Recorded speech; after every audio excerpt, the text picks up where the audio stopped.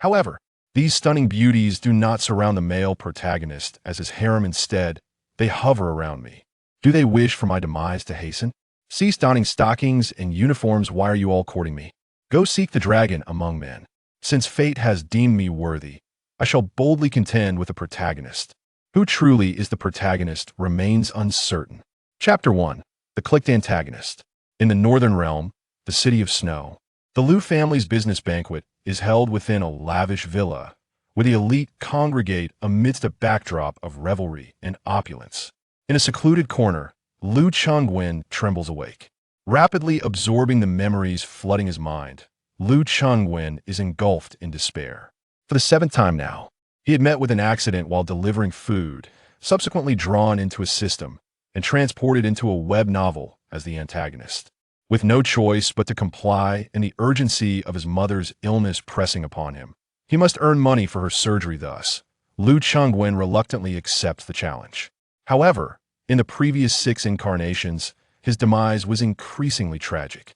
The protagonist of the novel is excessively formidable, a being devoid of reason, utterly irrational, blessed with extraordinary talents, unparalleled strength, mastery of medicine, ancient martial arts, cultivation, gambling skills, and even the ability to see through illusions. He possesses all conceivable skills. Most infuriatingly, his luck is astronomical. No matter how the antagonist struggles, he ultimately meets his end at the protagonist's hand, who then delivers a sensational line before embracing a beautiful maiden and departing. Moreover, all beauties belong to him indeed. Any woman of beauty is destined to be part of his harem, with no room for negotiation. Liu Chengwen met his demise simply for exchanging a few words with Long Aotian's woman. Is there still justice in this world? Is there any law at all? In a hurry, Liu Chengwen dashed to the restroom, beginning to tally his past deaths at the hands of Xiao Yin, Yi Feng, Chu Feng, Yi Chun, Long Aotian, and Zhao Ritian. The title of this latest tome is The War God's Journey Through the Flower City, a collection of beauties. What a repugnant title. The protagonist is none other than that rascal Long Aotian. In this narrative, Long Aotian captures the heart of Lung Qingxiu, and thus ensues a scandalous affair devoid of shame or propriety. After regaining his composure and resolving to maintain his dignity, Liu Chengwen exited the restroom. Upon stepping out, he was greeted by Lung Qingxiu, who stood at the entrance awaiting him. Clad in an exquisite evening gown, she epitomized beauty that could rival the most captivating of legends flawless. With a figure that was both alluring and dignified, her expressio, in cold and haughty, it was evident this was the foremost female lead, the eldest daughter of the Lung family, the youthful CEO of Qianfeng Group, the goddess he had adored for 3 years. Most significantly, she bore the title of Long Aotian's woman.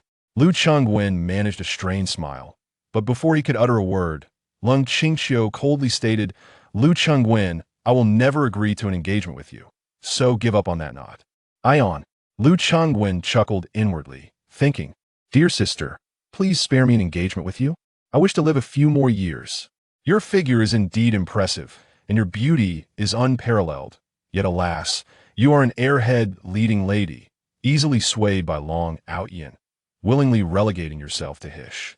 RM.S. Long Aotian secures cold Qingxiu.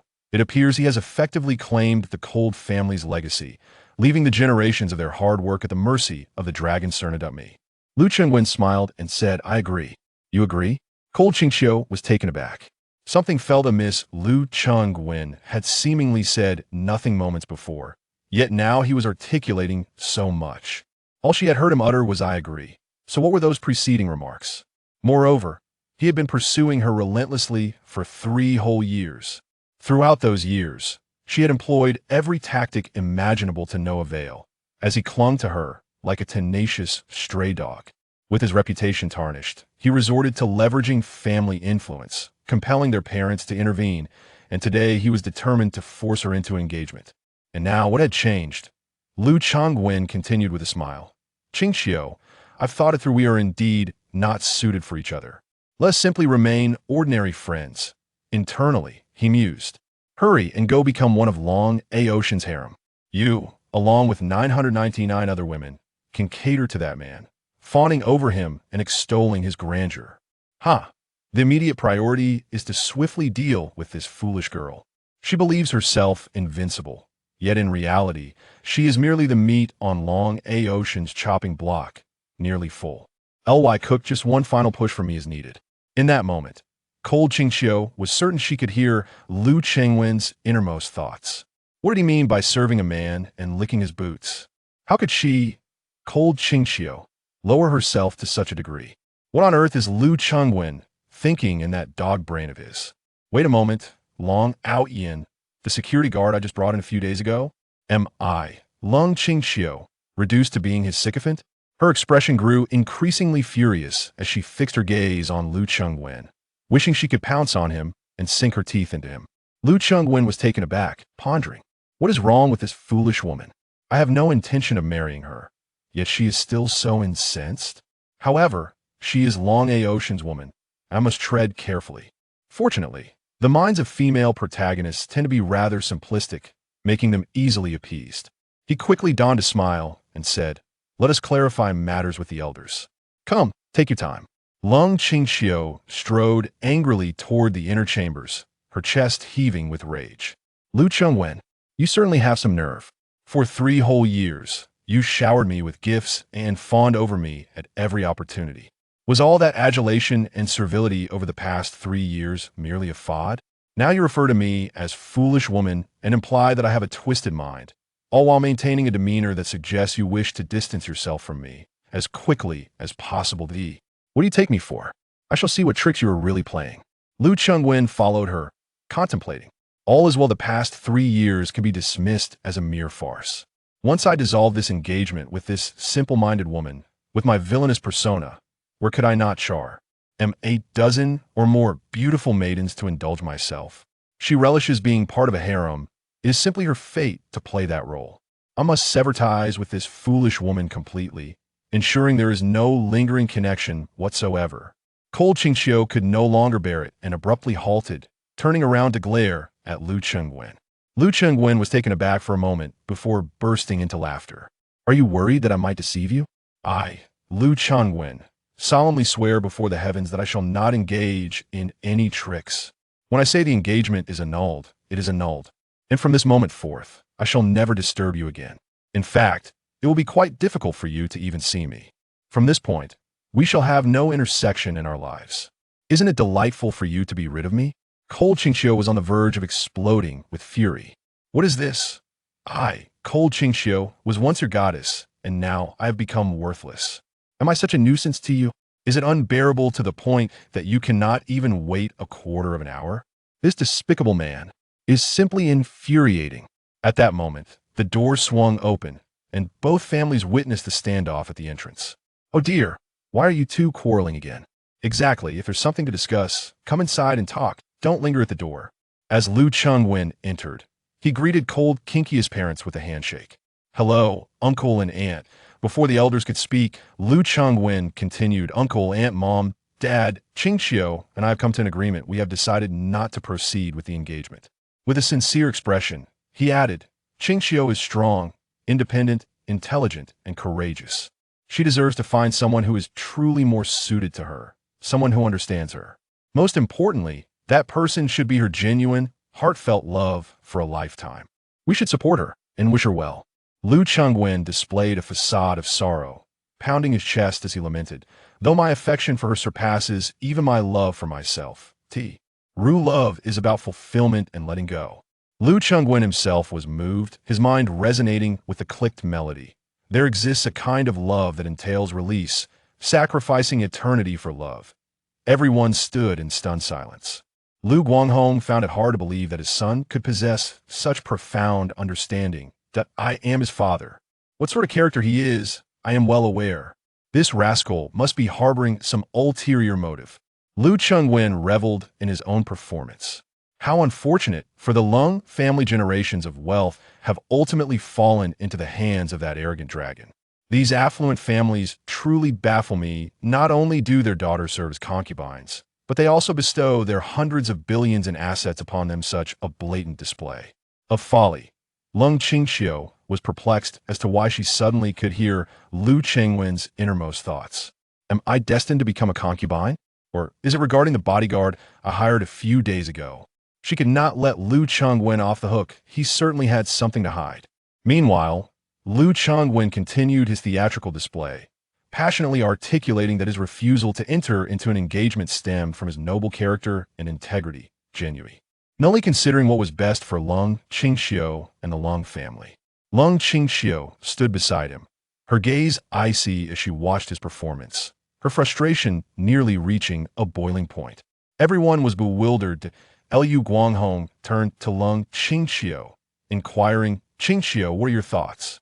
With a slight smile that captivated the room, she declared, "Uncle, Auntie, Dad, Mom, I agree to be engaged to Brother Chunwen." Lu Chengwen turned his head, his eyes wide open as never before, staring at Lung Qingxiu, who appeared as if she had seen a ghost. Lung Qingxiu's expression was frigid, even tinged with a hint of provocative disdain.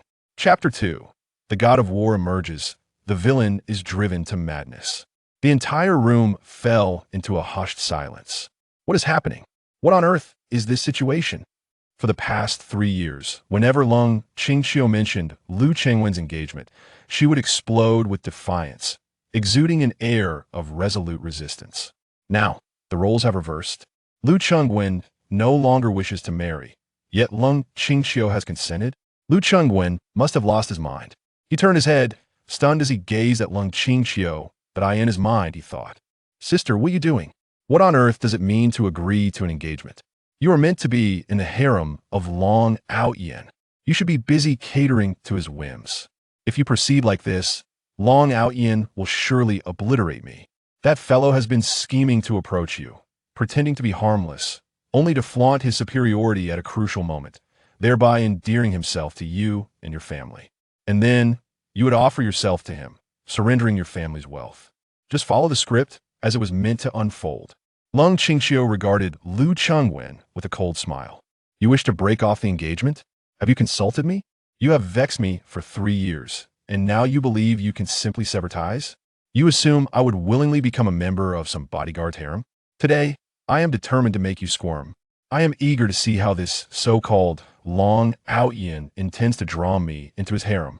Moreover, the sudden revelation of Lu Chengwen's inner monologue left Lung Qingxiu utterly astonished, while Lu Chengwen appeared to possess knowledge of many peculiar matters.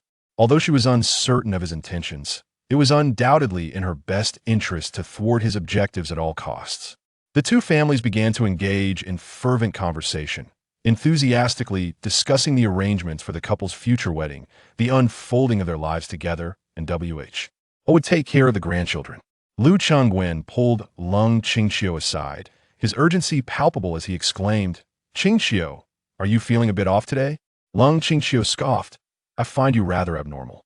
Lu Chengwen made an effort to compose himself, saying, "All right, let's not quarrel. It's about this engagement. We cannot proceed with it. It must be changed truly." A sense of victory washed over Lung Qingxiu. For 3 long years, she had been at a loss in dealing with this insufferable man. She felt as if he was driving her to madness. Now, witnessing his frantic state, beads of sweat dotting his forehead as he paced in distress, she felt an exhilarating sense of triumph. Sisters are meant to have the upper hand over scoundrels like you. Lu Chengwen queried, "Qingxiu, is it the pressure from our elders that has you feeling this way? Think about item I annoying. Indeed, you are my detestable, absolutely detestable. Am I revolting? Extremely revolting. Then why would you still want to be engaged to me?" I do it. Liu Chengwen stared at her in shock, suddenly realizing that he did not know this woman as well as he thought. At that moment, the two families had concluded their discussions and excitedly ushered the couple into the small garden. Lu Chengwen was utterly bewildered, standing on the stage alongside Lung Qingxiu. His mind was racing with thoughts. Is this truly the end of my fate? In mere moments, Long Aoyan will surely leap forth, break my legs, and whisk Lung Qingxiu away. Is this unavoidable calamity destined for me? Even if I foresee the unfolding of events, am I powerless to alter their course? Lung Qingxiu narrowed her eyes, astounded by Lu Chengwen's inner thoughts. This man not only had his thoughts audible to me, but he also seemed to possess knowledge of the impending developments. Would Long Outyin genuinely rise in opposition? The MC, brimming with enthusiasm, announced, "Esteemed guests, on behalf of the Liu and Lung families, I am here to reveal a momentous announcement. Young Master Liu Chengwen and Miss Lung Qingxiu will be holding their engagement ceremony on the 10th of next month." I object. At that moment, a security guard emerged from the crowd, the legitimate male protagonist of this tale, Long Outyin. The MC shot him a glance. Someone remove this lowly security guard.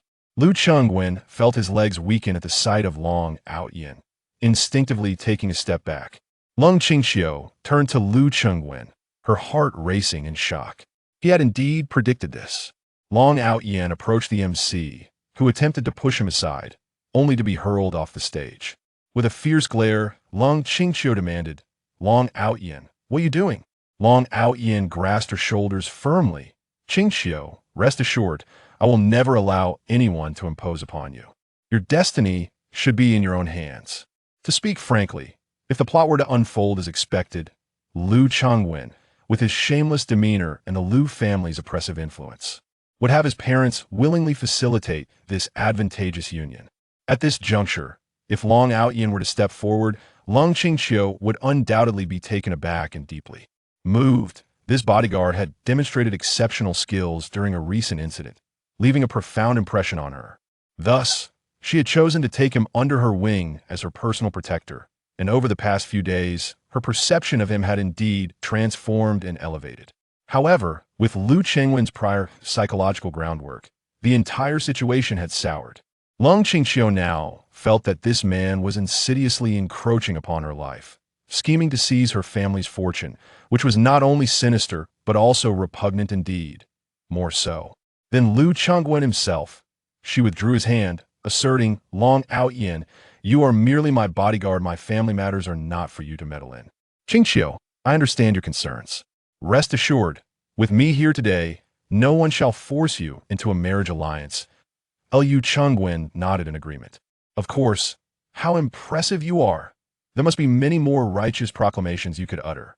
Go on, speak boldly. As the god of war, it is essential that everyone knows you stand for justice. Please, commence your performance." Long Outyin turned to face all the guests, proclaiming loudly. Liu Chengwen applauded from behind. "Well done. Qingxiu, it's your turn now. Let the tears flow." Given that he has laid his sentiments bare, it would be remiss not to feel moved. "Truly, you must cry." In the stillness of autumn, Lung Qingxiu cast a piercing gaze upon Liu Chengwen, her eyes reflecting the flames of humiliation and anger. Liu Chengwen, feeling the weight of her fierce stare, awkwardly lowered his hands and feigned interest elsewhere. Long Outyin continued, "Uncle Lung, Aunt Lung, Qingxiu is your own flesh and blood. Can you truly bear to push her into the depths of despair? Everyone in Snow City knows the character of Liu Chengwen. Are you not at all pained or regretful to marry your daughter off to such a scoundrel?" With fury, Lung Qingxiu retorted, "This is my affair. What right does a mere bodyguard have to intervene? You are dismissed. Kindly leave this place at once." Long Outyin was taken aback. What? It seemed something was amiss. This situation should not have unfolded in such a manner. Around them, voices began to rise. Who is this person? How utterly disrespectful. It's a joyous occasion at their home. Why create such a ruckus? He appears to be nothing more than a lecher, and with such a character, he dares to covet the eldest daughter of the Lung family? Take a good look at yourself, my friend. Wow, this person's demeanor seems quite greasy. Liu Chengwen was exceedingly anxious. Why are you all shouting so loudly? At this rate, he's about to strike. Everyone calm down. At that moment, a burly man from the Liu family rushed forward, seizing Long Outyin by the collar. "You brat, today is a momentous occasion for our young Master Liu. Are you seeking trouble? Do you know what this is?" He brandished a fist the size of a sandbag. Long Outyin responded with a cold smirk. "A mere mortal, yet with a mere flick of my finger, I could extinguish your life." Long Outyin closed his eyes and tilted his head back. "My inaugural battle to carve my name into the annals of history is about to commence. Honor, dignity, fair maidens. From this moment forth, all shall be mine." Long Outyin took a deep breath, suddenly opening his eyes as an aura of dominance enveloped him. Since you wish to engage, allow me to demonstrate what it means for a war god to earn. Today I shall, huh? With a resounding thud, the imposing figure before him vanished. Gazing down, he discovered that the hulking man had been tackled to the ground by Lu Chengwen. The giant struggled to rise, intent on battling Long Outyin, but Lu Chengwen held him down, and the two became entwined in a chaotic tumble. Calm down, my good brother. Remain composed, Lu Chengwen hastily implored. It was imperative to soothe him. This was the first offering to the protagonist today. The protagonist had dispatched him with a single strike, and now he was poised to break his own leg.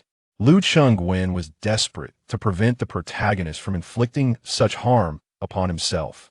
On the verge of tears, Lu Chengwen pleaded, "My dear brother, it is not worth it. Consider my face." The fellow froze in an instant. "Lu Xiao, do you truly regard me as a brother?" After a prolonged tussle, Lu Chengwen, breathless, replied, "Indeed, a true brother for life." The young man was moved to tears. For someone of Lu Xiao's stature to consider me a brother. Today, I shall assist you in dealing with this scoundrel. Long Outyin excitedly shouted, "Excellent. Come forth, let us engage." Lu Chengwen, gritting his teeth as he restrained the young man, insisted, "If you are a brother, then do not move." Indeed, the young man immediately became still. Cold Qingqiu bellowed, "Long Outyin, have you had enough of your antics? Leave. I command you to depart." Long Outyin was taken aback. "Qingqiu, have the Lu family threatened you?" "Worry not, the Lu family is but a mere swarm of ants in my eyes." Qingqiu felt a surge of frustration within. "Long Outyin, you have been dismissed. You may collect 3 months' salary, but leave immediately. I cannot be bothered to utter another word to you." Long Outyin grasped the situation. Qingqiu was indeed under threat from the Lu family. She feigned a rift with me, sacrificing herself to shield me from their influence, fearing I might come to harm. How moving. My beloved truly possesses a sense of responsibility. Not only him, but even Lu Chengwen shared this sentiment. Inwardly despairing, he thought, "Dear sister, you need not go to such lengths to protect him. I am quite well behaved and shall certainly not cause you any trouble. Please, I implore you to leave with him. It would be best if I were absent from the unfolding narrative.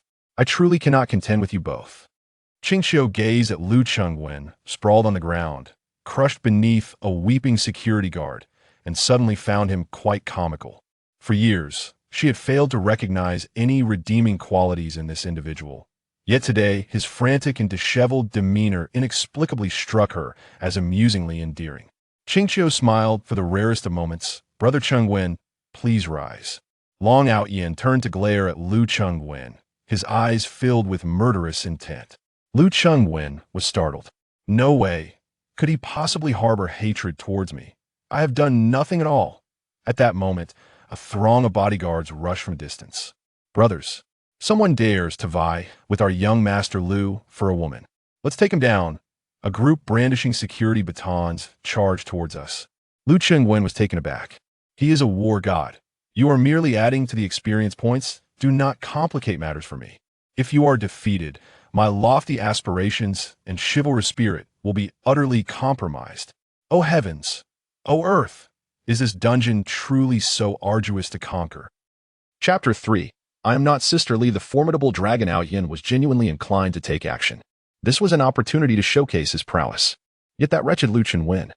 Why wasn't he putting on a show for himself? He was single-handedly grappling with over a dozen subordinates, sweating profusely in his efforts. Was it really necessary? Let them come over, I implore you. I yearn for this wave of experience points. If I don't grind a bit today, I want to have a satisfying conclusion. Lu Chengwen had also made up his mind. Under no circumstances shall you accrue experience points. Absolutely not. Not today. In the future, you shall be revered. Your word shall be law, and I shall not contest it. If Qingqiu can be taken away, then so be it. If not, that is your own misfortune. Just don't involve me. Dragon Outyin was nearly driven to madness. Lu Xiao, are you displeased with me? After much effort, Lu Chengwen had managed to calm the crowd, spreading his arms to block a group of bodyguards. No. I am exceedingly pleased. I am overjoyed. I believe you and Qingqiu make a splendid couple. Do send me an invitation to your wedding, and I shall contribute to the festivities. Dragon Outyin was at his wits' end, flustered and restless. How about you let them come over? After all, they are stepping up for you. No, no, no. Rest assured. With me here today, not a single one shall pass. Lu Chengwen turned to the bodyguards and barked. Whoever dares to move will face dire consequences. Long Qingxiu realized that Lu Chengwen truly seemed capable of predicting certain future events. Moreover, the entire atmosphere of the situation had shifted dramatically. At present, it appears that Lu Chengwen is utterly intent on maintaining peace, while Long Outyin seems to crave chaos, determined to create a significant uproar. Lang Qingxiu has already discerned Long Outyin's true nature and, filled with anger, declares, Long Outyin, that is enough. Leave. Right now. Otherwise, I shall call the police. Long Outyin's face darkens. As a proud and returning warrior, no one in the outer territories would dare to humiliate him in such a manner. He never anticipated such indignity today. Very well, I shall leave. But Qingxiu, please believe me, no matter the time or place in the future. Regardless of the dangers you may face, I will stand by your side, even if it means opposing the entire world. Suppressing her disgust, Long Qingxiu raises her hand and points. Just go. Long Outyin is left speechless. His face is nearly ashen as he turns away, casting a fierce glare at Lu Chengwen. Lu Chengwen, on the verge of tears, cautiously remarks, it truly isn't my fault. I don't quite understand. You must be feeling rather stifled, yes? Long Outyin huffs disdainfully and departs with a scowl. Lu Chengwen nearly retches in the restroom. After several rounds of traversals, he has distilled the 3 cardinal rules for surviving as a villain. First, never engage in competition or banter with the protagonist. That path leads to certain demise. Who is the protagonist? They will not tolerate your arrogance. Even without it, they seek to eliminate you, and should you provoke them, they will undoubtedly make an end of you. Second, one must never approach the protagonist's women. Keep as far away as possible. Those foolish women are toxic. When the protagonist decides to eliminate you, they will merely cheer him on, praising his valor and offering their affections. Third, never partake in wrongdoing. If the protagonist witnesses you committing evil deeds, well, you have sealed your fate. You shall become the protagonist's experience package, contributing a modest effort to the protagonist's grand endeavor. Ding dong. System notification. Lu Chengwen, what rewards await? We present you with a luxury sports car, dear. Do not be overly excited. For this exquisite vehicle is anything but ordinary. What makes it so special? Lu Chengwen exclaimed. This sports car possesses a total of 4 wheels, my dear. You must. As for the situation on Qingxiu's side, we are currently unaware. Should you wish for detailed insights, please engage her in conversation. I would rather not. That gaze from Long Outyin earlier was one that could have extinguished my very existence.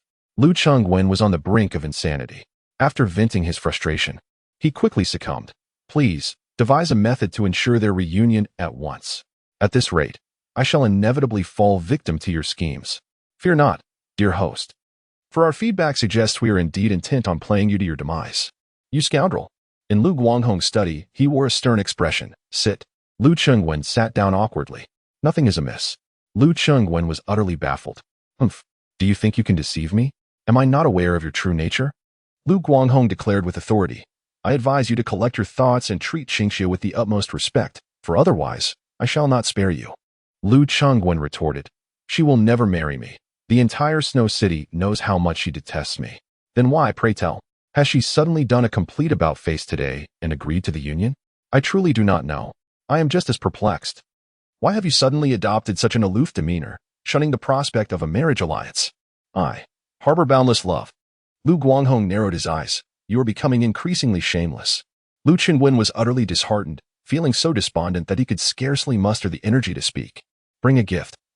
Shortly, you shall pay a visit to your godfather. Lu Chengwen was taken aback. My godfather? Oh, indeed. The preliminary framework of this narrative unfolds in Snow City. Home to 4 prominent families, the Lu, Qin, Su, and Lang. Among them, the Lu family stands unrivaled in power, followed by the Qin and Su families. The Long family, having faced significant mismanagement in recent years, nearly faced total collapse. Fortunately, Long Qingxiu bravely assumed leadership during adversity, laboring for 2 years to turn the tide, restoring the family's fortunes and preventing utter bankruptcy. Thus, the Long family is quite keen on marriage alliances, while they are not oblivious to Lu Chengwen's character. In the current landscape of Snow City, the Lu family is the only one with both the capability and willingness to rescue the Long family. Consequently, For the sake of familial interests, a marriage alliance becomes imperative, despite their underlying disdain for Lu Qingwen. This is where the narrative takes a rather unfortunate turn. The antagonist's persona is nearly flawless, tall, handsome, affluent, and gifted. He navigates the business world with the prowess of the great sage group. Yet, this man, who occupies the pinnacle of the human hierarchy, is inexplicably the sycophant of the female protagonist, Lang Qingqiu. Everything he endures serves merely to amplify the protagonist's triumphs. For the more formidable the antagonist, the sweeter the protagonist's victories become. In order to avoid the cold and aloof Qingqiu, I rely on my profound background and the protagonist's ostentatiousness, only to be subjected to various humiliations and reprimands from the protagonist, culminating in my ultimate demise. This encapsulates my fate as a seemingly perfect little antagonist. To survive, I must evade any conflict with the protagonist, with the foremost conflict being my relationship with Qingqiu. It is imperative that I maintain a considerable distance from her, as far as possible. Additionally, I must find a remedy for my mother's affliction. The Lu family has established a long-standing presence in Snow City and maintains amicable relations with the Qin, Su, and Long families, particularly with the elder of the Qin family, who is also my god-grandfather, Lu Guanghong. Recently, my god-grandfather Qin Xiuxiu has fallen ill, and while the Lu family has paid their respects, I have been remiss in my duties, having indulged in revelry and neglected to show my face. I resolved to drop off a gift, offer my greetings, and then make a hasty exit. Yes, that is the plan. As I stepped outside, I encountered the burly figure who I had subdued at the engagement banquet.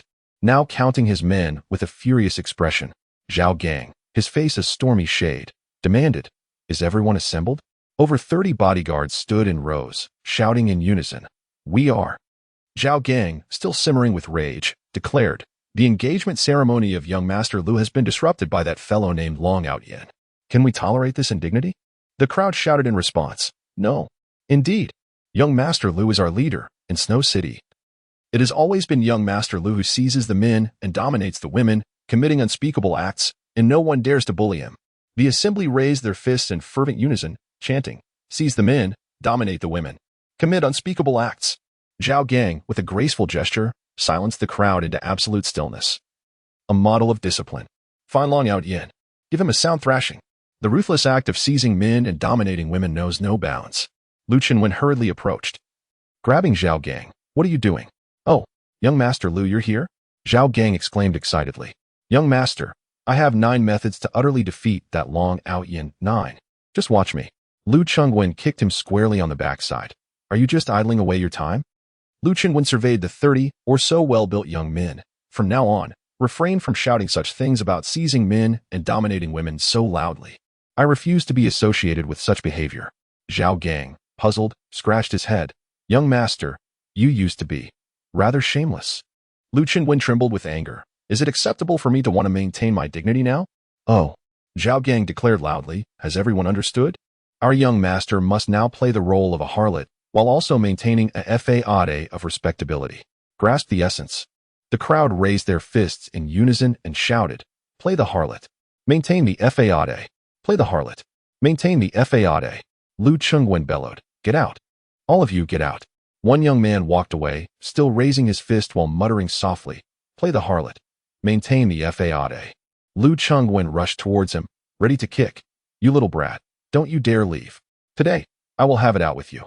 Zhao Gang intervened. Hey. Young Master, they've all been trained according to your directives. Everyone has grown accustomed to it." Lu Qingwen, panting heavily, "You trained them?" "Yes, indeed. Rest assured. I understand what you mean. That Long Outyin, that beggar, I will definitely." Lu Qingwen interrupted. "Zhao Gang, young master, we are brothers." Lu Qingwen spoke with great sincerity. It was imperative, for he discerned that this reckless man was exceedingly rash. Furthermore, he was obstinate and impervious to reason. Any attempt to communicate otherwise would fall on deaf ears. Thus, the only recourse was to coax and deceive. Zhao Gang was moved to tears. "Young Master Lu, I am unworthy. I am merely a..." Lu Qingwen interjected. "As brothers, do not strike me. Be obedient, and from now on, steer clear of that Long Outyin. Inform everyone to avoid him at all costs. Do you understand?" "Why?" Zhao Gang queried. "I am not Li Jia." Chapter 4. Why is it you again? With tears glistening in his eyes, Lu Qingwen grasped Zhao Gang's collar tightly. I have perished 6 times already, and this time I intend to survive until the very end. I must endure. Zhao Gang struggled to comprehend. Young master, please speak in Chinese. Lu Chengwen fiercely embraced this fool's neck and gritted his teeth. Brother, if you successfully accomplish this task, a new sports car has recently arrived in my garage, and I shall gift it to you. Zhao Gang exclaimed. But that is a Porsche. It is yours. Zhao Gang wiped away his tears, clasping his fists in gratitude. The heavens and the earth are dear. Yet none hold a candle to young Master Lu's affection for me. The vastness of heaven and earth pales in comparison to the depth of young Master Lu's kindness toward me. From this day forth, Zhao Gang's body shall be young Master Lu's body.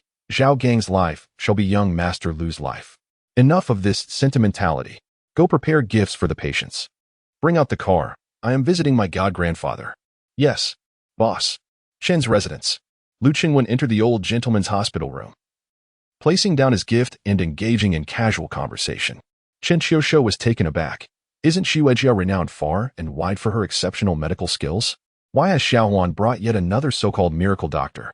Regardless, they all may enter. Upon hearing this, Lu Qingwen thought, what the hell? Dog system, are you toying with me? How could I possibly evade this? This is clearly a plot twist. Su Xuejiao's medical treatment will fail, and the old gentleman Chen's life hangs by a thread. Then Long Outyin will come to the rescue, earning Su Xuejiao's profound admiration for his extraordinary skills, leading her heart to secretly harbor affection for him. This narrative does not involve me. Why am I here? Is there no time for me to escape? Do not leave. Curse it. The old gentleman of the Chen family is too fond of Lu Qingwen. Yet, Lu Chengwen harbors no feelings for him. According to the storyline, Lu Chengwen will later exploit the old gentleman's trust to deceive the Chen family. Then, Long Outyin will emerge, saving the Chen family and punishing himself once more. However, prior to that, the old gentleman of the Chen family places immense trust in him. Indeed, if he does not trust me, how could I deceive him? If I do not deceive him, how could Long Outyin have a reason to cripple me? If Long Outyin does not maim me, how could he win the hearts of Su Xuejiao and Chen Mingyun? The protagonist must pursue romance. As a classic villain, what is wrong with Lu Cheng when contributing to the protagonist's romantic endeavors? What is wrong? I do not consent. Lu Chengwen's heart cried out, I shall defy fate and alter my destiny. My life is mine to command, not dictated by the heavens. I shall seek a means of discreetly escaping. Old Master Chen grasped Lu Chengwen's hand, who forced a smile while strenuously attempting to disengage. Grandpa Chen, you are quite well. I must take my leave. Please let go. Seizing the opportunity when no one was watching, Lu Chengwen audibly slapped the old man's hand. Let go. Let go. You must release me. At that moment, Su Xuejiao entered with a stern expression, coldly remarking, Lu Chengwen, Grandpa Chen holds you in great affection.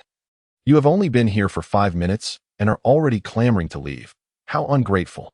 Lu Chengwen noticed Su Xuejiao and also saw Chen Mahuan entering with Long Outyin. The moment Long Outyin laid eyes on Lu Chengwen, his eyes narrowed with a deep-seated animosity. Lu Chengwen mused to himself, a true antagonist must evoke such loathing at first glance.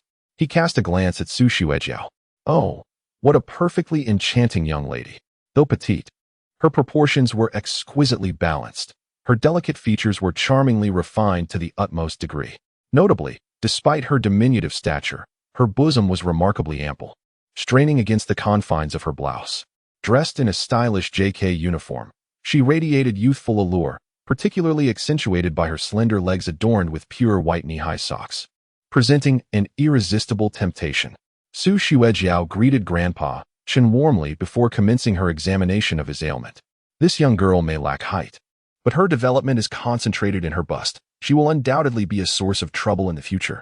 Goodness, there is certainly much to behold, especially a little lady who fancies wearing uniforms. Su Xuejiao turned her head, glaring fiercely. What did you say? Huh, I said nothing. You did. You lecherous rogue. Chen Mahuan exclaimed hastily. Xuejiao, what are you doing? Mr. Lu hasn't uttered a word. Su Xueji was momentarily taken aback. Had she perhaps succumbed to an illusion? With a disdainful glare at Lu Chengwen, she turned back to continue diagnosing Grandpa Chen's ailments. Ah, such a well-proportioned figure. A petite girl with a stunning physique. And she wears a uniform too. TSK, Long Outyin is truly fortunate. Su Xuejiao pivoted once more, glaring furiously at Lu Chengwen. He was momentarily stunned. Moreover, The voice indeed did not seem to originate from a typical source. Could it be the manifestation of his inner thoughts? Su Xuejiao sensed that something was amiss. Yet would anyone believe her if she spoke of it? Upon completing her examination, she smiled and said, "Grandpa Qin, there are just a few blood vessels that are blocked. I will remedy it with silver needles. Just relax." Long Outyin interjected, "Little sister, I fear the matter is not as simple as it appears." Su Xuejiao stood, regarding Long Outyin with scrutiny. "And who might you be?" Chen Mahuan quickly introduced. "Oh, I nearly forgot to introduce him. This is my dear friend, Long Outyin. His medical expertise is unparalleled, and I specifically brought him to treat Grandpa." Su Xuejiao maintained a stern expression. "I am familiar with renowned doctors from the northern region. Yet I have never heard of a young miracle worker named Long Outyin. Grandpa's health is paramount. Mahuan, do not place your trust in just anyone." "Ha!" Long Outyin replied. "Little sister, as the saying goes, extraordinary talents seldom emerge, and when they do, they are often unrecognized. Do not underestimate others." Just as Su Xueji was about to respond, she heard Lu Qingwen's inner monologue. "You shall turn the already half-alive Grandpa Chun into a lifeless corpse, and then the heroic Long Outyin will swoop in to save the day." The earlier confrontation between the two was merely a prelude filled with playful banter. Subsequently, you harbored secret affections for him, willingly accepting a place in his harem, while maintaining a close sisterly bond with Lung Qingqiu. Su Xuejiao turned to face Lu Qingwen, her face pale with indignation. "What nonsense is this? My medical skills falter? Am I to leave Grandfather Qin in a state of despair? And to serve as a member of this boastful fellow's harem? Alongside Lung Qingqiu, no less? What significance does Lung Qingqiu hold? Her disdainful demeanor is utterly irksome. Am I to share a harem with her?" "Silence yourself." Lu Qingwen was bewildered, as were all those present. He pointed towards Long Outyin, stating, "He is over there. I am inquiring about you." Lu Qingwen nearly wept. "I haven't uttered a word of protest. Ask everyone." Long Outyin laughed heartily. "Little sister, the old man's ailment is such that, in the entirety of the north, nay, the whole of Huaxia, only I, Long Outyin, possess the ability to cure him." Su Xuejia felt her frustration mounting with these two, one muttering incessantly and the other delivering sarcastic remarks. Truly, they were equally exasperating. "When I am needling, you both must remain silent." Su Xuejiao glared at each of them, then focused intently on removing the needles from Qinqiu. At the back, Lu Qingwen shook his head. "What a pity. The 9 needles of Qingwen are a superior technique, yet this young lady's approach is excessively cautious, avoiding 2 critical acupoints. Such negligence has led to the unfortunate outcome where Grandfather Qin has had to bid farewell to the King of Hell." As they awaited Long Outyin to intervene at a crucial moment, Su Xuejiao found herself in awe of his prowess. Alas, what a pity that Su Xuejiao, a renowned healer of her generation, is now destined to become a member of Long Outyn's harem. A jolt of realization struck Su Xuejiao. This scoundrel, it seems, possesses knowledge of medicine as well. She had indeed employed a gentler technique, deftly circumventing 2 perilous acupoints. How could he discern this? When had he become so well versed in the art of healing? Indeed, Qin Xiuxiu suddenly erupted into a violent coughing fit, his body trembling uncontrollably, blood trickling from the corners of his mouth as his eyes rolled back in his head. Qin Mahuan shrieked in alarm. Grandfather! Grandfather! Xuejiao, what have you done?" This is a grave situation. Su Xuejiao's complexion turned ashen, yet she had already grasped the crux of the matter. Her grandfather was still alive. With unwavering resolve, Su Xuejiao declared, "He is alive," and seized a silver needle, plunging it directly into a vital acupoint. Indeed, upon the insertion of the needle, Qin Xiuxiu's condition improved somewhat, though he remained in a state of unconsciousness. Long Outyin was taken aback. This young beauty's recent needlework was entirely different from before. She had suddenly grown bold and pinpointed the acupoint with remarkable precision, just as she prepared to insert another needle. Long Outyn's hand, hidden within his sleeve, flicked with a quick motion. Lu Qingwen had been watching this rascal closely, noticing the change in his demeanor and the slight retreat of his hand. He sensed the buildup of energy. A pang of dread struck Lu Qingwen. This is bad. This scoundrel is up to no good. Without hesitation, Lu Qingwen rushed forward and seized Long Outyn's arm. "Brother Outyin." Long Outyin was startled, exclaiming, Oh, what is the matter?" "Oh, nothing. I just find you quite handsome." "Oh, thank you. You're welcome." Immediately, Lu Qingwen blocked his view, as well as Long Outyn's hand. Su Xuejiao had completed her 2 injections, and old Master Qin's complexion gradually returned to a healthy hue. Within half a minute, he opened his eyes. Xuejiao, old Master Chen said, "It's wonderful to have you here. This time, please stay and make Snow City your home. Grandfather, you should focus on your recovery." Chen Xiuxiu, having just regained a bit of strength, inquired, "Where's Chengwen?" "My eldest grandson." Lu Chengwen hurried over. "Grandfather." "Chengwen, why does my hand hurt so much?" Upon seeing the redness on the old man's hand from his earlier slapping and hitting, Lu Chengwen reassured him, "It's nothing, just promoting blood circulation." Long Outyin was seething with rage, feeling as though his moment of grandeur had been abruptly cut short. "Curse you, Lu Chengwen. Why must you always be around?" When he turned to confront Long Outyin's glare, he noticed Chen Mahuan was also glaring at him. The old man favored Lu's family's boy far too much. "I, Chen Mahuan, am your true grandson." Lu Chengwen thought to himself, "Goodness, I should make my exit. Here, aside from the half-conscious old Master Chen, who seems to cherish me, everyone else wishes to strangle me. Long Outyin is furious because I hindered his pursuit of women. Chen Mahuan is angry due to his grandfather's favoritism towards me. And Su Xuejiao, who has always looked down on me, seems bent on my demise today. I must make a swift exit." Upon hearing this, Su Xuejiao couldn't help but smile inwardly. Yet, reflecting on how he had rushed out to assist her, an inexplicable warmth enveloped her heart. This fellow is not entirely heartless after all. At that moment, Zhao Gang approached Lu Chengwen, leaning close to his ear, and nervously said, "Young Master Lu, there has been a grave incident. You must hurry to the pharmaceutical factory." Lu Chengwen was taken aback. "The pharmaceutical factory? Something has happened?" Chapter 5. The dark Lolita Lu Chengwen was eager to flee and promptly bid farewell, escaping the Chen family estate. As he walked along the path outside the estate, he anxiously inquired, "What is the matter?" Zhao Gang's face was ashen, glancing around nervously. "Get in the car." Lu Chengwen understood that this was indeed a serious situation. At that moment, Su Xuejiao also received the news. Her fury was palpable, and she dashed out, confronting Lu Chengwen and Zhao Gang.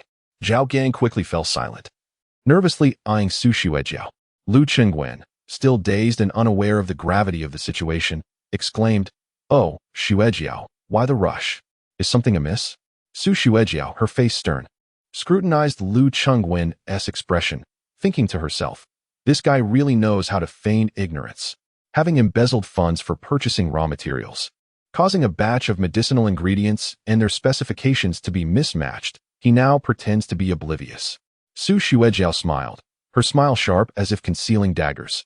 "Brother Chengwen, has there been no significant issue at the pharmaceutical factory recently?" Lu Chengwen noticed Zhao Gang desperately signaling him with his eyes, and quickly replied, "Nothing major. Don't worry. If there is an issue, I will handle it." "Why is she here? Where is Long Outyin? Shouldn't they be out enjoying tea and engaging in discussions about medicine by now? Why is the formidable heroine following me? What business does Long Outyin's harem have in clinging to me?" The matters concerning the pharmaceutical factory are undoubtedly of utmost importance. They must be addressed. Su Xuejiao was taken aback, realizing that this fellow truly seemed oblivious to the specifics of the pharmaceutical factory situation. Could it be that the money was not obtained through illicit means?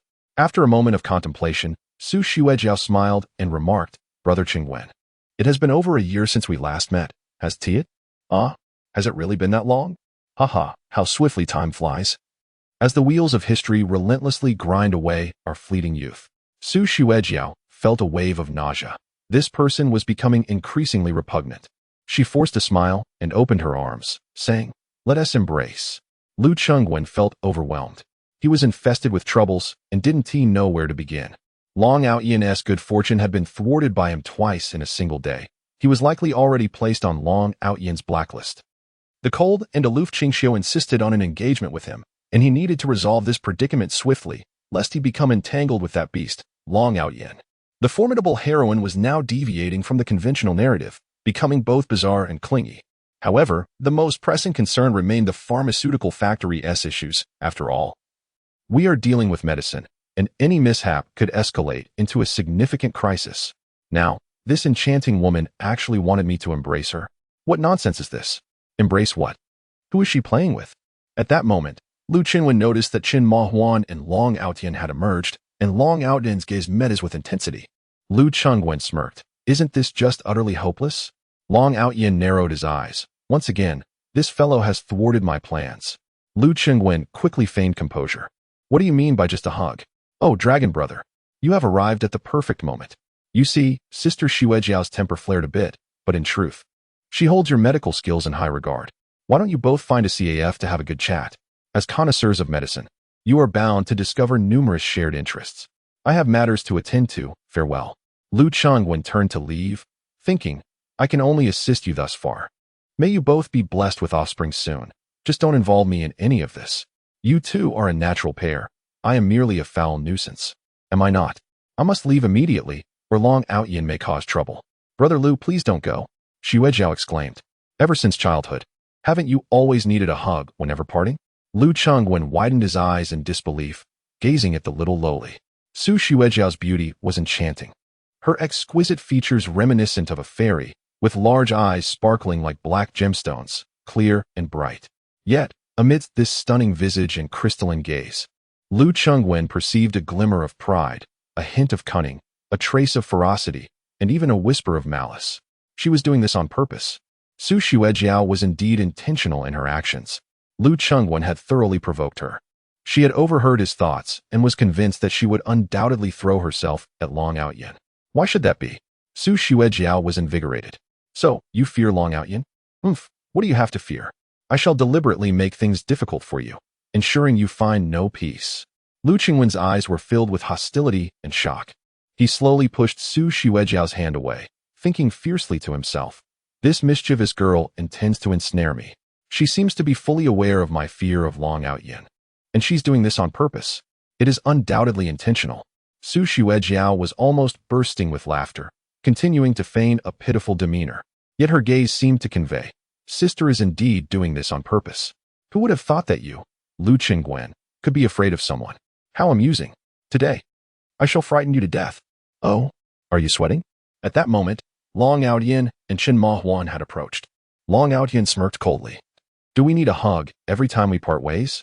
Lu, you are quite the dandy. Lu Chengwen's lips twitched, and before he could explain, the brash Zhao Gang stepped forward, declaring loudly, of course, we hug. What about it? You, Amir. Lu Chengwen swiftly pulled Zhao Gang back, thinking to himself, don't stir up trouble for me. Being tied to you wouldn't be sufficient for him to pound us both. Lu Chengwen awkwardly stated, Sister Xuejiao is merely joking. There is nothing to it. Nothing to it? It all began when I was 8. That time during the family banquet. You tricked me into a corner for a kiss and a hug. Have you forgotten? You insisted on having me undress for you to examine. Claiming you wanted to become a doctor. I was so worried that day. I nearly believed you. Long Outyen's fists gradually tightened, his gaze on Lu Chengwen growing increasingly sharp. Meanwhile, Lu Chengwen squinted at Su Xuejiao, this little devil, fully realizing that she seemed to know his Achilles heel. The crux of the matter lies in her irresistibly innocent visage, reminiscent of a pure, youthful beauty. Those pair of naive, sparkling eyes are such that one would scarcely believe this mischievous girl harbors a heart so dark and possesses such extraordinary theatrical skills. Have I, after much hardship, once again acquired a chance to alter my fate, only to potentially falter at the hands of this little girl? Is it possible that Long Outyin and his companions represent insurmountable obstacles in my life? Su Xuejiao pondered within. He appears to possess substantial knowledge regarding Long Outyin, and it seems these two share a history of grievances. How splendid, for every villain shall meet their match. Neither of you are virtuous. One seizes men and dominates women, committing every conceivable atrocity, while the other dares to strike an ailing elder, attempting to thwart my efforts to save a life. Whichever one perishes would bring joy to all. I delight in witnessing the self-destruction of evildoers. Lu Chengwen wiped the beads of sweat from his forehead, forcing a smile. I scarcely remember the events of my childhood. Then you must embrace me today. Su Xuejiao leaned closer to Lu Chengwen, whispering, if you do not hug me, you shan't leave. Lu Chengwen narrowed his eyes, a deep-seated resentment flickering in his gaze, murmuring, you are quite bold. Summoning all his strength, he managed to produce an awkward, forced smile and gently embraced Su Xuejiao. However, she seized him in a bear hug, exclaiming, oh, Chengwen, you are insufferable. Taking advantage of me again. Lu Chengwen shoved Su Xuejiao away, on the brink of fury. Long Outyin steadied the unbalanced Su Xuejiao, glaring at Lu Chengwen. Lu, what is your intent? Lu Chengwen's mind echoed with a resounding thud. Damn it. Lu Chengwen turned around and almost sprinted away. Zhao Gang was momentarily taken aback. pointing at Long Outyin. "You'd better wait for me." With that, he turned to chase after Lu Qingwen. Long Outyin, however, did not pursue Lu Qingwen. With a beauty by his side, he had no time to worry about him. "Shuijiao, are you all right? Did you sustain any injuries? Rest assured, I will not let Lu Qingwen off easily." "Oh, is that so?" Su Shuijiao's expression instantly hardened as she distanced herself from Long Outyin. "He is Lu Xiao from Xueqing. Ordinary people cannot provoke him. Just you wait." Long Outyin laughed heartily. "What are the so-called four great families? In my eyes, they are all mere ants." A glimmer of coldness flashed in Su Shuijiao's eyes. "All mere ants, you say?" Realizing he had misspoken, Long Outyin hurriedly attempted to clarify. "No, what I meant was..." "Goodbye." Su Shuijiao strode confidently towards her vehicle. Upon reaching it, she tore off her uniform, and her assistant team rushed forward to drape a black trench coat over her. In an instant, Su Shuijiao transformed from a pure young girl into a cold, proud queen, embodying the essence of a miniature Lung Qingxiu. Once inside the car, Lu Qingwen was still trembling, angrily pounding on the armrest. "Damn it, I almost died back there." Zhao Gang quickly raised the partition between the cockpit and the cabin, isolating the driver. "What nonsense." Lu Qingwen gritted his teeth. "It's mainly that Su Shuijiao, that girl." Zhao Gang chuckled. "It seems, Sir Lu, that she truly has feelings for you today. They are quite forward in their affections. Rest assured, Mr. Lu, I shall ensure that we secure the resources of the Su family through that little medical prodigy. Just you wait." Silence. Lu Qingwen was on the verge of losing his temper. "Remember, do not provoke Long Outyin, nor entertain any thoughts about Su Shuijiao. This insufferable girl is clearly intent on driving me to my demise." "Ah, but that is precisely the point." Zhao Gang smirked mischievously. "You too. Isn't it all the same who plays whom?" Lu Qingwen glared at Zhao Gang, ready to unleash his wrath, but then reconsidered. After all, Zhao was accustomed to playing the sycophant and was oblivious to the nuances of the situation. It would be utterly futile to vent his anger upon him. With a resigned sigh, he inquired, "What is the situation with the pharmaceutical factory?" Unbeknownst to Lu Qingwen, at that very moment, Su Shuijiao sat within her luxury vehicle, headphones in place, eavesdropping on their conversation. The earlier embrace had merely been a ruse to plant a listening device. Now, seated in the car, her expression was as cold as ice, her gaze sharp. The team of secretaries watched her anxiously, silenced by the tension in the air. Zhao Gang continued. "Director Zhang from the Drug Administration is truly a despicable individual. The young master, in an effort to cut costs, has reduced the quantity of some precious ingredients in this batch of medicine. After all, traditional Chinese medicine isn't lethal. That damn Director Zhang had the audacity to write a resignation letter, threatening to expose this matter. Tell me, is that old fool courting disaster? I propose we proceed as follows. We shall simply label and ship the medicine as usual. After all, it is merely traditional Chinese medicine, which is neither fatal nor harmful. Isn't Zhang merely motivated by greed? Offer him 10 to 20 million to silence him. If he refuses, we shall ensure his complete disappearance. Once he vanishes, this matter will." "Enough, let us not speak further." Lu Qingwen lowered the partition and instructed the driver, "Accelerate, head to the pharmaceutical factory." Su Shuijiao removed her headphones, her gaze turning increasingly frosty. "Lu Qingwen, if you dare to engage in such unethical acts, do not blame me, Su Shuijiao, for my lack of civility. Others may fear the Lu family, but I, Su Shuijiao, do not. Moreover," a sly smile crept across Su Shuijiao's lips. Chapter 6. Something is amiss inside the pharmaceutical factory. Several informed executives were embroiled in a heated argument. One faction insisted that the drugs could not be destroyed. These medications are far too valuable. Destroying such a large batch would alert the Drug Regulatory Agency, and the losses would extend beyond just the raw materials, fine ingredients, and processing costs. Such expenses are not trivial and could even jeopardize the foundation and market credibility of the enterprise. The potential losses are incalculable. The opposing group was more straightforward, declaring that if the drugs were substandard, they could not be branded, shipped, or sold. Absolutely not. The two factions were in a tumultuous uproar. Lu Qingwen, with his hands clasped over his head, slumped over the table, consumed by his own troubles. Why was everything so vexing? Misfortunes seemed to compound upon him, as if calamities were converging. This was not the plot of the narrative, was it? What was this? Could the system alter the storyline at will? Surely, there was no invincible protagonist in the scenario? Just then, the doors swung open, prompting everyone to rise immediately. "Good day. President Su." They greeted Su Xuejiao in unison. Lu Qingwen was taken aback. How was it that she had also arrived? Su Xuejiao settled herself across the circular table, gazing at Lu Qingwen with a cheerful smile. Qingwen, I am aware of the situation. How do you intend to handle it? Lu Qingwen's mind raced with thoughts. This batch of medicine cannot possibly leave the factory. It must be destroyed. Su Xuejiao's heart skipped a beat, her expression shifting dramatically as if she no longer recognized Lu Qingwen, her gaze fixed intently upon him. Must be destroyed? Is this truly his innermost sentiment? I shall propose that we proceed with the shipment, prompting her to lead the charge against me. She will undoubtedly prevent this batch from going out. If she becomes sufficiently bothersome, she is likely to disregard me in the future.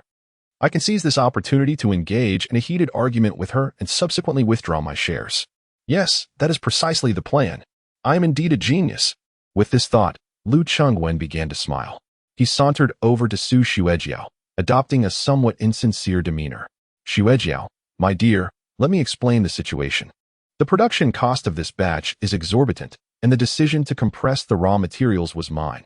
While this may slightly diminish the efficacy of the medicine, after all, we are dealing with traditional Chinese medicine. It won't be lethal. However, if it is destroyed, it will attract the attention of the Drug Regulatory Agency, leading to a press conference, and our pharmaceutical company would be finished. The reputation of our 9th pharmaceutical factory would be tarnished. The stock price would plummet, correct? Future sales would nosedive, wouldn't they? We would be left with no profits. We must silence all informed parties. At this moment, we need to withstand the pressure and accomplish something significant. Wouldn't you agree? Lu Qingwen beamed at Su Xuejiao, his heart racing with anxiety as he thought. Scold me. Scold me. Oppose me, quickly oppose. I shall relinquish my shares, and you may assume the role of the principal shareholder. Henceforth, let us each traverse our own paths, remaining estranged from one another. You should dutifully pursue your relationship with Long Outyen, serving as his concubine. We shall part ways and not hinder one another. Su Xuejiao was no naive individual. She had already resolved to destroy this batch of medicinal materials. Yet, why should she undertake such a task herself? What did it signify for him to delegate this responsibility to her? When had he ever exhibited such a compassionate disposition? Moreover, he seemed to evade her presence as if she were a plague. What was the meaning of this? Did he truly believe she would debase herself by becoming part of Long Outyen's harem? With a flicker of mischief in her eyes, Su Xuejiao replied, Brother Qingwen, I share your sentiments.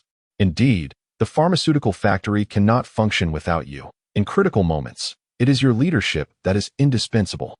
Lu Qingwen's smile abruptly faltered. He gazed at Su Xuejiao as though she were a complete stranger. Xuejiao, have you misunderstood? What I meant was, to rebrand, to manufacture, and to sell the medicine. Precisely. Su Xuejiao interjected. That is precisely my thought as well. Lu Qingwen shook his head vigorously, feeling as though his entire world had crumbled. What in the world is happening? Su Xuejiao, with your compassionate heart, how can you entertain such notions? Are you truly agreeable to this nonsensical endeavor? Have you lost your senses? Lu Qingwen forced a smile. Xuejiao, you must contemplate this carefully. This is medicine. What is the purpose of medicine? It is to save lives. If the medicine is substandard, it could jeopardize the well-being of patients. Consider this. Countless individuals may suffer due to our negligence. Do you comprehend the gravity of the situation? Understood, I comprehend everything. Su Xuejiao has made her resolve. This is merely a game of who blinks first. Both individuals have secretly decided that this batch of medication must not leave the factory. Yet they wish for the other to voice it first. Presently, the situation is such that Su Xuejiao is already aware of Lu Qingwen's bottom line, while Lu Qingwen remains bewildered, unable to see through the fog. From the very beginning, Su Xuejiao has emerged victorious. The cunning little girl spoke nonchalantly. It's just a batch of finished medicine. What's the big deal? If the condition worsens, it's merely their own misfortune, after all. They're the ones who fell ill, aren't they, Qingwen? As soon as the contract was presented, the secretary handed over the pen, and Su Xuejiao picked it up, ready to sign. Just as it seemed Su Xuejiao was truly about to affix her signature, Lu Qingwen panicked, swiftly pressing down on the signing area and fixing his gaze on her. Su Xuejiao blinked her large eyes at Lu Qingwen, asking innocently, Qingwen, what's wrong? Lu Qingwen trembled with anger, deeply disappointed in Su Xuejiao. From now on, do not call me brother. You might as well be my father. Xuejiao, have you truly made up your mind? I have. Su Xuejiao replied. I trust you, Qingwen. I will heed whatever you say. Lu Chengwen lowered his head, feeling as though he would burst with frustration. He snatched the document and tore it apart, with both hands pressed against the table. He hung his head and spoke in a subdued tone. Report to the Drug Regulatory Authority. We must destroy this batch of medication immediately and request their personnel for oversight. Simultaneously, we will initiate a comprehensive internal investigation, reviewing the operational processes of all relevant departments. We will investigate those involved in the procurement of raw materials, revoke their professional qualifications, and transfer the case to judicial authorities for further investigation. Su Xuejiao smiled, victorious. Zhao Gang was on the brink of madness. Lu Xiao. The value of this batch of medicine exceeds 600 million. 600 million. Think it over. You and Su Zong have already. Get lost. Lu Qinwen unleashed his pent-up anger and frustration on Zhao Gang, deliberately scolding him for others to hear. What business do you, a mere security captain, have meddling in company affairs? Can I not uphold even this basic family rule? This is medicine. Medicine. Life-saving medicine. Listen clearly. If anyone dares to let even a single box, a single packet, or a single pill leave this factory, I will take their head and use it as a ball to kick. Not just today, but from now on, if anyone dares to covet the fine materials, I will send them to prison in an instant, ensuring they rot away behind bars. Forget 600 million, even if it were 60 billion or 600 billion. I will ensure they perish within our pharmaceutical factory, not allowing a single trace of medicine to escape. Lu Chengwen turned to Su Xuejiao. What do you think?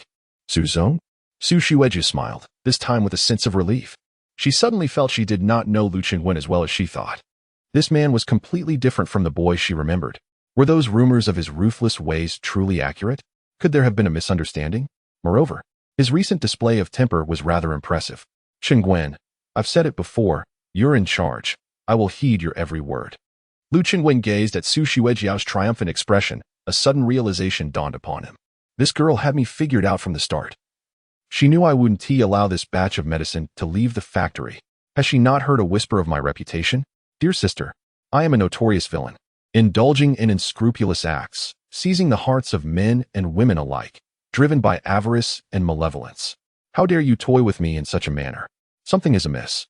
There must be an error somewhere. Su Xuejiao rose, a smile gracing her lips. Chengwen, my birthday is next week, and I extend an invitation for you to join my celebration. As for the matters at hand, I shall leave them in your capable hands.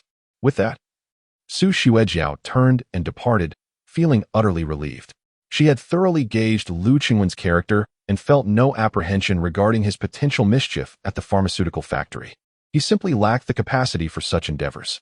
Seated in her car, Su Xuejiao's thoughts were tumultuous. The way Lu Chengwen had looked at her when she consented to the release of the batch of medicine, his expression filled with disappointment, made it seem as though he were the virtuous hero, while she was the foremost scoundrel of Xueqing. Nevertheless, today, this young man had undeniably presented himself in an unexpectedly charming light. The image of him, frantically trying to outsmart her, his mind racing to keep pace with her wits, only to find himself on the brink of collapse, was utterly delightful.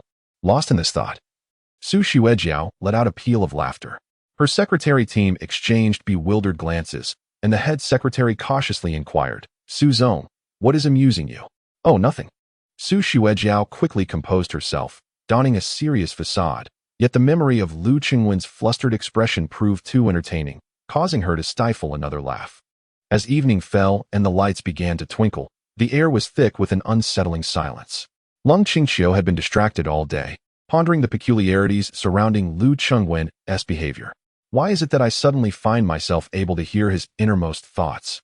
Furthermore, how is it that he can accurately predict the actions of Long Outyin? He seems to harbor a profound fear of Long Outyin, yet they have never crossed paths. Among those present today, I alone am aware of Long Outyin's remarkable prowess. Why then? Does Lu Chengwen possess such an acute sensitivity to the peril that emanates from Long Outyin? There are far too many enigmas. Has this individual's professed affection for me, his so-called love, admiration, and pursuit over the past 3 years, been nothing but a fade? Has he retreated simply because Long Outyin has appeared on the scene? Has he lost the courage to compete? A secretary knocked at the door. Peering in with half her body, President Ling, are you leaving work? Oh. Long Qingqiu paused to gather her thoughts. Let us call it a day.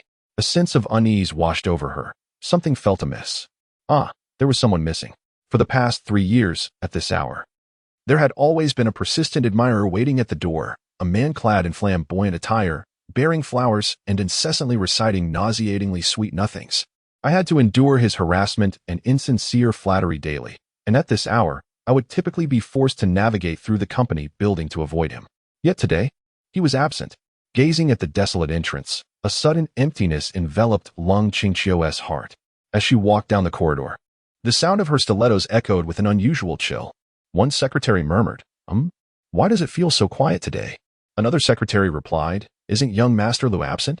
Oh, that explains it. I thought so. Usually, he would be waiting at the door at this time, never ceasing to chatter. Lung Qingqiu shot them a glare. Are you all simply idle? The secretaries hastily fell silent as a group of individuals quietly approached the elevator.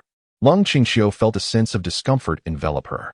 Had she not longed for Lu Chengwen to distance himself from her? Had she not wished for his disappearance from this world? Now that he had vanished, why did she feel this way? A wave of irritation washed over her. Upon reaching the door, a girl responsible for picking flowers each day awaited her arrival, staring in surprise at Lung Qingqiu, who emerged empty-handed. The girl glanced behind her, searching for Lu Qingwen's presence, only to find none. Her expression was one of bewilderment. Lung Qingqiu met her gaze and said, he isn't here today. Once inside the car, her agitation intensified. It seemed that with Lu Qingwen's absence, her life had suddenly taken an unexpected turn. The tumult of her emotions tormented her for quite some time until she resolutely picked up her phone. Hello, is this Lu Qingwen? I need to see you. The noise on the other end was overwhelming. What? Speak up. I can't hear you. A girl's voice chimed in. Lu Xiao, are you drinking with someone? Hold on a moment. I'm on the phone. Lung Qingqiu's voice cut through the chaos. I'm a bit busy right now. Can we talk another day?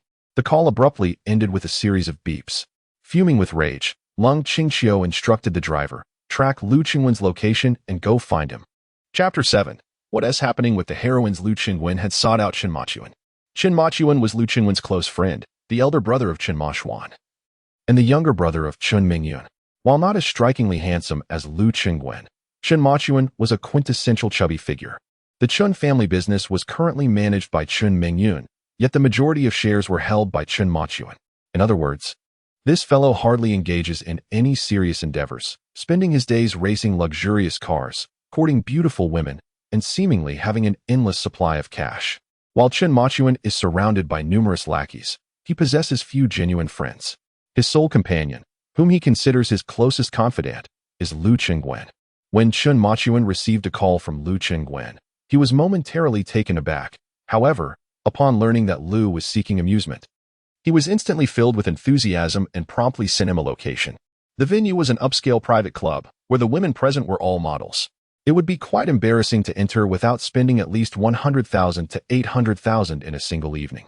This expectation is typically reserved for average wealthy patrons, but for Chen Machuan, who often splurged upwards of 1 million or more during each visit, such restraint was merely him being considerate toward his father and saving money for the family. Thus, despite his corpulence, the treatment he received here was undeniably top tier. Lu Qingwen, on the other hand, was feeling rather irritable. He was no stranger to the lavish lifestyle, having played the antagonist multiple times and understanding how the affluent indulged themselves. He observed that Chen Machuan, in his idleness, had long grown accustomed to the sight of beautiful women, having enjoyed all that this place had to offer, and was now at a loss as to how to entertain himself further. However, Chen Machuan appeared to be in much higher spirits than Lu Qingwen, excitedly exclaiming, Sally, Snow. And what was your name again? Oh, right. Brother, I'm Tian Dian. Never mind, never mind. You ladies take good care of my elder brother, for he seldom frequents places like this. If you can make him utterly enchanted today, I shall generously reward each of you with a bonus of 100,000. With no cap, the girls immediately brightened up, crowding around Lu Qingwen with enthusiasm. Young Master Lu, what kind of games do you enjoy? Shall we play some games? We have numerous games that are utterly captivating. Lu Qingwen initially sought amusement, but found himself unable to feel any joy. Please be quiet for a moment. I need to have a word with this hefty fellow. The girls obediently retreated to the side, silencing the music and quietly chatting over their drinks. What's wrong? Chen Machuan inquired. Not enjoying it? Should we switch to another group? No, Lu Qingwen sighed. I am to be engaged to Lung Qingqiu. Are you aware? I know. Chen Machuan scoffed. That Lung Qingqiu. I hardly know what to say. What does she possess? A figure? A pretty face? Which girl here lacks those traits? Do you realize how many young beauties you've squandered over these 3 years? Furthermore, even if you enjoy playing the devoted admirer, what is the point? With her insufferable demeanor, what remains of the Lung family? They still rely on your Lu family to sustain them, yet she struts around with such arrogance, perpetually wearing a sour expression. Just the sight of her makes me nauseous. Lu Qingwen glanced around. Since our university days, we've been spending lavishly in places like this, seeking pleasure. After all these years, are you still at it? Is it not enough? It has long been more than sufficient, Chen Machuan replied. But what else can I do? What skills do I possess? I've worked before, but I managed to doze off 3 times in one morning. My subordinates would report to me, and I could hardly comprehend a word. I lack other abilities. All I know is how to spend money, indulge in leisure, and pursue women. Lu Qingwen regarded him. What you do is not pursuing women. Pursuit, in essence, signifies a longing that transcends mere monetary offerings. It is not a matter of beckoning someone with a mere gesture and expecting them to comply. Am I to emulate your approach? Following after a woman like Lung Qingxiu, who wears a perpetual frown. At the very least, she hails from a respectable family. My sister, too, possesses such a lineage. Chen Machuan challenged. Why did you part ways with my sister? Why do you pursue Lung Qingxiu instead of her? You and my sister have known each other since childhood. Had you devoted the efforts of these past 3 years to her, you would have surely become her husband by now, and I might even be anticipating a nephew. Lu Qingwen regarded the shameless Chen Machuan with disdain. Do you not possess any self-awareness regarding the reasons for my breakup with your sister? Was it not you who inebriated me, introducing a few foreign women into my bed, leading to your sister catching us red-handed? I was merely youthful and foolish. We could have rationalized that. Yet you, taking advantage of your status as a scion of the Lu family, brazenly severed ties. To be candid, did you ever truly cherish my sister? Were you merely fatigued by her and decided to cast her aside intentionally? Lu Qingwen nearly shouted in exasperation at that time. Your sister and I were merely in high school. High school, for heaven's sake. I was utterly naive. A simple kiss on her cheek left me sleepless for 3 days. You spent 3 years together in college. Have you forgotten? Retorted Chen Machuan. Was it not you who advised me to seek other women for practice, lest your sister find me wanting? Now you cast blame upon me? Lu Qingwen exclaimed with excitement.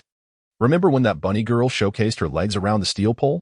You were on your knees, crying like a heartbroken soul, claiming I had bestowed upon you a second chance at life, and vowed that you would indulge in such revelry for the rest of your days. Was that not you? I was young and foolish, and you allowed me to indulge my whims. My childhood dreams were to become a doctor, a lawyer, or an astronaut. Yet you led me astray, and now I am nothing but a mere joke within the family. Did you not become a doctor, a lawyer, or an astronaut? At this inquiry, Chen Machuan was momentarily taken aback, then nodded in acknowledgement. Indeed, I have. I was once a gynecologist for wayward girls, a flamboyant lawyer for sultry defendants, and even a captain of a starship attempting to woo female astronauts in a space capsule. The two exchanged glances and suddenly erupted into laughter. Lu Qingwen chuckled. You truly are incorrigible. Chen Machuan wholeheartedly agreed. Perhaps I should have pursued acting. At that moment, Lu Qingwen's phone rang. Upon seeing the name Lung Qingxiu on the screen, his expression shifted dramatically, and he shouted, Quick, quick, quick. Get the girls over here. Turn up the music, and make it louder. Let's get the party going. Chen Machuan was bewildered. Why the sudden excitement? Enough chatter. It's Lung Qingxiu's call, and I need to distance myself from her. Upon hearing it was a call from Lung Qingxiu, Chen Machuan, nearly 200 pounds, leaped up, gritting his teeth. Let us party hard. Thus, the preceding phone call transpired. Initially, it was believed that once the call ended, so too would the matter at hand. However, not long after, the manager of the club arrived and leaned towards Lu Qingwen's ear, saying, Young Master Lu, President Long has arrived and is already in the elevator. Should we have the ladies leave first? The manager was quite perceptive, well aware of the interpersonal dynamics at play. Naturally, any establishment would be keenly aware of the personal circumstances surrounding the heirs of the 4 prominent families in Xueqing. They were golden geese, the esteemed clientele. Their girlfriends or wives' phone numbers, license plates, temperaments, and social connections were all common knowledge. Otherwise, who could endure the onslaught of women flocking to the club to catch their partners in infidelity? Yet at that moment, Lu Qingwen had no need for such considerations. At least not in the presence of Lung Qingxiu. As Lung Qingxiu entered, she saw Lu Qingwen embracing 2 beautiful women, his eyes closed as he belted out. They say I am charming and unmatched, the invincible king. Suddenly, the music came to an abrupt halt. Huh, why has it stopped? I was just about to showcase my virtuoso tenor. Lu Qinwen turned his head, exclaiming, "Oh, isn't this my fiancée E-to-be, the stunning Ling Qingqiu? Ha ha ha, come, have a seat. Choose a song to sing." Lung Qingqiu regarded Lu Chengwen with a frosty gaze. "You are quite the dashing one." He replied nonchalantly, "Not bad, just seeking a bit of amusement. Did you come to find me for something?" His words left Lung Qingqiu momentarily speechless. Indeed, for the past 3 years, he had always been the one to reach out to her. She had never sought him out. Lung Qingqiu's lips moved slightly. "Come with me. I have something to ask you." She had grown accustomed to speaking to Lu Chengwen in such a manner. Deep down, she felt that merely being able to initiate a conversation with him was already a privilege he should cherish. He would undoubtedly follow me with a smile, his heart brimming with joy, without uttering a word of dissent. However, times have changed. Lu Qinwen chuckled, proclaiming, "I am a man of unwavering resolve. A proud and spirited youth. What is wrong with seeking out a few lovely ladies? What is the matter? Are you displeased? Are you angry? Very well. Let us annul the engagement." Everyone was taken aback. The general manager was poised to intervene, but upon hearing this unexpected turn of events, he realized that Lu Xiao was entirely disregarding Lang Qingqiu's feelings and appeared to be deliberately heading towards a breakup. "Stay put. Let us observe for a moment," he thought. Lu Chengwen was filled with pride. "Lung Qingqiu, don't say I haven't given you a chance. If you can endure even this, I shall accept my defeat." "Oh, I see your chest rising and falling. Are you agitated? Are you furious? Ready to unleash your wrath? There is a glass of beer before you. If you hurl it at my face, we shall part ways without a second thought." Lung Qingqiu took a deep breath and suddenly smiled. She approached, and a girl hurriedly moved aside. Lung Qingqiu sat beside Lu Chengwen, leaning in with warmth. "Oh, why are you so upset? I'm simply concerned about you." Lu Chengwen was left in a state of shock, as if he might explode on the spot. Not only him, but even the chubby Chen Maqiwen stood frozen. While the manager of the club, who was always ready to douse flames, widened his eyes in disbelief, struggling to comprehend that this was the formidable Lung Qingqiu. Lu Chengwen was startled by Lang Qingqiu's sudden embrace, instinctively curling up to evade while stubbornly retorting, "You don't think that by apologizing I won't scold you." Lung Qingqiu held him tightly and said, "Can we not play today? I really want to chat with you." Lu Chengwen gazed at Lung Qingqiu, feeling utterly overwhelmed, as if everything had collapsed. What on earth were the female protagonists of this story up to? Su Xuejiao's sudden and bizarre transformation was already enough to keep her preoccupied. What has gotten into Lung Qingqiu today? What is this? "I simply wish to quietly play the role of a minor antagonist and live a peaceful life for a few days, without engaging in the trivialities of you prominent figures. Why is it so difficult? Is it not better for us to lead our own lives? Is it not preferable to remain indifferent to one another? Why is it so hard to ignore each other?" Listening to Lu Qingwen's inner turmoil, Lung Qingqiu felt a pang of despair. This guy truly wished for her to keep her distance. Lu Chengwen gritted his teeth, deciding to take a bold gamble. Chapter 8. The plot must not cease. "Darn it. If we're going to do this, let us go all out. You do the first day, and I'll take the 15th. If I don't give you a dose of tough medicine, you won't realize how many legs this young master possesses." Lu Chengwen smiled and said, "Want me to calm down? Sure. Just drink this." He picked up a bottle of liquor and placed it on the coffee table. First, Lung Qingqiu never drank alcohol. Her tolerance was abysmally low, and even a little would send her into a heavy stupor. Second, Lang Qingqiu had an exceedingly strong sense of pride throughout her life. She had never succumbed to coercion or indignity, and thus had never drunk under duress. Lu Chengwen was incredulous. He could not believe that Lung Qingqiu's boundaries had vanished, nor could he fathom that she would indulge him without limit. This was not the archetype of a strong female lead, nor should it be. He refused to succumb to superstition. Lung Qingqiu gazed at Lu Chengwen, her eyes filled with fury and sorrow, tears swirling within their confines. Observing the breaking point he had forced upon her, a wave of compassion washed over him. Lung Qingqiu had never endured such indignities throughout her life. For 3 years, he had showered her with affection, catered to her every whim, and pursued her relentlessly. During this time, he had been compliant, subservient, and ever eager to please, while she maintained her lofty demeanor. Yet today, he resolved to compel her to bow her head in public. Inwardly, Lu Qinwen admonished himself. "Lu Qinwen, why do you pity her? Do not be deceived by that look in her eyes. Above all, you must endure. You cannot become entangled with her. It is better to offend her sooner rather than later, to sever ties and be done with it. Ah, but that haunting gaze. Am I committing an injustice? Lu Chengwen feigned indifference, asking, not drinking? If you choose not to drink, it is a slight against me, a disregard for my honor. I, Lu Chengwen, am someone of repute in Snow City. Suddenly, Lung Qingqiu seized the bottle, tilting it back to pour its contents into her mouth. All eyes fell silent, fixated on the scene.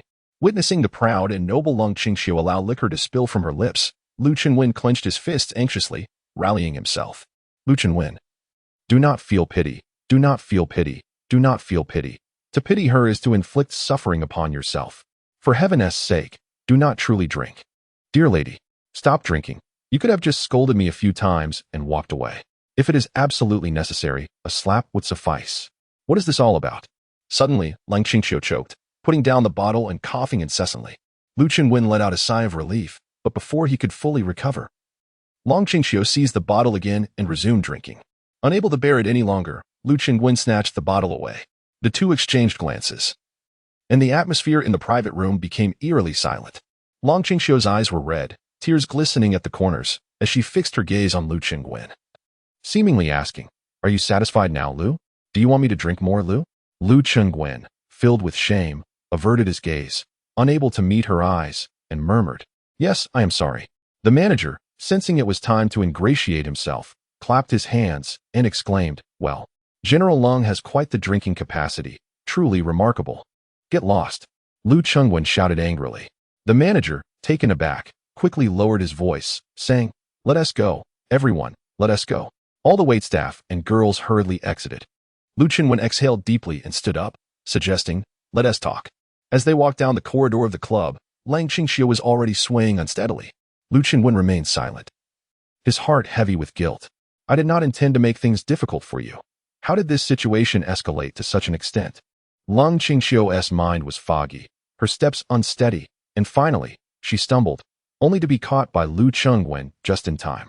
In the stillness of autumn, the last thought echoing in Lung Qingqiu's mind was, I am truly sorry. I did not mean to. Tears streamed from the corners of her eyes as she murmured, Lu Chengwen, you are not human. Lu Chengwen embraced Lung Qingqiu tightly, letting out a sigh.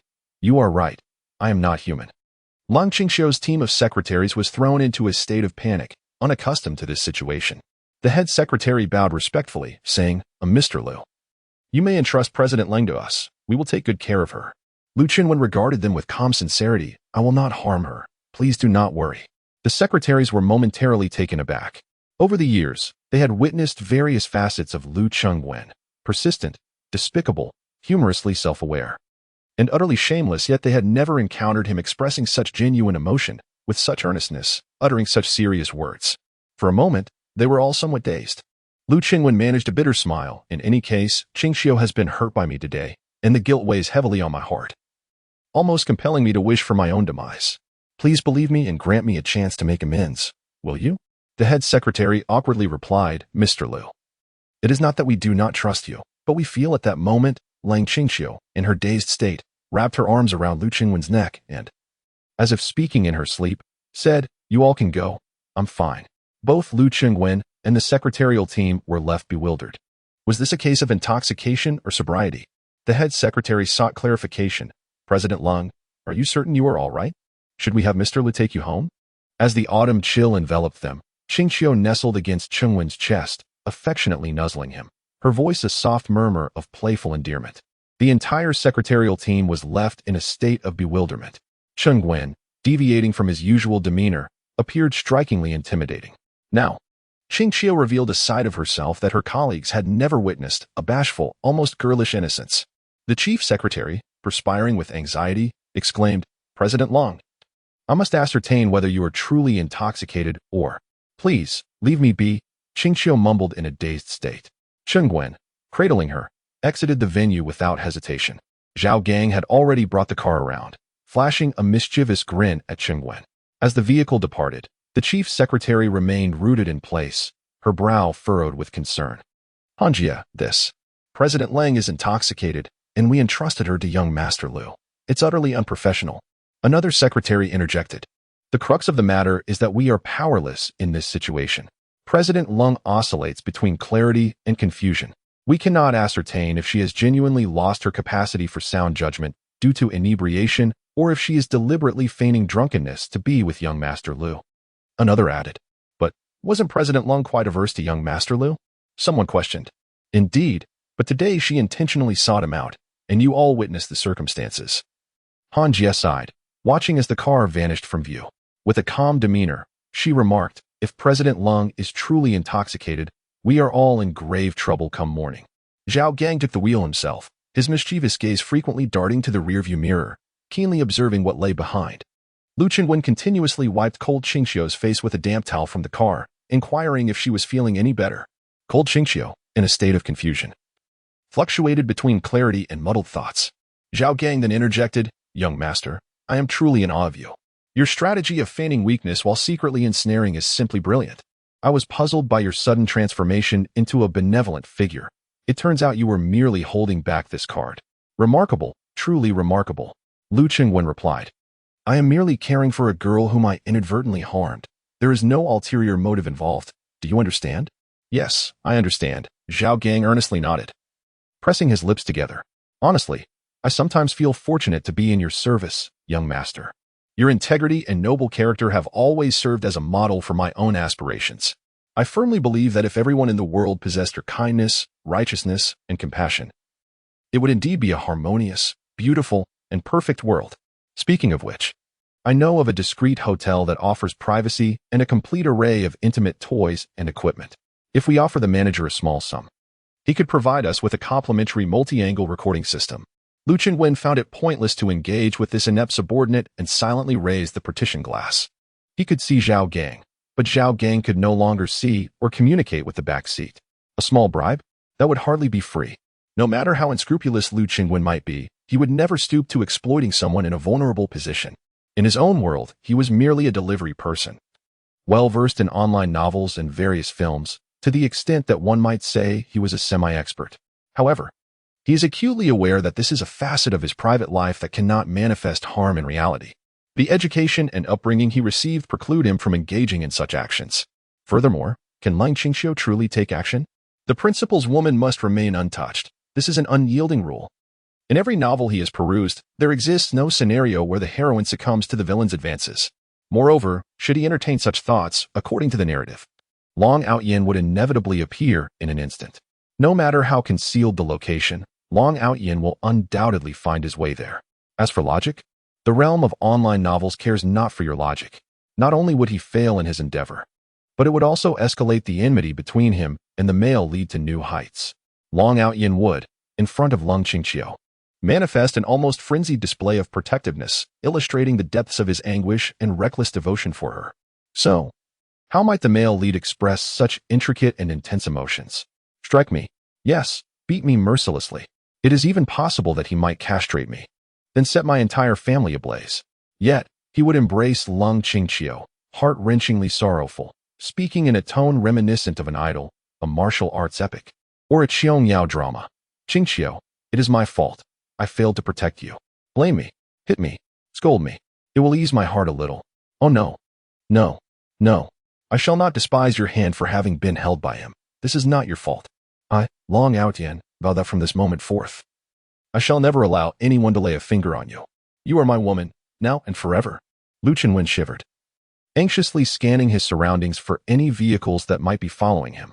Grandma Bear, in a moment of weakness, truly brought the leading lady onto her car. Oh, heavens bear witness. I harbor no ill intentions. You are the male protagonist. You must be reasonable. You must possess a sense of morality. I never intended to commit any wrongdoing, so you cannot harm me, nor can you castrate me. To castrate someone is simply unethical. No, it is not difficult to comprehend. The night has grown profoundly deep. Sitting in the back seat, Lu Qingwen felt utterly exhausted. So much had transpired today, too much. While others might regard the events as trivial, he had narrowly escaped death on multiple occasions. Just then, a phone call came through. Lu Qingwen answered, and to his surprise, it was Su Xuejiao. Qingwen, what are you busy with? You must come to the pharmaceutical factory at once. They are waiting for you. What? Lu Qingwen nearly broke down. Sister, oh heavens, I have been entangled in this narrative all day long. Can I catch a break? Are the antagonists not human? Su Shiueji was taken aback, pondering what nonsense he was spouting. No, it's you who insisted that batch of medicine needed to be destroyed promptly. My team has everything arranged. We are set to dispose of it tonight and hold a press conference tomorrow. We need to work through the night. Aren't you the vice president of the pharmaceutical company? Your presence is sufficient. Hee, such a high-level operation requires the president's personal signature. She retorted. And don't you care about it? I care about your big, impenetrable head. You've been scheming to trap me all day. First, tell me if you were with Long Aotian? Long Aotian? That so-called divine doctor from today? Who do I even know him as? His heart only harbors thoughts of you. Lu Qingwen was on the verge of tears. Sister, I beg you, please spare me. Please refrain from such idle chatter.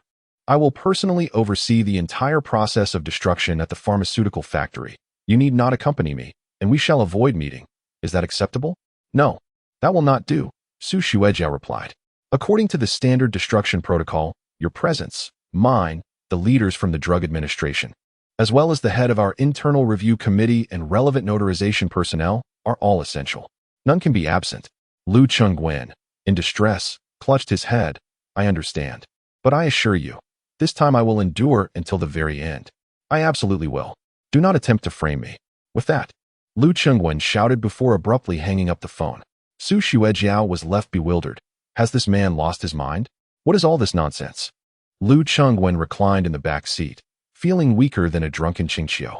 At that moment, the system chimed. System notification. Congratulations, the antagonist has successfully captured the female lead. Lung Qingqiu. The protagonist is currently en route for rescue. We wish you success in overcoming obstacles and turning misfortune into fortune.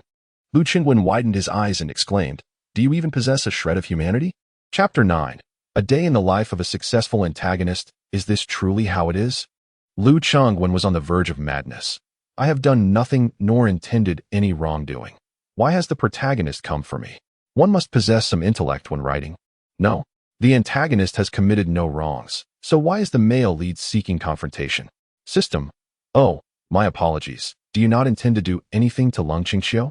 I have over 600 million worth of defective products awaiting my immediate destruction at the pharmaceutical factory. What could I possibly do to her? I have no time for that. System. Oh, over there. Let me see. It's Su Shuejiao. So, you intend to take action against both female leads simultaneously? I see. You wish to elevate the rescue difficulty for the male protagonist, Long Aotian. Noted. By the way, that's quite a clever strategy. You received nothing of the sort. I have no intention of taking action against anyone. I am merely here to destroy the herbs. The herbs. The defective herbs. System. Is that so? Such a narrative would lack excitement. We hope you can be more proactive, harboring some ill intentions towards the female leads. That way, the storyline for the male protagonist can unfold more compellingly. Listen to me. Lu Qingwen struggled to maintain his composure. Attempting to reason with the system, whether Long Aotian decides to act or not is of no concern to me. I will not move an inch. I have no interest in any female lead, not a single one. Tomorrow, I will deal with both of them decisively, without any lingering complications. Deal with? You mentioned the term deal with. I understand. So, you plan to take action against both major female leads tomorrow, and it will be absolutely ruthless, morally bankrupt, and utterly inhumane, correct? Lu Qingwen lamented, Dear sister, spare me. I have perished 6 times, each demise utterly tragic. Can you allow me to survive for just a while longer? I will not lay a finger on either of these women. By the way, could you not have them constantly hovering around me? I am not the protagonist. Shouldn't their leisure time be spent with the male lead, Long Aotian, engaging in various flirtations and other aesthetically pleasing activities? Ultimately, the narrative has unraveled on this first day, and you bear direct responsibility for it. The host has made a mistake. In truth, all individuals, events, and entities here are genuinely occurring. We merely exist from a perspective of supervision and observation. Our sole capacity lies in facilitating your plot progression, enhancing your abilities, and engaging in limited external communication. The actions of the male and female leads, where they go, whom they grow close to, are beyond our control, nor do we possess any desire to exert such control. Lu Qingwen suddenly regained his composure and began to analyze the situation. Real? All real? This implies that I must have done something to provoke their deliberate involvement in my affairs. But wait, I haven't done anything. I intended to call off the engagement with Long Qingqiu, yet she refused. It was she who sought me out last night. As for Su Shuejiao, When Long Outyin attempted to take action, I intervened. Could she have known? No, she shouldn't know. At the pharmaceutical factory, she seemed quite certain that I would destroy the substandard medications. The system interjected, by the way, allow me to remind you that surviving the first day will entitle you to claim the first day gift package. This gift package is abundant with treasures and offers great value. It will serve as a boost on your path to self-destruction, enabling you to fully engage in confrontational scenarios with the male lead, and before you meet your demise. Relish in the exhilarating experience, leaving you to die without regrets, smiling in the afterlife. Lu Qingwen shook his head. You truly are insufferable. He then proceeded to ensure that Lung Qingxia was comfortably settled in a clean guest room for the night before summoning Zhao Gang to hastily make his way to the pharmaceutical factory. Let death come as it may. If the King of Hell demands my demise at the third watch, the system shall certainly not grant me respite until the fifth. However, if I am to heed the system's guidance, does that imply this is a genuine world? Are the systems a congregation of highly intelligent beings that transcend this realm? They refrain from interfering or forcibly altering the logic and operations of this world. Is that the essence? Regardless, I shall address this matter after today. The advertisement for the first day gift pack was quite compelling, stirring my blood with fervor. Though it evokes a sense of fatalism, one must obtain it to earn the right to survive. Dragon Aotian, I have set my sights on you. Do you wish to crush me? I refuse to believe it. I shall commit no wrongdoing, bowing before you, and yet you dare to extinguish my life. The process unfolded smoothly. Throughout the entire affair, Lu Qingwen maintained vigilant oversight. Su Xuejiao also burned the midnight oil, monitoring every detail. The atmosphere was tense, as all understood the significance of the moment. As Lu Qingwen observed the final batch of medicinal herbs rendered useless, a serene smile graced his lips. Phew, perhaps I have done a good deed after all. Lu Qingwen reflected with a wry smile. In any case, this batch has been destroyed, ensuring no one shall suffer harm. If I am to perish in this world by dawn, at least I have accomplished something meaningful today. It was worth it. Su Xuejiao, not far away, gazed at Lu Qingwen's profile, taken aback by his words. Is this fellow truly facing death? Has the prospect of his end prompted a transformation into a benevolent soul? It is inconceivable. After all, he is Lu Qingwen, who possesses a professional team of personal physicians well-versed in the health conditions of his entire family. If someone were to encounter a significant issue, that team would surely not remain silent. Yet, this individual, when he becomes melancholic, he bears a striking resemblance to a brooding prince. Mr. Su, the engineer said reassuringly. It is all completed. I understand. The leader from the drug administration extended a handshake to Lu Qingwen. Mr. Lu, I recognize that making such a decision requires immense courage and moral fortitude. No one can predict the storm that the 9th pharmaceutical factory will face tomorrow. However, as a member of the medical community, I wish to express our profound respect and gratitude for your decision on behalf of all our colleagues. Lu Qingwen smiled. It is not as dire as you imagine. At worst, the factory will close, and I will be vilified by the media. The leader chuckled and patted Lu Qingwen on the shoulder. Well, we shall conclude our work here. Should you require anything, do not hesitate to contact us. Thank you. Everyone has worked hard. The dawn was approaching. A faint glow was beginning to rise on the distant horizon. Lu Qingwen felt utterly fatigued. On the first day of his arrival in this world, he had evaded 2 direct confrontations with the protagonist, Long Outyin, and met with both leading female characters twice, managing to maintain a distance and attempting to sever the ties between them as much as possible. Although he was not entirely successful, the fact that he was still alive and his legs were intact was indeed good news. Exhausted, Lu Qingwen approached his vehicle, only to be met by Director Zhang. Mr. Lu. Oh, Director Zhang, I am utterly worn out. Let us discuss matters tomorrow, shall we? Director Zhang let out a bitter smile and said, I have but one thing to say. Lu Qingwen was thoroughly exasperated. He truly lacked the heart to deal with these individuals any longer. All right, speak quickly. I'm utterly exhausted. Thank you. Director Zhang bowed deeply to him, straightening up with tear-filled eyes and a gratified smile. I will resign tomorrow. You need not worry. As Director Zhang turned to leave, Lu Qingwen called out to him, Wait a moment. Why resign? Lu Qingwen suddenly understood, this time. He had caused himself a loss of several hundred million, prompting the decision to resign. Lu Qingwen smiled and said, Teacher Zhang, you are the steadfast pillar of our Factory 9. Had it not been for you, I shudder to think of the consequences stemming from this batch of medicine. You cannot resign. If you leave, who will alert me to such matters in the future? Who will help me rectify my mistakes? Even if you find me detestable and inhumane, surely you harbor some affection for Factory 9? Those patients, those individuals in dire need of genuine, effective medicine, require your presence here to oversee their welfare. Director Zhang could scarcely believe that such words would emerge from Lu Qingwen's lips.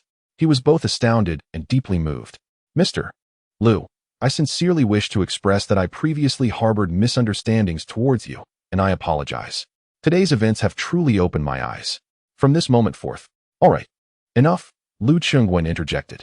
Teacher Zhang, I genuinely lack the strength to accept your apologies or gratitude at this moment. Rest well. We shall continue our work tomorrow. I am weary. Let us speak of this then. Today has been utterly dreadful for me. Oh then, very well.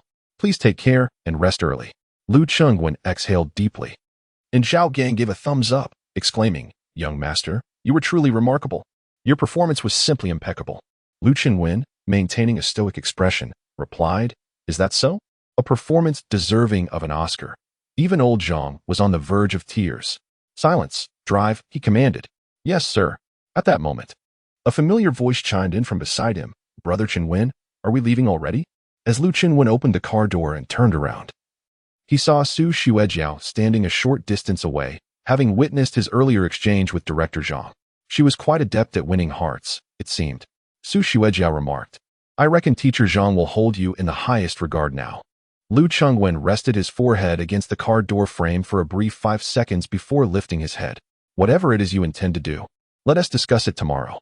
I'm not doing anything today. If you have the audacity, summon Long Outyin to come and finish me off right now. Why do you always mention that person? Su Xuejiao yawned. The sun is already up. Treat me to breakfast. Lu Qingwen shook his head and replied calmly, Tomorrow, after the press conference, either you transfer all your shares to me, or I will transfer all mine to you. From that point onward, we shall go our separate ways, remaining strangers to one another. Is that acceptable? Su Xuejiao was bewildered by his sudden hostility, wondering what she had done to incur his ire. Why was he so irritable towards her? Feeling somewhat hurt, she reflected on her childhood when boys would flock to her, each one praising her beauty and charm. Yet, this man regarded her as if she were nothing more than a foul nuisance. Su Xuejiao was displeased. Why are you suddenly bothering me? Lu Qingwen opened the car door. I don't know. It doesn't matter. Goodbye. As she watched Lu Qingwen's car drive away, Su Xuejiao felt utterly wronged. This insufferable person must have some issues. When we were young, he always tricked me into believing he would be a doctor. How can he treat me like this now? You want to stay far away from me? I shall cling to you. I will drive you mad. As the sun rose high in the sky, Lu Qingwen finally began to awaken, his arm moving unconsciously until it rested upon a soft, plush mound. A few tentative touches revealed it to be rather comfortable. What on earth is this? He opened his eyes. Have I perished? Chapter 10. I haven't done anything. Lu Qingwen felt a chill wash over him. This is merely a web novel. One can never predict the demise of the minor antagonist. The author's imagination can sometimes be disgustingly absurd. After a brief slumber, the female lead finds herself in her own bed? And with such circumstances? Good heavens, I managed to avoid crossing any lines all day. Yet upon falling asleep, you all have filled my resentment meter to the brim? Is this not the very essence of bullying the villain? Sweat beads cascaded down Lu Qingwen's forehead, his entire body stiffening, paralyzed with fear. At that moment, the serene autumn day was breathtaking. The beauty lay asleep. The midday sunlight streaming in, illuminating her flawless visage, every lash so exquisitely defined. She slept with such earnestness, relaxation, and beauty, exuding a sweet fragrance. However, Lu Qingwen had no mind to admire the beauty. He understood that his life hung by a thread. If this situation were mismanaged, he might very well face an untimely demise. At this very moment, Lang Qingxiu lay comfortably on her arm, sleeping soundly. Lu Qingwen quickly pondered, Calm down. I can handle this, but I must act swiftly. He gradually extended his other hand, gently supporting Lang Qingxiu's head as he attempted to withdraw his arm. As he slowly leaned back, Lang Qingxiu, lost in a dream, furrowed her brow and instinctively nestled closer into Lu Qingwen's embrace. Not only continuing to rest her head on his right arm, but also naturally wrapping her left arm around him. Lu Qingwen was alarmed. What if Long Outyin saw this? He waited for Lang Qingxiu to settle into a deeper sleep before attempting to move again. He supported her head and carefully extracted his arm, pulling the pillow closer. Thoughts raced through his mind. Sweet baby, please don't wake up. You must be exhausted. Sleep well. I will vanish momentarily. I assure you it's not my intention to take advantage. I'm just as bewildered. Dear Qingxiu, it's almost complete. When you wake, you shall find yourself alone in this room. Finally, Lu Chengwen succeeded. He exhaled deeply, but just as he prepared to rise, he found Lung Qingxiu's wide eyes fixed intently upon him. She bore no expression, neither anger nor joy, silent and still, merely gazing at Lu Chengwen. He swallowed hard. I can explain. In a moment of clumsiness, Lu Chengwen tumbled off the bed and quickly scrambled to his feet. At that moment, Lung Qingxiu's eyes were as round as saucers, devoid of any semblance of a stern CEO, resembling an innocent creature, curiously observing Lu Chengwen. Lu Chengwen stood on the ground, earnestly declaring, I haven't done anything. Truly, I have done nothing. I initially placed you in the guest room, so I am perplexed as to why you suddenly appeared in my bedroom. Oh, this is indeed the guest room. Haha, it's all good. Honestly, I have done nothing. Lu Chengwen was on the verge of tears, exclaiming, I swear to the heavens, I have done nothing. Sung Qingxiu opened her eyes and beheld this fellow, cautiously and delicately, even holding his breath, as he slowly lifted his arm to arrange himself, pulling the blanket over his exposed calf. In an instant, her astute mind grasped the situation. This fellow was attempting to make a hasty escape. She could see that he was nearly terrified, beads of sweat forming on his forehead, clearly unprepared for the current predicament. He wished to flee without alarming her. Moreover, since he had even removed his clothes, it was evident he had done nothing untoward. Therefore, Sing Qingxiu was not angered. Instead, she found this foolishness somewhat amusing. She silently watched his performance. It was quite a spectacle, especially when he realized she was awake. He became utterly flustered, stammering explanations without end. Sung Qingxiu, thoroughly entertained, chose to remain silent and observe him. She maintained an impassive expression, providing no emotional cues, allowing him to express himself freely. Finally, seeing him on the brink of collapse, she stifled a laugh and calmly said, It's all right. Sing Qingxiu sat up, stretched her neck, and behaved as though nothing had occurred. This was utterly unexpected for Lu Chengwen. Shouldn't she have screamed in shock? Wasn't she supposed to berate him as a beast, a scoundrel, a rogue? Is everything all right? Do I not need to explain? Cold Qingxiu pondered, contemplating whether she was merely biding her time to escape my clutches before seeking revenge. Did she truly possess a clear understanding of her present predicament? Good heavens, I have done nothing at all. Cold Qingxiu smacked her lips, stifled a yawn, and then rose from her bed. Lu Chengwen quickly fawned over her, presenting a pair of new slippers. Cold Qingxiu effortlessly donned the slippers and glanced at her reflection in the vanity mirror, giving her face a light pat and adjusting her hairstyle, behaving as if she were in the comfort of her own home. Lu Chengwen stood nervously behind her, hands clasped in front, and stammered, could you say something? Your silence, it frightens me. Cold Qingxiu turned her head and inquired, Why did you come to sleep in my room? Unable to contain herself, she turned away and stifled a chuckle, then added with seriousness, I need to freshen up. So please step outside. Yes, Lu Chengwen exclaimed, darting out of the room like a rocket, closing the door behind him and exhaling a sigh of relief. If she believes I did this on purpose, I could jump into the Yellow River and still not clear my name. Upon reflection, Cold Qingxiu considered that perhaps she had been quite reasonable after all. Listening through the door, she could no longer hold back her laughter, thinking to herself, this foolish head, unaware that I have heard all his inner thoughts. If this were intentional, do you think I would let you off the hook? After finishing his morning routine, Lu Chengwen took the elevator down to the dining hall. Upon entering, he was greeted by the sight of the entire family gathered around the table, and he realized just how ravenous he had become. Having narrowly escaped a calamity, he was filled with exuberance, his spirits soaring. Oh, everyone is here. Dad, Mom, good morning. Wow, the food looks splendid today. Hurry, Aunt Xia, please serve me a bowl of rice. I am famished. Aunt Xia stood still, awkwardly grinning without moving. Serve the rice. Lu Chengwen glanced at Aunt Xia, puzzled. Turning to his family, he noticed a somber silence enveloping them. Only Lu Guanghong avoided his gaze, expressionless. His eyes fixated on the dishes, chewing with a crunch. Lu Chengwen sensed something amiss. He forced a smile. Dad, is there something wrong? Finally, Lu Guanghong lifted his head to meet Lu Chengwen's eyes. Where were you last night? Lu Chengwen understood. Oh, I can explain. That batch of medicine had substandard ingredients. It's my younger brother's fault. In an attempt to cut costs, he actually skimped on the essential materials. Dad, we can't indulge him any longer. This is medicine. It saves lives. From now on, He should not be involved in the pharmaceutical business. Lu Guanghong suddenly produced a broom from somewhere. Indeed, the Lu family's tradition mandated the presence of a broom, the quintessential cleaning tool found in rural households. Even in their 5-story villa, a broom was indispensable. The broom symbolized the Lu family's ethos. It served as their educational tool. It was the stabilizing force for the family, and it was the nightmare of the younger generation. Lu Qingwen immediately stood up and took a step back. Dad, let us talk this through. Why are you brandishing that? That batch of medicine truly cannot be sold. I can cover the losses, several billion. I can bear that. I dare to entrust my business to you, confident that you would not incur losses. So, what is this about? I ask you, what did you do yesterday? What did you do to Qingxiu? At that moment, Lu Chengwen comprehended that his father was upset over this matter. I can certainly elucidate this situation. You can explain all you want after I finish with you. Lu Guanghong sprang to his feet, his movements swift and agile. Oh, Dad. Please, Dad, don't. Ouch. Oh, Dad. I truly did nothing wrong.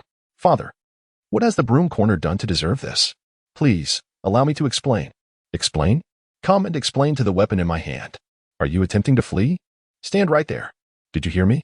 Drop your trousers and expose yourself. Lu Mother hastily intervened, saying, Guanghong, Qingwen is already in his 20s and about to marry. You cannot continue to spank him. If I don't punish him, he won't learn. Lu Chengwen was utterly frustrated. This is truly a misunderstanding. Why don't you believe me? Believe you? I would trust anyone before I trust you, you scoundrel. Dad, please don't pull my pants down. Have some consideration for my dignity. The father and son began to bicker in the dining room. At that moment, Lang Qingxiu stood on the staircase, awkwardly clearing her throat. Her voice barely a whisper, her face flushed. Hello, uncle. Hello, aunt. Lu Guanghong abruptly halted his actions, straightening his posture as he concealed the broom behind him. Oh, Qingxiu is awake. Come, you must be hungry. Let us eat first. Lu Chengwen hastily pulled up his trousers, his face burning with embarrassment. Is there really any need for such humiliation? In the presence of his fiancée, being subjected to a humiliating spanking by his father was a disgrace that felt as if it had reached the very depths of embarrassment. Lang Qingxiu found the antics of the father and son duo so ludicrous that she struggled to contain her laughter, feeling both amused and impolite. Caught between shyness and the urge to laugh, the family values of the Lu family, which she had only heard about, were indeed as simple and unpretentious as rumored. Far beyond her expectations. Quickly, Lu's mother approached, grasping Lang Qingxiu's hand. Qingxiu, you must be hungry, right? My son Qingwen can be thoughtless. He forced you to drink. Didn't he? Next time, don't indulge him or give him face. If he causes any more trouble, just let us know. Your uncle and I will support you. Lang Qingxiu, the eldest daughter of the Long family, was the first executive president of Qianfeng Group, noble, elegant, and a successful woman of high society. Yet, having spent a night at her fiancé's home while intoxicated, and with her future in-laws now aware, she felt her image tarnished. How would her future in-laws perceive her? What kind of woman had she become? She was utterly mortified, her face burning red to the roots of her neck, resembling a boiled crab. Even the most formidable of women would reveal a vulnerable side in such circumstances. With her head bowed and her voice barely a whisper, she spoke. Uncle, Auntie, it truly is a misunderstanding. Last night, I was simply too willful. Qingwen didn't do anything to me. Lu Qingwen, captivated by Lang Qingxiu's bashful demeanor, stood momentarily spellbound before snapping back to reality and leaping in front of his father. See, she just said it. I didn't do anything at all. Lu Guanghong promptly struck Lu Qingwen on the head with a broom. Silence. Chapter 11. The First Day Gift Package. Mother Lu. Qingxiu, do have a taste of this. Knowing your fondness for Cantonese cuisine, your uncle has specially invited a chef to prepare it at home today. Thank you, Auntie. Lu Guanghong. Qingxiu, try this crab meat congee. It is excellent for beauty and health. The crabs I ordered were caught in the morning's first haul and air-freighted to Snow City while they were still lively. Thank you, Uncle. But there's no need to be so polite. Mother Lu. Qingxiu, does this flavor remind you of your hometown? Indeed, it tastes exquisite. Lu Guanghong. And this, paired with foie gras, nourishes the spirit, replenishes the blood, and enhances immunity. Lang Qingxiu was accorded the highest courtesy. Naturally, as the eldest daughter of the Lung family and the chairperson of Qianfeng Group, she would always receive top-notch treatment wherever she went. However, today was entirely different. The circumstances had changed. In a moment of impulsiveness, she had agreed to the engagement, and this elderly couple evidently regarded her as their future daughter-in-law. Their warmth and attentiveness were not the formalities typically reserved for prominent figures or corporate presidents, but rather the genuine care and affection afforded to family. This level of hospitality was a novel experience for Lang Qingqiu. It must be said, she found herself enamored. Her family was one of reason. Devoid of the warmth of everyday life characteristic of the Liu family, lacking the freedom, passion, and casualness that defined them. Their family gatherings resembled formalities, with everyone exhibiting humility, courtesy, and a keen emphasis on table etiquette. It will never resemble the Liu family, where upon taking a seat at the dining table, all the delectable dishes are hastily rearranged and monopolized. Lang Qingqiu gazes enviously at Liu Chengwen. The lively commotion of their family is anything but crude or disrespectful. On the contrary, it exudes a profound sense of familial warmth and a cozy atmosphere. Even when Liu Chengwen engages in playful bickering with his father, resulting in a few playful scuffles, Lang Qingqiu feels an overwhelming sense of happiness and contentment. Liu Chengwen stands to the side, saying, "Dad, Mom, I'm hungry too." Liu Guanghong turns his head, his expression shifting instantly, glaring fiercely, "Get lost." Lang Qingqiu can't help but burst into laughter. Liu's mother quickly interjects, "Qingqiu, don't mind him. He was in the wrong this time. Your uncle even gave him a talking to. Please forgive him, all right?" In truth, Qingwen has always been an exemplary child, compassionate and diligent. You two practically grew up together, so you understand him well. Alas, during those university years, his father fell ill and struggled to maintain the family business. We hardly had time to discipline him and ended up merely providing him with money, which led him to adopt some undesirable habits. Nevertheless, at his core, my Chengwen is a good person. Liu Guanghong interjects. He is nothing but a scoundrel. Qingqiu, don't take offense. If he bullies you again, just give me a call, and I will stand up for you anytime. Lang Qingqiu promptly replies, "Actually, it's all right. In the past 3 years, I had a poor attitude and spoke rather harshly at times, even offending your esteemed selves. I sincerely apologize to both of you. Oh, let us not dwell on the past. Can we, as parents, not be serious with our children?" The young man, shameless and brazen, often provoked our ire with his audacity. While we could only watch in exasperation as he indulged in his meal, Liu Chengwen, observing the harmonious family scene before him, felt a gnawing hunger within, his heart heavy with unspoken sorrow. Stepping outside, he encountered his younger brother, Liu Qingwu, just as he was entering. Their eyes met, and Liu Chengwen pointed decisively. "You stop right there." Liu Qingwu, panic-stricken, turned to flee. "You little rascal, stop." Just as Liu Chengwen was about to chase after his troublesome brother, he suddenly heard the system's notification chime. "Ding. Please accept your first-day gift package." Liu Chengwen stood frozen in place, his heart racing with anticipation. At last, the first-day gift package. With this, he would no longer fear the relentless pursuit of Sister Qingxia. The system continued. "Congratulations, host. You have successfully endured the first day's trial. You have survived in this world for 24 hours. Please accept your first-day gift package." In a rush, Liu Qingwen dashed into the bathroom and locked the door. Above him, a large screen reminiscent of a video game materialized, filled with numerous boxes adorned with various symbols representing gift icons. Unable to contain his excitement, he clicked on the first one, Jade Maiden's soul-dissolving pill. This allows the female protagonist to quickly enter a certain state, if you catch my drift. Liu Qingwen's expression faltered. "Isn't this courting disaster? I want them to stay as far away from me as possible. What use is this? Utterly useless." He then clicked on the second option, X-ray vision multiplied by 3. You can select 3 female protagonists to have experience, ensuring a nosebleed-inducing thrill. Liu Chengwen lowered his head in disappointment. Is this really a gift package? What a chaotic assortment. Such trivial and lowly amusements. Is there nothing of substance? Something that could fortify me, enabling me to withstand even the challenges posed by a formidable figure like Long Outyin? Clicking on the third option, pregnancy preservation pill.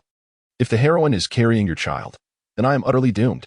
Liu Qingwen exclaimed in anger. Why is everything here designed to lead me to my demise? Is there nothing of genuine worth? What about techniques like the Great Shift of the Universe or the Immovable King S skill? Next. He clicked on the fourth option, Male Protagonist Disappearance Card, valid for 1 day.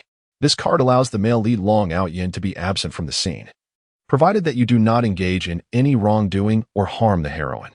Would you like to use it immediately? Haha. With tears in his eyes, Liu Chengwen responded. Just 1 day, huh? Well, that's acceptable. At least it's something serious. I'll use it. I intend to celebrate Children's Day today. He then clicked on the fifth option, sensual pleasure set. Passion often ignites in the late hours, featuring whips, ropes, blindfolds, lingerie, and handcuffs. Lu Chengwen quickly pressed down, exclaiming, "You can tell I've reached adulthood. What does this have to do with completing my tasks? If I like such things, would I not procure them myself? This is so obvious." Finally, he clicked on the sixth option, blink card. This allows instantaneous movement to any location within a 5-meter radius. Capable of traversing obstacles. Lu Chengwen, astonished, promptly took hold of it, finally revealing a smile of relief. Now this is a genuine item. With it, I have a glimmer of hope for escape. At that moment, his mother knocked on the bathroom door. "Chengwen, Qingxiu is leaving. You should go see her off." Lu Chengwen did not open the door, shouting towards the entrance. "I know. Let her find her own way in. I'm busy." Outside, he heard his father's voice. "It's fine. I'll go get the broom. You find someone to open the door." Lu Chengwen felt utterly frustrated. "I'll be right out." As he walked to the garage, Lu Chengwen scratched his head, his mind filled with questions. The garage was predominantly filled with his father's vehicles, mainly business cars, sedans, and vans. He had also parked 2 sports cars there. In his memory, he recalled having a separate garage, but not at this villa. Here, he only had 2 cars, both sports models. Zhao Gang rushed over. "Young master, which one are we taking today?" Lu Chengwen rubbed his chin and pointed to one of the cars. "Bring me the keys for that one." Zhao Gang hesitated. "Young master, that's the old master's car. One drive won't hurt anyone." "Oh, but that car. What about it? It doesn't quite match your status." It was a discreet luxury vehicle, appearing unremarkable on the outside, yet incredibly expensive in reality. "That's the one." Qingxiu, too, was unaware of how much her perception of Lu Chengwen had shifted. The events of the past few days made her feel as though she had never truly known this person. Previously, just 3 minutes in his company would leave her on the brink of collapse. Merely catching a glimpse of him made her feel nauseated. And even hearing his name would diminish her appetite. "Is there no one coming to pick me up after a phone call?" However, Lung Qingxiu refrained from making a phone call, merely waiting for Lu Guanghong to compel Lu Chengwen to escort her. Of course, part of her reluctance stemmed from a diminishing aversion towards Lu Chengwen, a realization she had yet to uncover within herself. Suddenly, she found Lu Chengwen to be rather amusing. Moreover, the enigma surrounding him was too compelling, prompting her to seek clarity. Sitting in the back seat of the car, Lung Qingxiu calmly observed the scenery whizzing by. Contemplating how to confront Lu Chengwen, he frequently glanced at her through the rearview mirror, marveling inwardly, "She is truly stunning. How can anyone be this beautiful? Is there really a woman in the world who looks like this? Surely, she must be a figment of imagination." Lung Qingxiu was well aware of her beauty, having been complimented on it since childhood, almost daily. Consequently, she had grown desensitized to such flattery, even feeling a hint of annoyance. Yet, the heartfelt admiration from one person, who was utterly captivated by her extraordinary appearance, filled her with a sense of pride and delight. She couldn't help but smile. "I need to devise a way to distance her from me. Why is this becoming increasingly complicated? She actually came to challenge me to a drinking contest, and then ended up spending the night at my home. What a ludicrous plot." Her smile faded as she turned to Lu Chengwen and asked, "Why are you suddenly so bothersome?" Lu Chengwen was taken aback. "No, how could I find you bothersome? Everyone in Shueqing knows how much I adore you. Ha ha. Ha. Ha ha ha. Ahem, I mean, no, I just..." This disparity is difficult for Lung Qingxiu to accept. Previously, she regarded Lu Chengwen as utterly contemptible. However, inexplicably, she now feels a profound sense of loss. As if something precious has slipped away from her grasp. Frustration wells within her, gazing out at the scenery beyond the window. She strives to maintain her composure. Has he found someone he likes? Is that why he no longer values me?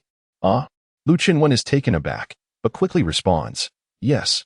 Lung Qingxiu is astonished, surprised by her own intense reaction and indignation. "Who is it?" "Oh, just that person." "Who? Does it matter?" "It does." Lung Qingxiu asserts, "I must know who has triumphed over me and become your new favorite." Lu Chengwen pulls over to the side of the road, sensing an opportune moment for confrontation.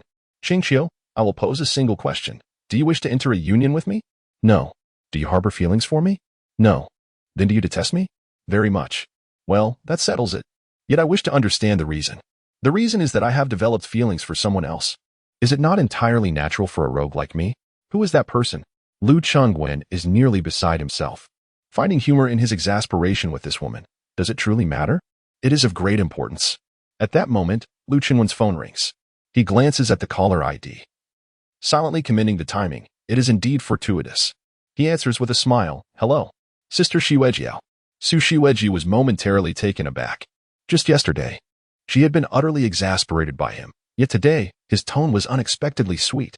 Su Shiweji decided to play along, saying, "Brother Qingwen, you must be exhausted from last night, right?" He chuckled. "Oh, indeed. You truly are a captivating little enchantress." "Oh, stop it. Be careful or I might just hit you," she teased. "We have a press conference today, so you must come. We need to go over the script." All right. But you must wear the JK uniform for me to see." "You're so annoying. Who wears a uniform to a press conference?" At that moment, Lung Qingqiu exited the car, slamming the door shut with force as she stormed off.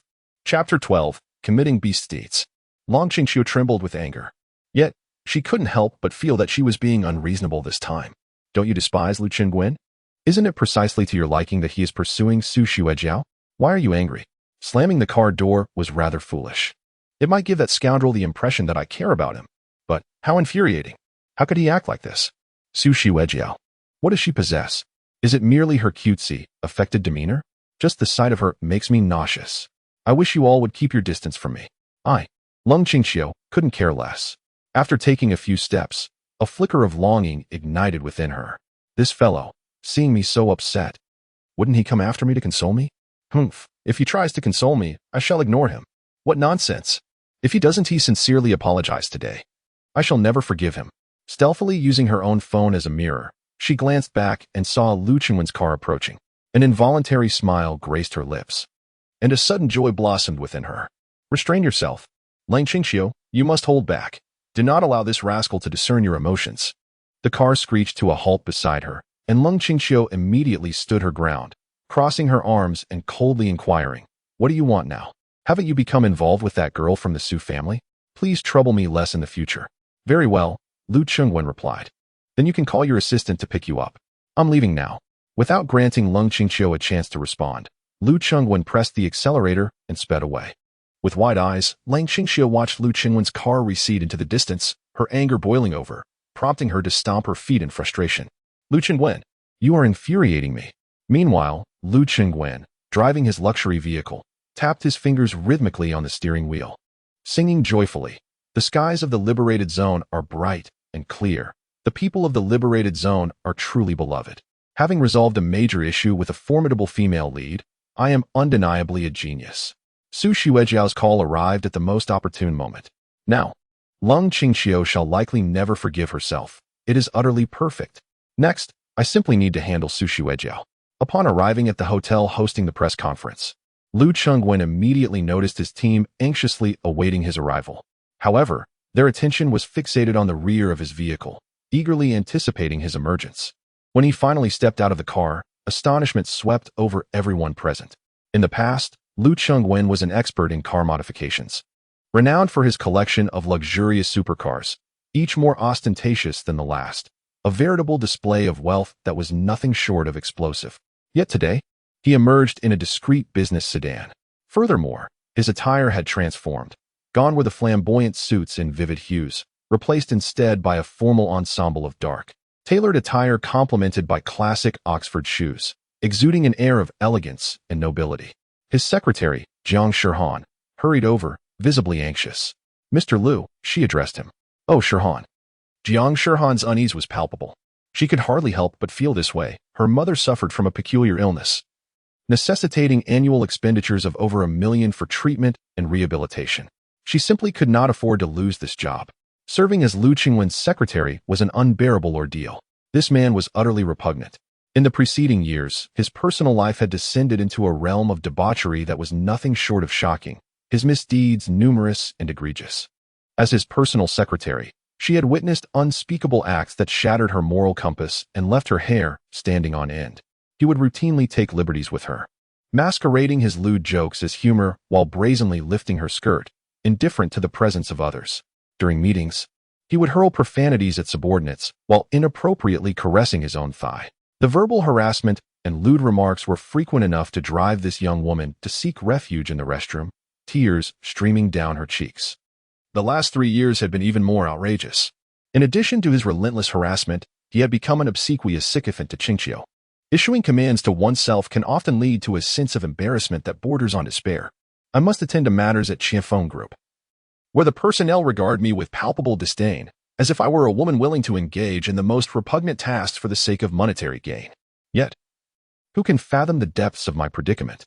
I cannot afford to be unemployed. My monthly salary exceeds a considerable sum, placing me at the pinnacle of the secretarial profession. Without this income, my mother would be deprived of her essential medication. Offending Lu Chengwen would mean losing my mother forever. Jiang Shihan felt like a startled bird, perpetually fearful of calamity. With her head bowed, she said, "Mr. Lu, the speech draft has been prepared. You may review it. There is still time. If it does not meet your expectations, we can revise it immediately according to your wishes." "Let me take a look," Lu Chenwen replied, striding purposefully into the room. Followed closely by his team, with bodyguards flanking either side, he was escorted directly into the lounge. After a brief examination of the draft, he nodded approvingly. "It's fine." He then handed the draft back to Jiang Shihan, leaving everyone astonished. Lu Chenwen was notoriously difficult to please, often likened to a demon or a tyrant. Regardless of the quality of one's work, he would invariably find faults to criticize, making it a point to disparage one's family in the process. Compelling revisions that often mirrored the original. However, today, he astonishingly approved the first version without hesitation. Jiang Shihan exhaled in relief. Lu Chenwen then instructed, "Everyone else may leave." "Shihan, stay." The secretary team collectively sighed in relief, grateful for the favorable turn of events. Everyone cast a knowing smile at Jiang Shihan, fully aware of the situation. Who is Mr. Lu? Ah, a man of indulgence. Among the beautiful female employees and executives in the company, which one has not been subjected to his advances? As for Jiang Shihan, she naturally feigned reluctance. One cannot dismiss the possibility that there exists a certain relationship between them. Jiang Shihan enjoys playing the innocent. Perhaps it is her strategy, and Mr. Lu has a penchant for that sort of allure. As everyone departed, Jiang Shihan trembled slightly. Lu Chengwen raised his head, about to speak, when he noticed the fear in Jiang Shihan's eyes. "Oh, indeed. This girl has suffered considerable harassment from Lu Chenwen, the villainous figure I once was. And it has left her quite traumatized. What was her storyline again? Ah, yes. Once, in a fit of primal instinct, I sought to claim her, only to be interrupted by Long Outyin, who heroically stepped in and thwarted my advances. Subsequently, the two shared their innermost feelings. She confided about her mother's illness, and Long Outyin miraculously healed her mother, leaving her deeply moved. Following that, Long Outyin confronted me for her sake, wagering against me, and ultimately emerged victorious, while I was left in disgrace. Long Outyin, with an air of triumph, secured Jiang Shihan's freedom. As for what transpired afterward, I shall refrain from elaborating, for you can surely imagine. It seems there was yet another occasion where she nearly perished while shielding Long Outyin from a lethal blow. But as the heroine of the harem, her demise was far from imminent, as Long Outyin revived her in a rather passionate manner. Truly repulsive. Lu Chenwen gazed at Jiang Shihan, who kept her head bowed and trembled in fear, and smiled. "Do not be nervous. I shall not bully you." "No, I'm not nervous." Lu Chenwen sighed, contemplating. Should I extend a helping hand to cure her mother's ailment?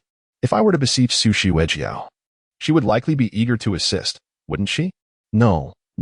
This is the narrative of Long Outyin. Only he can heal her mother's illness. Only then will she fall into his web, enamored to the point of desperation, becoming part of his harem. I must dismiss her. It is too perilous. Jiang Shihan was taken aback, her mind swirling. What is happening? He clearly did not utter a word, yet. How can I hear his thoughts?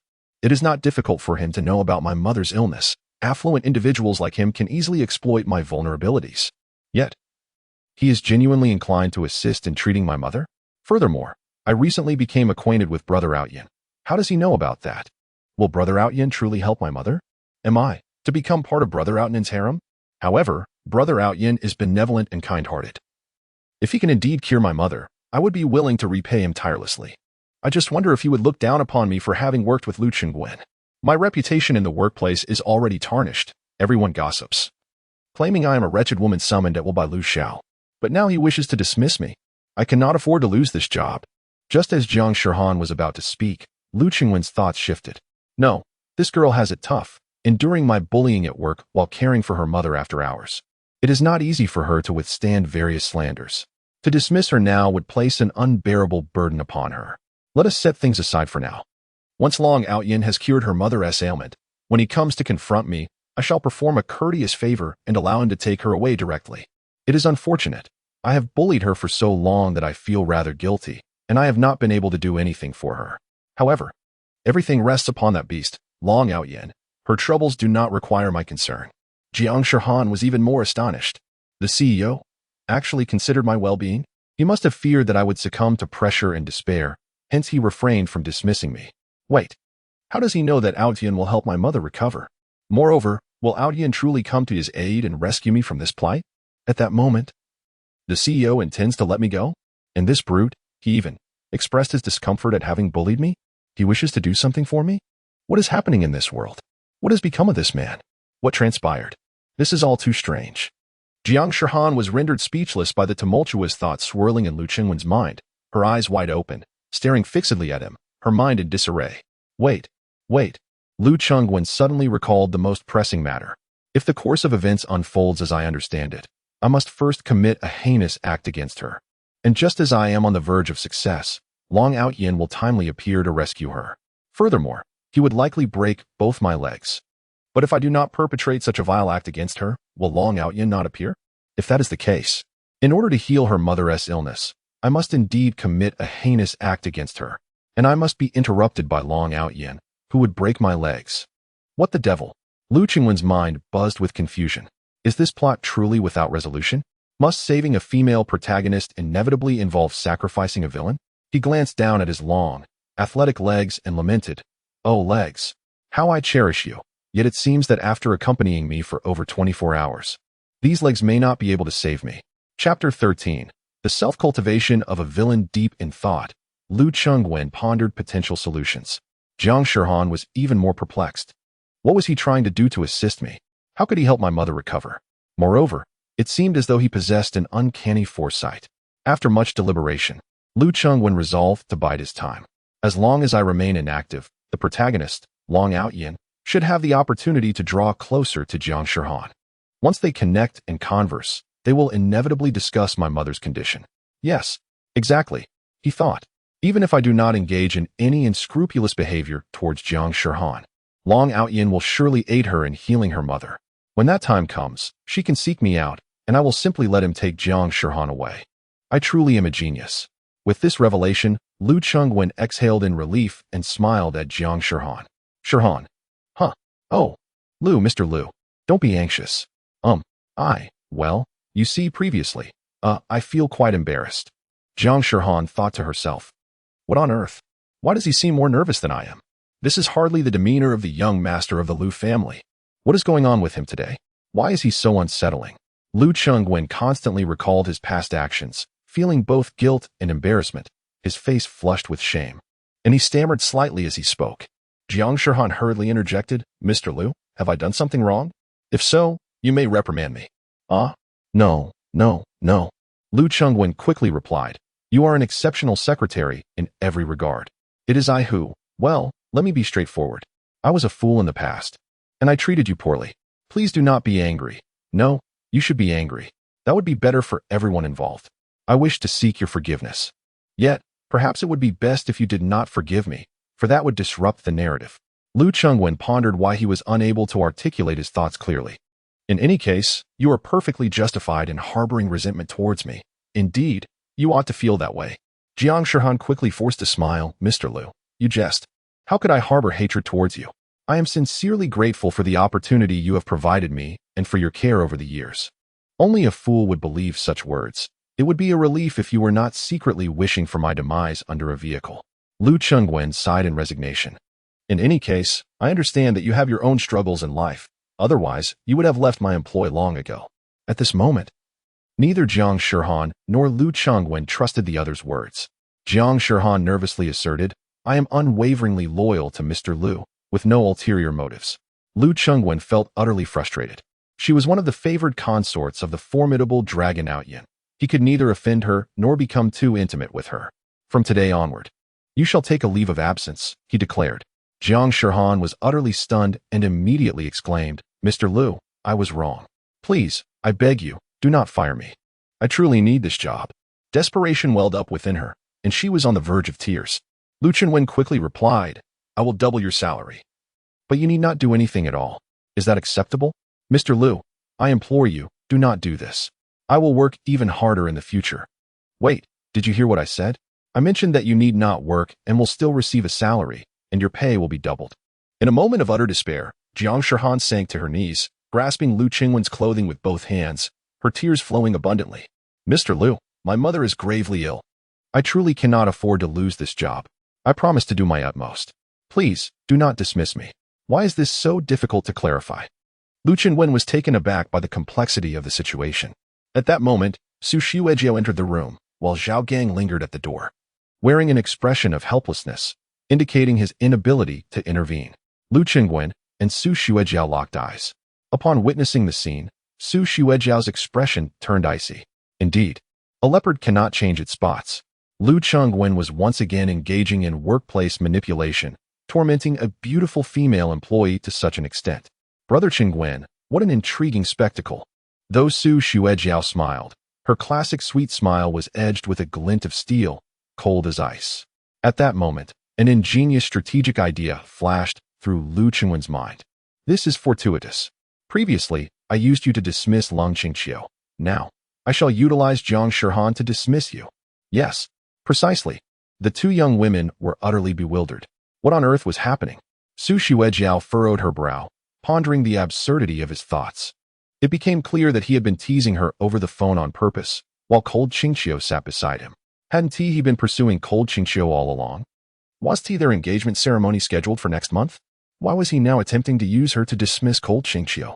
And now, he sought to cast her aside with this female secretary?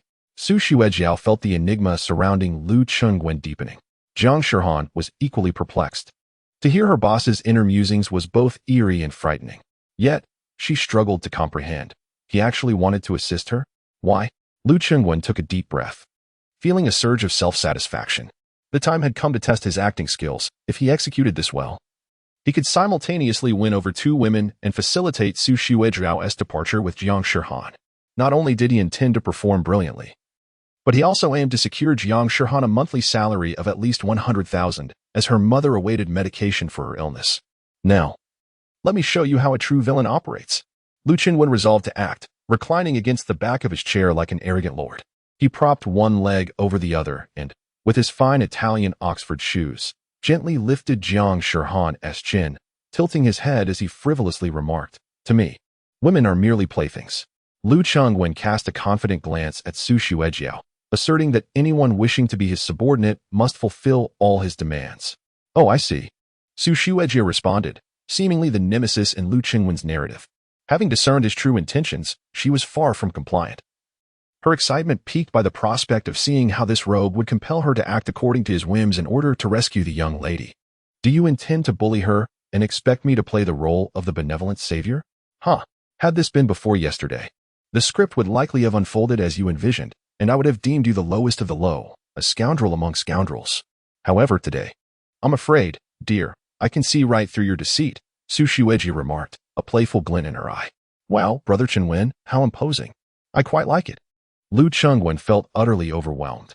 What was the situation with the heroines in this book, Granny Bear? What were they playing at? Why were they deviating from the script? With a stiff resolve, he pressed on, leaning closer to the bewildered Jiang Shihan, an evil grin spreading across his face as he pinched her chin. Tonight, to my private villa we shall go. I have much, oh so much, to discuss with you. Hee. And furthermore, we must be utterly candid, with no barriers or impediments between us, to communicate freely. Hee, you catch my drift, don't you? Jiang Shihan's mind was utterly befuddled, and inexplicably, she nodded in agreement. Su Xuejiao chuckled, then Brother Qingwen, you must put in some effort. Indeed, Lu Qingwen replied, heartily acknowledging her encouragement. Su Xuejiao nearly burst into laughter. Go on, I find this utterly captivating. Jiang Shihan struggled to regain her composure. What on earth is this man doing? Is he pressuring President Su to redeem me? Lu Qingwen stood up, contemplated for a moment, and continued his performance, pointing at Su Xuejiao with an air of arrogance. Xuejiao, do you know why she submits to me so readily? No matter how I torment her, she still begs me for work? Su Xuejiao replied, I have no idea. Because her mother is ill, and the annual medical expenses amount to around 1 million. Hence, Regardless of how I treat her, she must endure and obey. She would never dare to defy me even slightly or provoke my anger. She is utterly powerless to resist. Su Shuejiao nodded. Oh, I see. Impressive. Suppressing the urge to spit blood, Lu Qingwen continued. This is the weakness of humanity. I excel at exploiting the vulnerabilities of others to assert my dominance. Wouldn't you agree? Su Shuejiao fervently nodded. Indeed, indeed. Lu Qingwen's expression twitched. However, he declared, if someone were to emerge, offering her a salary equivalent to mine, say, over 100,000 a month, it could rescue her from her plight. Su Shuejiao responded, is that so? Lu Qingwen, filled with pride, asked, Shuejiao, my dear sister, where do you think this person is? Su Shuejiao, utterly perplexed, innocently replied, I don't know. Lu Qingwen mused to himself, are you intentionally trying to vex me? Could it be that you are this person? He became frantic, pointing at Su Shuejiao with authoritative conviction. It is you. By providing her with a monthly sum of 120,000, you could liberate her from her suffering and grant her a new life. No longer would she be subjected to the tyranny of unscrupulous employers, but could instead embark on a path of normalcy, living blissfully with her mother. Su Shuejiao pointed to herself, incredulous. Me? Then she shook her head, not interested. Lu Qingwen felt exasperated by the protagonist's apparent indifference. Is it so difficult to perform even the simplest act of kindness? How can one aspire to be the heroine in a tale, yet fail to captivate the readers? He lamented, is there something toxic about this leading lady? Lu Qingwen embraced Su Shuejiao. Look at her. Isn't she pitiable? Is her plight not tragic? Will you not come to her aid? Not interested, she reiterated. Frustrated, Lu Qingwen exclaimed, Su Shuejiao, how can you be indifferent to saving someone? You are a healer, renowned for your compassion. When a patient suffers even the slightest ailment, you feel their pain as if it were your own. You aspire to heal the world, to make it a better place. That is why you chose medicine. Now, a suffering soul stands before you, and you can't possibly be disinterested. Give me an answer. Lu Qingwen shouted, overwhelmed by the protagonist's infuriating demeanor. I demand a perfect explanation. Su Shuejiao pondered for a moment. It's far too expensive. To gaze at thighs and touch bottoms, spending $1 million in salary along with hundreds of thousands in bonuses is something only you could fathom. Lu Qingwen was taken aback. Is it all about the money? Chapter 14. First love, I yearn for first love. Lu Qingwen mused that the author of this book truly ought to fill the gaping void in their intellect with something substantial. What on earth is this? What manner of characters are these female leads? Do they possess no sense of dignity? With such a lack of awareness, how can I accept them as protagonists? To disdain saving someone on account of cost. I have never heard of such a thing. However, it is imperative that my ultimate goal is to distance these two formidable heroines from myself. Long Outyin can vanish for a day, but after that, these two women will undoubtedly ignite the narrative's climax. Lu Qingwen once again embraced Su Shuejiao, grinning as he said, Sister Shuejiao, I am Lu Qingwen, a villain. You see, I witnessed you standing up for that girl just now. I'm not bluffing. Would it be too much to ask if you could spare around 80 or 100,000 to rescue her? Or perhaps 5,000 would suffice? Su Shuejiao slowly shook her head. That would be inconvenient. So it is. How about this? You simply hire her, and I shall cover her salary. You wouldn't need to spend a single penny. Surely that would be acceptable? Su Shuejiao continued to shake her head. Oh, I understand now. You are extorting me. Lu Qingwen's face flushed a deep shade of crimson. What am I extorting from you? You would need to pay anything, and she would be yours. Working for you. How could such a fortunate arrangement ever come my way?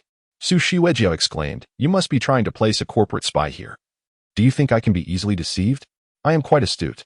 Lu Qingwen, suppressing his frustration, replied softly, are you foolish? She is not a corporate spy. Even if she were, you could simply assign her to a position that is utterly inconsequential, far removed from any critical information. Su Shuejiao retorted. As a practitioner of medicine and pharmaceuticals, I require individuals who are utterly dependable. That woman, with her obsequious demeanor, does not strike me as trustworthy. Lu Qingwen could no longer contain his indignation. How could she not see her goodness? She was the most filial, intelligent, capable, and resilient young woman he had ever encountered. This young girl had sacrificed her education at a tender age to work after her mother fell ill. Others were unwilling to serve as my secretary, yet she, despite knowing my notorious reputation, chose to come because of the lucrative prospects. For 5 years, she had devoted herself diligently, never faltering. Each time I touched her thigh, lifted her skirt, or subjected her to lewd jokes, she endured it all, solely to earn money for her mother's treatment. The office gossip she bore alone, never defending herself or engaging in arguments. Each workday, she put up with my despicable harassment, and after hours, she refrained from indulging in nightlife, dining out, watching movies, or shopping. Apart from her professional attire, her wardrobe consisted of inexpensive clothing. Do you know why? Lu Chengwen exclaimed in anger. It is precisely because she fears unemployment that she strives to save every penny for her mother's medical care. How could such a girl possibly be a villain? How could she resemble one? Oh, Brother Chengwen, you seem to know her quite well. Of course, it has been 5 years. Lu Chengwen exclaimed, Su Xuejiao. I have misjudged you. I believed you to be kind-hearted, gentle, and compassionate. I thought that whenever someone was in need, you would unreservedly extend your hand to assist them. Yet now, I find myself at a loss for words. Lu Chengwen slapped himself in frustration. Damn it, what am I getting worked up about? What nonsense am I spouting? That sounds like the rhetoric of a noble protagonist. What am I pretending to be? A big shot. The two women observed Lu Chengwen, who sat gloomily in a chair, his elbows resting on his knees, massaging his temples in distress. Jiang Shihan was in a daze.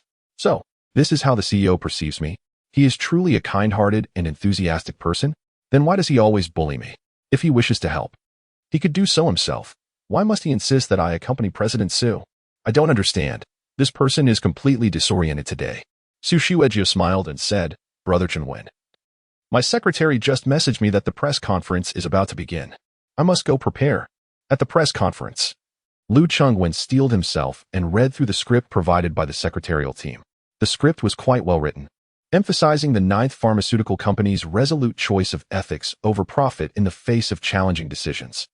It also reassured the media and the public that the ninth pharmaceutical company would engage in a thorough self-examination and internal investigation regarding this matter. As anticipated, during the course of the press conference, the phones of Lu Chengwen and his cadre of executives incessantly rang as stock prices plummeted alarmingly. However, the reporters were exceedingly eager. One journalist rose and inquired, Mr. Lu, does this incident involving counterfeit drugs hold any significant implications? Might such occurrences be anticipated in the future? How does your company ensure that all future medications will meet the required standards? Can you even guarantee that previously produced and sold pharmaceuticals have not encountered similar issues? Lu Chengwen gestured dismissively, leaning closer to the microphone. Had there been any such instances in the past, this press conference would have been convened long ago. Should there be any in the future, another press conference will be held. I cannot assure that our production processes will be eternally flawless, but I can guarantee that for every occurrence of this nature, we will dispose of the product and hold a press conference. In truth, our willingness to conduct such a press conference is a declaration to society that at the ninth pharmaceutical company, we always prioritize ethics over profit. Jiang Shihan was taken aback. The beautiful journalist, evidently undeterred, pressed on, there are rumors that you are a profit-driven capitalist who prioritizes gain over morality. Is this destruction of products and the press conference merely a performance? Is it merely to convey your company's commitment to responsibility? Lu Chengwen regarded the persistent journalist with a hint of annoyance, suddenly recalling a thought. Goodness, yet another formidable female presence. While he had locked himself away for a day, how was it that his harem had emerged? He certainly could not afford to offend a female reporter at a press conference. Lu Chengwen smiled and remarked, I am a capitalist. However, whether I am solely profit-driven is not for me to decide, but rather for you to determine. As for whether this press conference is merely a show, the judgment lies with you as well. Nevertheless, I have indeed conveyed an attitude to the outside world, one of profound introspection and a commitment to accountability. Thank you. Jiang Shihan promptly responded. I extend my gratitude to friends from all sectors for your attendance. This press conference will now conclude. Lu Chengwen rose and departed. As the security team swiftly surrounded him to escort him out, a swarm of journalists surged forward, particularly a female reporter who positioned herself at the forefront, brandishing a recording device. Mr. Lu, given the significant oversight from the pharmaceutical company, can a single press conference truly erase all doubts? Will similar oversights occur in the production process in the future? Was this error a result of human negligence or an unforeseen accident? If it was human error, who should bear responsibility for this monumental blunder? Lu Chengwen left with a dark expression, ignoring her inquiries. Damn that Long Out Yin, you wretched person. You may be at ease, but my troubles remain unabated. Why do you need so many women? Yes, the protagonists in novels often have multiple wives, but your behavior is excessively libertine. I admit to being envious, Yet your audacity is astonishing. I aspire to be like you, but you truly carry yourself with remarkable nonchalance. Having exited the hall and reached the exclusive passage, Lu Chengwen strode with purpose. Approaching him was a group, led by a young woman clad in a qipao and adorned in high heels, who crossed paths with Lu Chengwen. He caught sight of her instantly. With a graceful figure, an impeccable physique, and an enchanting visage, there stands yet another formidable female lead, Chen Mingyun. She is the granddaughter of Chen Xiushou, the sister of Chen Machuan and Chen Mahuan, and currently holds the esteemed position of CEO of the Chen Group, wielding immense power and influence. However, there was a time when she was merely his genuine girlfriend, a cherished first love shared in innocent camaraderie. It was due to Chen Machuan's mischievous antics that their relationship ended in disarray, leaving her first love in tatters and her heart in turmoil. Today, as fate would have it, they encounter each other again, an inevitably awkward moment. Fortunately, at that instant, Lu Chengwen hurriedly passed by, opting to feign ignorance and stride past her with purpose. Upon seeing her former love, Chen Mingyun momentarily froze, instinctively halting her steps. Yet, Lu Chengwen appeared oblivious, continuing his path as if she were invisible. You cannot see me. You cannot see me. You cannot see me. In any case, you simply cannot see me. I was at fault in the past. I lack the courage to face you. Let us each find our peace henceforth. Chen Mingyun turned to gaze at Lu Chengwen's retreating figure. This fellow. Am I imagining things? A wry smile crossed her lips as she pondered. Have I not yet let him go? Just a few steps ahead, Su Xuejiao suddenly appeared, blocking Lu Chengwen's path. Chen Wengu. Hey, I just saw Mingyunjia walk by. Mingyunjia. Lu Chengwen felt exasperated. Please don't. Don't call her. Mingyunjia, over here. Chen Mingyun wished to slip away, feeling foolish for her lingering emotions. It had been over 3 years since she and Lu Chengwen had parted ways, and in that time, he had not once reached out for a meal, offered an apology, nor even sent a single message or call. It was a situation marked by an unspoken estrangement. Today, upon encountering him, a fleeting flutter stirred within me. After all, he was my first love, the first man I ever cherished. Such memories are impossible to erase completely. Even as I grow old and find myself in a wheelchair, the recollection of my first boyfriend will linger, unless fate bestows upon me the misfortune of amnesia. At this moment, Su Xuejiao's sudden exclamation compelled both of us to confront each other. Among the 4 prominent families, the notion of shared kinship may be overstated. Yet there exists a mutual adherence to decorum. In high society, no one truly dares to sever ties with influential figures or major corporations.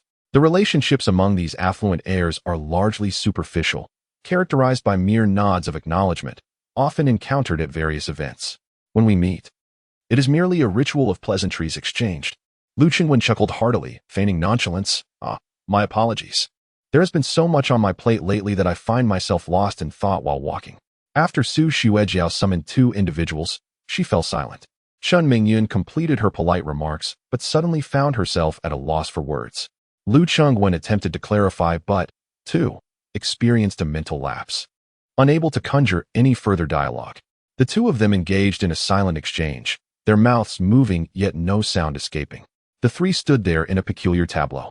Su Xuejiao alternately scrutinized their expressions. Lu Chengwen opened and closed his mouth, left with little to say, managing only a strained smile. Chen Mingyun, equally mortified, wished to speak but was at a loss, opting instead to slightly tilt her head and adjust her hair in a bid to mask her discomfort. The awkwardness had reached its zenith. Su Xuejiao, you mischievous troublemaker. Why did you call her over? Awkward to the extreme. One would almost wish to find a crevice in the earth to hide within. Chen Mingyun has become even more exquisite, her figure blossoming splendidly. I recall a time when I had the audacity to pinch her cheeks. Alas, I failed to capture her heart back. Then Chen Mingyun, taken aback, inquired with a trace of skepticism, Mr. Lu, what did you just say? Chapter 15. Without the overbearing male lead, the plot has collapsed him? I did not utter a word. Su Xuejiao now comprehended that not only she but also Chen Mingyun could hear it. Narrowing her eyes, she pondered that she must observe this peculiar situation closely. Such an enigmatic occurrence warranted thorough investigation. Remaining silent, she scrutinized the 2 individuals before her. Lu Chengwen, feeling the heat of embarrassment, stammered, I still have matters to attend to. Let's discuss this another day. Oh, Chen Mingyun replied, forcing a smile and nodding. All right. Hey, don't leave just yet. Let us talk for a while. Su Xuejiao exclaimed, her boldness unyielding. She linked her arm with Chan Mingyun's and turned to Lu Qinwen, saying, "Brother Qinwen, I heard you're getting engaged to Sister Qingqiu soon. Is that right?" Lu Chengwen felt an overwhelming urge to silence this insufferable girl. Was it truly necessary to bring up his engagement in front of his first love? Could it get any more awkward? Su Xuejiao, you are indeed my nemesis. I am at a loss for words. If it weren't for your status as part of Long Outyan's harem, I would have cornered you and taught you a lesson. Both young women were taken aback. Su Xuejiao recognized these words as an expression of frustration, and knowing her actions were indeed rather mischievous, she not only felt no anger, but secretly chuckled within. However, Chen Mingdun could not tolerate such remarks. A hint of displeasure crossed her face as she said, "Congratulations, Mr. Lu." Lu Qinwen, feeling awkward, responded, "Oh, not at all. Ahem. It's still in the early stages, and you all know how much Qingqiu has been a source of discomfort for me." Not wishing to linger on the topic, Chen Mingyun offered a polite smile. "You two carry on. I have other matters to attend to." Lu Qinwen quickly replied, "Oh, yes, I'm busy too. Another day, perhaps." As he watched Chen Mingyun's retreating figure, a sense of melancholy washed over him. Memories lingered in his mind, impossible to erase. He and Chen Mingyun had shared an innocent and cherished friendship since childhood. It would be disingenuous to claim he felt no regret. If only he hadn't acted recklessly back, then how could he have become the villainous Lu Qingwen of today? "It was my fault. I am truly sorry. I wish you happiness, sincerely." Chen Mingyun had not walked far, and she heard his heartfelt thoughts clearly. Suddenly, a wave of sorrow overwhelmed her, her eyes brimming with tears. She paused. Lu Qingwen, looking pitiful, gazed at her. As they turned to face each other, he quickly forced a smile and waved. Chen Mingyun reciprocated with a polite smile before turning away. Su Xuejiao shook her head with a sigh. "What a pity. You two were so good together back then. We all envied you. But here you are, a scoundrel, flirting around and breaking her heart." Lu Qingwen looked at Su Xuejiao. "I've noticed something about you." At that moment, Jiang Shihan came rushing in, disheveled and on the verge of tears, exclaiming, "Mr. Lu, I need to take a leave of absence." "What's wrong?" "My mother is gravely ill," the doctor said. "She has already wept. The doctor mentioned that it might be the end." Su Xuejiao squinted her eyes, while Lu Qingwen was utterly astonished. "This is impossible. Her mother's ailment should have been cured by Long Outyan. She cannot pass away before his intervention. This was not how it was supposed to unfold."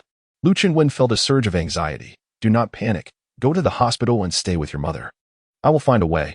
"Thank you, Mr. Lu," Jiang Shihan exclaimed before turning and running away in tears. Su Xuejiao was baffled as to why it had to be Long Outyan. Was he some sort of omnipotent being? "I am right here. If you truly wish to save her, why not just speak to me?" Lu Qinwen ignored Su Xuejiao and dashed into the restroom, declaring, "No one is to enter." Once inside, he began to call upon the system. Ding dong. "Oh, dear host, you are unaware that Jiang Shihan's mother suffers from a rare disease, which has now manifested." "Oh, because her mother is ill and it has flared up, she is destined to die? What the hell? Can you comprehend human speech? I mean, according to the narrative, wasn't her mother supposed to be cured by Long Outyan? Then they would be together as couples." "Indeed, the healing plot was meant for today. But you have sealed Long Outyan. Have you forgotten?" "No worries, it is merely a life. Long Outyan has over 900 ways to win over Jiang Shihan." Lu Qingwen's eyes widened. "So even you? What the hell? Is this not absurd? I sealed Long Outyan for a day, and as a result, Jiang Shihan's mother is now doomed. Does this imply that I am somehow responsible for the demise of Jiang Shihan's mother? Is the plot truly capable of taking such a turn?" Lu Qinwen hastily exclaimed, "I will not detain him any longer. Please release him at once so he can attend to Jiang Shihan's mother. The sanctity of life is paramount. Could you not exercise some leniency? That girl is distraught to the point of tears." "Well, tears are to be expected when one's mother is gravely ill. If you find her weeping unappealing, perhaps you might consider keeping your distance for a while. This is entirely normal." Lu Qinwen was utterly exasperated. "You all better brace yourselves." He dialed Lang Qingqiu's number. "Hello?" Lang Qingqiu's voice was as cold as ice. "Qingqiu, haha, it's Lu Qingwen. I know. What do you want? To flaunt your new girlfriend?" "Not at all."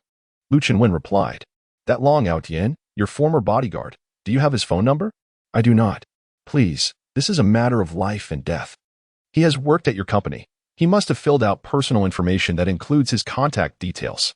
"I'm not interested." "This is not a matter of interest. A life is at stake." "Whose life?" "My secretary's mother." "And what does that have to do with Long Outyan?" He is the only one capable of curing such an unusual ailment.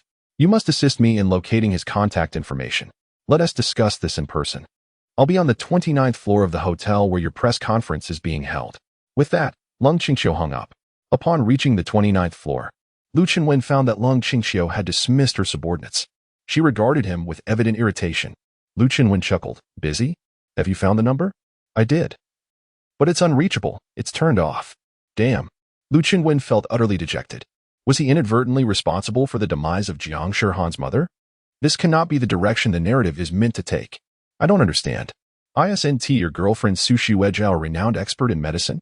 Our family's medical team is affiliated with her group. Why seek help elsewhere? Lu Qinwen mused. You have no idea what predicament I'm currently facing. That wretched girl despises me. She is determined to sabotage me. There is nothing she wouldn't do. Long Qingxiu narrowed her eyes. This fellow is not even in a relationship with Su Shuejiao. He is clearly trying to provoke me. Lu Qinwen inquired, do you have the address of Long Aotian? I sent someone to check. He is not home, but they're keeping watch at the door. Oh, splendid. At that moment, a figure entered the room. It was Han Yu. She greeted Lu Qinwen with a smile. Hello, Mr. Lu. Mr. Lang, Mr. Zhao's team has arrived in the conference room. And the contracts are all prepared. Understood. Lung Qingxiu stood up, grabbed her coat, and said, feel free to stay here if you like. I have business to attend to. Wait. Lu Qinwen asked Han Yu, which Mr. Jiao? Mr. Jiao Xing. Lu Qinwen was taken aback. Everything had turned upside down. Jiao Xing was a villain, a genuine antagonist. The typical narrative unfolds with him initiating the project, securing investment from Lung Qingxiu, who unwittingly falls into a trap. At a critical moment, Long Aotian intervenes to halt the signing and exposes Jiao Shiheng's sinister plot. However, calamity strikes. Today, Long Aotian finds himself imprisoned. And now Lung Qingxiu is poised to sign the contract with Jiao Xiheng. How could everything converge at once? Lu Qinwen hastily obstructs Lung Qingxiu, saying, Qingxiu, how well do you understand Jiao Xing? Not much. Just an outsider with a good reputation and considerable strength. Sweat beads form on Lu Qinwen's forehead. So, could you postpone the contract signing until tomorrow? What kind of joke is this? Are we playing house? No, but... Lu Qinwen muses, how do I phrase this? If I tell her this is a trap, then Long Aotian would lose the chance to intervene and rescue her. But if I remain silent, she will sign with Jiao Xing today. I must devise a plan to delay the signing ceremony until tomorrow. It absolutely has to be tomorrow. Long Aotian will be released by then. A chill runs down Lung Qingxiu's spine. This contract is a conspiracy. How could Lu Qinwen know? Why is he so certain that Long Aotian will come to my aid to prevent me from signing? If this were merely his words, I wouldn't believe a single syllable, yet who would deceive themselves in their own mind? This fellow, who has pursued me for 3 years, now wishes to relinquish such a splendid opportunity to take credit for himself. Long Qingxiu gazes at Lu Qinwen in silence, waiting to see his performance. Lu Qinwen pondered for a moment. I truly believe today's calendar is unfavorable. It is the day of Tai Sui, and thus, it is ill-advised to sign any contracts. Lung Qingxiu scoffed. I have never put stock in such superstitions. With that, she grabbed her handbag and made to leave. Lu Qinwen swiftly seized her arm. Qingxiu, don't go. Long Qingxiu glared at him. Let go. Lu Qinwen, you are being utterly outrageous. He promptly released her. Chuckling sheepishly, my apologies, my apologies. Qingxiu, today is genuinely not a suitable day for contract signing. Long Qingxiu turned to Han Yu. Han Yu, inform the finance department to prepare the funds. Yes. As Lang Qingxiu strode ahead, Lu Qinwen followed closely behind, chattering incessantly. Qingxiu, could you perhaps trust me this once? Consider it. Have I ever deceived you throughout these years? Oh, right. I have. Hardly spoken a truthful word. No, think about it. Have I not always acted in your best interest? Lung Qingxiu halted and regarded him in silence. Yes, everything I do is for my own sake, but, oh my goodness, how did I become so wretched? Having committed so many misdeeds, now no one believes a word I say. Lung Qingxiu could not help but stifle a laugh, quickly adopting a serious demeanor. Are you busy or not? If you have nothing important, do not hinder my ability to earn. As Lung Qingxiu's team passed by Lu Qinwen, each member bowed their heads to greet him. However, Lu Qinwen was too preoccupied to acknowledge them, his gaze fixed on Lung Qingxiu's retreating figure, his heart seething with resentment. Damn it, it's just a minor antagonist. I too am a villain. My standing is far superior to yours. Today, let us embrace the notion that every villain encounters their match. If you can sign the contract, I shall write my name in reverse. Villains. They can disregard the rules with impunity. Lu Chengwen has resolved to liberate himself. Chapter 16. I truly can act as I please in the grand conference room. Zhao Xing smiled as he shook hands with Lang Qingqiu. Mr. Lang, you are indeed young and ambitious, a true youthful talent. Come, let us proceed with the signing. A mutually beneficial partnership. Ha ha ha. A win-win situation. Lang Qingqiu managed a polite smile. I apologize for keeping you waiting. Oh, it's no problem at all. What matters is that you are here. Would you like to review the contract once more? Lang Qingqiu replied, no need. Let us sign directly. Oh, such decisiveness. Truly the foremost beauty entrepreneur of the North. So generous. Excellent, excellent. Let us sign. At that moment, the door was forcefully kicked open with a resounding crash, drawing the attention of everyone present. Glass shards scattered across the floor. Lu Chengwen stood at the entrance, hands in his pockets, his expression stern, exuding an aura of intimidation without uttering a word. A security guard approached, but Zhao Gang held him back, asserting, if young Master Lu is conducting business, you'd best keep your distance if you wish to remain unharmed. Lu Chengwen, notorious in his own right, was a name known by all. To be unfamiliar with Lu Chengwen was akin to never having set foot in Xueqing. To have never secretly cursed him in one's heart was to have never truly lived in Xueqing. No one dared to confront Lu Chengwen. Lu Chengwen loosened his tie and stepped onto the shards of glass, followed closely by a dozen individuals brought by Zhao Gang. They surged in like a band of ruffians, forcing both teams to retreat to the sides. At that moment, Lang Qingqiu suddenly perceived Lu Chengwen's undeniable charm. His aura, the reckless bravado, and the domineering attitude of being the top dog in a world where he considered himself above all else, left her utterly speechless. Lang Qingqiu had a penchant for strong personalities. She harbored a deep disdain for sycophants. A man devoid of spirit hardly deserved the title of man, particularly when she recognized that his actions were motivated by a desire to protect her. Her heart swelled with excitement rather than resentment. Yet, she feigned anger, exclaiming, Lu Chengwen, what are you doing? Zhao Xing was equally bewildered. Hey, Lang, who is this person? How can he be so rude? It's nothing. I've got this. Lang Qingqiu reassured him. Oh, he replied. Feigning fury, Lang Qingqiu admonished, Lu Chengwen, we are conducting business. Do not disrupt. Business? What kind of trivial matters are we discussing? Lu Chengwen, embodying the demeanor of a street boss, strode in with a stern visage, his fierce gaze causing everyone to bow their heads in fear, unwilling to meet his eyes. Zhao Xiang, come here, he commanded. Zhao Xiang hesitated, daunted by the man's intimidating presence. Lu Chengwen, do not cause trouble. Lang Qingqiu warned, or I shall turn against you. Turn against me? Lu Chengwen chuckled today. I shall be the one to turn against you. Zhao, Lang Qingqiu is my fiancée. Do you dare to flirt with her? Zhao Xing was taken aback.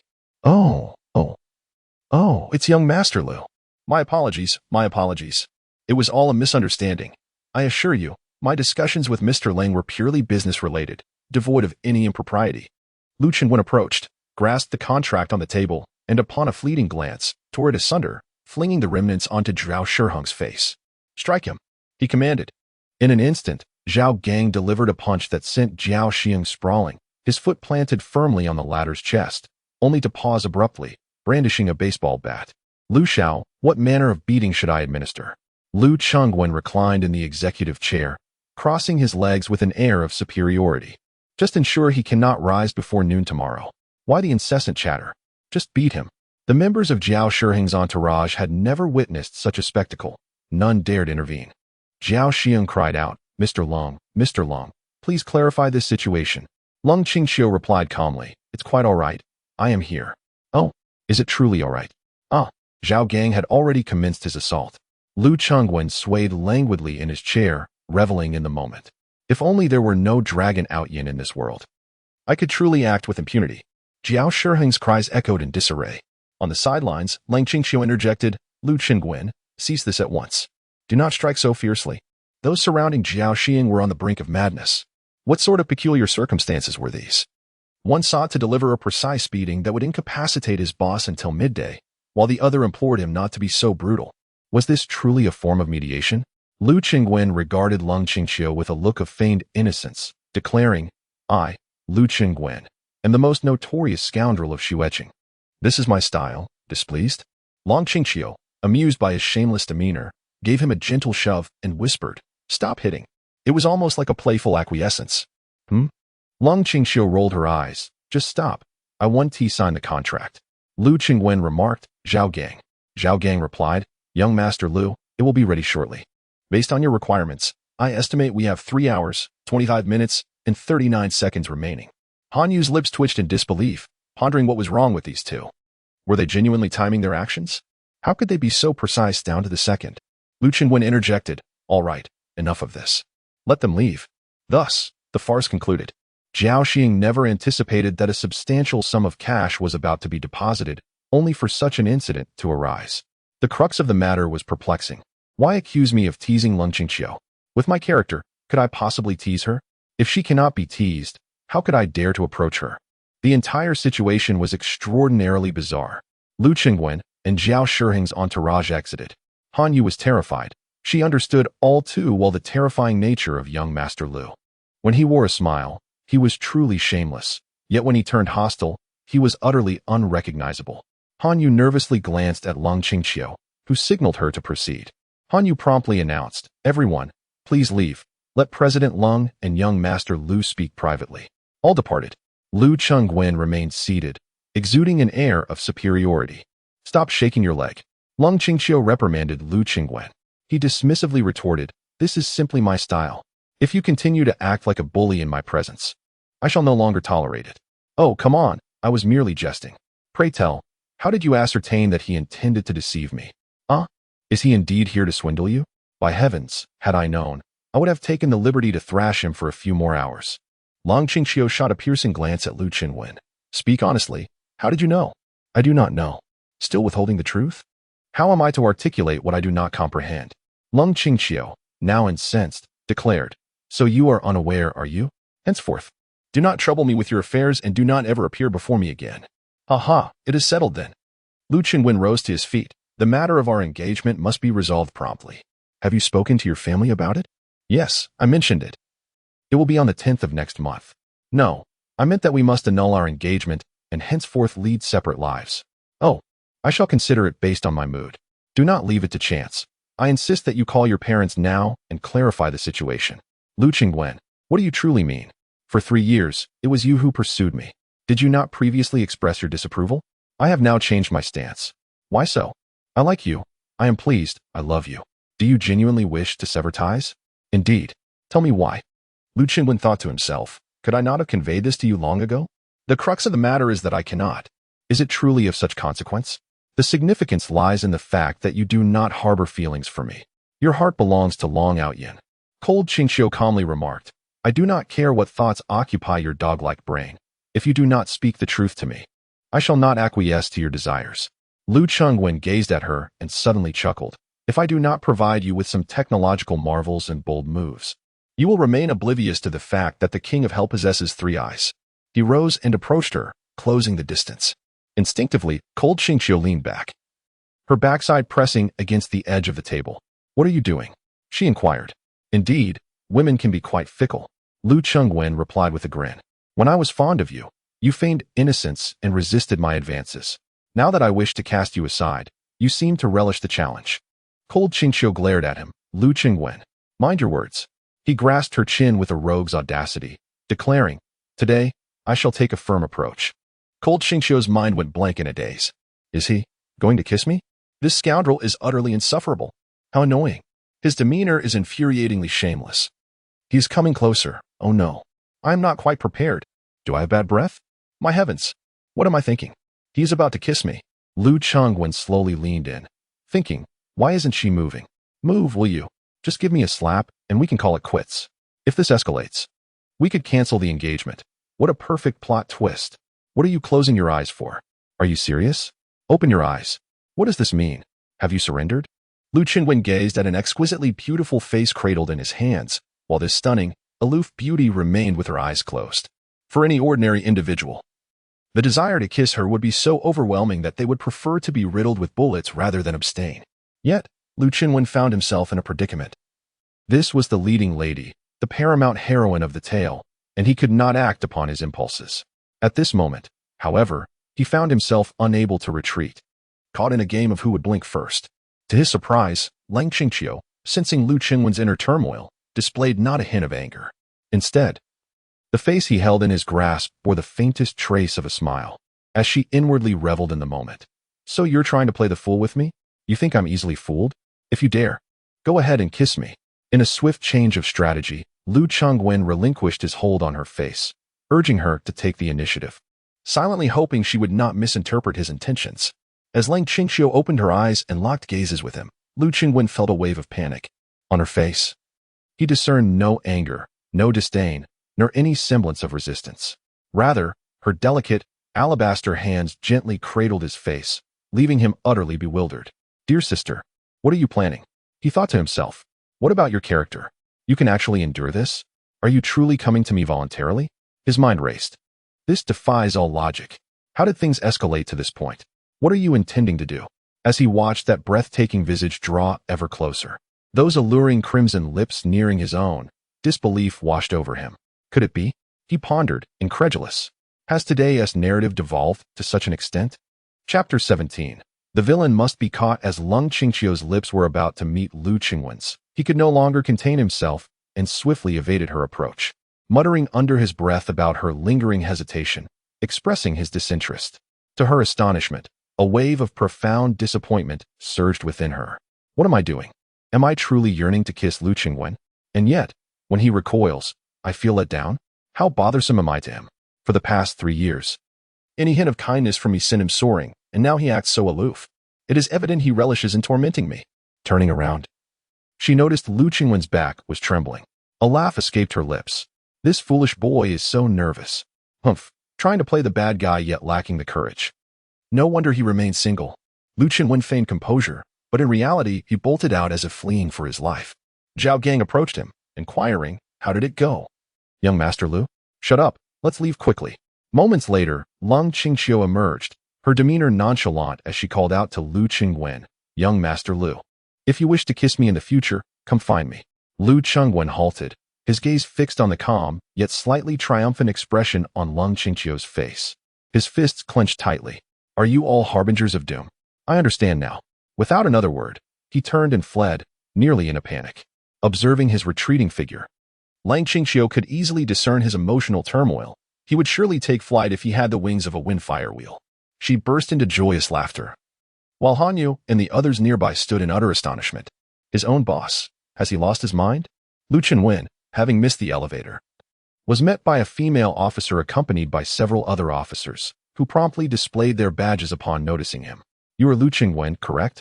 The frustration within Lu Qingwen was palpable. Goodness gracious, is this day ever going to let me be another formidable female protagonist? Oh, come forth. My esteemed dragon Aotion, I vow never to confine you to your dark quarters again. Remarkably, while you have been quiet, your women have taken turns tormenting me.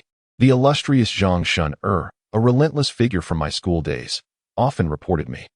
If there exists a person in this world who ardently wishes for Lu Qingwen to perish on the streets, it is undoubtedly Zhang Shun-er.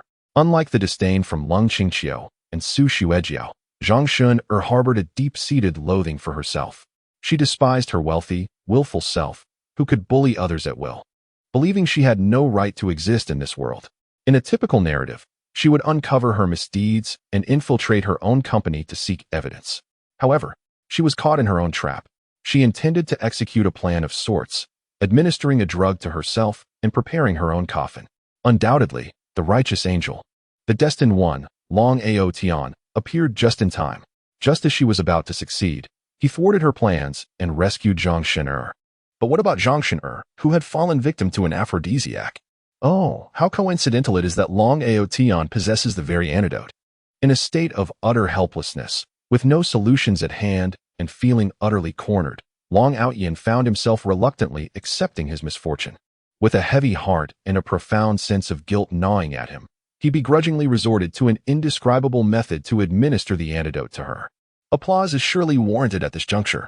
Remarkably, Zhang Shun-er became enamored with the process of detoxification thereafter, convinced that only Long Aoyan's antidote was unparalleled, exceptional, and utterly indispensable to her well-being. How dreadful! The plot is so abysmal that one can scarcely bear to watch. Yet, there remains a multitude who revel in it. Lu Qingwen is well aware of this. According to the storyline, This woman possesses the potential to lead herself down the path to the underworld, making her the most perilous among all heroines. One must remain vigilant. Oh, old classmate. Lu Qingwen chuckled. What a coincidence. Someone reported that the young master of the Lu family is here, brazenly committing assault, and even setting a timetable for his actions. Surely, you cannot be wronged? Lu Qingwen thought to himself, this is a disaster. Zhang Xin harbors an obsession for me that surpasses that of any other woman. The key is that I am currently in a rush to save someone. I cannot afford to be taken away by her. If she takes me away, then Zhang Shihan's mother is as good as doomed. Zhang Xin paused. What did you say? Oh, I merely meant as old classmates. Let us make some allowances. I must tell you that Jiao Xing is a nefarious scoundrel, indulging in all vices, from drinking and gambling to exploiting others. He believes that his wealth grants him superiority, using it to insult and manipulate women. Moreover, one should not leave the door ajar while in the restroom. Whether or not one closes the door is inconsequential. The matter at hand is that you have assaulted someone. Accompany me to the police station. Lu Qingwen felt beads of sweat forming on his forehead. Call me Officer Zhang. Very well, Officer Zhang. I am in a desperate rush to save a life. I implore you to show some compassion and grant me leniency. Just 2 hours. That is all I ask. I will rescue the individual and then turn myself in. Lu Qingwen, do you comprehend the law? The law is unforgiving. Must the enforcement officers schedule an appointment with you to discuss your availability? Spare me the pleasantries. You may refuse arrest, but that will only exacerbate your transgressions.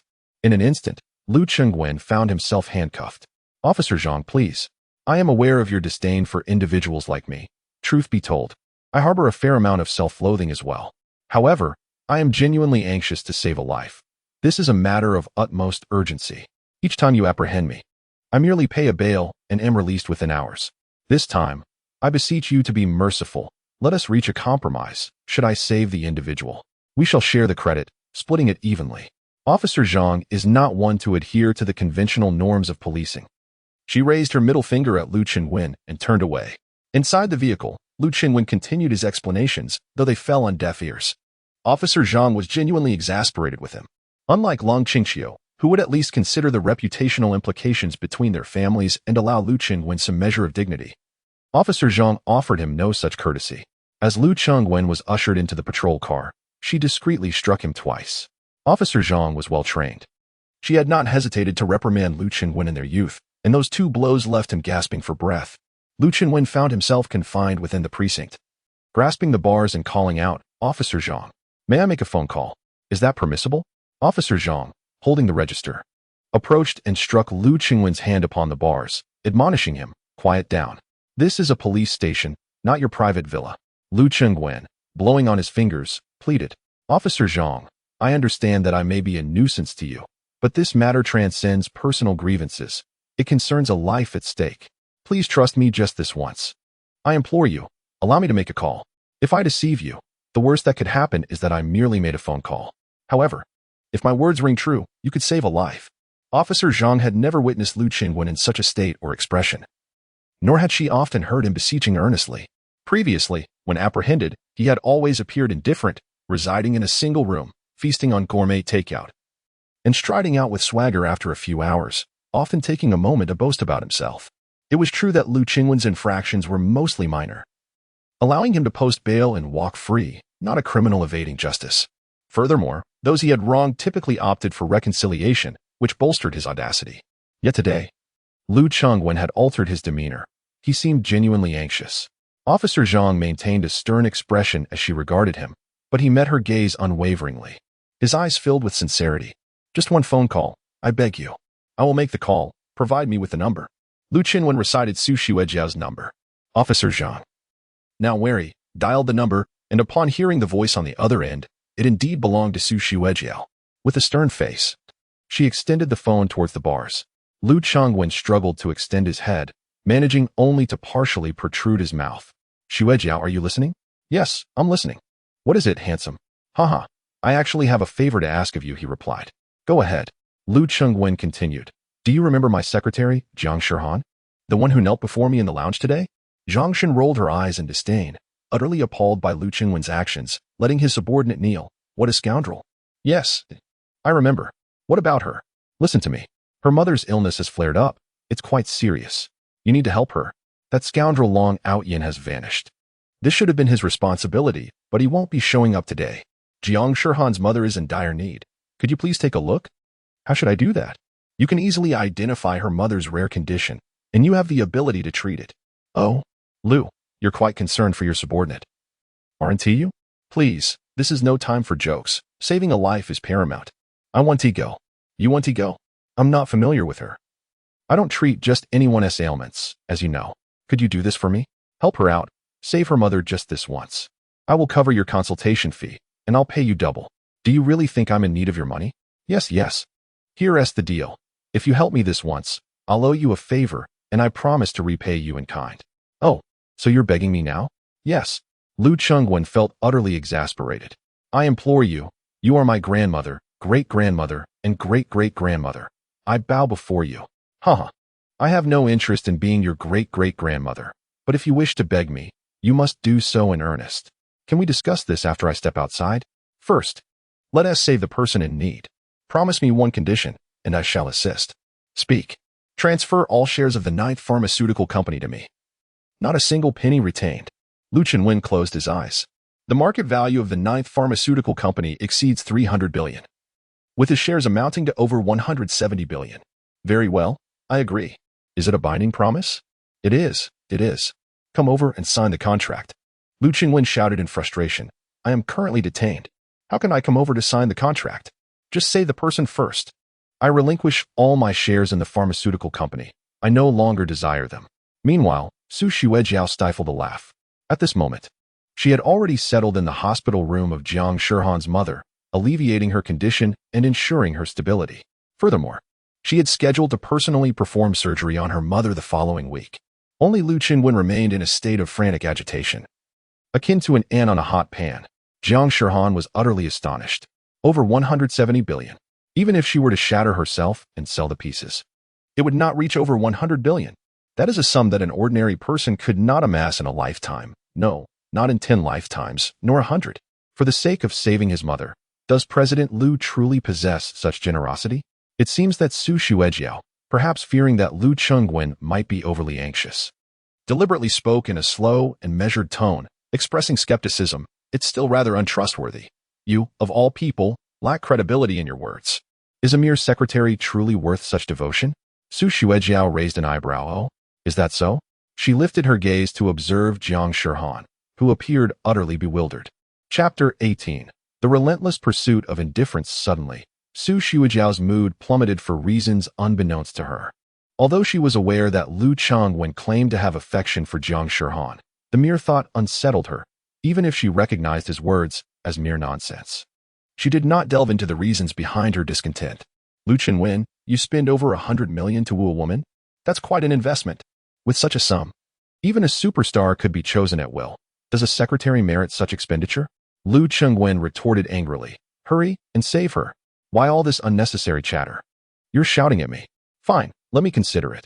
I'll take a bath, do my hair, and if my mood improves, I might pay a visit. Hey. Beep, beep, beep. The call ended abruptly. Zhang Shinner pocketed her phone and fixed Lu Chengwen with a stern look. Are you truly going to save her? Yes, indeed. Lu Chengwen was too preoccupied to engage in banter. Has she agreed or not? This must be an agreement. Under such conditions, she has no reason to refuse.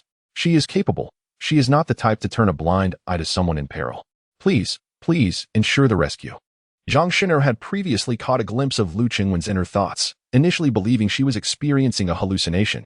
Yet this time, she distinctly heard them again. Her expression growing increasingly serious as she regarded Lu Chengwen. Tentatively, he inquired, Lu Xiao certainly spares no expense in pursuing women. This girl must be extraordinarily beautiful, right? Oh, indeed. Lu Chengwen's thoughts were far from her. He turned and wearily seated himself on the long bench, leaning against the wall. This cannot continue. Tomorrow, that Long Outyin must make an appearance. I cannot keep cleaning up after him indefinitely. I have already sabotaged that business deal with Lung Qingqiu. And I saved Jiang Shihan's mother. What will unfold next, who knows? Over 100 billion, but I remain indifferent. At most, I will endure a scolding from my father and become the laughingstock of the entire northern country. I have endured worse. My reputation has long been tarnished. The most crucial thing is, one must be saved. Zhang Shin'er sensed that the situation was taking a peculiar and intriguing turn. How could she so clearly hear the thoughts of this man? She did not leave, leaning against the railing. So, what is the story? Speak up. What do you mean? Lu Chengwen chuckled helplessly, pursuing women. Of course. I have committed countless reckless acts. This one is no exception. How does my earning a few billion concern you? Lu Chengwen was not inclined to indulge this woman. Now that the call was over, he sought nothing from her. After all, she was Long Outyan's woman. Why should he grant her any favor? Oh, Su Shuijiao's assistance in saving someone resulted in over 100 billion in earnings. So my recent call was not in vain, was it? Lu Chengwen stood up and approached the railing again, gazing at Zhang Shin'er with unwavering intensity. Of course. It cannot be in vain. After a few hours, I will go out and buy you the latest electric toys, all right? Zhang Shin'er immediately turned pale with anger. Biting her silver teeth, Lu Chengwen. I know, I am a scoundrel. Zhang Shin'er pushed Lu Chengwen into a shared cell. 2 hours later, Zhang Shin'er approached the door of the cell, astonished. Inside, 3 individuals knelt in a row on the ground. One was polishing Lu Chengwen's shoes, while the other 2 sat upright, all 3 sporting bruised faces. Lu Chengwen reclined in a chair against the wall, resting his arm and whistling nonchalantly. At times, Lu Chengwen truly found it perplexing. A person like him was meant to be a pillar of society, a leader in the regional economy, a paragon of success in the eyes of many. Why had he become the villain? A villain who was merely a sycophant? Despite possessing vast wealth, being well-educated, and having a tall and handsome stature, he felt he could not compare to those overly made-up young men. Yet, clad in a high-end suit, he exuded the essence of a rugged man, a leader-esque charisma. Why was he relegated to such a lowly status, reduced to a sycophant? Mindlessly competing with the likes of Long Outyan for women, only to meet his demise at the hands of that very rival? Even if he were to indulge in romantic escapades, akin to Chen Machuan, he could simply beckon with a finger and enchanting beauties would flock to him, driving a supercar. He could stop anywhere in the CBD and young, vibrant women would approach him for his WeChat. Why must he, in a fit of folly, revolve around those dominant female characters? Zhang Shin'er gazed at the 3 men kneeling on the ground, clearly infuriated. Lu Chengwen, did you do this to them? Are you disappointed? Lu Chengwen rose to his feet and approached the railing, a smile gracing his lips. You locked me up here. Didn't you hope they would give me a good beating? Zhang Shin'er indeed harbored such thoughts. Without inflicting some hardship on this fellow, he would feel discontented. Yet, how could these 3 be so inept? Were they not usually arrogant and overbearing? 3 could not best one? Zhang Shin'er bellowed. Did he strike you? Lu Chengwen turned to face the 3. Well? Did I hit you? The trio quickly waved their hands, exclaiming, No. We ran into him ourselves. Yes, it was indeed an accident of our own making. Lu was a gentleman, cultured and polite. He simply did not belong in prison. Officer, have you made a mistake? Such a fine person should not be incarcerated. Lu Chengwen gazed triumphantly at Zhang Shin'er, his eyes seemingly whispering. Did you hear that? Infuriated, Zhang Shin'er instructed the attending officer, open the cell door and release him. Lu Chengwen proudly draped his suit jacket over his arm and strode out. Upon reaching the hall, he was taken aback to find that his rescuer was none other than Lung Qingxiu, having just completed the paperwork. Lung Qingxiu turned and smiled gently upon seeing Lu Chengwen. Are you all right? Why? Is it not permissible for me to be here? Zhang Shin'er's countenance darkened considerably as he approached the reception desk, slamming the dossier onto the counter. Sign here and let us go. Lu Chengwen duly signed. Zhang Shin'er glared at Lung Qingxiu. Lung Qingxiu, weren't you utterly vexed by him? Why assist in his release? Because it brings me joy. Zhang Shin'er let out a cold snort, declaring, Indeed, capitalists are devoid of conscience. Mind your words, even the police must adhere to the law. However, you must understand. He is a scoundrel. I know, replied Ling Qingxiu, her expression nonchalant. But I do not recall any law that dictates scoundrels should be executed or imprisoned. He and Zhao Xiang were involved in mutual assault, and Zhao Xiang has already signed a statement of forgiveness. I have also paid the 2,000 yuan fine. What you need to do now is release him immediately. Just as Zhang Shin'er was about to explode with anger, she suddenly smiled. I hear you are getting engaged next month? Congratulations. The wealthy are destined to find their mates. Lung Qingxiu recognized her intent to provoke and merely offered a slight smile. Thank you. I've heard your family is pressuring you to go on blind dates again. I trust this time the gentleman is of a more suitable character. In that instant, sparks flew between the 2 women's gazes. Lung Qingxiu had endured harassment from Lu Chengwen for 3 long years. a fact that was no secret in the entire Snow City. Meanwhile, rumors of Zhang Shen'er being coerced into blind dates with bizarre men circulated widely. Known to many in their circle, each held their respective grievances, unwilling to yield to the other. Lu Qinwen reveled inwardly. Women's confrontations are always a grand spectacle, absolutely riveting. Yet, I must tread carefully. These two are fiercer than the other, and I should avoid igniting any flames that may consume me. It is amusing to think that while you both are at odds, once Long Outyin gathers you into his harem, you will be the best of sisters. Standing behind, Lu Qinwen couldn't help but chuckle to himself. Suddenly, he felt a chill run down his spine. Upon looking up, he found both women glaring at him with fury. Inside the car, in the stillness of autumn, Long Qingqiu sat across from Lu Qingwen, who resembled a bewildered elementary school student. Damn it, what kind of wretched business vehicle is this? Why are the seats facing each other? Where am I supposed to look? He thought to himself. Long Qingqiu is truly stunning. With those black stockings, she is utterly captivating. With a stern expression, Long Qingqiu coldly fixed her gaze on Lu Qinwen, listening to the way he fantasized about her. Am I beautiful? She asked, her face unchanging. Well, I suppose you're acceptable. Long Qingqiu straightened herself and asked, now, tell me, how did you find out that Zhao Xing has issues? What are your sources of information? Have you planted an undercover agent in my company? Lu Qingwen widened his eyes, feigning surprise. He truly has a problem? See, I told you today was not a suitable day for signing the contract. Luckily, I acted in time. Let me tell you. Lu Qingwen, do you dare to utter a single honest word to me? I am speaking nothing but the truth. Lu Qingwen stubbornly insisted. Yet, even if he racked his brain, he remained oblivious to the fact that his innermost thoughts were laid bare before this formidable woman. Long Qingqiu inquired, why have you suddenly lost the desire to marry me? Lu Qingwen stammered, I have come to realize that I still have feelings for Su Shiwejiao. Su Shiwejiao is not even your girlfriend. Spare me the theatrics. Lu Qingwen sighed, admitting, the truth is, I do not harbor feelings for you. And what then were the past 3 years? Just my misfortune. What about your sweet words and tender concern for me? More misfortune for you. Then why did you choose to assist me today? Better to serve time than not help me. And at that moment, did you truly wish to kiss me? Lu Qingwen looked at Long Qingqiu and suddenly smiled. Sister, you are genuinely unwell.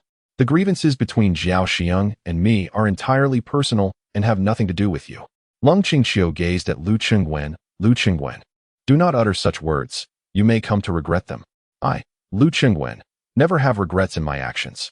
I caution you, I hold grudges. The way you treat me today means you will never have another opportunity to be with me. Ha, that suits me perfectly. From now on, we shall merely exchange a symbolic greeting when we meet. If I utter another word to you, I shall consider myself a fool. Long Qingqiu felt a pang of sorrow. To her astonishment, her nose tinged with bitterness, and her eyes became moist. Leave, she stated calmly. Get out of the car. Chapter 19. This person is unwell. Father, mother. The dining table was already set with a meal.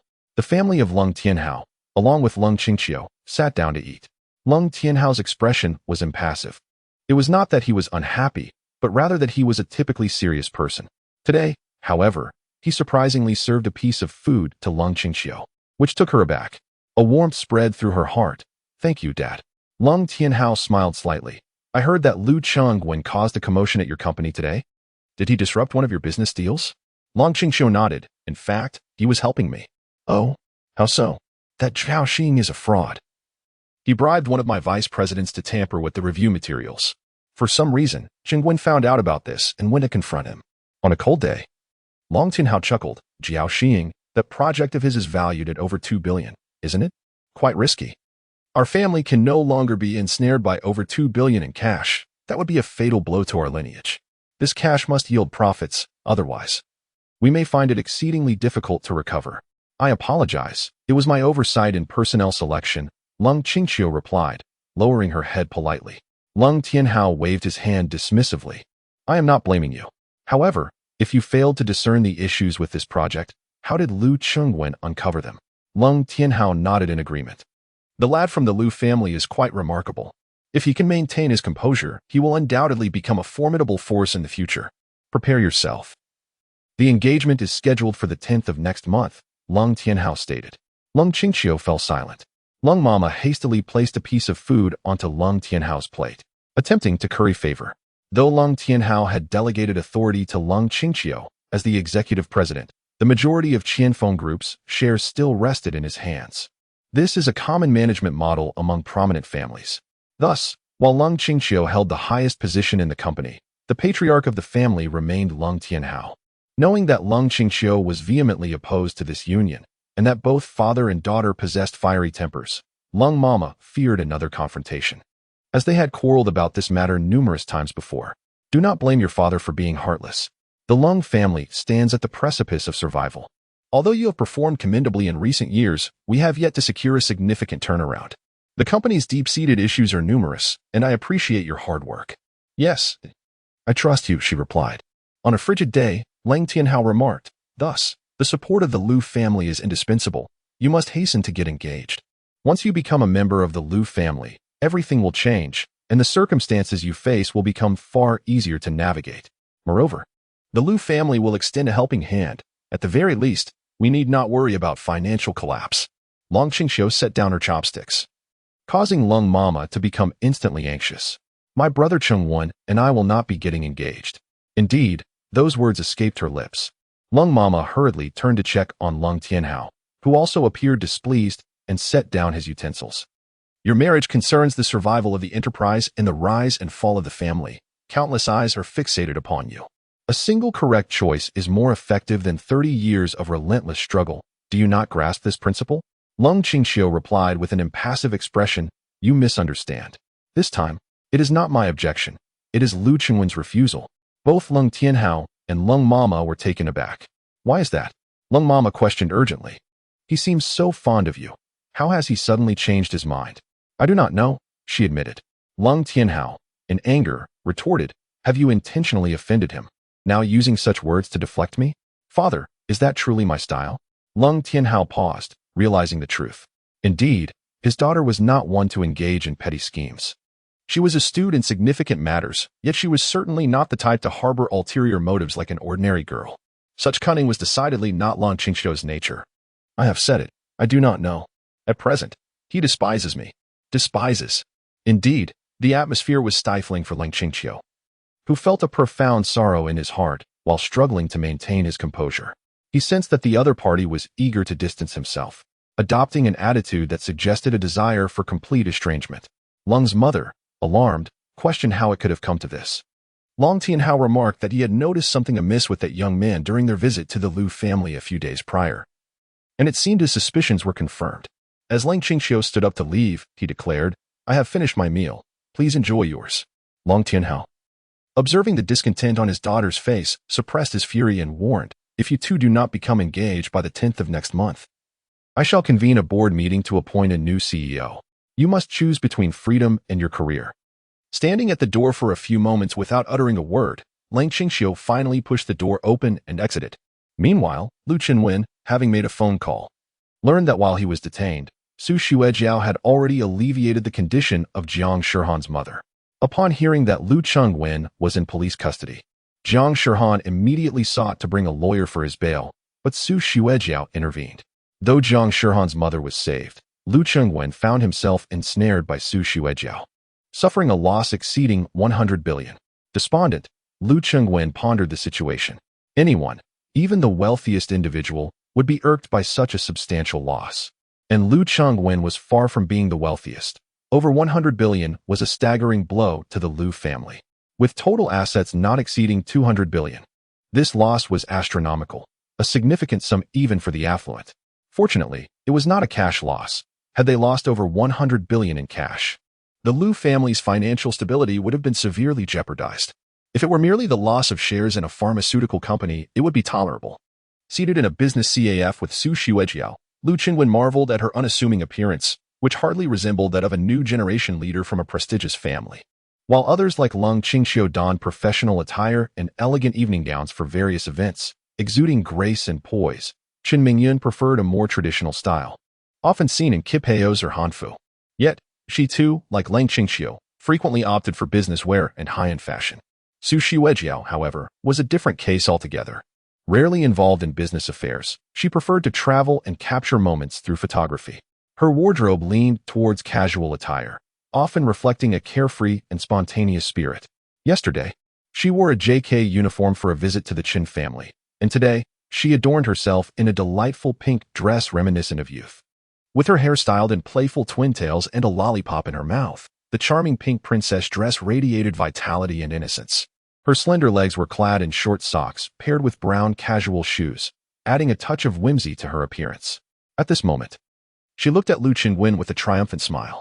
"Sign here, affluent one." Lu Qingwen pulled the contract closer, scanning it thoroughly before letting out a wry smile. "When the media interviews you in the future, asking about your most successful business venture, you must remember this one." I'm observing Lu Qingwen scrutinizing the contract. Su Xuejia wore a knowing smile. "I'm curious to see how you'll evade my questions." After finishing his review, Lu Qingwen nodded in affirmation. "No problem." Su Xuejia was taken aback. "No problem?" "Indeed." Lu Qingwen swiftly picked up the pen and signed the document with a flourish. Then he handed the contract to Su Xuejia. Without glancing at it, she had been staring intently. Lu Qingwen had not played a trick. He had indeed signed his name and stamped his handprint. At that moment, Su Xuejia did not reach for the contract, but gazed at Lu Qingwen in sheer astonishment, her mind reeling with disbelief. What nonsense is this? Is this man truly jesting? He has, for the sake of a mere joke, genuinely transferred over 170 billion in equity to me. Does he even comprehend the gravity of his actions? In this world, not even the wealthiest individual would indulge in such folly. Is he a madman, a fool, an imbecile, a complete simpleton? He could easily concoct an excuse and brazenly claim it was all a jest, leaving me with no means to hold him accountable. Isn't he well versed in such affairs?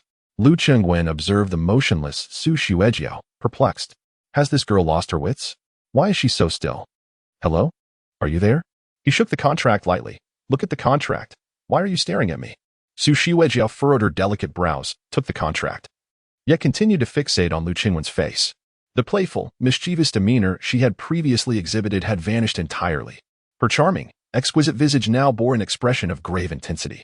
Lowering her eyelids, she scanned the places requiring signatures. Everything appeared in order.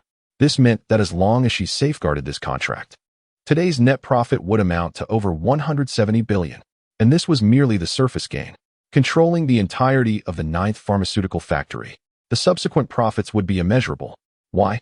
Lu Qingwen wiped the red ink from his hands with a wet tissue. What nonsense is this? And why? This contract. Su Xuejia felt a twinge of frustration. Why must I sign it? If I refuse, won't you accuse me of not keeping my word? Su Xuejia fixed her gaze on Lu Qingwen, hoping to discern some subtle hint from his expression. Unfortunately, Lu Qingwen remained as composed as ever, utterly indifferent. Witnessing his nonchalant demeanor, Su Xuejia erupted in anger. Lu Qingwen, what tricks are you playing? Speak. Lu Qingwen was taken aback by her sudden fury, meeting her gaze with confusion. What? Why are you so anxious over 100 billion? Chapter 20. Life at its peak. Su Xuejia could not comprehend why she was so enraged. It was simply infuriating. This man lacked any semblance of logic. Who would so readily part with over 100 billion? Lu Qingwen was equally bewildered. Is he out of his mind? Didn't you ask for shares? Giving you the shares may be beneficial. It's better to lose wealth than to invite disaster. If I keep my distance from you, I might extend my own life. You should obediently follow the expected narrative, playing the role of a concubine. Meanwhile, I shall quietly enjoy my wealth in the north, without entangling with anyone. Perfect. Su Xuejiao's anger intensified. 170 billion. 51% equity in the 9th pharmaceutical company. Was this merely a means to shoo me away? Was it truly out of disdain for me? Wishing for my exit from your life? Have I truly provoked such contempt? Su Xuejia felt as if she had never endured such a profound humiliation in her life. A man who would rather relinquish nearly 200 billion in assets to sever ties with her. What does that signify? It implies that, in his eyes, she was nothing more than a ghost. This has reached an unprecedented level of disdain. Tears welled up in Su Xuejiao's eyes. As she lost her temper, several individuals nearby approached her. Her team, visibly anxious, inquired, Su, what is the matter? Why are you crying? Lu Qingwen remarked, You've earned over 10 billion. It's quite overwhelming. Su Xuejia snapped, Leave me alone. Oh, right, we'll be over there. Call us if you need anything. Get away. Su Xuejia shouted. The secretary hastily retreated. Su Xuejia turned to Lu Qingwen. Am I such a bother to you? Huh. Lu Qingwen was utterly bewildered. Are you out of your mind? Are you really unwell? You made me over 10 billion. Go celebrate with your money. You could give me your shares, and I would gladly bow down to you. I've already transferred it to you. How can you still be upset? Do you not find your little outburst utterly absurd? I am rather confused. Lu Chengwen responded. Isn't this the outcome you desired? Su Xuejiao seized the contract and tore it into shreds. Now it was Lu Chengwen's turn to be astonished. Sister Xuejiao, Lu Chengwen said, I am not you. Every penny I earn is ethically and legally obtained.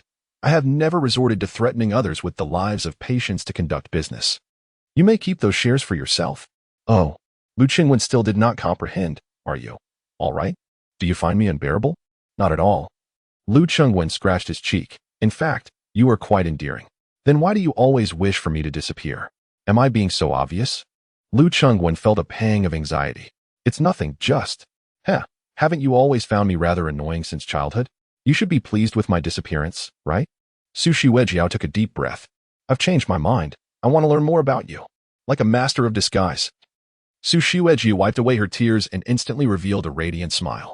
From today onward, I shall remain by your side every day. The more you irritate me, the more I will linger before your eyes. It will drive you mad. Lu Chengwen feared nothing more than this. He gazed in horror at this formidable woman. What is the reasoning behind this? He questioned. Why are you all acting this way? You, Colt Xingqiu, and now you as well. What is going on?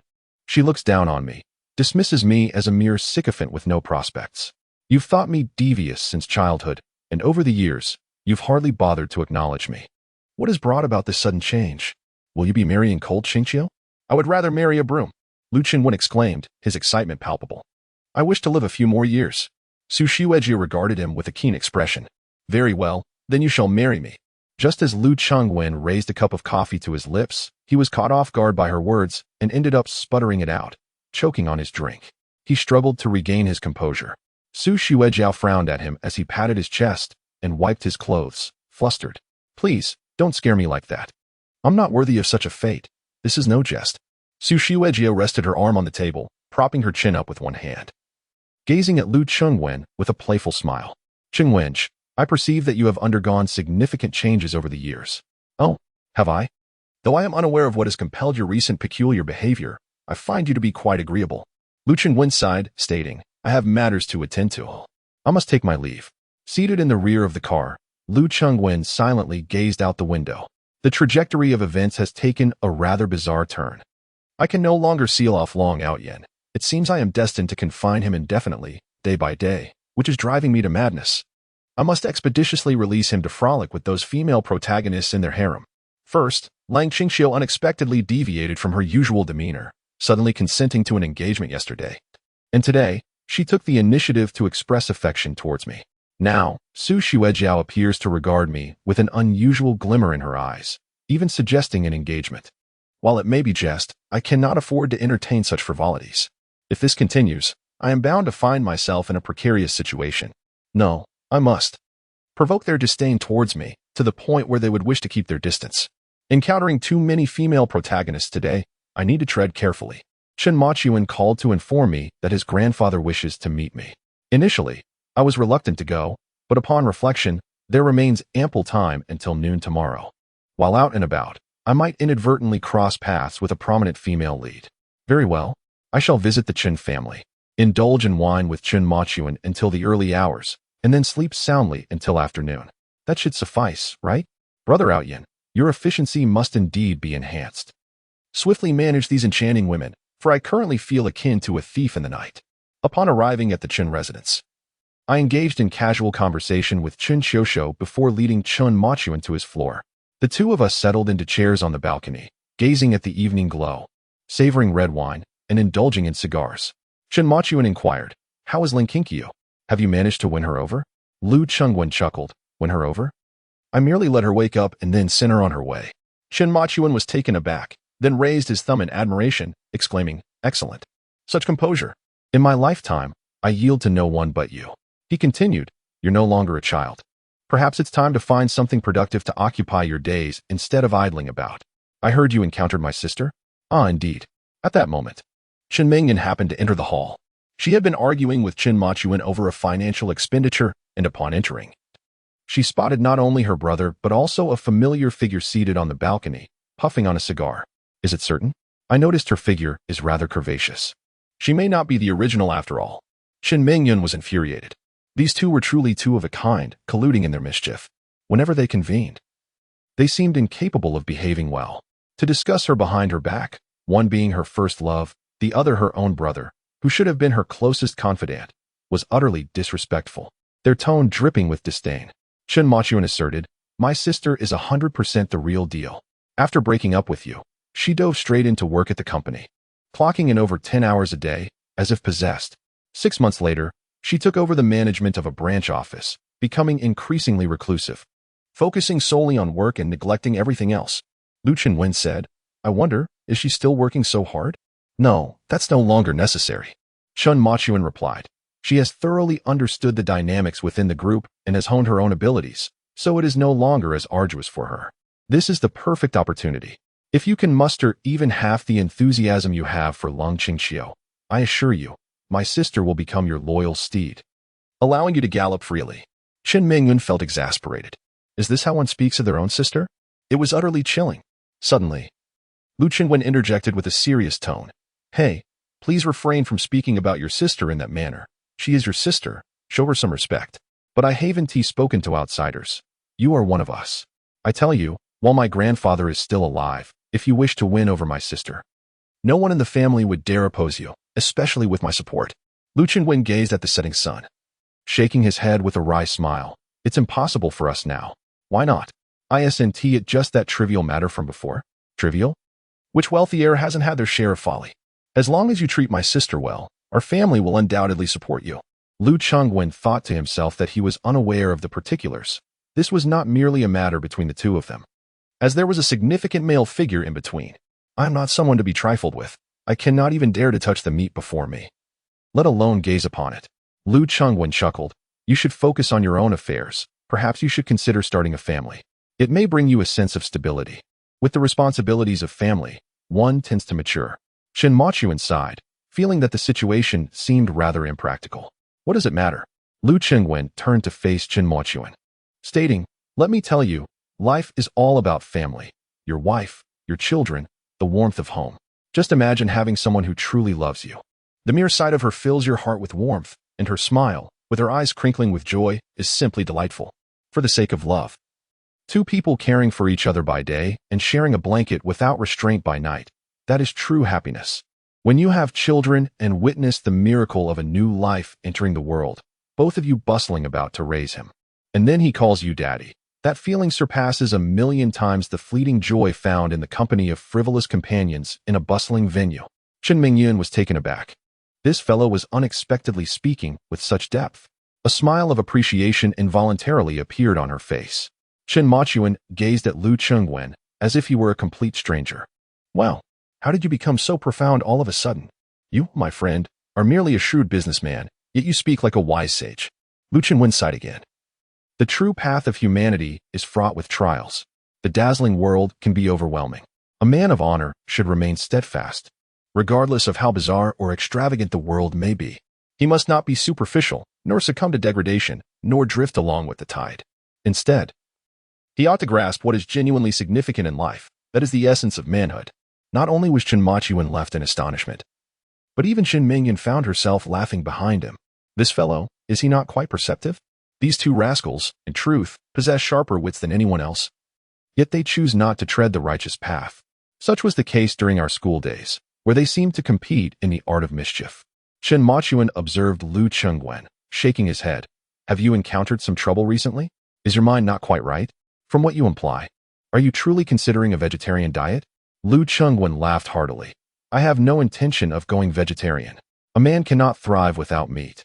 Chen Machuan suddenly realized, you must have a new aspiration then. How does she compare to my sister?" "Your sister?" Lu Chengwen deliberately paused. "Her figure is astounding. By the way, has her bosom developed further? Those two treasures seem poised to burst forth from her attire at any moment." Chen Mingyun was immediately infuriated. These two imbeciles had just spoken a few serious words, and now they were back to their nonsensical banter. "Ha!" Chen Machuan chuckled and said, "Now speak honestly. Did you ever win over my sister back in the day? Swear." "Absolutely not. I don't believe you." Lu Chengwen grinned mischievously.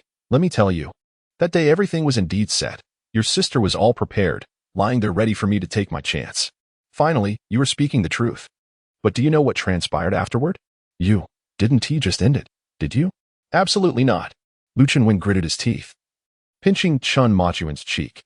In the end, you got into a fight and called me, prompting me to hastily pull up my pants and rush out. Is it about that incident with Gang Bao Lao Lu? Yes, that one. Haraha. The two mischievous boys erupted into laughter. Despite its absurdity, years later, reminiscing about their youthful follies filled them with an indescribable sense of nostalgia and joy. Chen Mingyun approached with a stern expression. Shall we add a little more wine? Yes. Let's open another bottle, Chen Machuan replied naturally. Lu Chenwen leaned closer to Chen Machuan, a wicked grin on his face. You, my friend, have no idea how you've jeopardized my good fortune. That day, your sister was in such a state, her cheeks as red as a baboon's backside, lying there, completely at my mercy, nervously clutching the corner of the blanket and biting it, offering no resistance whatsoever. Chen Machuan was taken aback. Go on. Tell me more. Lu Chenwen slowly turned his head, only to find Chen Mingyun staring coldly at him. I'm doomed. Chapter 21. Trouble arises. Both believed that the maid had come to attend to them, engrossed in their conversation. And given that Chen Mingyun rarely entered Chen Machuan's room unannounced, the atmosphere turned awkward. Upon seeing Chen Mingyun, Chen Machuan immediately pointed at Lu Chenwen and shouted, Lu Chenwen, what nonsense are you spouting? That is my sister, whom I respect, admire, and love deeply. My elder sister. Lu Chenwen panicked. How much of that did she overhear? Judging by her expression, she must have heard it all, right?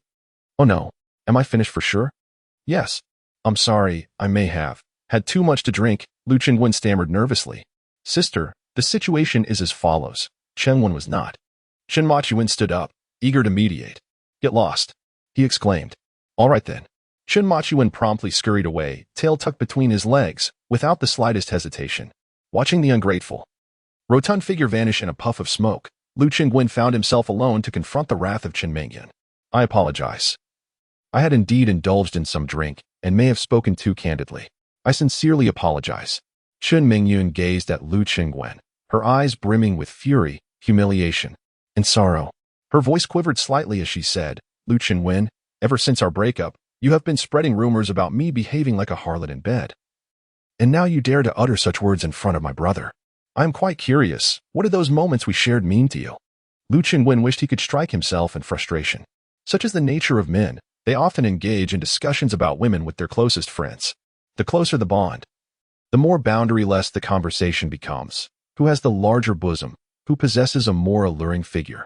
This does not necessarily reflect a lack of moral integrity. Indeed, Lu Chenwen and Chen Machuan are exceptions, as their moral compass has always been somewhat lacking. However, this playful banter among men is commonplace, akin to a light-hearted diversion, merely allowing them to vent their thoughts. Yet, if such words were to reach a woman's ears, especially those of the individual concerned, the context shifts entirely. It transforms into an affront, a belittlement, and a profound disrespect towards women. For someone as innocent as Chen Mingyun, it is particularly difficult to accept such remarks from her first love.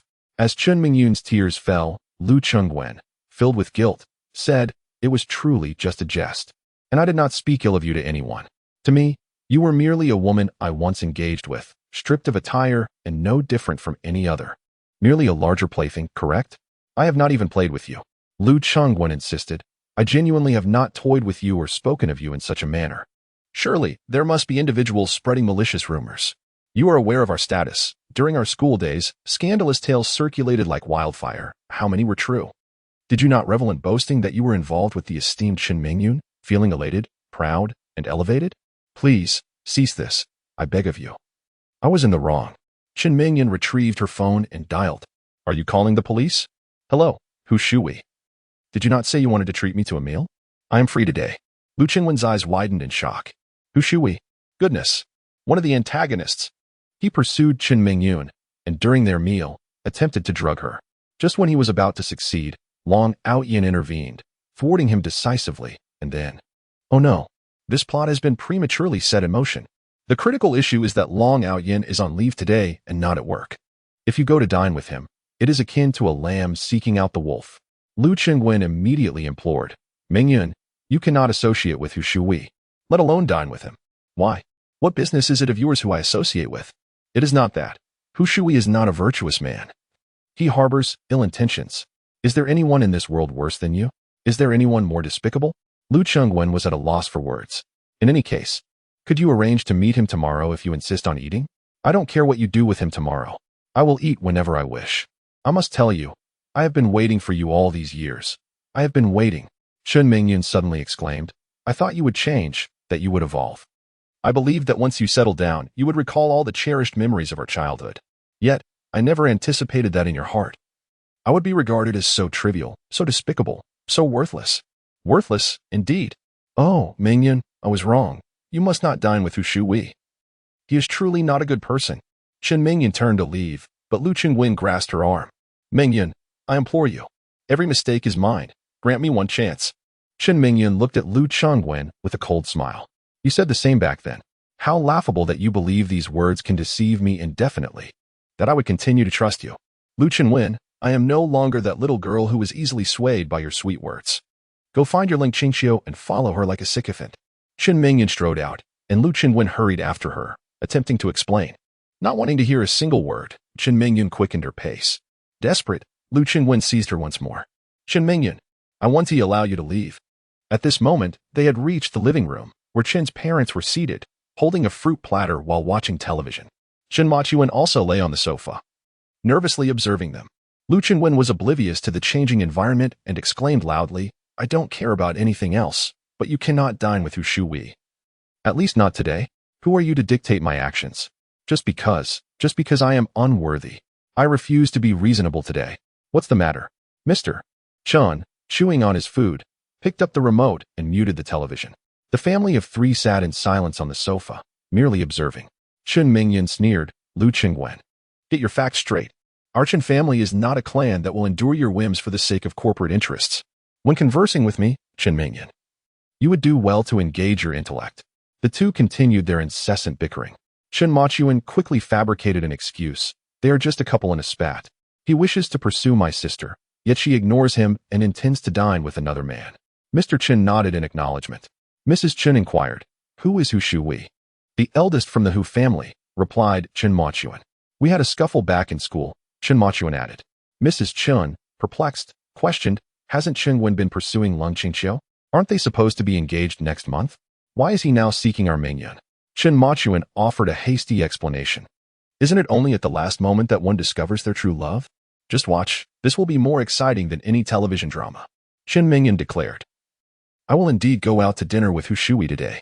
If the meal is enjoyable, I shall enter a romantic relationship with him. As long as I, Chen Mingyun, am willing, we shall book a room tonight and get engaged next week. Our wedding could even precede yours and Lung Qingxiu's. Lu Chengwen was utterly infuriated. Fine. You had better honor your word. When Hu Shui deceives you for wealth and affection, do not come crying to me. Even if I were to fall victim to such deceit, I would not seek you out. I would rather be duped by Hu Shui than endure another syllable from your lips. The greatest regret of my life is having crossed paths with you. Chen Mingyun, I shall say this one final time. What you choose to do is your prerogative. With whom you associate is of no concern to me. I am utterly indifferent.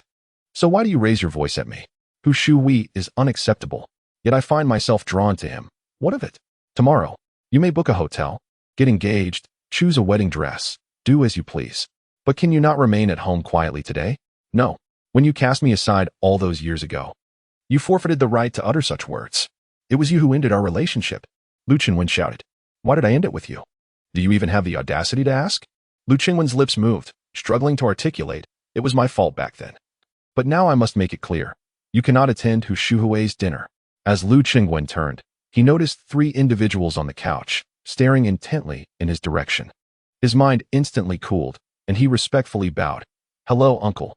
Hello, aunt. Chen's father exclaimed. Oh, Chengwen has come. Sit down and chat. Chen's mother added. Chengwen, you haven't visited us in so many years. Come, sit down and have some fruit. Greetings. Over the past few years, I have felt a twinge of embarrassment. In my youth, I acted thoughtlessly and wounded the feelings of my elders, leaving me with a lingering sense of guilt. Today, feeling somewhat downcast, I wish to engage in conversation with Machuan.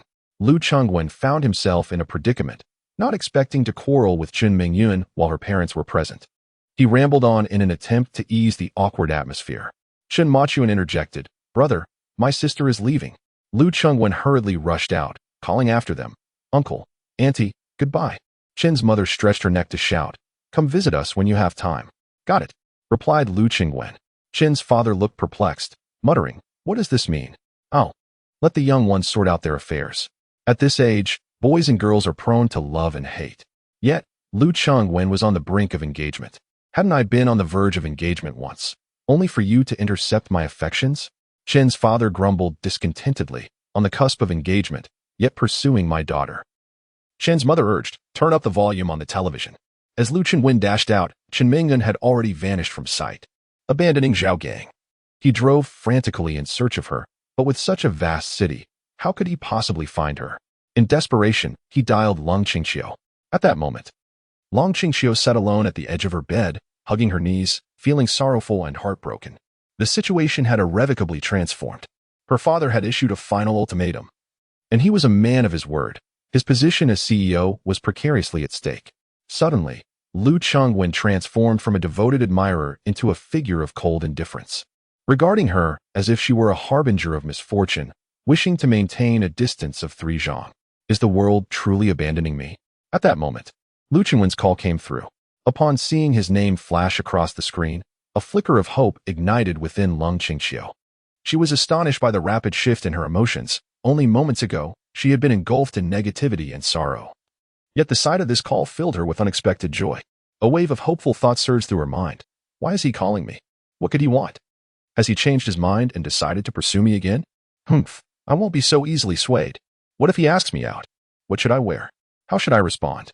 With a sudden determination, she sat up, crossed her legs on the bed, tidied her hair and attire, cleared her throat, and took a deep breath. She patted her chest, reminding herself to remain calm. Carefully, she pressed the answer button, though her voice trembled slightly as she said, "Hello, what is it?" Lu Qingwen seemed urgent. He had already retreated. Immediately, he dispatched his men, insisting they must locate Long Outyin. It turned out he was not seeking her nor intending to pursue her. In a flash, Long Qingxiu was consumed by rage. Lu Qingwen, go to hell. Just die? With that, she hung up the phone. Chapter 22. Good and Evil. Indistinguishable Lu Qingwen instructed Zhao Gang to gather all his subordinates, ready for action. He dialed Long Qingxiu's number once more. What do you intend to do now? Your desire to reconcile with Chen Mingyun is your own affair. Please do not disturb me. I have pressing matters that require your attention. Chen Mingyun is in grave danger, and only Long Outyin can save her. Thus we must locate him. Her situation does not concern me, for I am not well acquainted with her. And what of our familiarity? Even if we are not friends, we have interacted for over 3 years, have we not? Lu Qingwen was genuinely anxious. I implore you, assist me in this endeavor, will you? Lu Qingwen found himself at a loss. Chen Mingyun had fled, becoming a kite severed from its string, leaving him without a single lead. Long Qingxiu inquired, what peril does she face? Lu Qingwen replied, in any case, if we do not find her tonight, this entire narrative will unravel completely. What nonsense are you spouting? Lu Qingwen declared, I am at my wit's end. Long Outyin is merely a bodyguard I dismissed. He should not be acquainted with Chen Mingyun. Indeed, it dawned on Lu Qingwen that the plot had not yet progressed. He had triggered this scenario himself. Locating Long Outyin would likely leave him as bewildered as ever. He probably does not know Chen Mingyun at all. Sensing Lu Qingwen's earnestness and urgency, Long Qingxiu stated seriously, I can assist you in tracking down Hu Shuhui's whereabouts. Excellent. Hurry, I await your update. Long Qingxiu worked swiftly, uncovering that Hu Shui had reserved a suite at the Tian'ailan Hotel just an hour prior. Lu Qingwen expressed gratitude. Your kindness deserves no words of thanks. Long Qingxiu quickly inquired, what are you planning to do? However, Lu Qingwen had already hung up the phone. Accompanied by over 30 security personnel, he stormed directly to the Tian'ailan Grand Hotel. Who could possibly stop them? Lu Qingwen, embodying the essence of a determined leader, marched at the forefront, with his entourage marching resolutely towards the top floor. The hotel security dared not intervene, while the front desk hurriedly dialed the police. Upon arriving at the suite's door, they instructed the attendant to knock, but the attendant was unable to gain entry. Inside, Hu Shui was evidently flustered. Hurling insults at the attendant in an attempt to chase him away, Lu Qingwen compelled the attendant to swipe the key card, forcing their way into the room, where Hu Shui had barely managed to utter a coherent word before being knocked down by a single punch from Lu Qingwen. Gazing at the lavish feast remaining on the table, illuminated by candlelight and accompanied by fine wine, Lu Qingwen's fury ignited as he pointed at Hu Shui, issuing commands. Drag him out and beat him. Drag him out and beat him until he is unrecognizable. Hu Shui, sprawled on the ground, shouted, Lu Qingwen, do you dare to hit me? I do. Zhao Gang disregarded all else. His conviction was simple and pure.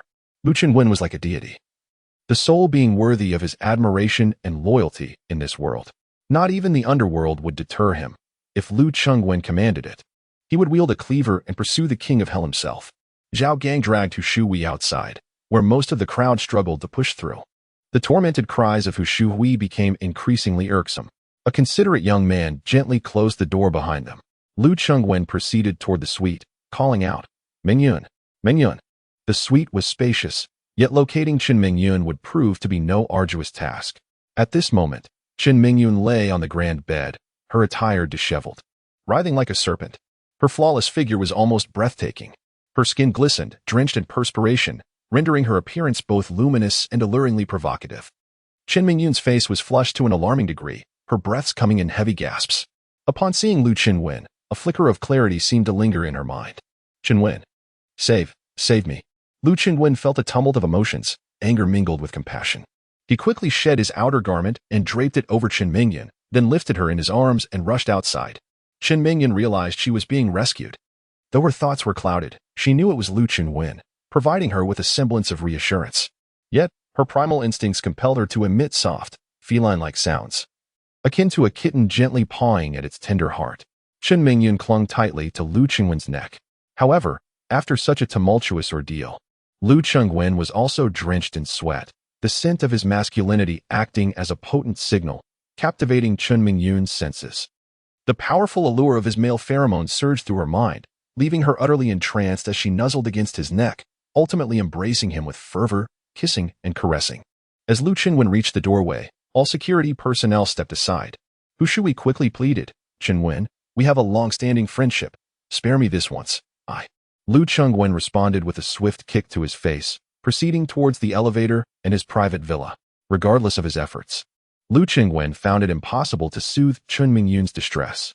She had already consumed 3 bottles of water, washed her face, and even wiped her chest. Yet there was little effect. At this moment, Qin Mingyun was utterly disoriented, persistently alluring Lu Qingwen with her subtle advances. When Su Xuejiao entered the room, she found Qin Mingyun clinging to Lu Qingwen, her hands exploring his body, her lips drawing close to his ear. Brother, I feel so miserable. Please come. Save me. Kind-hearted one, you are the best. Lu Qingwen was drenched in sweat, exclaiming, use your brain a bit. If I had such intentions, why would I summon you?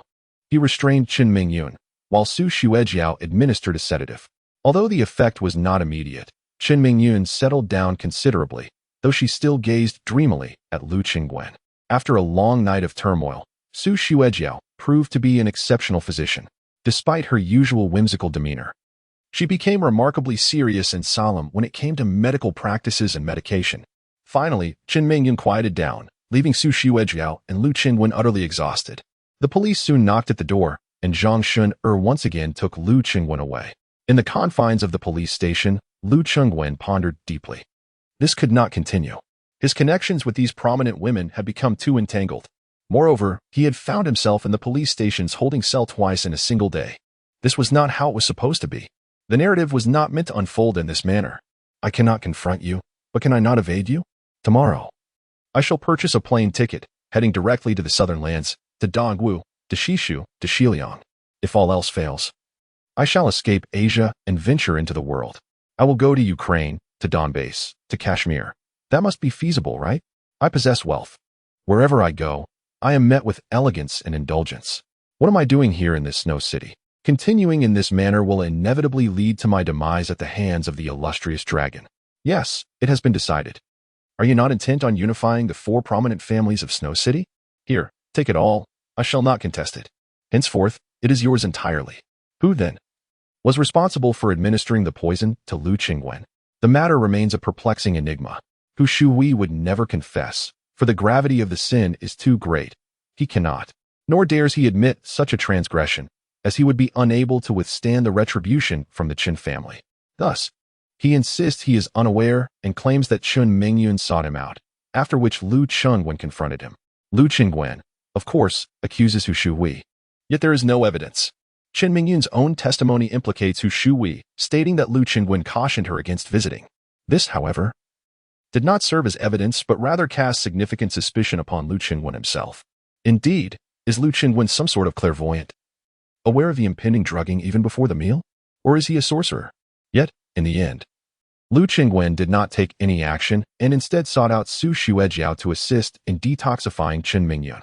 Lung Qingxiu also provided testimony, stating that Lu Qingwen urgently sought her out, discovering the restaurant where they dined, and rushed to save her. In summary, it is all quite chaotic. Zhang Shen'er is resolute in his disbelief that Lu Qingwen possesses such benevolence. Would he truly come to another's aid? What a jest. It is certain that he administered the poison. However, Lung Qingxiu, Chen Mingyun, and Su Xuejiao, all three women entwined in this affair, unanimously assert that Lu Qingwen is the savior. This revelation nearly drives Zhang Shen'er to the brink of despair. These three women have each achieved extraordinary accomplishments in their respective fields. Naturally, they hail from affluent backgrounds and have received a superior education from a young age, granting them a platform that surpasses that of the average person. Thus, their success is not surprising. Logically, one would expect their perspectives, mindsets, and intellect to greatly exceed those of ordinary individuals. Yet, how is it that they have all been so thoroughly deceived by Lu Qingwen? It is infuriating, particularly in the case of Lung Qingxiu, who was previously the idol of every girl in Xueqing. She epitomized the archetype of the exemplary child. Wasn't she at odds with Lu Qingwen, practically on the verge of explosion due to her disdain for him? What has transpired today that she has become involved and is vigorously testifying to prove Lu Qingwen's innocence? In any case, the scene has long been compromised, evidence is lacking, and it seems this case will take considerable time to unravel. Moreover, in the absence of evidence of guilt, they cannot take any measures against Lu Qingwen or Hu Shuhui. After spending a night in the holding cell, Lu Qingwen emerged disheveled, with tousled hair, wrinkled clothing, and a face unwashed. Upon his exit, he spotted Lung Qingxiu, Su Xuejiao, and Jiang Shihan present. Jiang Shihan promptly approached him, and the assistant team immediately took Lu Qingwen's coat to drape a fresh garment over him. With concern, Jiang Shihan inquired, "Mr. Lu, are you all right?" "Oh, I'm fine," Lu Qingwen replied, glancing at Lung Qingxiu and Su Xuejiao. "What brings you all here?" Su Xuejiao smiled. "We're here to testify for you. You have no idea how much effort it took to prove you are a good person. I must have expended half a ton of breath." "Thank you," Lu Qingwen said. Turning to Lung Qingxiu, "I apologize for the trouble I've caused you all night." "It's nothing," she replied. The tranquil autumn remained ever composed as she gazed at Zhang Shen'er. "Shall we depart?" Zhang Shen'er replied with a stern expression, "Certainly. However, you, Lu Qingwen, yes." Lu Qingwen interjected. Zhang Shen'er held up a restraining order, stating, "You are not permitted to leave Snow City until this case is resolved. Should you need to exit the city for any reason, you must obtain our approval. Furthermore, during this period, you are obligated to be readily available." Lu Qingwen was taken aback. "Is this truly happening? I was just contemplating escaping this city. Great, with this, I must remain in Snow City and compete with Long Outyin for women?" Su Xuejiao chuckled softly. Cautiously, Qingxiu narrowed her eyes. Can this fellow truly hear Lu Qingwen's thoughts? Zhang Shen'er had clearly misunderstood, believing Lu Qingwen to be the mastermind behind the case and intent on fleeing to evade legal repercussions. With a smile, she taunted, "Lu Qingwen, are you contemplating escape? You cannot evade me. I will undoubtedly find the evidence needed to formally imprison you." Lu Qingwen nodded. "Good luck with that, you foolish girl. You neglect to apprehend genuine villains, yet you persistently challenge me. Nevertheless, the more you detest me, the safer I feel."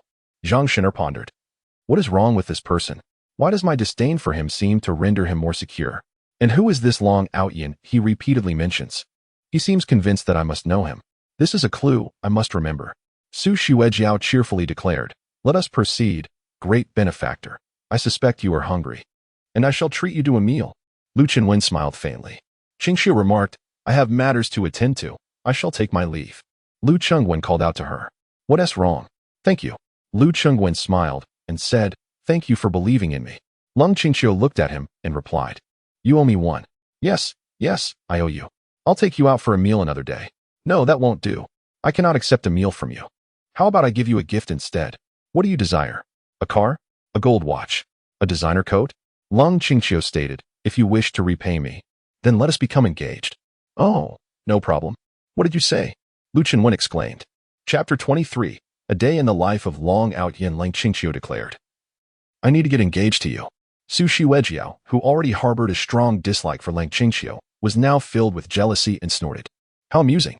Chengwen has pursued you for 3 years, and you've played the role of the pure maiden all this time. Now that Chengwen is in demand, you come crawling back. Lang Qingqiu coldly regarded Su Xuejiao. I recall that you couldn't even be bothered to speak to Lu Chengwen before. What has changed in these past few days? Are you now more interested in competing for a man than studying pharmacology? Su Xuejiao was incensed by this remark. She leaned closer to Lang Qingqiu, undeterred. If I were to compete, others would only be worthy of watching. Lang Qingqiu laughed. Perhaps you should give your chest a rest for a while and focus on developing your intellect. As for you, dressing so provocatively today, don't pretend that this is your usual style. Do you think I am unaware of your intentions? Do you believe that exposing your thighs will attract Chengwen? In the crisp autumn air, Qingqiu's cheeks were slightly flushed as she pondered her attire and style, feeling no need to justify her choices to anyone. Indeed, Su Xuejiao remarked. I have no inclination to hear your explanations. My mind is preoccupied with its own development, and I can discern your intentions quite well. Lu Chengwen quickly intervened. All right. Let us all refrain from further discussion. We should hasten our departure and not impede the diligent work of the police. Upon stepping outside, they were greeted by the brilliance of the sun, illuminating a row of luxury vehicles parked at the entrance. Just then, a Bentley approached, its doors swinging open. Curiously, Lu Chengwen was taken aback when Su Xuejiao linked her arm with his, exclaiming, Come on, Chengwen, Sister Mingyan is waiting for you in the car. Meanwhile, Qingqiu's complexion turned ashen, her fists clenched tightly, her fingertips pale from the pressure. Yet, Lu Chengwen failed to meet her expectations. A pang of sorrow welled up within Qingqiu as she regarded him. In times past, he would have forsaken the world to accompany her at such a moment. However, the Lu Chengwen of now was a transformed individual, unrecognizable from the person she once knew. He exhibited a polite demeanor towards her, devoid of the once fervent attachment. The sweet nothings that used to flow so easily, and the unwavering obedience to her wishes. No longer did she feel like his son, the center of his universe, cherished without fatigue or complaint. His gaze had shifted to one of clarity and resolve, exuding a calm confidence. The cunning, mercenary, impetuous, and superficial traits had vanished entirely. He now emanated an aura of lucidity and orderliness, fully aware of his purpose and the path he wished to pursue. In the melancholic autumn, Lang Qingqiu painfully realized that Lu Chengwen would no longer be entirely devoted to her, no longer concerned for her well-being. Nor would he greet her morning and night with thoughtful gifts. The special treatment she once took for granted, even the one-sided affection and pursuit that had begun to annoy her, had vanished. Yet, inexplicably, she found herself suddenly reliant on him. A profound emptiness and sadness surged within her. Why was this so? Hadn't he always professed his affection for her? Hadn't he claimed he would do anything for her? Why today did he choose to publicly humiliate her? What did the past 3 years amount to? Had she become so unimportant to him overnight? Stubbornly, Lang Qingqiu stood there, motionless, gazing at Lu Chengwen. His complex gaze made him feel somewhat uneasy. Rubbing his head, he forced a smile, bewildered by her sudden shift in demeanor. I can't believe it. You've changed so much over these 3 years, he thought. What has gotten into you today? You're even showing concern for me and advising me to rest. Lu Chengwen stood speechless, his mouth agape, merely nodding awkwardly. Oh, all right. Okay. Then Lang Qingqiu smiled brightly, her voice, once cold and indifferent, now imbued with warmth, beauty, anticipation, and an unspoken reluctance to part. Beside them, Su Xuejiao rolled her eyes dramatically, wishing to announce to the world her disgust. Lang Qingqiu shot her a glance before turning to her car. Hanyu opened the car door, and Qingqiu turned around, offering a faint smile to Lu Chengwen before entering the vehicle. Lu Chengwen stood rooted to the spot, shivering slightly. Could it be that she has taken a liking to me? Is that even possible? What have I done? How could she suddenly change her demeanor? Su Xuejiao interjected coolly from the side. Do you still intend to be her sycophant? Have a bit of self-respect, will you? Lu Chengwen quickly replied. What are you talking about? Let us go. Inside the car, Chen Mingyun, upon seeing Lu Chengwen, burst into tears and flung herself into his embrace. Weeping uncontrollably, Lu Chengwen immediately raised his arms overhead, signaling that he had done nothing wrong, his brow furrowed in confusion as he gazed at the woman. Everything is in disarray. Just yesterday, she wished for my demise, and today, what a twist of fate. Why won't this woman stop crying? Should I comfort her? Su Xuejiao chuckled from the side. Aren't you going to comfort her? Lu Chengwen gently patted her back, saying, it's all right. It's all in the past now. I'm sorry. At last, Qin Mingyun released her hold on Lu Chengwen. He breathed a sigh of relief. Acutely aware that being so close to the leading lady was akin to recklessly accelerating down a path of self-destruction, Qin Mingyun looked at Lu Chengwen and said, Chengwen, I'm sorry. I was too emotional yesterday. No, the fault lies with me, Lu Chengwen replied. I spoke thoughtlessly, uttering those so-called amusing remarks that hurt your feelings. I promise to be more cautious with my words in the future. Qin Mingyun, through her tears, began to smile again. You actually understand? What girl wouldn't be upset if she found out you spoke ill of her behind her back? However, upon hearing Xuejiao's words, I felt rather embarrassed knowing that you had to endure a restless night to save me, only to be apprehended by the police and spend a night in a cell. Lu Chengwen sensed that the conversation was veering into uncomfortable territory and felt a twinge of insecurity. Wait, what am I doing? Why am I getting along so well with them? How did I end up in their car? Now that they can see me, there's no need for concern. Long Out Yin. You've witnessed that I have taken good care of your wife. She has not been taken advantage of, so do not hold me accountable in the future. Qin Mingyun was puzzled. Who exactly is Long Out Yin? She had no acquaintance with him, so how had she suddenly become his wife? Chengwen, in truth. I do not have a boyfriend. Ah, I understand. I mean it. I have never had one. Got it. Oh, are you leaving already? Yes. I have matters to attend to. Farewell. Lu Chengwen exited the vehicle, leaving Qin Mingyun in a daze. So much had transpired from last night to today. It felt like a dream. Lu Chengwen had once again emerged in her life, taking center stage and stirring her emotions anew. Memories from childhood flooded her mind, the innocent days spent catching loaches, digging mud pits, playing hide and seek, and sharing snacks with Lu Chengwen, who seemed to come alive in her heart once more. The boy who once fought for her against other boys, shared his treats with her first and later, in middle school, shied away from her, had now blossomed into a true figure of strength. Everyone has matured. We have loved. We have hated. We have experienced sweetness and sorrow. Yet, after all the twists and turns, is it still you? How delightful it is. Su Xuejiao gazed at Qin Mingyun and asked, Sister Mingyun, could it be that you have once again developed feelings for him? Oh, truly not? No, how could that be? Well, that's good then. Long Out Yin sensed something amiss. He crouched over the toilet, his stomach painfully growling. From yesterday morning until now, he had spent the majority of his time in the company of the toilet. I haven't eaten much, so why am I suddenly experiencing this bowel turmoil? As the saying goes, even a strong man cannot withstand 3 bouts of diarrhea. While he was indeed a strong man, this affliction was certainly beyond mere trifles. Long Out Yin, who prided himself on his unparalleled medical prowess, found himself utterly perplexed by this 24-hour nightmare of gastrointestinal distress, utterly at a loss for remedies. Acupuncture, hot compresses, elixirs. Inner strength, nothing seemed to avail him. The toilet. Only the toilet. It was his sole companion in this time of tribulation, steadfast and unwavering. Long Out Yin was on the brink of dehydration. Heaven above. I have so much yet to accomplish, so many enchanting women to pursue. You cannot allow a hero of my caliber, a paragon of greatness, to meet his end in such a disgraceful manner on the toilet. Meanwhile, outside the restroom, a striking female assassin knelt on one knee. Young master, it is time to depart. Long Out Yin felt tears welling up. Yes, I am indeed about to depart. May I ask, young master, are you still in distress? Dragon Out Yin, beads of sweat adorning his forehead, declared, at this juncture, there is no need for grandiloquence. Let us speak plainly. The Lord has commanded that the young master swiftly unify the 4 prominent families of Snow City. Fear not. Everything is under my control. Dragon Out Yin responded with difficulty. Although there have been minor setbacks with Lang Qingqiu, Su Xuejiao presents its own challenges. However, today, I shall orchestrate a triumphant turnaround. Please assist me in arranging my schedule. Understood. I shall first attend to the ailment of Jiang Shihan's mother. Her condition cannot be further postponed, for any delay could lead to dire consequences. Indeed. Furthermore, today marks the day of the contract signing between Lang Qingqiu and Jiao Xiang. I must expose his true nature to rescue Lang Qingqiu's enterprise. Understood.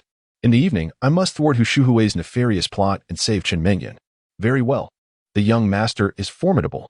Shall I prepare a portable toilet for your convenience, or perhaps some adult diapers? Dragon Outyin lifted his gaze toward the restroom door, sensing the humor in the air. Do you find yourself amusing? Forgive me, young master. I lack a sense of humor and function solely on logic, as you well know. With an eye roll, Dragon Outyin retorted, in any case, coordinate discreetly. Today shall be the day of my resurgence. Young master? What day is today? I did not catch that. Wait. Is today the day of your digestive distress? Begone. Chapter 24.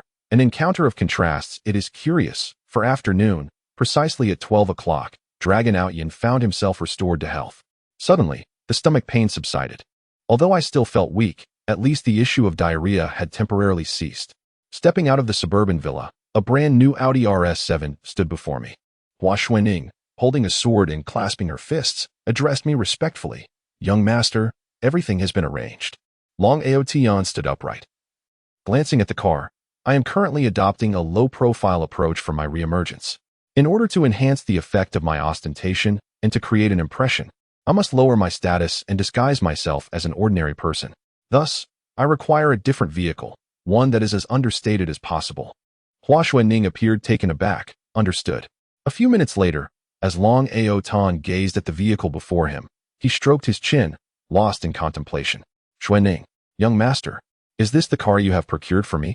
Indeed. Long Aotian felt a wave of frustration wash over him. Was this contraption before him truly a car? It resembled nothing more than a decrepit tractor. Moreover, it was an antiquated diesel tractor. This, Hua Xuanning explained.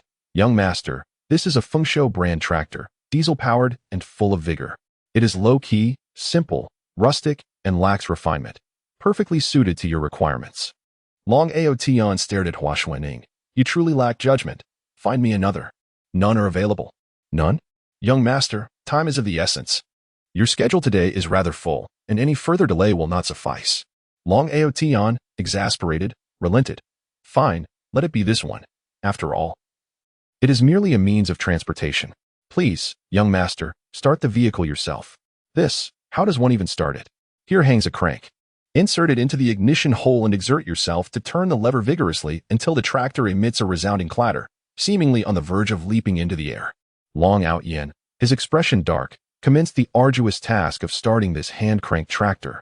Unfamiliar with this contraption, he relied solely on brute strength, while beside him, Hua Xuanning offered real-time guidance. Young master, you must maintain your effort without pause. Just a bit longer, and it shall ignite. Swing your arms with vigor. Now is the time to give it your all. Do not hold back. Truly, the young master is a celestial being descended to earth. Allow me to take over. Long Outyin perched atop the tractor, jostled so violently that his insides felt as though they might leap from his mouth. Where did you acquire this wretched thing? The engine roared with such cacophony that they could only shout to communicate. Hua Xuanning exclaimed, purchased from a farmer at the modest price of 90,000. Long Aotian retorted, 90,000 for this piece of junk? Hua Xuanning shouted back, young master, do not be incensed. Rain is forthcoming. Long Aotian bellowed. Where's the switch for a soft top? Hua Xuanning replied, young master, you are overthinking. This is a tractor, devoid of any covering, neither hard nor soft. Long Aotian's frustration reached its peak. What shall we do if it rains? Hua Xuanning declared, young master, I have a plan. Speak, said Long Aotian, his patience waning. By the heavens, it's fortunate this is merely a light drizzle. How far is it to the city? If it's just these meager droplets, it's not such a concern. As soon as Long Aotian's words fell, a thunderclap resounded, and torrential rain poured down, instantly transforming the two into drenched rats. At that moment, Long Aotian was soaked to the skin, shivering from the cold rain. The tremors of the tractor jostled his insides, exacerbating the discomfort in his already uneasy stomach. Gripping the steering wheel, his body trembled uncontrollably, and Long Aotian wore a face of indignation. Damn it. Ever since yesterday, I have been plagued by misfortune. I refuse to believe that this streak of bad luck has no end. Hua Xuanning clasped her fists and urged, please, young master, refrain from such ominous words. What could possibly be worse than this? Young master, do be cautious. There is a dung pit ahead. What? Young master. Allow me to proceed first. Wah. What the hell? Boom. Long Aotian tumbled into the dung pit, feeling nauseated. Hua Xuanning shouted from the bank, young master, please extricate yourself from the pit quickly. Long Aotian roared in frustration, help. My leg is trapped beneath this wretched tractor. Young master, the tractor holds little value. It can be discarded. Your precious life should not linger in such filth. I implore you to make a swift decision. I said my leg is trapped. Move it. Young master, I respectfully urge you to leave the pit. The tractor. Damn it. It's crushing my leg. Move it. Move it. Hua Xuanning awkwardly replied. Why didn't you say so earlier? Move it. Why didn't you speak up sooner? Meanwhile, Lu Chengwen enjoyed a comfortable nap. Awakening. One begins to contemplate the essence of life. Surely, one cannot merely subsist in a state of lethargy, awaiting demise. Presently, escape is an impossibility. Thus, I must remain and devise strategies to navigate the unfolding narrative. To adeptly manage such a complex storyline, it is imperative to ensure a robust mental outlook, abundant physical vitality, and an exuberant spirit, accompanied by a positive and sunny disposition. Therefore, indulging in the pleasures of affluence is not merely desirable, but essential. Jiang Shirhan trailed behind him as two attendants swung open the grand double doors of the coat room. The audacity of the capitalist class truly reveals the unparalleled joy of the affluent, an experience beyond imagination. The wardrobe extended impressively, measuring several meters in depth. On either side, exquisite cabinets reached the ceiling.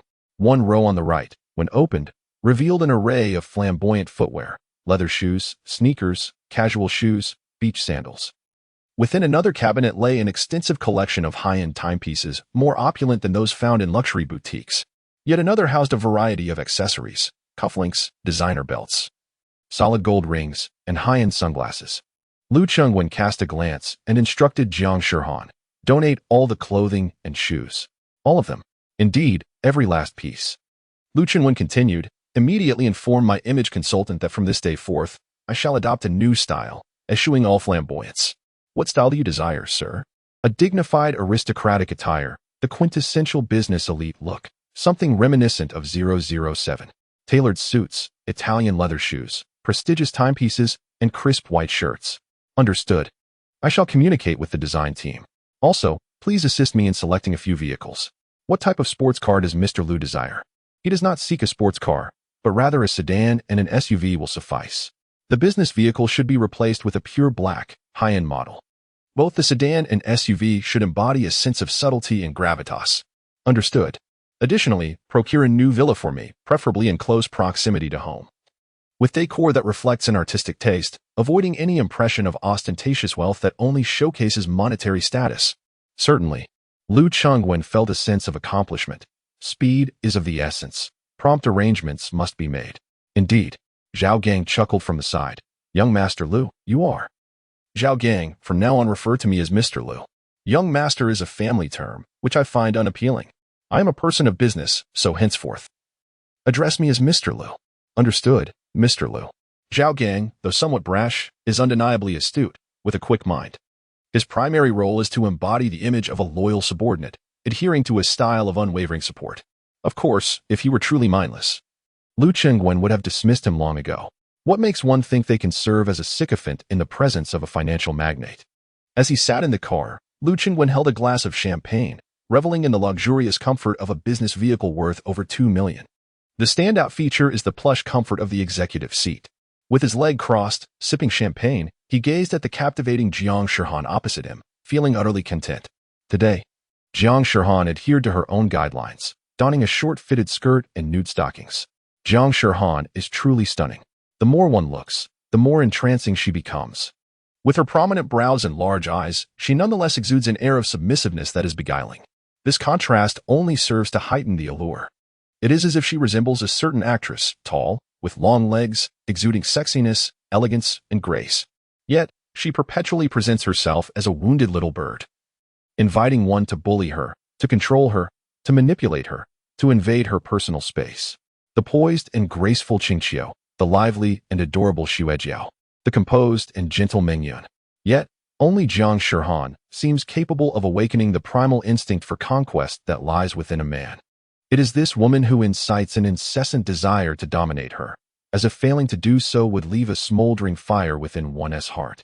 She possesses not only an alluring exterior, but also an extraordinarily unique and special aura, truly one in a million.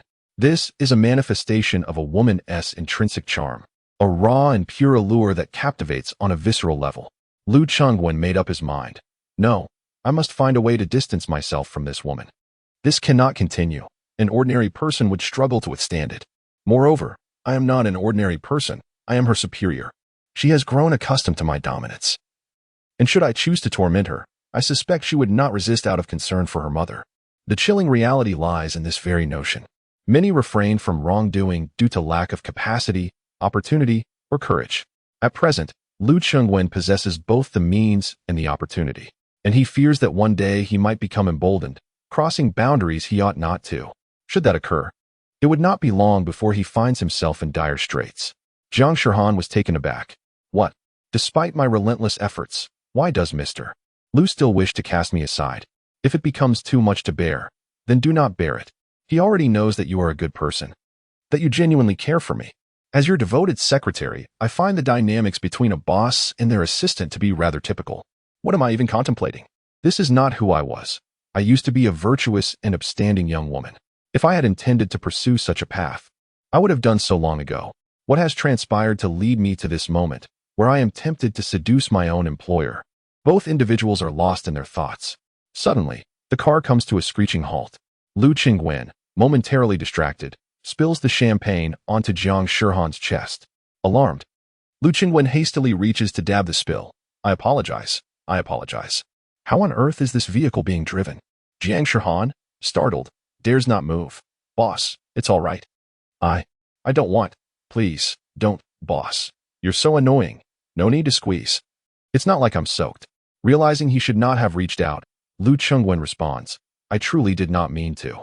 The drink in my hand were unintentional. To alleviate the awkwardness, he scolds, Zhao Gang, how on earth are you driving? Zhao Gang replies, Mr. Lu. A tractor was blocking the way, so I went to confront him.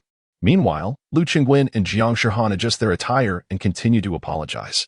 Zhao Gang steps out of the vehicle, only to discover an unexpected figure. Well, if it isn't Long Outyin. Zhao Gang approaches Long Outyin, exclaiming, what the hell? I thought it was someone important. Are you blind? Can't you see this car? Do you have any idea how much it costs? You could sell yourself to cover the damages. Long Outyin gazes at Zhao Gang with a cold demeanor, a hint of a smirk playing on his lips. Oh? Lu Chengwen's lackey? Zhao Gang chuckles. Indeed, you're perceptive. Long Outyin was taken aback, exclaiming, am I not praising you? Have you no sense of shame? Zhao was about to speak, but sensed something was amiss. What on earth is that smell? Did you fall into a cesspit? The corners of Long Outyin's mouth twitched, thinking, are you moonlighting as a fortune teller?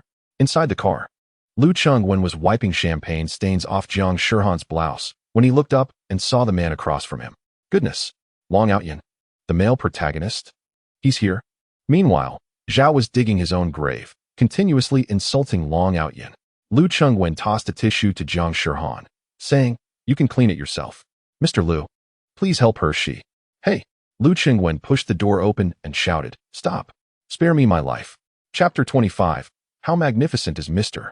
Lu Zhao and Long Outyin turned to look at Lu Chengwen, who rushed over in a frenzy. Upon seeing Long Outyin's attire, he couldn't help but give a thumbs up, marveling at the professionalism displayed.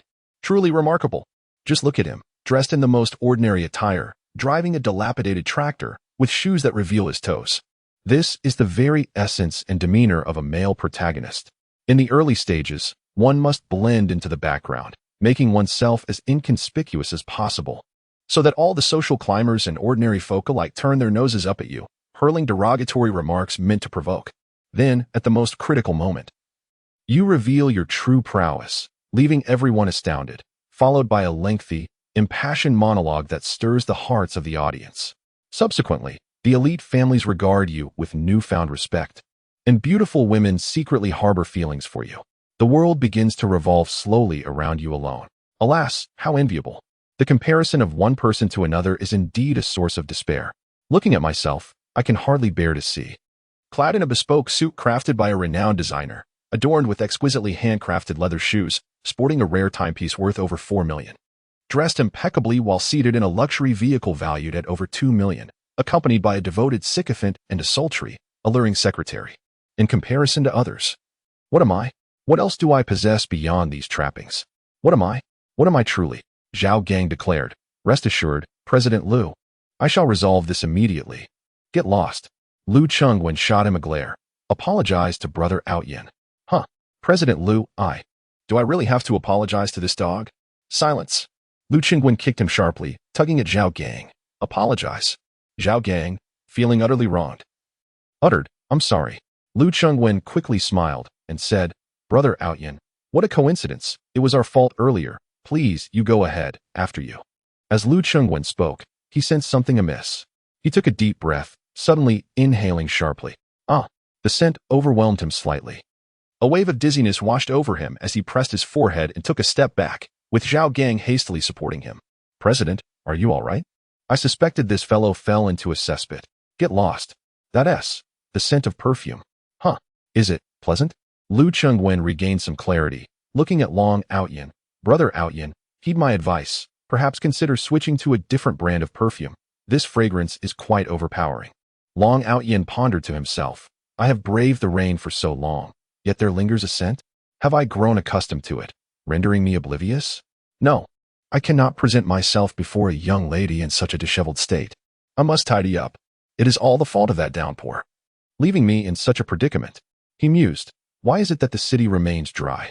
At that moment, in the vehicle, Jiang Shirhan inadvertently pressed a button on the multimedia panel in the back seat, and the broadcast filled the air. Today, an extraordinary phenomenon has occurred in our city. Every district is basking in clear skies, save for one solitary cloud that unleashes a torrential downpour. Intriguingly, this cloud's trajectory has been rather amusing, as it moved from the outskirts along the highway into the city before dissipating, traveling at a pace akin to that of a tractor. Only pausing briefly over a certain sewage pit, many citizens have taken to capturing photos and videos, documenting this spectacle. Everyone turned their gaze towards Long Outyin. He remarked, his lips twitching, indeed. How fascinating. Such a peculiar cloud. Do you not find it strange? Lu Chengwen observed his drenched state, but refrained from calling him out, responding instead, Oh, indeed. It is quite odd. Where else would one find such a cloud? Jiang Shirhan switched off the broadcast and stepped down, her eyes widening in surprise upon seeing Long Outyin. Brother Outyin? Shirhan. At the sight of Jiang Shirhan, Long Outyin's face broke into an immediate smile. She was truly beautiful. My Shirhan's sister indeed possessed an unparalleled grace, a rare quality that stirred a desire within one too. Jiang Shirhan felt a warmth spread through her heart. A few days ago, in my haste, I found myself squeezed into a subway car, only to encounter a lecherous individual. Fortunately, it was he who came to my aid. He is the first man in this world willing to stand up for me. Though his appearance is unremarkable and his attire quite ordinary, I am, after all, a mere individual myself, a small player who, by clinging to Mr. Liu, manages to secure a high salary to sustain my mother's life through dubious means. Brother Outyin is brave, intelligent, wise, resolute, and possesses remarkable martial skills. To be able to call him a good friend has truly enveloped me in a long-lost warmth. An unprecedented feeling of being cared for and protected, the bliss of having an older brother to rely on. Upon noticing this, Lu Chengwen thought to himself, excellent. This plot is unfolding splendidly. I have no objections. He envisioned that Brother Outyin would take Jiang Shirhan under his wing, healing her mother, after which he would simply follow him, allowing for a smooth transition in responsibilities. Jiang Shirhan was taken aback. What was Mr. Liu thinking? Why did he consistently wish for Brother Outyin to tend to my mother's health? How did he know that Brother Outyin possessed medical skills? Why was he privy to so many details, so many things I was unaware of? No, the truth is, the first person who began to care for me, the first to protect me, the first to express concern for my well-being, was indeed my boss, Mr. Liu. He was the one who employed me. Despite my lack of impressive qualifications, he claims it was because I am attractive, alluring, and have long legs that he hired me. Yet, upon reflection, does he truly lack beautiful, alluring, and long-legged women in his midst? He intentionally provided me with this opportunity, allowing me a chance to earn a generous salary to support my mother. He demanded that I wear stockings and short skirts every day, claiming it was for aesthetic pleasure. Upon reflection, it is evident that he was subtly encouraging me. Aware of my inner insecurities, he urged me to fully showcase my figure and allure, intending to instill in me a sense of self-belief and appreciation for my innate advantages. He asserted that I possess a submissive nature, which he believed justified his incessant teasing. Yet, in hindsight, it is clear that he was molding me, refining my resilience, strength, independence, and self-reliance. He aspired for me to withstand the pressures of the workplace and the advances of superiors, to live authentically and unapologetically.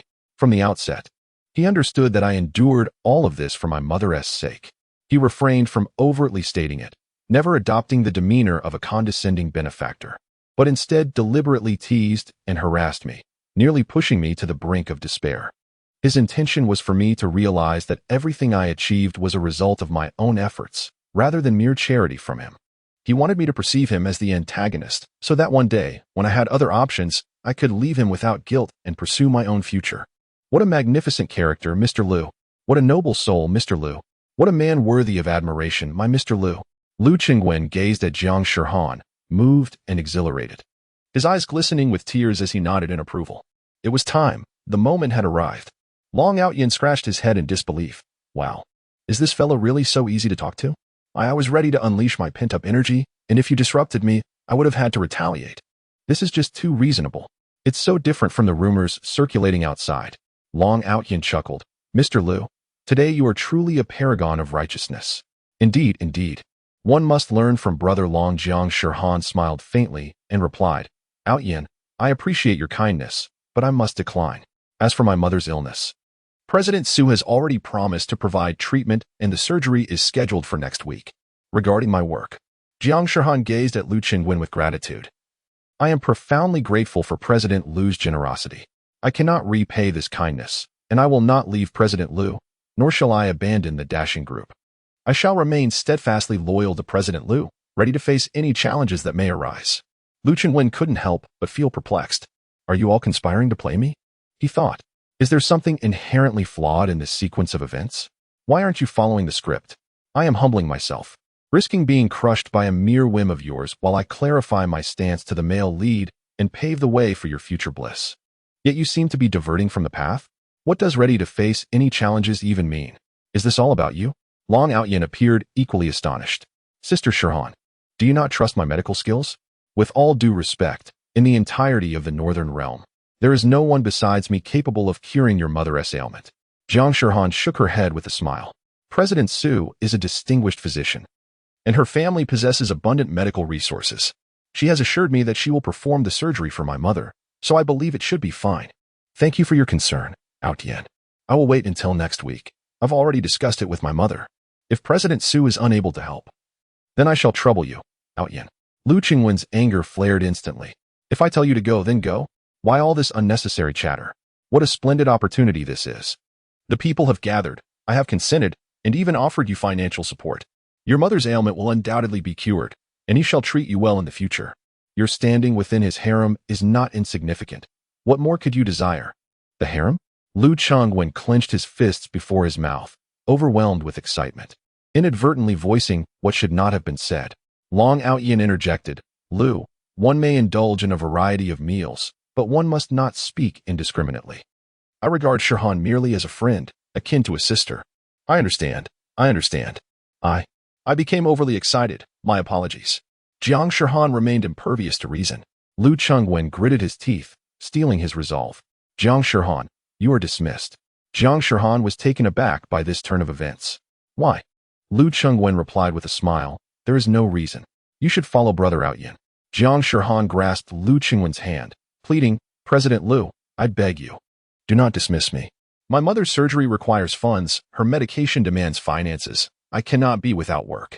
I will cover your mother's surgical expenses, as well as her medication, provided you resign. At that moment, a voice rang out, she does not need to resign. Lu Qingwen turned in anger. Who dares to interject? Step forward if you have the courage. However, upon seeing the newcomer, Lu Qingwen immediately deflated. Chapter 26. The Enchantress Su Xuejiao. Several individuals turned their gaze, and Su Xuejiao approached. Today, she donned a pair of long boots, a trench coat, and sunglasses. She exuded an air of maturity and composure. Despite her modest height of approximately 1.60 meters, her proportions were remarkably balanced, giving her an appearance that seemed to reach 1.70 meters. Su Xuejiao's makeup exuded a sense of maturity and composure as she approached with a stern expression. Lu Qingwen regarded her and inquired, what are you meddling in? Is it a matter of justice? Long Outyin observed Su Xuejiao and clasped his fists in greeting. Mr. Xuejiao, it has been quite some time. Su Xuejiao covered her nose and exclaimed, wow, What is that smell on you? Did you fall into a cesspit? Long Outyin thought to himself that he truly needed to find a place to wash up.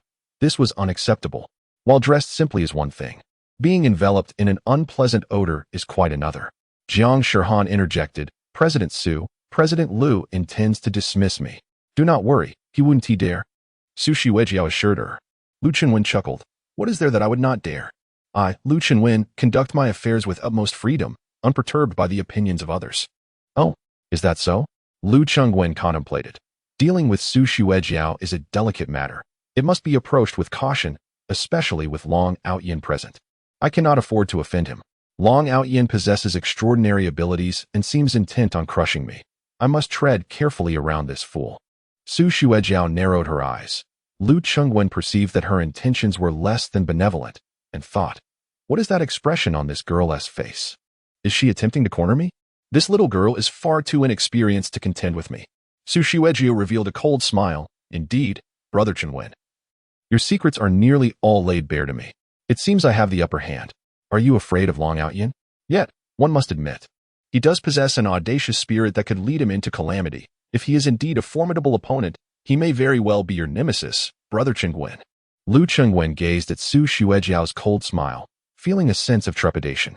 How can this audacious girl be so confident? What can she do if I dismiss Jiang Shirhan? Long Outyin has set his sights on the beauties of the Ling, Su, and Chen families. I must not contest him. Otherwise, I might find myself in an irretrievable predicament. Jiang Shirhan is also one of his designated concubines. Although her significance is minor, she cannot be touched as she has been chosen by him. Never mind. I will deal with Su Shiwejiao and the others later. For now, I must resolve the matter of Jiang Shirhan. To others, it appeared as though Lu Chenwen was engaged in a fierce confrontation with Su Shiwejiao. He declared, in any case, I shall strictly adhere to the labor law, providing her with adequate severance and various compensations, no less, only more. My dismissal of her is entirely lawful, reasonable, and justifiable. No one can hold me accountable. Oh, is that so? Su Shiwejiao inquired with a sense of triumph. Isn't it? Lu Chengwen responded, equally pleased. Su Shiwejiao smiled. Lu, may I speak with you privately for a moment? Lu Chengwen reassured Long Outyin, Brother Outyin, please wait. Today I promise to ensure that you leave with Jiang Shirhan. Long Outyin was bewildered. What is this? I have yet to exert my influence, and you are already conceding? Is my aura so formidable that I need not lift a finger, and my mere presence suffices? Su Shiwejiao stepped aside, asserting, you cannot dismiss Jiang Shirhan. This matter is non-negotiable. Lu Chenwen, unfazed, adjusted his attire. It has already been decided. Oh, Chenwen, if you insist on dismissing her, I shall have no choice but to inform Long Outyin of your actions towards me. Lu Chengwen lifted his head.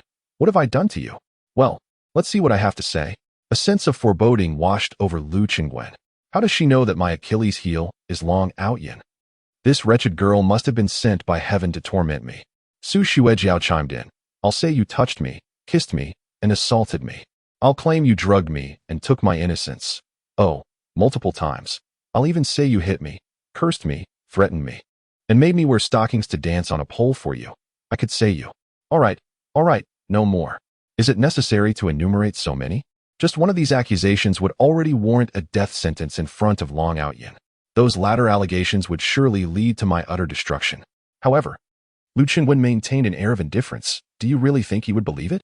Su Shiwejiao, with a playful grin, pulled Lu Chenwen closer. Just look at Long Outyin. Does he strike you as a magnanimous person? Do you think he would believe it or not? Indeed. But let us be honest. In web novels, the grand male protagonist is rarely ever magnanimous. They are often petty and vindictive. When the time comes to win hearts, they will feign generosity, pretending to be as expansive as an ocean. Yet, the moment their heroine is snatched away by a villain, their demeanor changes in an instant. What happened to being magnanimous? Where is the mercy in allowing others to pass? If I don't kill you, I might as well be your grandson. When it comes to the protagonist's woman, if someone must die, it surely one T be the protagonist. Let us not even discuss belief. If you are the protagonist, would you trust the heroine or the words of a villain? Does he still need to question whether he requires faith? Is it necessary? Not at all. What he truly seeks is a justification, a reason compelling enough for him to act decisively against himself. He has continuously played the submissive role before Long Outyin, refraining from providing him with this very reason that would enable him to take action. Now, should Su Shiuejiao choose to report the matter, all his efforts would amount to naught.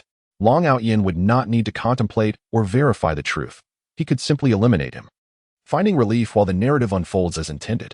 Lu Qinwen smiled. Ah, Sister Shiuejiao, come, let us have a discussion. He resolved to reason with her. Su Shiuejiao gazed at Lu Qinwen. What is Long Outyin compared to a true talent? I believe you are the one deserving that title. Why are you so afraid of him? Why not confront him directly? Oh dear, I cannot possibly voice such sentiments. Lu Qinwen replied, Sister Shiuejiao, please pity my plight. It is no small feat for me to have survived this long. Allow him to take Jiang Shihan away. Dismissing her does not equate to abandoning her. I shall continue to send her salary monthly, even until her demise. Surely, that is acceptable? Su Shiuejiao pouted and shook her head. That is out of the question. Why not? What is the reason for such a refusal? Lu Qinwen silently fumed. I am not Li Jie. Su Shiuejiao chuckled softly. I simply find it amusing. I do not wish for you to dismiss her. You must have some ulterior motives, and only when I uncover your true intentions will I decide on Jiang Shihan's fate. Lu Chengwen felt he was on the brink of madness. Sister, your actions may very well lead to my undoing. I assure you, I harbor no ill intentions. Then let it be. If it leads to my demise, what matters most is that everyone finds joy. Lu Chengwen exclaimed in anger, Su Shiuejiao, do not overstep your bounds. Su Shiuejiao paused, turned away, and feigned a pitiable demeanor, though not a single tear fell from her eyes. She sobbed with exaggerated dramatics. Brother A.O. Tian, are you aware of what Director Liu has done to me? He gave me a certain medication yesterday. After taking it, I felt an uncontrollable heat coursing through me, and I was compelled to remove my clothing. Then he took me to. Long A.O. Tian erupted in fury. Lu Qinwen, what have you done to my sister Shiuejiao? Ah, my overwhelming aura is on the verge of spiraling out of control. Lu Chengwen was on the brink of despair. Grasping Su Shiuejiao, he attempted to placate Long A.O. Tian. No, absolutely not. Brother, your overwhelming presence. I mean, you are indeed quite formidable, but I digress. Your aura, please, let us temper it for now. What I administered to her was merely a remedy for diarrhea. She suddenly experienced discomfort yesterday, and the medication tends to induce a sensation of warmth. I merely took her to a small clinic, which is quite adept at treating such ailments. Long A.O. Tian approached Su Shiuejiao, while Lu Chengwen regarded her with an almost pleading expression. Sister, this is not a matter to be trifled with. If you persist, I truly may meet my demise here today. Su Shiuejiao looked at Lu Chengwen's fearful visage and stifled a laugh. But, what about Shihan? Lu Qinwen exhaled a weary sigh. I will not expel her. Never. As long as you refrain from uttering a word, I assure you, she shall remain. Moreover. And moreover? Lu Qingwingsen inquired. What more do you desire? Su Shiuejiao replied. You cannot force her to leave, nor can you allow her to be marginalized. She should remain by your side, serving as your personal secretary. Lu Qingwingsen retorted. If you were not the leading lady, I would swiftly put an end to you. You insolent girl. What does this matter have to do with you? Does it? What business is it of yours which alluring secretary I choose to keep around? What do you gain from this? Su Shiuejiao stifled a laugh, amused by the exchange. The title of leading lady he attributed to her was rather amusing. While it may not concern her directly, she sensed that he harbored many little secrets, which she was determined to thwart. Am I clever or what? Will you agree or not? Su Shiuejiao asked proudly. Lu Chengwen struggled to articulate a response, and as Su Shiuejiao feigned tears, she turned to Long Outyin, saying, Brother Outyin. He was repeatedly, yesterday, towards my chest. Internally, she seethed, You have triumphed. You are my ancestor. Long Outyin exclaimed furiously. What have you done to my sister Shiuejiao's chest? Lu Chengwen raised a finger. Brother, please, hold your horses for a moment. Thank you, General Lu. Thank you. General Lu. Lu Chengwen looked at Su Shiuejiao. This should suffice, right? Su Shiuejiao felt victorious, brimming with joy. Long Outyin approached, positioning Su Shiuejiao behind him, his expression darkening as he faced Lu Chengwen. What have you done to my sister Shiuejiao's chest? Speak. Lu Chengwen was left speechless. I. Su Shiuejiao forcefully pushed Long Outyin aside. Wow. You rascal. Hurry and find a place to wash up. You truly smell as if you've crawled out of a cesspit. Sister Shiuejiao, what has this beast done to your chest? I shall avenge you. Oh dear, what could he possibly do to my chest? What does it have to do with you? Go away, go away. Sister Shiuejiao, do not fear him. I, Long Outyin, shall protect you. Please, take a bath, will you? But what? You reek terribly. It's utterly revolting. I'm just playing with Chungwon, so you stay out of it. Lu Chungwon looked as if he might vomit blood. Do not provoke him. The mind of a typical male protagonist is full of pitfalls. If you anger him, he won't resent you, but rather me. Indeed, Long Outyin suddenly turned his head, his furious gaze making Lu Chunwon's legs weaken, nearly bringing him to his knees. Chapter 27. I just want to eat chicken. Jiang Shihan realized that Long Outyin could not be taken away. Lu Chungwon was being coerced by Su Shuejiao, unable to force Jiang Shihan to leave. At that moment, Jiang Shihan was not inclined to depart. Instead, she secretly vowed to repay her great benefactor, Lu Chungwon, to the best of her abilities. Meanwhile, Long Outyin recognized that his image in Jiang Shihan's heart seemed to lack stability. It can be said that Jiang Shihan, Lu Chungwon, and Long Outyin were all in a state of confusion. The information among the three was entirely imbalanced, each possessing their own blind spots. Jiang Shihan, having recently heard Lu Chungwon's heartfelt voice, mistakenly intertwined this newfound understanding with Lu Chungwon's past actions, arriving at a conclusion that could leave him utterly aghast. Consequently, instead of harboring the deep-seated animosity the original narrative suggested, she found herself overwhelmed with gratitude, perceiving Lu Chungwon not as a villain, but rather as an exceptionally benevolent soul. Moreover, deep within her heart, she inexplicably experienced a certain joy in being subjected to Lu Chungwon's teasing, a sentiment she herself was unaware of. Yet it unfolded in a most peculiar manner. Thus, when Lu Chungwon proposed that she accompany Long Outyin, who also expressed a willingness to take her away, she felt an immense inner resistance. Just as she had begun to recognize the allure of our esteemed General Lu and felt a renewed sense of hope in her life. The thought of leaving was unbearable. Grandma, I shan't leave, no matter who it is. Long Outyin felt similarly perplexed. In the original storyline, he was meant to be a beacon of light in Jiang Shihan's protracted night. He believed he had arrived in her life as a savior, addressing her two significant sources of anguish, her mother's illness and her loathing for her perverse boss. He envisioned that with a mere beckon, she would cling to him like a drowning person grasping a piece of driftwood, never letting go. However, unbeknownst to him, Lu Chungwon, through a fortuitous misstep, had inadvertently illuminated and ignited Jiang Shihan's life ahead of time. This was profoundly strange. Yet, the most bewildered of all was Lu Chungwon himself. His mind was a tumultuous haze, unable to discern direction, utterly disoriented. He could not comprehend why Jiang Shihan insisted on remaining by his side to contend. Nor could he understand why Su Shuejiao constantly opposed him, compelling him to make decisions that did not align with his self-interest. Moreover, she seemed to possess an uncanny ability to discern his intentions and intervene accordingly. How did she know? He was even more baffled by Long Outyin's incompetence. Brother, are you not the quintessential male protagonist? Shouldn't the male lead exude charisma, effortlessly vanquishing all adversaries, and, upon encountering the female lead, ascend to unparalleled heights of affection, almost as if he could conquer her that very day? With Su Shuejiao sowing discord, Jiang Shihan wavering in her affections, and Long Outyin losing his edge. If this trajectory continued, he would truly be at a loss. 3 days. His highest survival record in the past 6 attempts had merely been 3 days. Was 3 days truly his limit? Long Outyin, feeling disheartened, could only depart in defeat. Yet, he did not yield. Lu Chungwon received a phone call, surprisingly from Lung Tianhao, inviting him over for dinner. Lu Chungwon had a fair inkling of his intentions, which primarily revolved around the engagement, essentially a financial matter. More precisely, it concerned the financial machinery of the Lu family, which must assist the Lung family in overcoming their crisis. However, that was Long Outyin's responsibility. He could not interfere. Absolutely not. Upon his arrival, Lu Chungwon was unexpectedly greeted by Lung Tianhao himself. Ah, Chungwon, you've come. Lu Chungwon quickly approached and shook his hand, saying, "Hello, uncle." Haha, no need for such formality among family. Come in. This time, the reception was nothing short of exceptional. In the chilly atmosphere, Long Tianhao accorded great respect to Lu Chungwon, and Aunt Long also emerged to converse with him. This gesture towards a younger generation signified an extraordinary level of regard.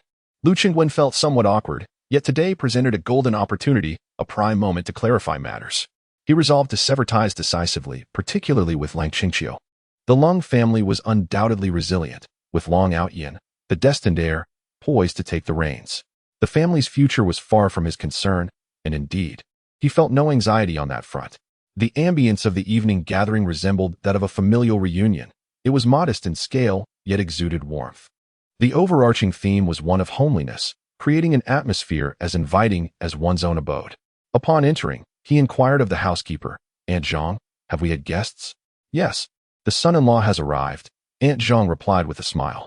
Lung Qingqiu appeared taken aback, evidently unaware of her father's invitation to Lu Qingguan.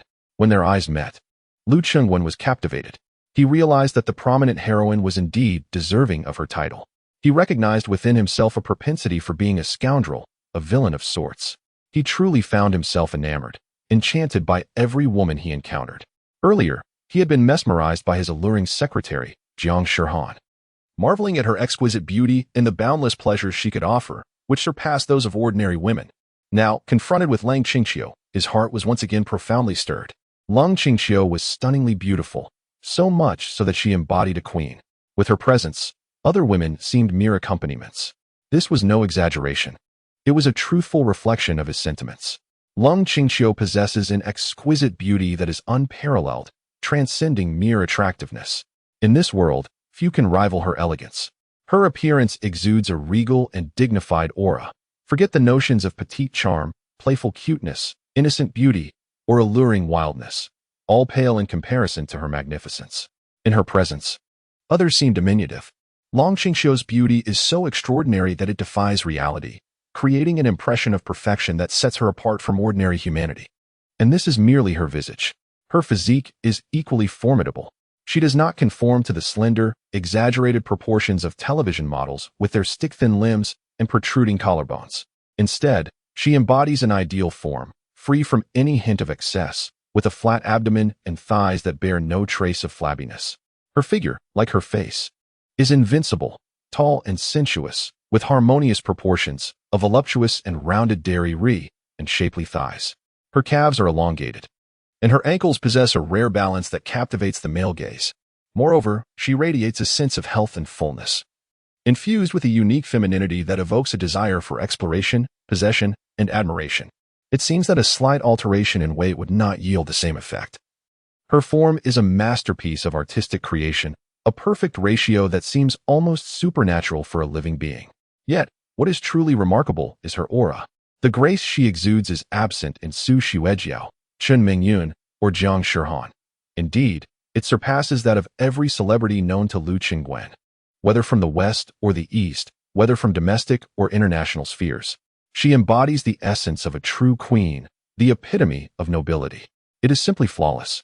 Lu Qingguan, bearing the memories of his past self, could hardly deny the stirrings of his heart, even in the absence of his former recollections. It suffices to say that a man need only one condition to be captivated by Lang Qingqiu, merely gazing upon her.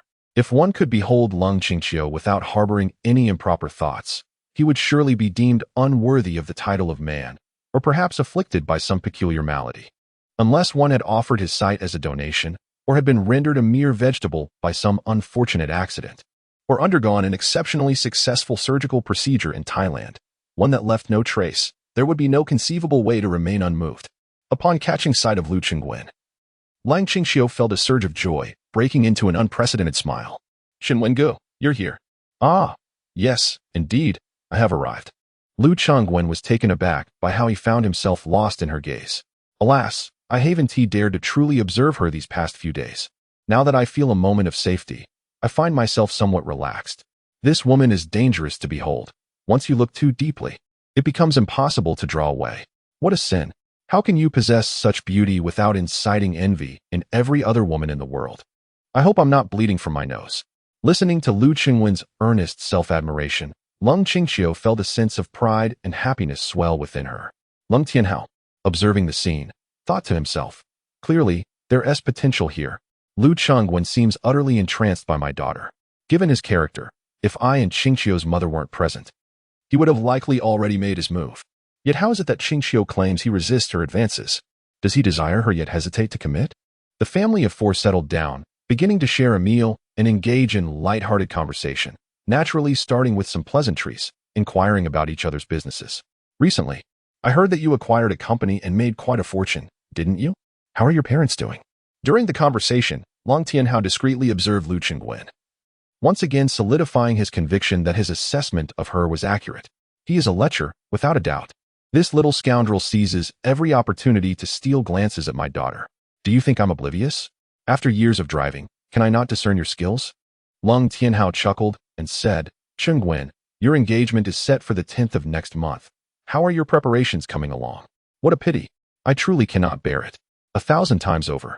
To hand over such a beautiful girl to Long Outyin feels akin to a death sentence. Yet, I must remain acutely aware of my purpose here. This is not a nurturing romance game. It is a high-stakes survival challenge. My objective is not to enhance intimacy with the heroine, leading to a successful conquest and the unlocking of various forms of pleasure, but rather to utilize every available resource and strategy to ensure my survival until the end. Striving for prosperity and triumph, much like a victorious game of chicken. In this contest, I am not the one to seize the spotlight. There is a formidable leader on the opposing team. I must ensure that when their leader engages in battle on the top lane, I am positioned in the bottom lane, allowing him to consume minions, towers, and jungle monsters when he arrives. The leader's success is inevitable, but my presence as a transient figure on his path is inconsequential. Whether I exist or not holds no weight for him. However, it is of utmost importance for my own survival. Thus, a prudent course of action would be to meander through the wild, engaging in a few skirmishes with the creatures therein to while away the time. Pay no heed to the disparagement from teammates. Only you are aware that you are not partaking in the same game as they are, until the esteemed player achieves an extraordinary feat, demolishing the enemy's stronghold. You shall remain concealed by the fountain, applauding him and beseeching him to carry you along in the next match. Refrain from undertaking any additional actions, for even a single misstep might result in the esteemed player exchanging your life for equipment. Lu Chengwen sighed, lamenting, my fate is truly dismal. At that moment, the house steward approached with a report. My lord, a young master wishes to meet you. A young master? Indeed, he is known as Long Outyin, and he claims to possess an internal message valued at over 2 billion to share with you. Lu Qingwen's mind buzzed with astonishment. Esteemed player, this is not merely a raid. This is an assault on the fountain. Chapter 28. A monumental opportunity. Lang Tianhao understood that those who are bold often undertake audacious endeavors. Though this individual remained unseen, his credentials were undoubtedly formidable. Anyone who proclaims to possess an internal message worth over 2 billion would not be dismissed lightly. Even if one suspects that he may be a charlatan, they must ascertain his deceitfulness before they can comfortably partake in their meal. Long Tianhao chuckled. Such bravado? It seems we have an extraordinary individual visiting us today, Chengguan. Shall we meet him? Lu Chengguan mused. Oh, how you put on airs. Do not let your current bravado deceive you. Once this gentleman arrives and demonstrates his prowess, you may find yourself relinquishing both your daughter and your family's fortune in one fell swoop. From this day forth, your daughter shall be responsible for loosening his garments, while you shall revere him with utmost respect. The Lung family, upon encountering him, has nearly become a mere shadow of its former self. Young Master Long's influence in the Northern Territories begins with your family. Long Qingxiu gazed at Lu Qingwen, her heart ablaze with indignation. How could this fool entertain such absurd thoughts? Why must I humiliate myself by tending to a security guard I dismissed? My father, a man of great valor, has encountered countless prominent figures. How can a mere bodyguard compel him to bow? And to think he would hand me over so easily? At that moment, Lung Qingxiu's determination surged. Very well, I shall observe the extent of his prowess that incites such trepidation in you. Lu Qingwen, lost in his own musings, remarked, indeed. His surname suggests he is no ordinary individual. A meeting is warranted. However, since you wish to greet this esteemed guest, I shall take my leave for now. Where's the exit? Stop right there. Long Tianhao intercepted Lu Qingwen. You are the esteemed guest. What is he but a likely charlatan? Let us assess the situation first. Inside the room, circumstances unfolded differently than outside. At that moment, Long Outyin had cleansed himself and donned a fresh attire, standing at the entrance of the Lung family's villa. Hua Xuanying, concealed in the shadows, bowed respectfully and stated, Young master, everything has been arranged over there. Long Outyin furrowed his brow. How could a mere Jiang Shihan, so lacking in discernment, choose to associate with Lu Qingwen? Humph, an ignorant woman, unfamiliar with the world, mistakenly believes that aligning herself with the affluent will pave her path to success. However, she is of little significance. What truly matters are Lung Qingxiu, Su Xuejiao, and Chen Mingyun. Su Xuejiao appears to be somewhat challenging, while Chen Mingyun has yet to lay the groundwork. Meanwhile, The Lung family's affairs are tumultuous, with their internal financial chain facing considerable difficulties. This presents an opportune moment to penetrate their ranks and establish my personal authority. Xuening, take heed. Open your eyes wide and observe closely. This is the first step for the young master in unifying Shui City. The Lung family will inevitably fall into my grasp. Xuening should emulate the young master, meticulously studying to attain progress.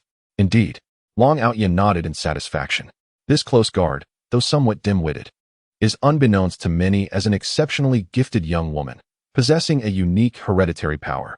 Given time, she will emerge as an unparalleled master amongst the elite. And through our prolonged cooperation, she will witness the young master's intelligence and magnanimity. Her appearance and physique are exceptional as well. Today, she shall comprehend why I am regarded as a war god, and why so many formidable warriors from the frontier surround me, bowing in submission. At this moment, the door swung open, and a butler-like figure stepped out with a smile. Mr. Long, is it? My master requests your presence. Upon entering the living room, Long Tianhao was already seated on the sofa. However, Long Tianhao was anything but courteous. He lounged in the main seat, casting a glance at Long Outyin. Mr. Long, please take a seat. Such formality. Long Outyin naturally settled down, elegantly crossing his legs. His appearance may be ordinary, and his attire may be plain. Yet as a prominent male figure, his aura must never be commonplace. Even clad in tattered garments, one must exude an air of dignity, confidence, and dominance, complemented by a touch of propriety. Long Tianhao remarked, "Young brother, you claim to have a business worth 2 billion to discuss? Frankly, I have encountered countless boastful individuals. Yet here I stand before you. I grant you 30 seconds. If within that time you cannot present any valuable information, I shall have to show you the door." Ha ha. Long Ao Tian laughed heartily. Mr. Lung may not yet be aware that the Lung family has reached a critical juncture of impending ruin. Oh, Lung Tianhao replied. Treasure your time, Mr. Long. Such words do not intimidate me. Long Ao Tian mused to himself. You may be arrogant now, but I shall see how long you can maintain that bravado. Soon, I shall reveal a monumental secret that will surely leave you trembling. Since that encounter, you recognized her talent and acknowledged her abilities, thereby entrusting her with the complete management of the group. Mr. Lung has achieved notable accomplishments during his tenure. Had it been an ordinary individual, the Lung family would have long since perished. However, Miss Lung Qingxiu has diligently steered the ship, aided by a sycophant from the Liu family at every turn, allowing Qianfeng Group not only to survive the brink of collapse, but to begin thriving once more. Lung Tianhao straightened his face and smoothed the creases in his trousers. Speak of something I do not know. Your time is running short. Very well, Long Ao Tian replied. Mr. Lung may still be unaware that although Miss Lung Qingxiu possesses extraordinary strength and talent, she can no longer endure your oppressive control. Thus, her fervent desire to prove herself led her to a precarious situation. The painstakingly accumulated cash of over 2 billion was in dire need of a project, one that could facilitate a remarkable turnaround for the Lung family. Regrettably, Long Outyin sighed. Recognizing her predicament, she was so ensnared by her internal and external challenges that she acted with undue haste. The project she was on the verge of collaborating with Jiao Xiang was, in truth, a financial abyss. Jiao Xiang would siphon off all her funds, absconding with over 2 billion. While his escape would be inconsequential, the immediate loss of such a vast sum would obliterate any chance for the Lung family to recover. After articulating his thoughts, Long Outyin glanced at his watch, smugly announcing, precisely 30 seconds. Stunned, bewildered, and perhaps drenched in cold sweat, the Lung family found themselves at his mercy. Without him, they would be left to wallow in their misfortunes. Should this influx of capital be severed, the vast empire of the Lung family would descend into chaos. With cash flow halted, who would extend a helping hand? Who possessed the capacity and audacity to assist them? No one. It was akin to a bank. Once whispers of impending bankruptcy circulated, it was nearly inevitable that it would succumb to failure. Everyone would rush to withdraw their funds, fearing loss. Even if the institution could withstand the pressure, it ultimately would falter, besieged by demands for money with no one willing to provide assistance. Truly, I am the savior of the Lung family. Lung Tianhao rose silently.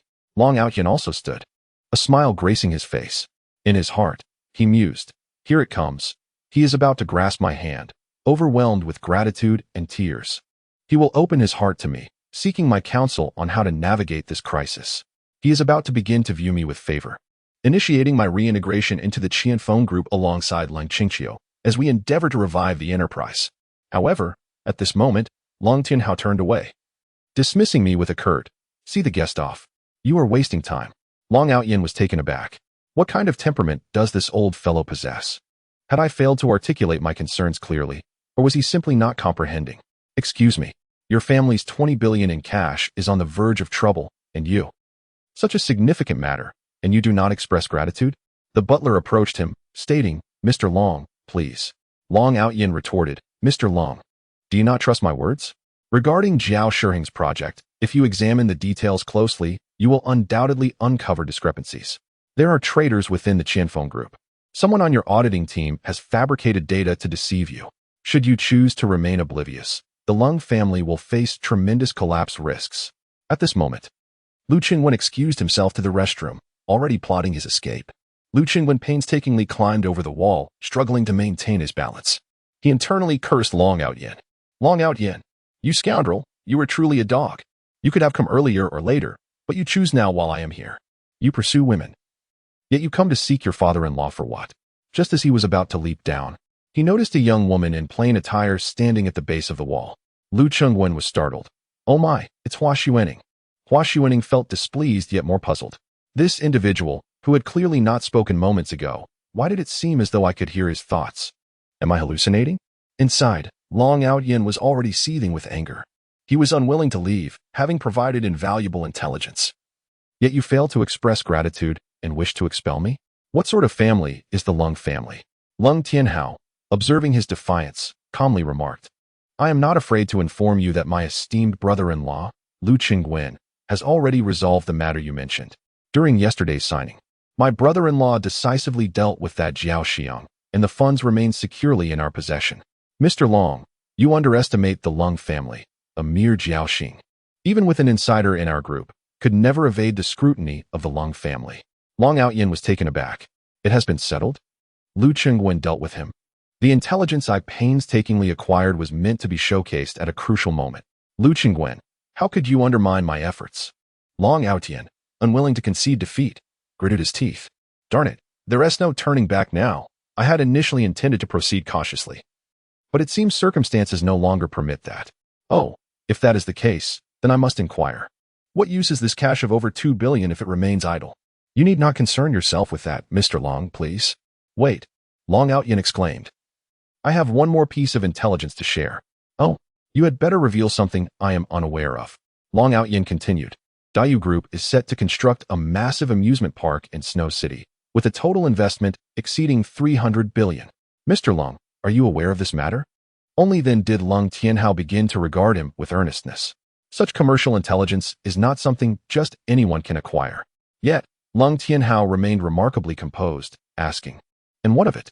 Long Outyin remarked, "They believe their actions are sufficiently clandestine. However, the intelligence has reached my ears. If we could utilize these several billion to seize that parcel of land ahead of them, how delightful it would be. At that juncture, if they wish to establish an amusement park, they would be compelled to purchase this land." Leng Tianhao was astounded. Indeed, this presented an extraordinary opportunity. Long Outyin continued, "Yet, our time is limited, we must act swiftly." Leng Tianhao promptly approached Long Outyin, extending his hand. "Mr. Long, I apologize for any previous offenses. Please, let us converse in the study. Someone, bring tea to the study." At that moment, a servant rushed in, exclaiming, "Sir, it's terrible. Young Master Lu. What has happened to him? He fell from the wall." Long Outyin smirked. "Today marks the moment for you and me to settle our scores within the Leng family." Chapter 29. Infuriating but costless Lu Qingwen truly felt an urge to curse. Unluckily, Long Outyin's personal guard, Hua Xueqing, was hiding precisely where he attempted to scale the wall. As he tumbled down, it was likely she had struck his thigh. Now with a numb leg, he could barely walk, making escape from the wall impossible. The front door. By now, Long Outyin must have entered the house, and approaching the front door would yield no encounter. In the study, Leng Tianhao occupied the main seat. Lu Qingwen and Long Outyin sat on the guest sofa, the latter squinting disdainfully at Lu Qingwen. Lu Qingwen wore a forced smile, trying to curry favor with Long Outyin. Sitting nearby, Leng Qingqiu pondered, why is Long Outyin everywhere? Why does Qingwen always harbor such apprehension towards this individual? Long Tianhao remarked, "Mr. Long, Could you elaborate on this matter? Long Outyin replied. The Dayu Group is a colossal enterprise in the southern region, a fact that I trust Mr. Lung is already aware of. Indeed, Lung Tianhao affirmed. The Dayu Group has established over 40 large-scale amusement park projects across more than 30 cities domestically. Furthermore, it is involved in various endeavors, including hotels, film investment, tourism city development, and the construction of art exhibition halls.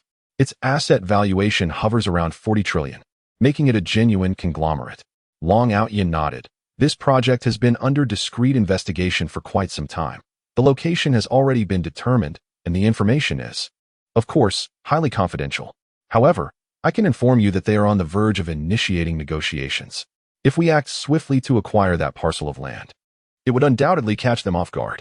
At that point, we can simply bide our time, and they will approach us for discussions. Long Tianhao nodded, gritting his teeth. Filled with immense excitement internally. 20 billion. If we can secure that land, we could even escalate the price to 3 times its value. Long Outyin shook his head. No? Do you believe I am asking too much? On the contrary, it is undervalued. Oh, for instance? Please elaborate.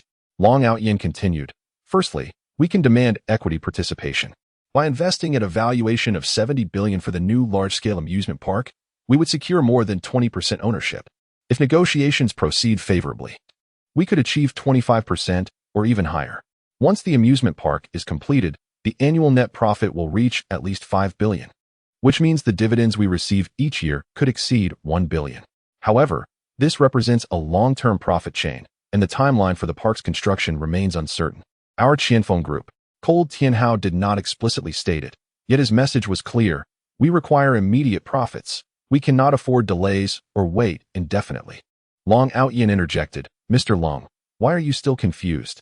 The funds for the future are a different matter. The land is in our possession, and our negotiations extend beyond mere equity stakes.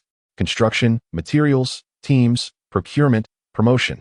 We can easily incorporate 2 or 3 of these elements into the contract. Are we not assured of profits? Indeed, it is as he stated. Cold Tianhao then turned his gaze towards Lu Qingwen. Qingwen, you are not an outsider. You are aware of Qianfen's situation, especially since you are about to be engaged to Qingqiu. Thus, I have not concealed today's matters from you. What is your perspective on this? Lu Qingwen was still rubbing his thigh, pondering. What is my perspective? How does this concern me? This is Long Outyin's scheme to pursue your daughter. This project is merely a stepping stone for him. You ought to obediently heed his counsel, for he is the one facilitating this land acquisition for you, without any cost. Are you not exhilarated? Are you not touched? You should weep in his presence to express your gratitude. Moreover, given my strained relationship with Lung Qingqiu, you must entrust your daughter to him. From now on, allow him to be your guiding compass in all matters. Simply follow his lead. Lung Qingqiu was nearly driven to the brink of fury. At this juncture, one still doubts my fondness for Long Outyin. Which of your eyes perceived such an affinity? Clearly, I do not. Why must you persist in misunderstanding me? I must devise a means to dispel this misconception. Wait, why do I care so much about Lu Qingwen's misunderstanding? Lung Qingqiu has indeed begun to harbor feelings. Yet her pride hinders her from swiftly accepting her own emotions.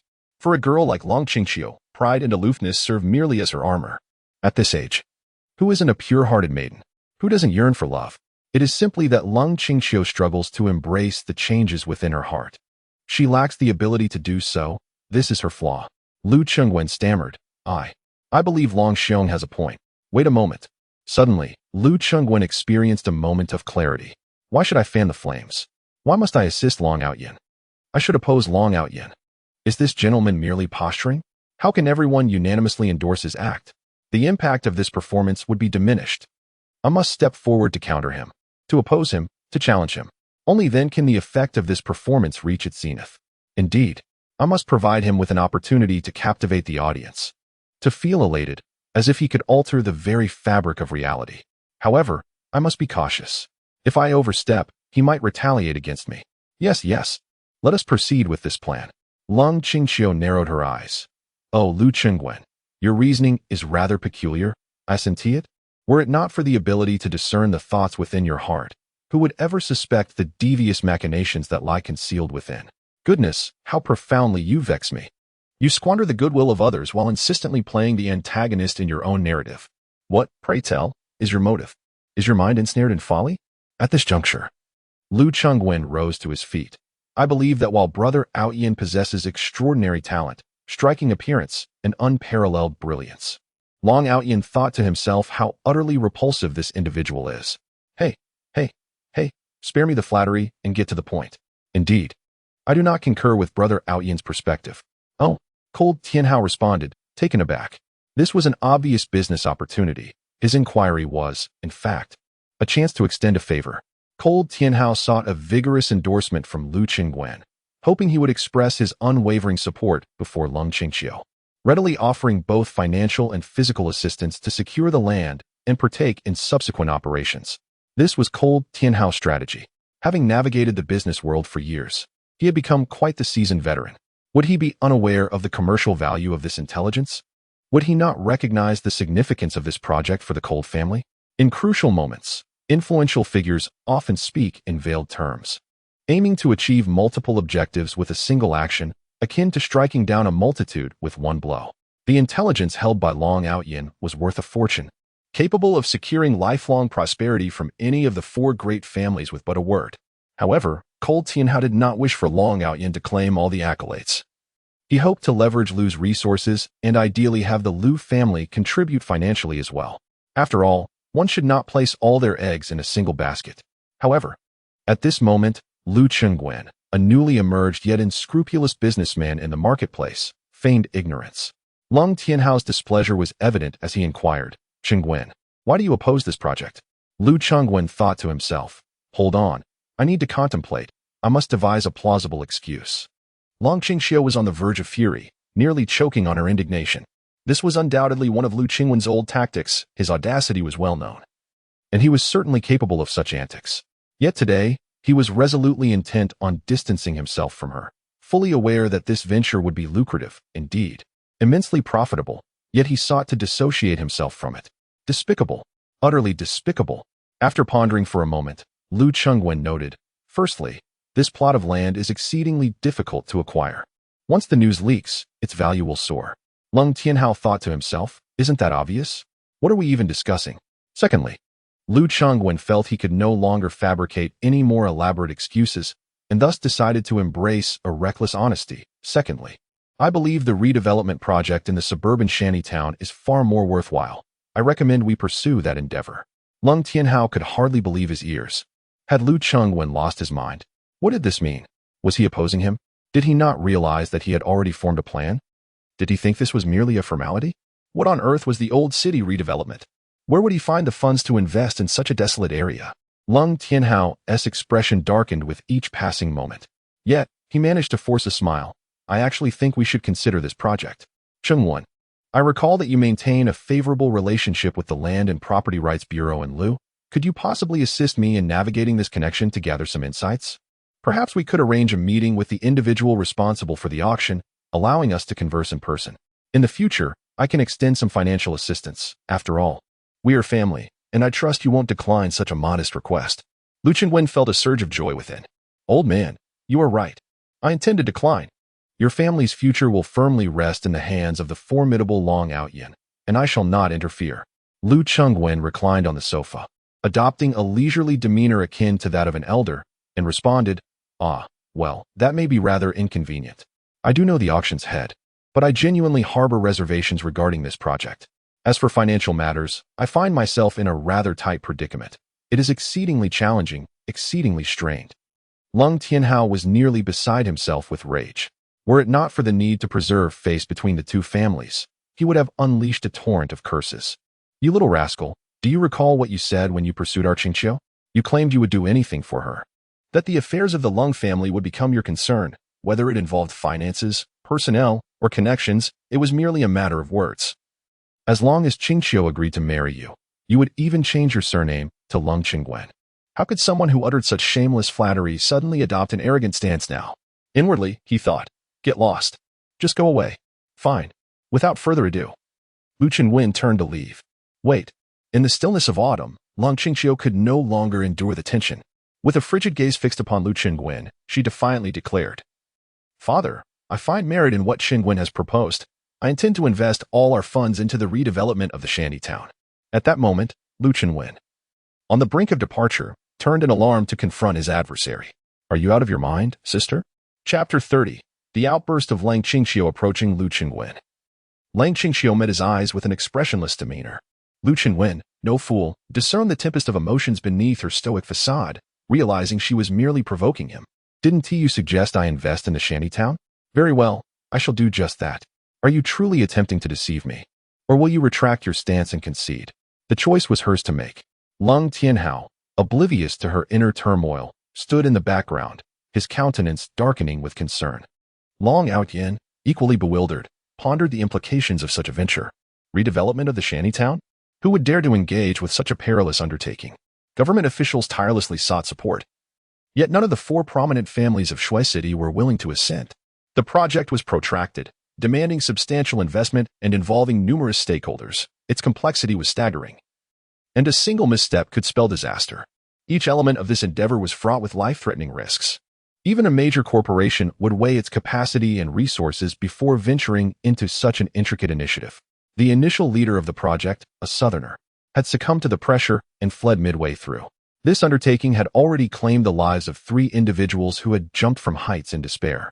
The redevelopment of the shantytown had transcended mere challenge. It had become akin to handling a burning iron brand. Daring to grasp, it would inflict searing pain.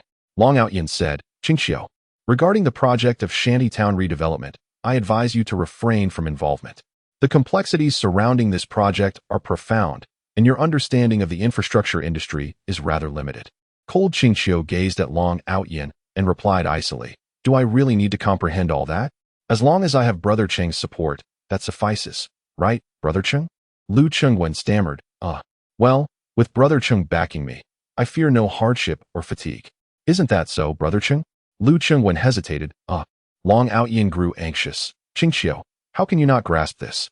Everything I do is for your sake. I do not wish for you to plunge into peril, nor do I desire for Qianfeng Group to falter. I understand that revitalizing Qianfeng is your dream. I have come here for that very dream. Cold Qingxiu responded. What revitalization of Qianfeng? I am a woman, and the greatest aspiration for a woman is to marry into a good family. Brother Qing and I have already confirmed our engagement for next month, and we shall wed by the end of the year, followed by starting a family next year. Right, Brother Cheng? Lu Qingwen stuttered, Long Outyin thought to himself, What kind of person are you? Can you not see such an obvious business opportunity? Why pursue a shantytown redevelopment project with Lu Qingwen? Cold Qingxiu looked at Lu Qingwen with unwavering determination. Brother Cheng, I trust you. Look me in the eyes and tell me which project you wish for me to undertake.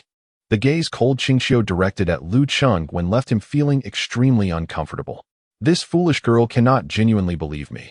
She cannot be serious about pursuing a shantytown redevelopment project. Sister, are you really taking my idle chatter to heart, trying to provoke me? Damn it. I refuse to believe that I cannot handle a mere girl. Oh, indeed. Lu Qingwen resolved firmly. I have faith in this project. However, the decision-making power lies with you, as I am merely offering a suggestion. Very well, Long Qingxiu decisively replied. Since you have suggested it, I shall heed your advice. Long Tianhao, unable to remain composed, interjected. Qingxiu, hold on. Let us discuss this first. There is no need for discussion. At this moment, Long Qingxiu was infuriated. She pushed open the door and declared, I will immediately summon the team for an urgent meeting to deliberate on the investment plan for the renovation of the shantytown. Tomorrow, I will engage in negotiations with the relevant parties. You are being reckless. Long Tianhao exclaimed in anger. Such a significant matter cannot be approached with such impulsiveness. As the chairman of Qianfeng Group, I do not approve of this. Long Qingxiu turned to face her father. Father, it was you who arranged my marriage to the Lu family. You entrusted me with the authority and responsibility to manage Qianfeng Group. You explicitly told me that my personal happiness is inconsequential. The long-term interests of Qianfeng must take precedence over individual joy. I, Long Qingxiu, align myself with my husband. Since I am engaged to Qin Wen, he shall be my partner, and his word is law. His commands I shall follow unconditionally. If Cheng Wen advises me to invest in the Shantytown project, I shall place my trust in him. Long Outyin quickly interjected. Qingxiu, think this through. Lu Qinwen does not merit such trust. Long Qingxiu gazed at Long Outyin. Is that so? Then tell me, who should I trust? In the desolate autumn, with eyes reddened and orbs moist, I reflect upon my life, realizing I have never encountered a soul I could truly trust. In my youth, I idolized my father, emulating him in every regard. I sought to adopt his commanding presence, his audacious decisiveness, his discerning judgment of merit, and his calm wisdom. However, I soon discovered that his strength was coupled with a chilling ruthlessness that surpassed my expectations. In moments of hardship and sorrow, he never embraced or consoled me as the fathers of others might. Instead, he would reprimand and belittle me, casting upon me a gaze filled with merciless disappointment, declaring me a failure. As I matured, I learned that for the sake of the family's interests, my father deemed it necessary for his own daughter to enter into a strategic marriage. In his eyes, only Qianfeng was his true child. I was merely an inconsequential daughter. My sole friend, whom I trusted, I discovered had secretly drugged my drink. When I tearfully confronted her, she revealed her hatred towards me. She resented my intelligence, loathed my privileged birth, envied my appearance and slender figure, and despised my innate academic prowess. Her animosity stemmed from a desire to obliterate everything I had, which she perceived as unattainable aspirations throughout her life. My only romantic endeavor in college was a fervent investment of my heart. He was radiant, optimistic, and an athlete. Not wealthy, yet he illuminated my existence like a beacon of hope. I believed I had finally found someone worthy of my trust. However, on the day of my birthday, he unexpectedly installed 3 cameras in the hotel room we had reserved. Lung Qingxiu smiled, tears streaming down her face, her laughter tinged with an unimaginable sorrow. 3. Her voice trembled as she expressed that just when she had resolved to devote herself entirely to him, he was intent on recording everything from every angle, seeking to control her and seize the wealth of the Lung family. Wiping away her tears, Lung Qingxiu lamented, family, friends, lovers, all so indifferent. Who am I to trust? She shouted in anger, speak. Who can I believe in? Is there truly someone in this world who, without regard for appearance, wealth, or background, genuinely cherishes and protects me? Is there? Will I forever be alone in this life? Is the world itself so cold and unfeeling that the trust one yearned for simply does not exist? Is it? Lu Chengwen felt a wave of sorrow wash over him, filled with self-reproach. I am so sorry. I had no idea you suffered so much. Alas, it seems that no matter how much money one possesses, what we ultimately seek is inner happiness and fulfillment.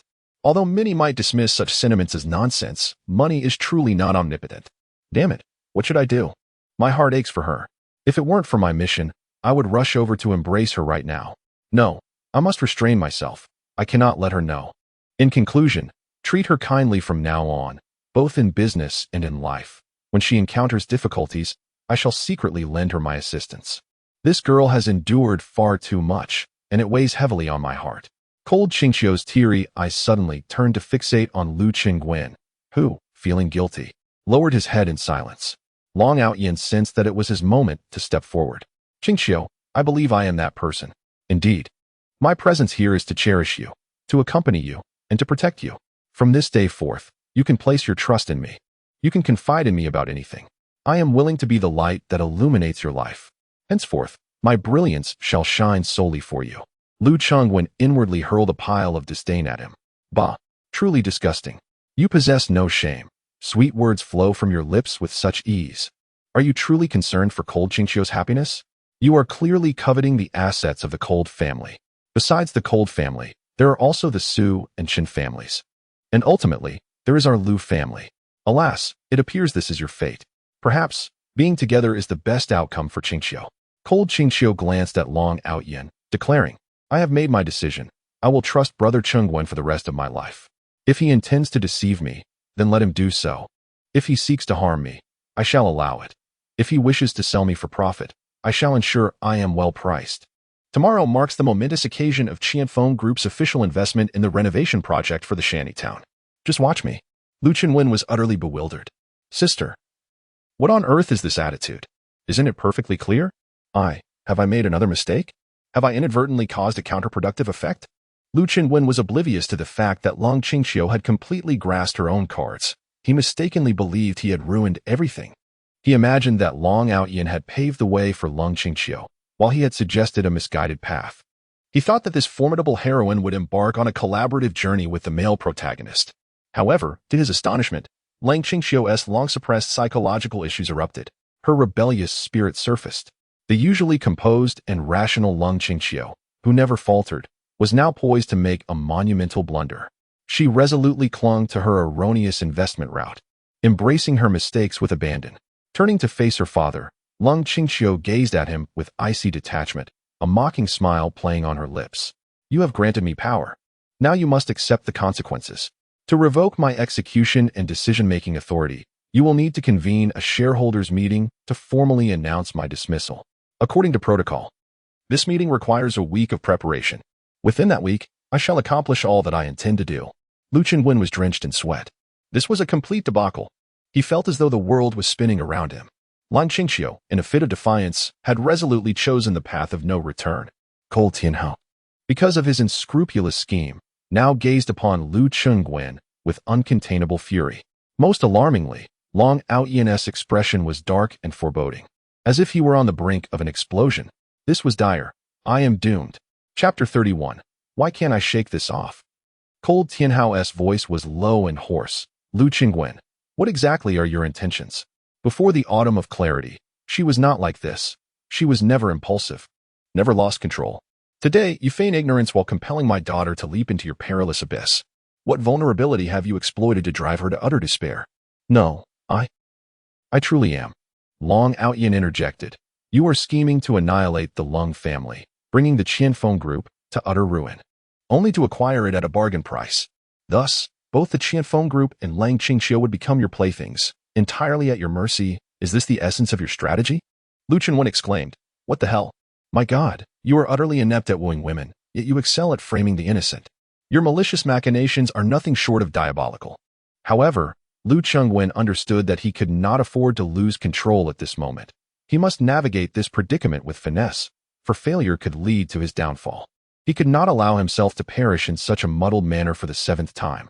Hurriedly, Lu Qingwen said, Please, both of you, remain calm. I will persuade her. I will persuade her. Long Aoyan seized Lu Qingwen by the collar. You? Who do you think you are? A wave of dread washed over Lu Qingwen. This fool was about to strike. Am I destined to meet my end in Lung Tianhao's study? Damn it. I shall fight back. In a sudden fury, Lu Qingwen bellowed, Long Aoyan, you better behave yourself. What did you say? Lu Qingwen replied, Let me make it clear. I genuinely believe that the redevelopment project in the shanty town is lucrative. In business, one must speak candidly. I merely expressed my commercial judgment. Is there a problem with that? How was I to know that Lung Qingqiu would react so passionately? This was entirely beyond my expectations. Can't you see that? On a chilly day, the audacity of despair.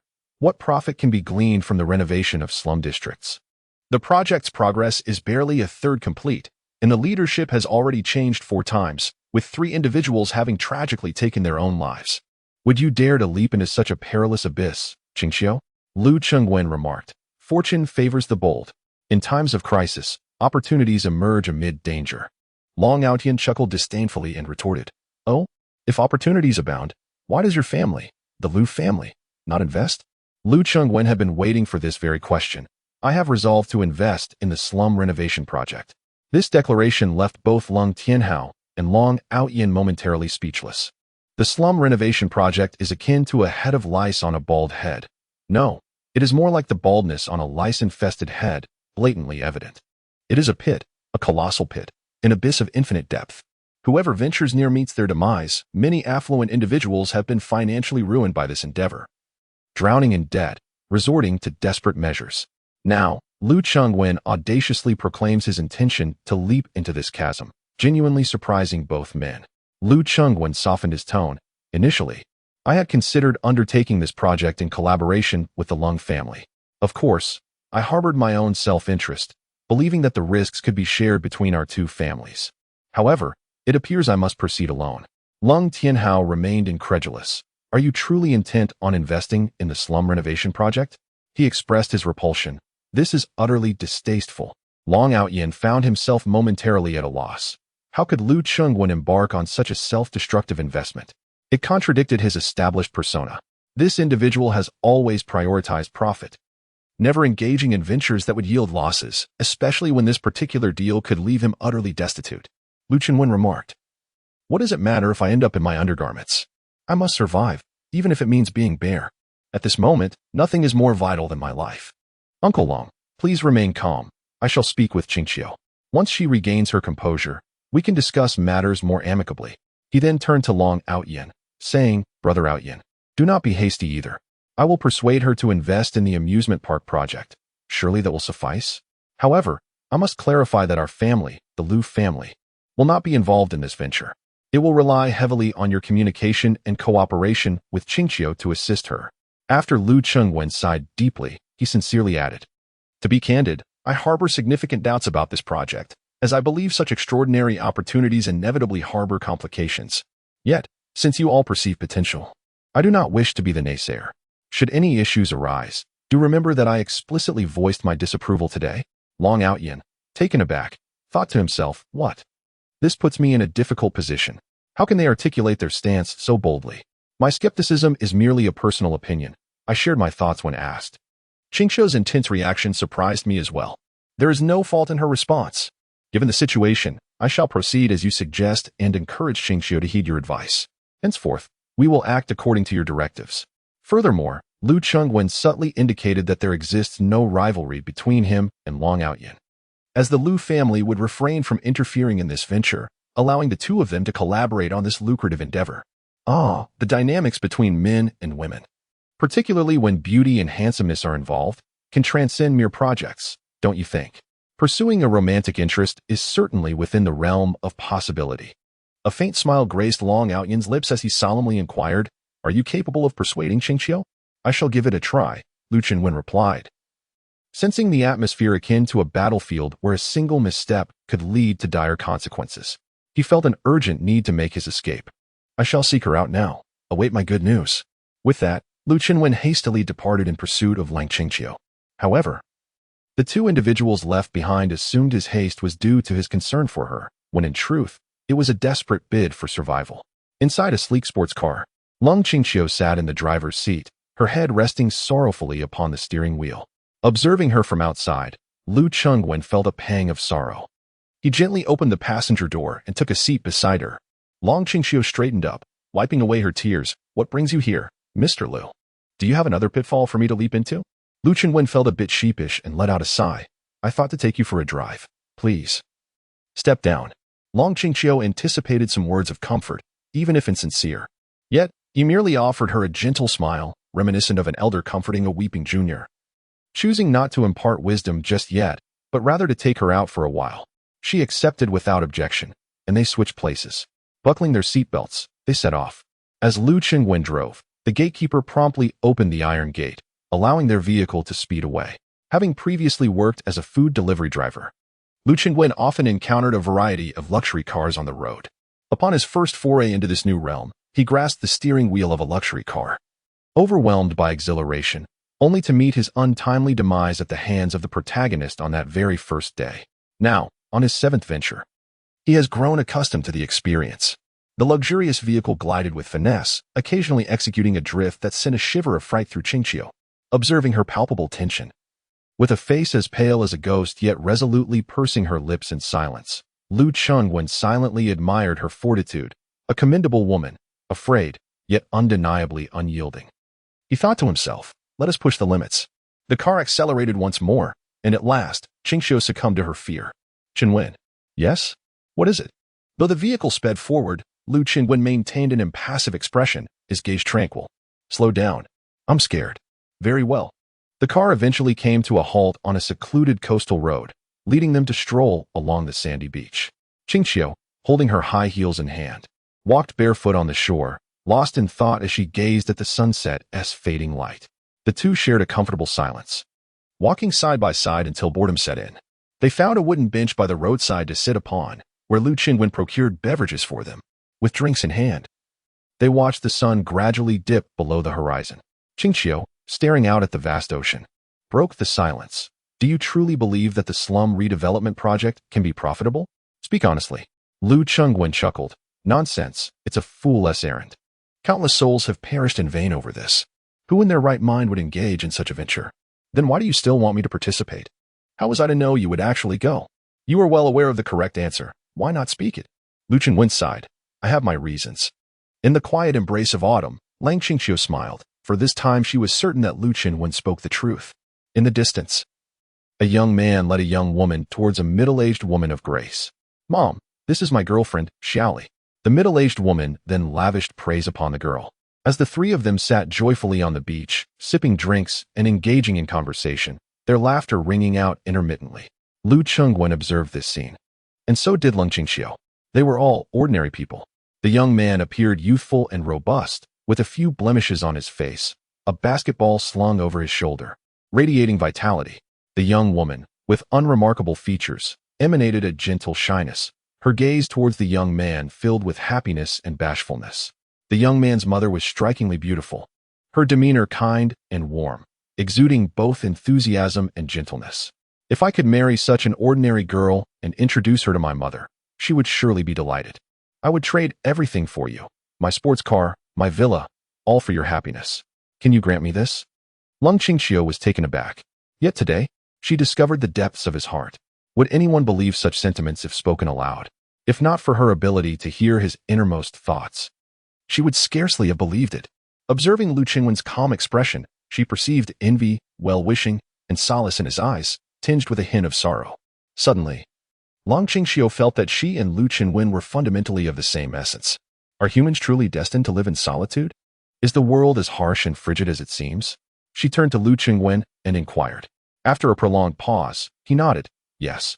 Yearning for the affection and care of loved ones, desiring the unwavering loyalty of friends, longing for the fidelity of a partner, and craving the warmth of the world alongside the romance of life. Leng Qingxiu pouted in a playful manner, unable to suppress a smile of satisfaction. Who would have thought that you, young Master Lu, could occasionally produce something worthy from a dog's mouth? Indeed, Lu Qingwen replied. In our line of business, we face ravenous wolves, and none are willing to be mere lambs. The emotions that ordinary people can freely express are often elusive for us. A single act of betrayal can yield a fortune that would take a lifetime for the average person to amass. Such temptation is overwhelming for the common folk. Even the best of us may be driven to take risks in a moment of fleeting impulse. Leng Qingxiu nodded thoughtfully. So, are we destined for solitude? Not necessarily. After all, we possess wealth, and they envy us for it. Lu Qingwen mused. Our family may be somewhat unique. Leng Qingxiu offered a bittersweet smile. I envy you greatly. Sensing the atmosphere was ripe for a shift, Lu Qingwen remarked, the amusement park project should be lucrative. You ought to act swiftly. At that moment, Leng Qingxiu had developed feelings for Lu Qingwen. While business was indeed important, her thoughts ventured beyond mere commerce. Thus, she feigned concern. I understand, but alas, my funds are somewhat limited. Moreover, securing that piece of land discreetly and swiftly may prove to be quite the challenge. It's all too easy for word to leak out. Lu Qingwen nodded, assuring her, you can rest easy, Long Outyin will assist you. He possesses the means to swiftly secure that piece of land without anyone being the wiser. However, the hopeful expression on Leng Qingxiu's face swiftly morphed into one of disappointment as she gazed distantly and coldly remarked, Lu Qingwen, I believe you are a scoundrel. Instead of feeling anger, Lu Qingwen burst into laughter. He was unfazed by Leng Qingxiu's disdain or misunderstandings. Such sentiments were, in fact, inconsequential to him, perhaps even a blessing. Thus, you shall invest in the amusement park while I focus on the Shantytown project. You are a decent person, albeit with a rather poor temper, he chuckled.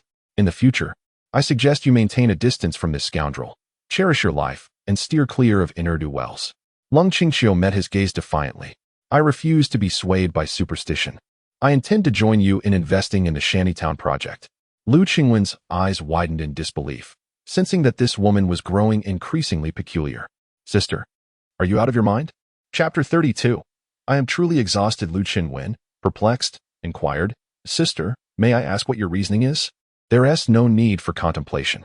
Ever since you, young Master Lu, took charge of the dashing group, you have never engaged in a losing venture. Therefore, whatever you invest in, I shall follow suit. Lu Qingwen broke into a sweat. Investing in the Shantytown project is bound to incur losses. What do you hope to gain? I wouldn't mind losing all my assets, but your family cannot afford such a gamble. Moreover, Long Outyin and your father are awaiting my good news. You are resolutely determined to invest in a losing project. One tea they devour me alive. Cold Qingxiu gazed at Lu Qingwen's bewildered expression, laughing exuberantly. Look at your foolish demeanor. Are you truly so afraid of my father and Long Outyin? Lu Qingwen replied earnestly, I'm serious.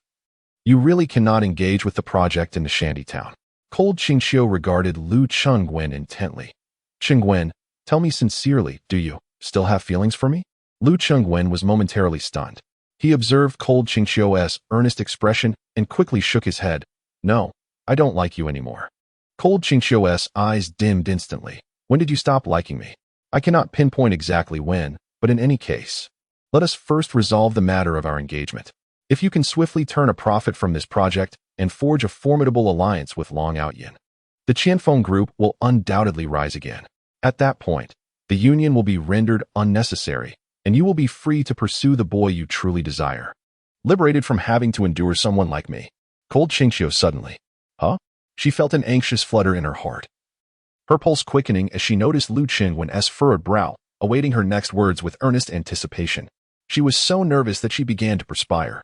What is wrong? After much hesitation, Cold Qingqiu finally mustered the courage to say, I think I have developed feelings for you. Lu Qingwen's eyes widened in shock. His mind momentarily froze. What did you just say? I said, I like you. Lu Qingwen gazed at Long Qingqiu, his mouth half open, utterly motionless. Long Qingqiu's cheeks flushed crimson. These past few days without you, I feel quite out of sorts. She shyly lowered her head, letting out a soft laugh. I know this sounds utterly insane, but it seems I can truly hear your heart and understand your innermost thoughts.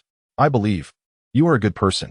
Lu Qingwen appeared as if struck by an enchantment, remaining completely still. Long Qingqiu bit her lip. So, if you are willing and do not harbor any dislike towards me, from this day forth, I shall be your girlfriend. As for the engagement next month. Lang Qingqiu was overwhelmed with nervousness, her words tumbling out in a disjointed manner. Her heart pounded like a drum, reverberating through her entire being. If you think the engagement is too soon, we can take a step back, get to know each other better, try to date first, and then inform our families. Lu Qingwen remained petrified, utterly unresponsive. If you disagree, that's perfectly fine. Seeing that Lu Qingwen did not express his stance, Long Qingqiu's heart became a tumult of confusion. Overthinking is a girl's instinct. In that moment, her excitement and anxiety morphed into a sense of despair. I am not solely bound to you. However, truthfully, we can take our time. I do not wish to pressure you unduly. It's just that I have many shortcomings, and I hope you can be tolerant of them. Yet, you too must make some changes, for I intend to wholly entrust myself to you. Upon finishing her words, Long Qingqiu was so bashful that she could barely lift her head. Yet, Lu Qingwen remained unresponsive. Long Qingqiu finally sensed something amiss. She lifted her gaze to Lu Qingwen and asked, Qingwen, are you all right? Could you please say something? She waved her hand in front of Lu Qingwen's eyes, but there was still no reaction. Qingwen, are you all right? Hello? Long Qingqiu took out her phone and said, Hello. Is this 120? I need to report an emergency. There is someone here who has frozen. He is utterly motionless and doesn't respond to my calls. As if he can't hear anything I say. What caused this? Well, I confessed my feelings for him, and then he just froze.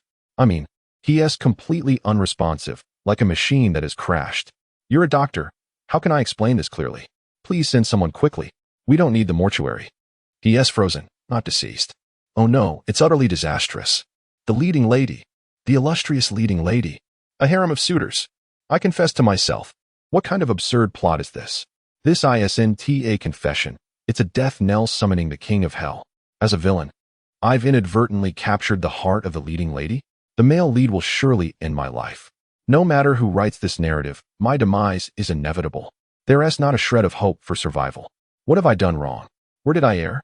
I've been actively pushing you away, stirring the pot, and doing everything to make you detest me, to keep you at a distance. Is there something wrong with the leading lady's judgment? With my character? You choose to confess your feelings? Do you not have any standards or boundaries when it comes to finding a partner? Is it that you all feel something is lacking unless I'm on the verge of ruin?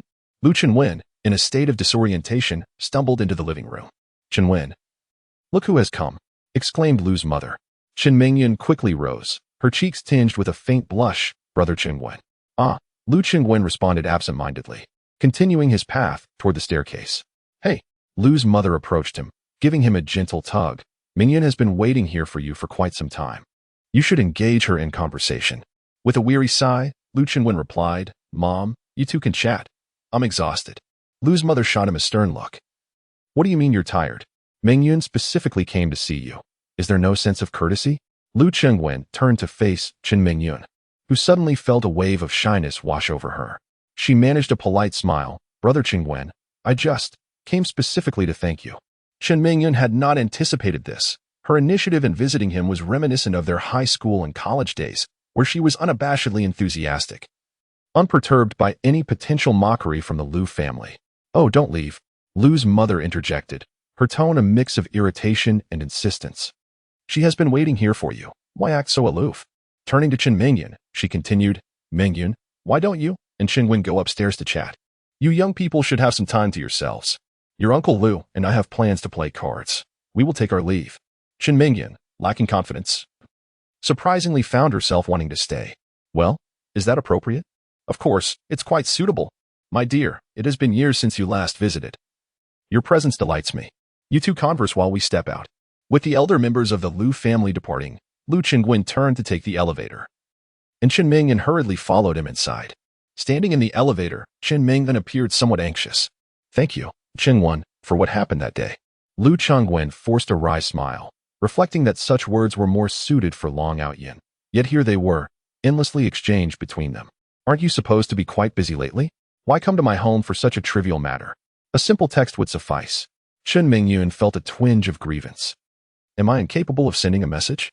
The reason for coming to your house is, of course, to see you. She insisted. About what happened back then. Liu Qingwen quickly interrupted. Let's not dwell on the past. You were rather ruthless back then, leaving my tender heart quite wounded. But I acknowledge my own faults. I do not hold you accountable. In any case, let us forget those bygone events. I no longer care, and you should not dwell on them either. Chen Mingyun had a plethora of sentiments she wished to express, yet Liu Qingwen persistently denied her the opportunity to speak, continually monopolizing the conversation. In dialogues between men and women, it rarely extends beyond 3 exchanges before both parties grasp each other's thoughts. Chen Mingyun was taken aback by Liu Qingwen's indifferent demeanor, feeling both humiliated and heartbroken. Is this truly your attitude? I must have misjudged you, Liu Qingwen. This marked Chen Mingyun's final attempt. Had Liu Qingwen made any effort to retain her, there might have been hope. She gazed into his eyes with anticipation, yet he did not even glance her way. Very well, I shall have Zhao Gang escort you, he declared. Chen Mingyun was utterly incensed. Instantly, she became aloof. No need, I will leave on my own. Even as she descended in the elevator alone, Liu Qingwen did not acknowledge her presence. Chen Mingyun felt a deep sense of shame. What was I thinking in seeking him out? I vividly recall the countless innocent days of my childhood, yet it seems that the other party has completely forgotten. It no longer matters. Chen Mingyun's eyes were slightly reddened as she walked towards the parking area of the Liu family villa, feeling aggrieved. Just as she was about to get into her car, Liu Qingwen rushed down from the building as if his backside were on fire, clutching his jacket and shouting, Zhao Gang, prepare the vehicle. Zhao Gang had just parked Chen Mingyun's car and looked at his boss in bewilderment. Mr. Liu, what's the matter? Liu Qingwen rushed forward and snatched the car keys, demanding, whose car is this? Zhao Gang, having never seen Liu Qingwen in such a frenzy, pointed to Chen Mingyun. It's Miss Chen's. Liu Qingwen instructed, get in the car. Chen Mingyun, still fuming, protested, what are you doing? Yet Liu Qingwen had already seated himself and started the engine. Insisting, get in. With her arms crossed, Chen Mingyun stood her ground. This is my car, Liu Qingwen. What exactly do you intend to do? Zhao Gang, being a dutiful subordinate, understood the urgency of the situation and fastened his seatbelt without hesitation. Liu Qingwen shouted in frustration, damn it. Get in. Hurry. Startled by his outburst. Chen Mingyun complied. Fine, I'll get in. No need to be so fierce. Before she could settle into her seat, Liu Qingwen's car shot forward. Zhao Gang had already anticipated the move, calling through the intercom, open the gate. Young Master Liu's car is about to exit. As the vehicle approached, the large iron gate swung wide open. Chen Mingyun, pale with fear, exclaimed, Liu Qingwen, have you lost your mind? Chapter 33. A hard-working individual. It had been several years since Chen Mingyun had any contact with Liu Qingwen, yet in these past few days, she sensed a profound transformation in him, one that was utterly inexplicable. There was an undeniable peculiarity about him. Now, as Liu Qingwen drove his car with an alarming fervor, Chen Mingyun's face blanched with fear. Liu Qingwen, why are you in such a rush? Slow down. Slow down. Irritated, Liu Qingwen snapped back. Be quiet. I'm in a hurry. Your brother's life is at stake. Chen Mingyun paused in confusion. Ma Chuan? What are you talking about? Just shut up. Liu Qingwen retorted. Seeing Liu Qingwen's evident anxiety, Chen Mingyan felt a twinge of suspicion but dared not probe further. She simply closed her eyes. Unbeknownst to Lu Qingwen, his desperate attempt to maintain composure had inadvertently thrown the narrative into disarray.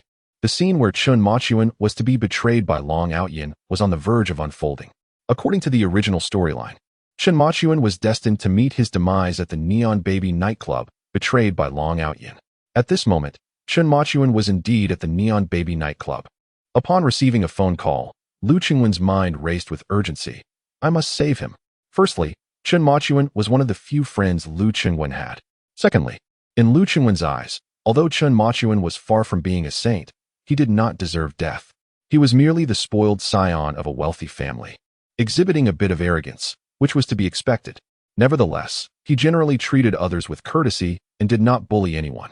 His flaws lay in his indulgent lifestyle and aimless pursuits. In the original plot, his death merely served to pave the way for Long Outyin to seize the Qin family's assets. However, as a friend, Lu Qingwen found it unbearable to witness him being slain by Long Outyin. Upon arriving at the Neon Baby nightclub, Lu Qingwen alighted from the vehicle and made his way inside with great urgency.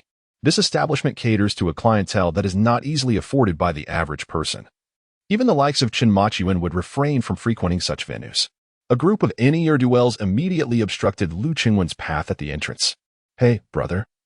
Do you even realize where you're barging in? One of them queried. Zhao Gang retorted angrily. Get lost. Are you fools daring to block young Master Lu from Snow City? Do you wish for death? The leader of the group quickly responded. Young Master Lu. Welcome, welcome. We are honored by your presence. Lu Qingwen responded with a swift slap to the man's face. Step aside.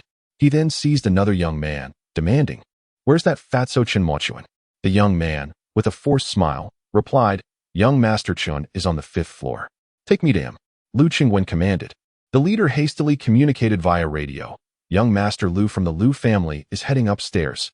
Ensure he is well attended to. Which young Master Lu, you ask? There is only one. The audacious heir with family assets in the hundreds of billions, who dares to insult young Master Chun by calling him a fatso. Lu Qingwen, accompanied by Zhao Gang and Chen Mingyan, strode further into the club. The name Neon Baby itself carries an air of ambiguity, and the interior decor is a flamboyant display, saturated with suggestive undertones. As they ascended the staircase, they were greeted by a row of elegantly dressed women, adorned in shimmering skirts and high heels, who sweetly exclaimed, Welcome, young Master Lu, to Neon Baby. A woman, seemingly in her 30s, approached with a smile. Young Master Lu, how delightful to see you. You are indeed a rare guest. Lu Qingwen inquired, Where is that fatso? Upstairs. Find a place to sit for a moment and gather a few girls. No need for that. Hurry and take me to see him. The appearance of Lu Qingwen sent shockwaves throughout the nightclub. He had only ventured out a few times during his university days. And after his breakup with Chun Mingyun, he fell into a period of despondency. Subsequently, he began pursuing Lung Qingqiu and had not returned to such places since. However, Chun Machuan had fully inherited this fine tradition. Upon seeing Lu Qingwen's anxiety and impatience, Chen Mingyun began to believe, Is my brother all right? How could he possibly be in danger? Lu Qingwen glanced at her, thinking to himself that he must assess the situation. He only knew that Chen Machuan was in trouble. But the specifics of his predicament remained uncertain. The door swung open, revealing a spacious suite, with a large screen obstructing the view inside. From the entrance, they could hear Chen Machuan shouting, I'm going to die. Chen Mingyun was so frightened that her legs turned to jelly. And Lu Qingwen quickly steadied her as they rounded the screen. Good heavens. It was a scene of utter devastation, a sight both tragic and inhumane. Chen Machuan lay on a massage chair, a girl massaging his head, 2 others attending to his feet, and yet another pair kneading his arms. His face was adorned with a colorful facial mask, and he was moaning in delight. Chen Mingyun's face turned pale with rage. Is this what you call an emergency? Lu Qingwen called out. Chen Machuan. Chen Machuan did not move, merely opening his mouth to say, Qingwen is here. Find a few girls to give you a massage. It feels amazing. Lu Qingwen approached him, insisting, Come on, everyone, let us go. Madame Song was well aware that Lu Qingwen was not to be trifled with, and upon entering, she sensed his displeasure. She promptly declared, Everyone, please step outside. Lu Qingwen retorted, You should leave as well. Very well, then. You 2 young masters may converse. Call me if you require anything, she acquiesced. Chen Machuan sat up, removing his facial mask. What's the matter? I was just enjoying this. Oh, sister? Please allow me to explain. This is my first time in such a place. Lu Qinwen inquired, where is Hu Shui? Upon hearing this, Qin Machuan's temper flared. I had to chase him off. He went to fetch someone. Lu Qinwen nodded thoughtfully. You ought to avoid this place in the future. It poses great danger to you. Qin Machuan chuckled heartily. Indeed, it is perilous. Just moments ago, I was besieged by 5 young ladies. How frightfully dangerous. Just as Lu Chengwen was about to respond, the door was forcefully kicked open. Hu Shui burst in, cursing loudly. Qin Fatty, come out. Qin Machuan lazily donned a bathrobe. What do you want with me? At that moment, a throng had gathered at the entrance, pushing and shoving, clearly indicating that Qin Machuan's henchmen and Hu Shui's reinforcements were ready to clash. Fuming, Hu Shui proclaimed, you dare to snatch my girl? If I don't leave you crippled today, then I am not Hu. Upon spotting Lu Qingwen, Hu Shui burst into laughter. Ah, you two have joined forces. I fear you not today, for I have made a new friend. Aren't you quite the fighter? Let us see how you fare against my companion. From the crowd emerged a figure, none other than Long Outyin. Lu Qinwen was taken aback, not by Long Outyin's presence, but by the implications it carried. According to the original plot, Qin Machuan only appears at this nightclub once, and this time, he is destined to encounter Long Outyin. He is astonished to find Long Outyin mingling with Hu Shui. What is happening? You are a righteous hero, the main character. Why are you standing alongside a minor antagonist? How should this situation be handled? Although Qin Machuan may appear plump and jovial, with a charming smile and courteous demeanor, particularly generous with tips for young ladies, he was once one of the 5 tigers of the National Open and has never backed down from a fight. At this moment, Qin Machuan's expression darkens considerably. Damn it. Do I need to know how many people you have with you when it comes to fighting? Hu Shui, regarding the incident where you bullied my sister a few days ago, I will settle the score with you today. Chengwen, let us join forces as brothers and ensure that this scoundrel does not leave this establishment. The proprietress is utterly flustered. She cannot afford to offend any of these individuals. Oh dear, gentlemen, this matter is trivial. Let us all calm down. How about this? Today's expenses will be on me. Hu Shao, please do me this favor. Qin Machuan interrupts, pointing at the proprietress. I will compensate you for everything damaged today. Now step aside. Hu Shui is not leaving this door. Third brother. Yes. One of Qin Machuan's lackeys shouts loudly. Guard the exits. If even one of these bastards escapes today, I'll have your head. Rest assured, Qin Xiao. None of these ruffians will get away. Zhao Gang also points at Hu Shui, declaring, today I don't care about anyone else. I'm coming for you. Upon observing, Lu Qingwen discerned that Zhao Gang was indeed a capable individual. Unbeknownst to him, Zhao had drawn a knife, skillfully wrapping a towel around the handle and his hand. Lu Qingwen seized Zhao Gang, admonishing him to calm down. Zhao, bewildered, inquired whether they were not addressing the matter concerning Qin Xiao. Lu Qingwen then turned to Hu Shui, asking what had incited such ire. Hu Shui retorted that a girl he had called had been taken away upon arrival, clearly disrespecting him. Lu Qingwen chuckled, questioning if such a trivial matter warranted such a reaction. He reminded Hu Shui of his own experiences in shuetching, asserting that he had never suffered indignities. Furthermore, he noted that he had yet to settle accounts with Lu Qinwen, recalling an incident from the day before when Lu had struck him. Long Outyin laughed heartily, remarking on Lu Qingwen's apparent ubiquity. At that moment, Lu Qingwen felt a surge of courage. He had been embroiled in brawls since high school, emboldened by his family's wealth, and had never shied away from confrontation. His methods were ruthless. However, both Lu Qingwen and Qin Machuan were not the type to bully others. Initially, they had been cornered and extorted, leading them to initially yield. As their adversaries grew bolder, they began to retaliate. Over time, they made a name for themselves. With ample resources and numerous followers, the duo was undaunted, often leading the charge into battle. Yet, the motivations behind their confrontations stemmed from the bravado of various factions seeking to assert their perceived strength. In later times, these two individuals had become figures that few dared to provoke. With an abundance of leisure, they roamed about, upholding justice. Thanks to them, during their university days, there were scarcely any who dared to harass female students. Upon learning of such behavior, they would promptly inform each other, declaring, I am going to beat you up. But you may call for help. The more, the merrier. Those who summon more will be rewarded, while those who summon fewer will find themselves in the hospital. Absurd as it may seem, this cultivated a certain audacity within them. When the occasion for a brawl arose, a rush of blood surged through their veins, presenting them with a profound sense of purpose. Upon witnessing this long-awaited spectacle, Lu Chengwen remained relatively calm, while Chen Machuan was filled with a mix of anger and excitement. The anger stemmed from the audacity of Hu Shuhui, whom he had previously defeated, daring to challenge him again. Moreover, he had the audacity to bully his sister. The excitement arose from a sudden realization of his own worth. Indeed, his entire family, and even the people of Xueqing, deemed him a good-for-nothing. Yet, he knew better. Despite his vices, smoking, drinking, perming his hair, and engaging in debauchery, he was fundamentally a good boy. Furthermore, he possessed his own strengths. He was skilled in combat.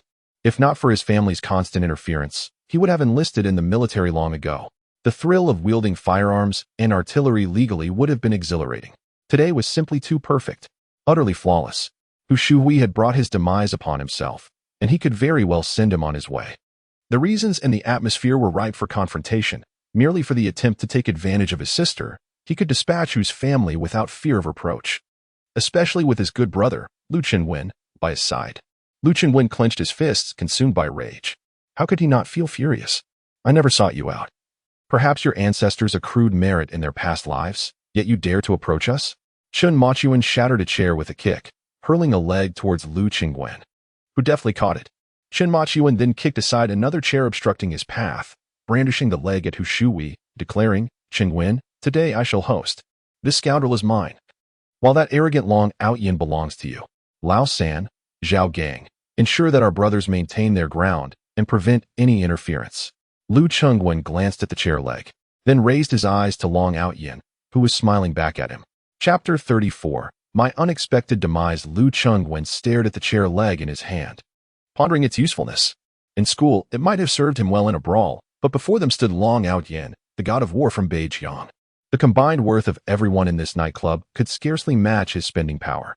Hu Shuhui added, Brother Long, the outcome hinges on you. Whether I can vent my frustrations depends on your prowess. Long Outyin chuckled, Tell your men to quiet down. I can handle this alone. Ah? But there are quite a few of them, came the reply. That is of no consequence, Long Outyin responded. I haven't had the chance to stretch my muscles in quite some time. Chen Machuan's fury erupted instantly. Damn it, you're exceedingly arrogant. I will come at you. As he lunged forward, Lu Chengwen managed to restrain him, though the sheer momentum nearly overwhelmed him. In the end, it was Lu Chengwen who found himself on the ground. Why did you pull me back? He exclaimed. Lu Chengwen rose, contemplating that he was oblivious to the impending doom. This was how antagonists sealed their fate. He patted the shoulder of his companion, urging him to remain composed. Do not provoke that individual. We cannot contend with him. Damn, why are you so cowardly? Let me handle this scoundrel, shall we? You. Lu Chengwen interjected. Allow me to negotiate first. Chen Machuan, in a state of agitation, whispered. I am quite eager to engage in this brawl. Do not negotiate too effectively, or we might miss the opportunity. I shall do my utmost, Lu Chengwen replied. Turning to Long Outyin. Brother Long, it has been a while. Not excessively long, Long Outyin retorted. Let us commence. There is no rush, Lu Chengwen said. I have a question to pose. Ask away. Onlookers found the exchange between the two rather peculiar. Lu Chengwen continued, Brother Long. You possess the demeanor of a dragon and a tiger, with unparalleled talents. How could you associate with someone as ignoble as Hu Shuhui? Moreover, engaging in brawls at a nightclub to attract women is rather beneath your dignity. We are all respectable individuals. Allow me to mediate. Today, you and Hu Shuhui may indulge freely, and I shall cover all expenses. Let us consider this matter settled, shall we? Long Outyin responded, Lu Chengwen. By what right do you deem others as ignoble? Are you not aware of your own standing? My motivation for confrontation stems from you, and that Chen Machuan, who have both amassed a notorious reputation. The entire Snow City is aware of your misdeeds, and today, I, Long Outyin, shall eradicate this menace. At that moment, Chen Mingyan approached from behind, visibly alarmed. What is happening? Why are there so many people? Chen Mingyan had just gone to the restroom. Feeling a sense of urgency brought on by Lu Chengwen's intimidation and the chaos surrounding her. Upon learning that her brother was safe, her immediate instinct was to seek solace in the bathroom. Inside, she could hear the commotion outside, which confirmed her fears that something had gone awry. When she emerged, she indeed found Hu Shuhui among the crowd. At that moment, Long Outyin and Chen Mingyan locked eyes, and sparks flew. Long Outyin was momentarily taken aback, his thoughts whispering, what a stunning beauty, a rarity in this world. She was as exquisite as a flower, resembling a celestial maiden. Her delicate lips and graceful waist were captivating, eclipsing all others. He mused that this was not the peach blossom banquet. Yet how could Chang'e have strayed from the Moon Palace? She was akin to a girl plucking chrysanthemums on Nanshan, while he likened himself to Qin Guanji. Qin Mingyun, upon noticing Long Outyin, found herself momentarily lost in thought. This person was peculiar. Why did he gaze at her so intently? With that, she instinctively stepped back, seeking refuge behind Lu Qingwen. In his mind, Lu Qingwen reflected, well, the matter is resolved. The male and female leads have finally met. He anticipated that Qin Mingyun would soon fall head over heels for Long Outyin, and they would stroll hand in hand for a chat. Alas, it is a pity. Yet Qin Mingyun is destined to be one of Long Outyin's consorts. She and Lung Qingxiu can be sisters. With a smile, Lu Qingwen introduced, Brother Long. Allow me to present to you the esteemed young lady of the Qin family, Qin Mingyun. Qin Mingyun was well aware of Lu Qingwen's intentions, her cheeks flushing with indignation as she glared at him. Lu Qingwen continued with a grin, Mingyun, let me introduce you to this gentleman, Long Outyin. Long Ao Tian hurriedly clasped his fists and bowed. Miss Chun, it is a pleasure to meet you. Qin Mingyun ignored him, her expression stern. What are so many people doing here? Lao San, what are you up to? What do you intend to do with those weapons? Do you still think you are in school? Have you not matured? Lao San and the others, chastised by Qin Mingyun, were left speechless and quickly concealed their weapons behind them. Long Ao Tian also felt a twinge of embarrassment. He had not anticipated encountering the young lady from the Qin family here. It would certainly be inappropriate to confront her brother now. At that moment, Hu Shui leaped forward. Damn it. You foul woman, you and Lu Qingwen have conspired against me. Don't think I'm oblivious. Brother Long, help me take them down. And tonight, I'll find you 10 lovely ladies, each one charming, skilled, and enthusiastic. Long Ao Tian pushed him away. My dear friend, do not stand so close. Long Ao Tian, uphold my virtue. How could I seek the company of such women? Huh. Hu Shui was still confused. Didn't we agree to let loose tonight? Besides, you told me you were invincible, able to charm 10 in one night. We were all waiting to see your performance. Enough, nonsense. Long Ao Tian was so exasperated with this fool that he stuttered. With my noble character, lofty ideals, and pure soul, in short, I have never, nor will I ever, indulge in such base desires. Hu Shui was utterly bewildered. What about Xiao Hong and Xiao Lan? Do you not want them? Not at all. How am I supposed to know who these Xiao Hong and Xiao Lan are? They are the two who just sat on your lap, feeding you wine face to face. You remarked that little Hong possesses a supple dairy ri, while little Lan has a delightful tactile quality to her bosom. Long Outyin, filled with indignation, shot an angry glare. You have mistaken the person. Qin Machuan approached Lu Qingwen, gripping the leg of a stool, and inquired softly, what is going on? Have these two lost their minds? Lu Qingwen wore a smile. Today we shall conduct a battle of wits. Just observe how I shall outwit them. He leaned closer to Qin Machuan, stating, the leg of a stool is inconsequential. Times have changed, and today we shall engage in a literary duel. With a subtle gesture, he indicated his intent. Lu Qingwen continued, it is he. Brother Long. It was him who dared to insult my good brother's sister, Miss Qin Mingyun. Fortunately, I arrived just in time to preserve her honor. Hu Shui became agitated at once. Lu Qingwen, you are wise to recognize your place. But do not think you can evade responsibility for today's affair. Qin Machuan hastily discarded the stool leg, exclaiming, sister, this man has wronged you. Yet I lack the courage to seek retribution, for I cannot match his strength. I loathe myself. Long Outyin erupted with fury. You have wronged Miss Qin? Hu Shui, taken aback, thought to himself, what is your problem? Why do you confront me? He muttered, hey, we're on the same side. What are you doing? Long Outyin delivered a resounding slap.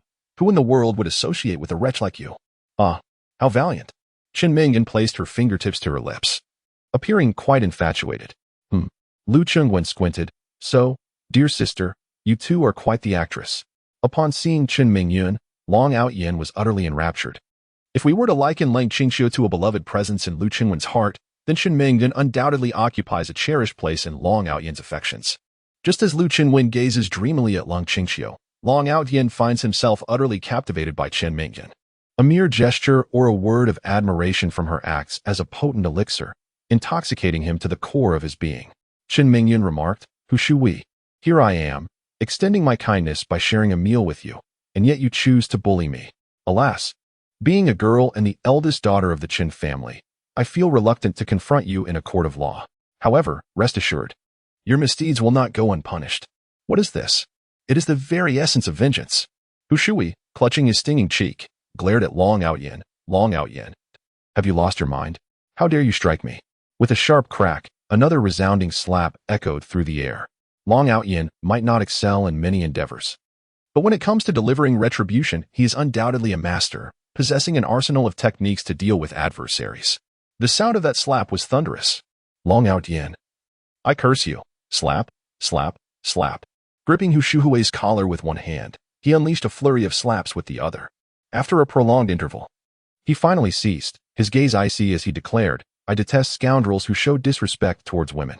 Release our young Master Hui, shouted the onlookers. You little brat. Let go at once. With a faint smile, Long Out Yin closed the door, leaving only a narrow gap. He turned back with a slight grin. Give me a minute. The door slammed shut, and outside, the sounds of chaos erupted. Lu Chengwen couldn't help but chuckle. Haven't you figured it out yet? You're smitten with my sister. No way. Just him. My sister is yours. In this lifetime, no one else shall be her husband. Lu Chengwen smiled. You'll come to understand in due time. This individual is remarkably capable, extraordinary in every sense. Let me put it this way. If your life were a film, he would be the leading man, the destined one. An unstoppable force. Are you suggesting I should pursue a relationship with him? This is your fate. No one can escape destiny. Chen Mingyun was nearly beside herself with frustration. Chen Machuan interjected. Lu Chenwen, what nonsense are you spouting? My sister is destined to be yours. Lu Chenwen quickly cautioned, do not utter such words in his presence. Anyone who competes with him for a woman meets a grim end. Why are you so afraid of him? Lu Chengwen replied, it's not just me. You should fear him as well. I am not afraid of him. You must be. I refuse to be intimidated. I'm going to confront him right now. Lu Chengwen seized him by the arm. Can you not comprehend? He is the leading man, the destined one. Even if the two of us band together, we wouldn't stand a chance against him. We might even lose our lives. Do you understand? From now on, keep your distance from him. Speak to him with utmost respect. Why are you being so cowardly? In short, do not argue with him, do not vie for women in front of him, and do not engage in wrongdoing around him. If you adhere to these three principles, you may yet survive. At that moment, the doors swung open, revealing Long Out Yin with a smile. It's all taken care of. The group peered outside, only to be met with the sight of bodies strewn everywhere. Shin Machuan was astounded. You did this all by yourself? Zhao Gang wiped the sweat from his forehead, and at that moment, as he gazed upon his boss, a sudden realization dawned upon him. Long Out Yin entered, gently apologizing. I am sorry for startling everyone. I encountered him by chance, believing him to be a man of integrity, only to discover he is a complete scoundrel. Miss Chen, rest assured, as long as I am here, he shall not dare approach you. Chen Mingyan looked at Lu Chenwen, who signaled her with his eyes. Go on. Engage in conversation. Speak. Your destined partner has arrived. Chen Mingyan gritted her teeth in frustration before suddenly breaking into a smile. Is it Brother Out Yin? Indeed, Sister Mingyan. Thank you for avenging me. I scarcely know how to express my gratitude. Sister Mingyan is too kind. I would like to take the liberty of inviting you for a cup of coffee. Would Miss Mingyan be gracious enough to accept? Certainly. However, there is someone who has been tormenting me for many years, and I am quite afraid. Who is it? Chen Mingyun pointed at Lu Chengwen. It is him. Lu Chengwen had initially thought the narrative was finally returning to its intended course.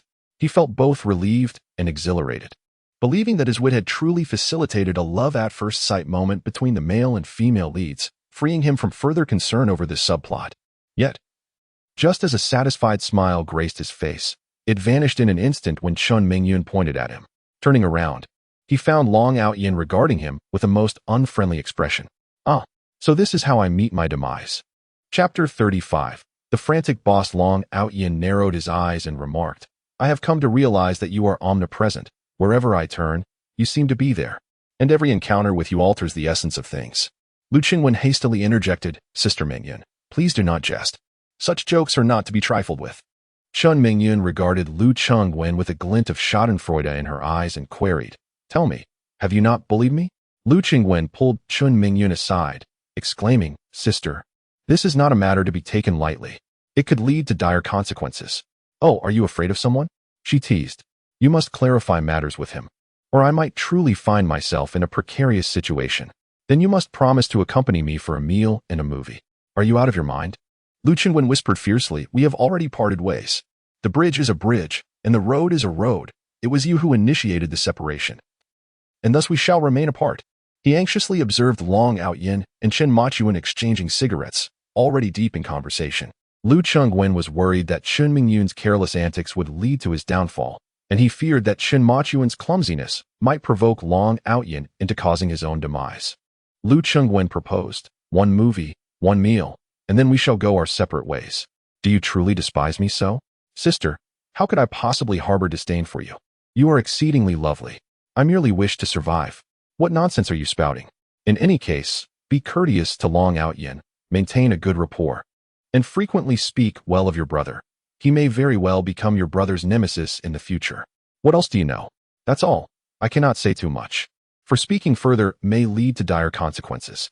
Chen Mingyun nodded. "Does my dinner gathering and the movie count? A gentleman's word is his bond." "Very well." Chen Mingyun approached Long Outyin, her demeanor suddenly becoming mature and composed. "Mr. Long, thank you for helping us out just now. It was a mere act of kindness. I do not mean to boast, but not only these few inept individuals, even the skilled practitioners from distant lands would kneel and beg for mercy in my presence." Chen Mingyun nodded. "It is evident that you are a master." She smiled. "I was merely jesting. I detest the violence associated with boys." "Oh, about the coffee. There is no need for coffee. I am not particularly fond of it, and besides, I have arranged to dine with Qing Wenj and watch a film. Until we meet again." With that, Chen Mingyun turned and left, pulling Lu Qingwen along as they descended the stairs. Lu Qingwen mused, "You are quite ruthless. After knowing you for so many years, I had no idea you possessed such a side. Goodness, when you get fierce, it truly unsettles one, doesn't it?" Lu Qingwen felt compelled to break free, genuinely concerned that Chen Mingyun might act recklessly. She was unaware of the gravity of the situation and could inadvertently bring harm upon herself. Not breaking free would be akin to challenging Long Outyin. Never mind. "I suppose I can delay for a while." Lu Qingwen seized the hefty Chen Machuan. "You are coming with me. Why take him along?" Chen Mingyun protested, her dissatisfaction evident. "Speak your mind." The group stepped outside, with Chen Mingyun erupting into peals of laughter.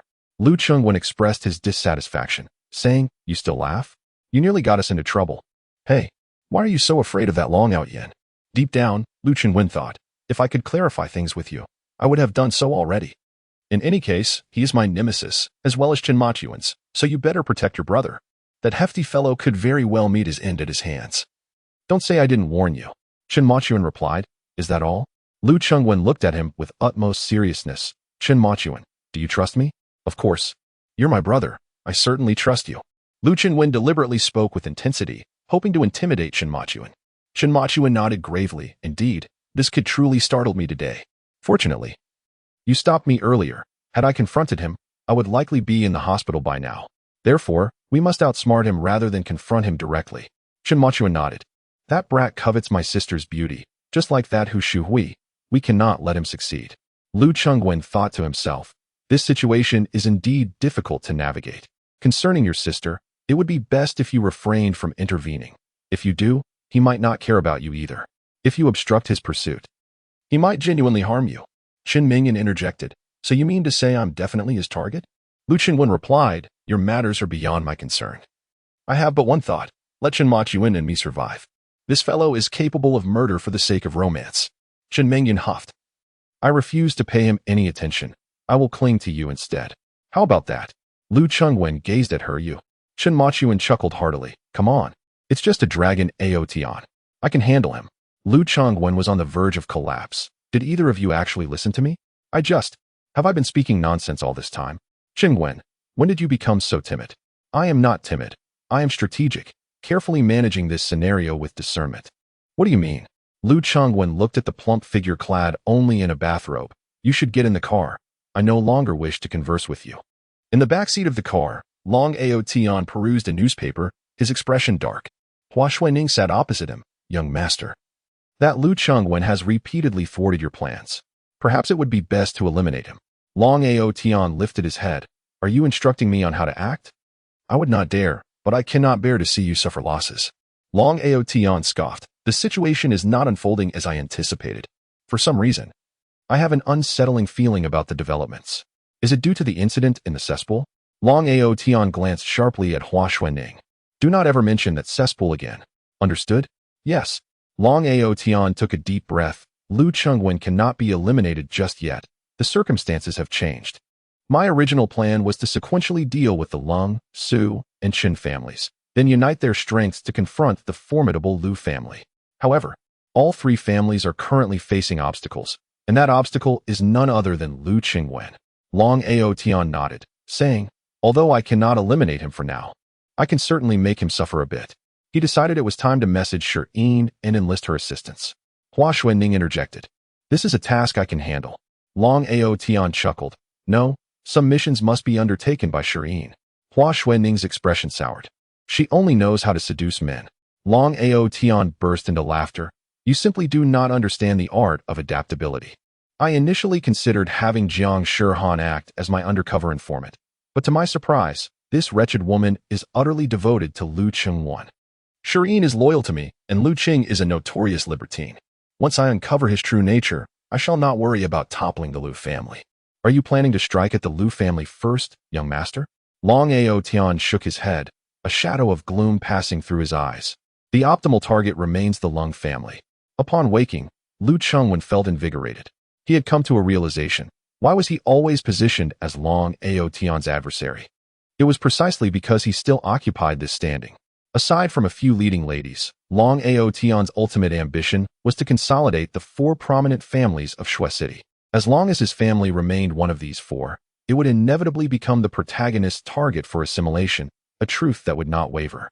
Unless, of course, the Lu family diminished to a point where the protagonist lost interest.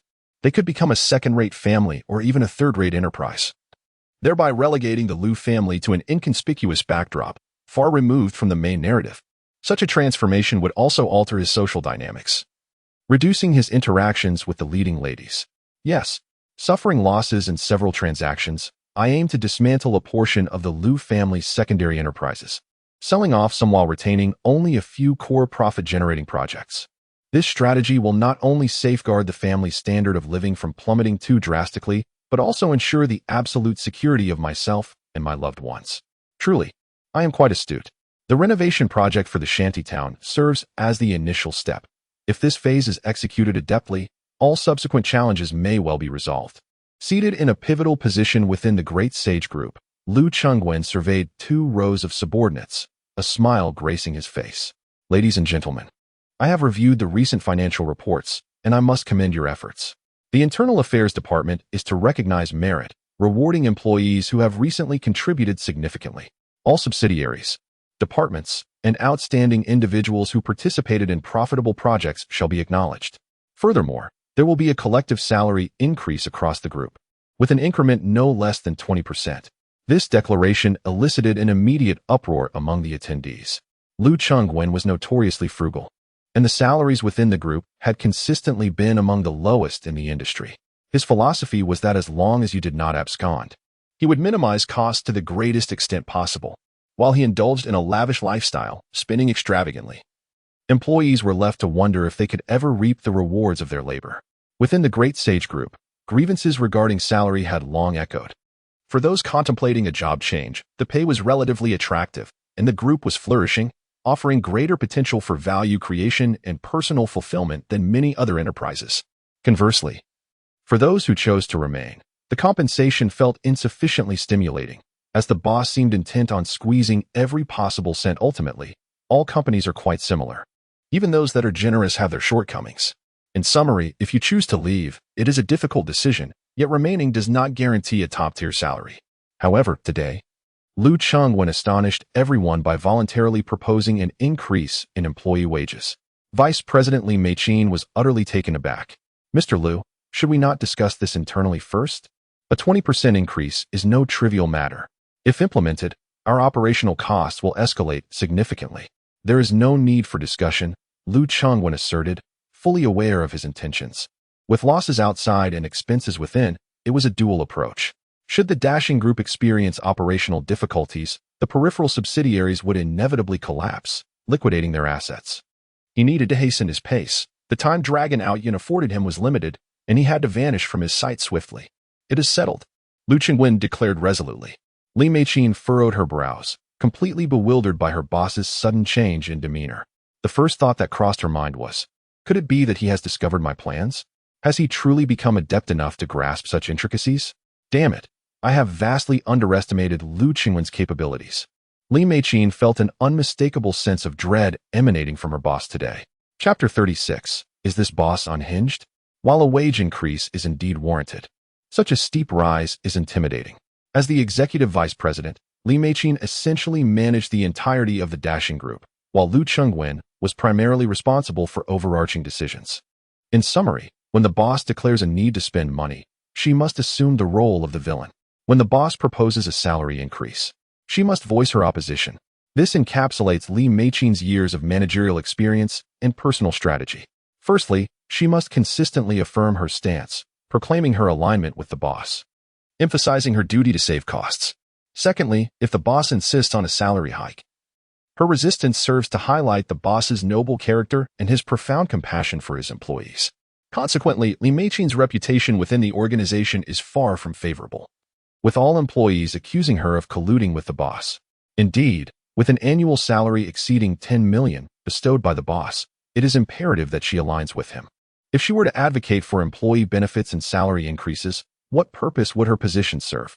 She is merely the boss's dirty glove, responsible for the unsavory tasks while the boss plays the benevolent role.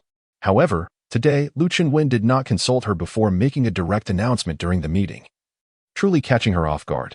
Li Meiqin stood up and adjusted her glasses. General Manager Lu, as the vice president of the group, it is quite challenging for me to manage such matters without prior consultation. Perhaps you could grant me some time to convene with the actuarial department and cost accounting to devise a concrete plan before we proceed. You need to hold a meeting, Lu Chengwen interjected, to discuss how to swiftly implement my decision. Inform the publicity department to communicate this news to all employees of the group. It must be executed by the end of this month. All eyes were on Li Meiqin. Here, apart from him, you hold the next highest position. Continue, and let us see how long you intend to play the sycophant. However, the specific salary increase cannot be casually stated. It requires careful consideration. Lu Chengwen smiled and said, Meiqin, you have worked exceedingly hard these past 2 years. For General Lu, for the Dashing Group, it has not been without effort. Indeed, Lu Chengwen replied, thus, your annual salary will be doubled. Keep up the good work. Li Meiqin widened her eyes in astonishment, unable to believe her employer could be so generous. Lu Chengwen continued, as for the salary increases of the other senior management, you may handle that as you see fit. He approached her, gently patting her shoulder. Do not attempt to save me money. Li Meiqin was taken aback by the barrage of Lu Chengwen's declarations. General Lu, such a significant matter should warrant further contemplation. A senior executive promptly stood to lead the applause. Let us all express our gratitude to General Lu. The conference room resounded with thunderous applause, praises echoing throughout. General Lu, your commanding presence is awe-inspiring. We pledge to share both glory and adversity with the Dashing Group, united in our fate. The subordinates will remain steadfastly loyal, with no divided loyalties. General Lu is truly a conscientious employer, a benevolent leader. Li Meiqin furrowed her brow, realizing that these individuals were intent on silencing her with their applause and commendations. She narrowed her eyes, observing Lu Chengwen basking in the adoration of the crowd, her mind racing with thoughts. What is he truly aiming to achieve? This is highly unusual. Have I overlooked something? Is he orchestrating a major reshuffling? First, he consolidates support, then secures my position with a generous salary, only to subsequently select a new vice president? Initially, I intended to take a group of individuals seeking independence, but his actions have utterly thwarted my plans. I had meticulously arranged everything. There is no way he could have obtained this information. He would not have casually produced such a sum of money without cause. There must be an issue. Li Meiqin's heart cried out in despair. I had already convened several vice presidents and senior executives, and over the years, I had cultivated an exceptional team of my own. My intention was to lead them towards establishing our own domain. However, with the current developments, I have suddenly become an isolated figure. All those who had promised to join me now avoid making eye contact. It is evident that anyone who can enjoy a high salary under the protection of the great sage would think twice about joining me in a peasant uprising. Are they out of their minds? Yet, Lu Chengwen has inexplicably granted me the authority to set the salary increases for all senior executives. What could this possibly signify? Li Meiqin felt a pang of guilt, her mind swirling with 100 conflicting thoughts. Her palms were sweaty, and she sensed an impending tempest brewing within the great sage group. No, It had already commenced. Lu Chengwen accepted the greetings of various executives who came forth to shake hands, embrace, and express their gratitude. He wore a smile on his face while feeling quite vexed within. Is this meager sum truly enough to excite you all so much? Enough already. Don't come over, man. You barely have any hair left. Why not just shave it all off? Damn it, continually shaking hands and embracing men is utterly displeasing. I prefer the company of beautiful women. At that moment, Jiang Shihan burst into laughter beside him.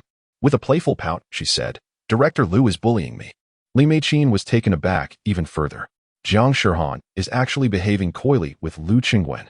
Is she not usually seen making every effort to avoid him? What on earth has transpired today? Could it be that Jiang Shihan has always been Lu Chengwen's confidant? If that is indeed the case, this young lady is quite formidable. Enduring such immense workplace gossip pressure, it turns out she is indeed aligned with Lu Chengwen. Have we all been deceived? As Lu Chengwen approached Li Meiqin, she instantly broke into a smile. Aren't we to embrace? Without hesitation, Li Meiqin opened her arms, beaming as she embraced her boss, silently pleading, Please refrain from groping me in front of so many people. However, Lu Chengwen maintained a respectful distance, offering a polite and tasteful embrace, limited to expressing camaraderie among colleagues. This only heightened Li Meiqin's anxiety. Oh no, is he no longer interested in me? He didn't even take the chance to touch me. This is a troubling sign. It indicates his growing disdain for me, realizing I am a traitor. Hence his mere facade of cordiality. Li Meiqin forced a smile and joined the applause with the others. Lu Chengwen gestured to Jiang Shihan, who then initiated the presentation of a slideshow. The images displayed our district's shantytown renovation project, which is currently less than 30% complete, yet previous consortiums have fled. I intend to proceed with it further. Li Meiqin turned to Lu Chengwen, gazing at him as if he were a specter. She was utterly perplexed. What on earth is happening with him today? The shantytown redevelopment project? The government has approached numerous times regarding this. We merely received them politely, expressing grievances, adamant in our refusal to engage. However, today my own boss unexpectedly decided to intervene in this project. This is a money-draining endeavor, fraught with complexity. A slight misstep could lead to financial ruin. Li Meiqin hurriedly expressed, Mr. Lu, this project is a minefield. Its risks are far too great.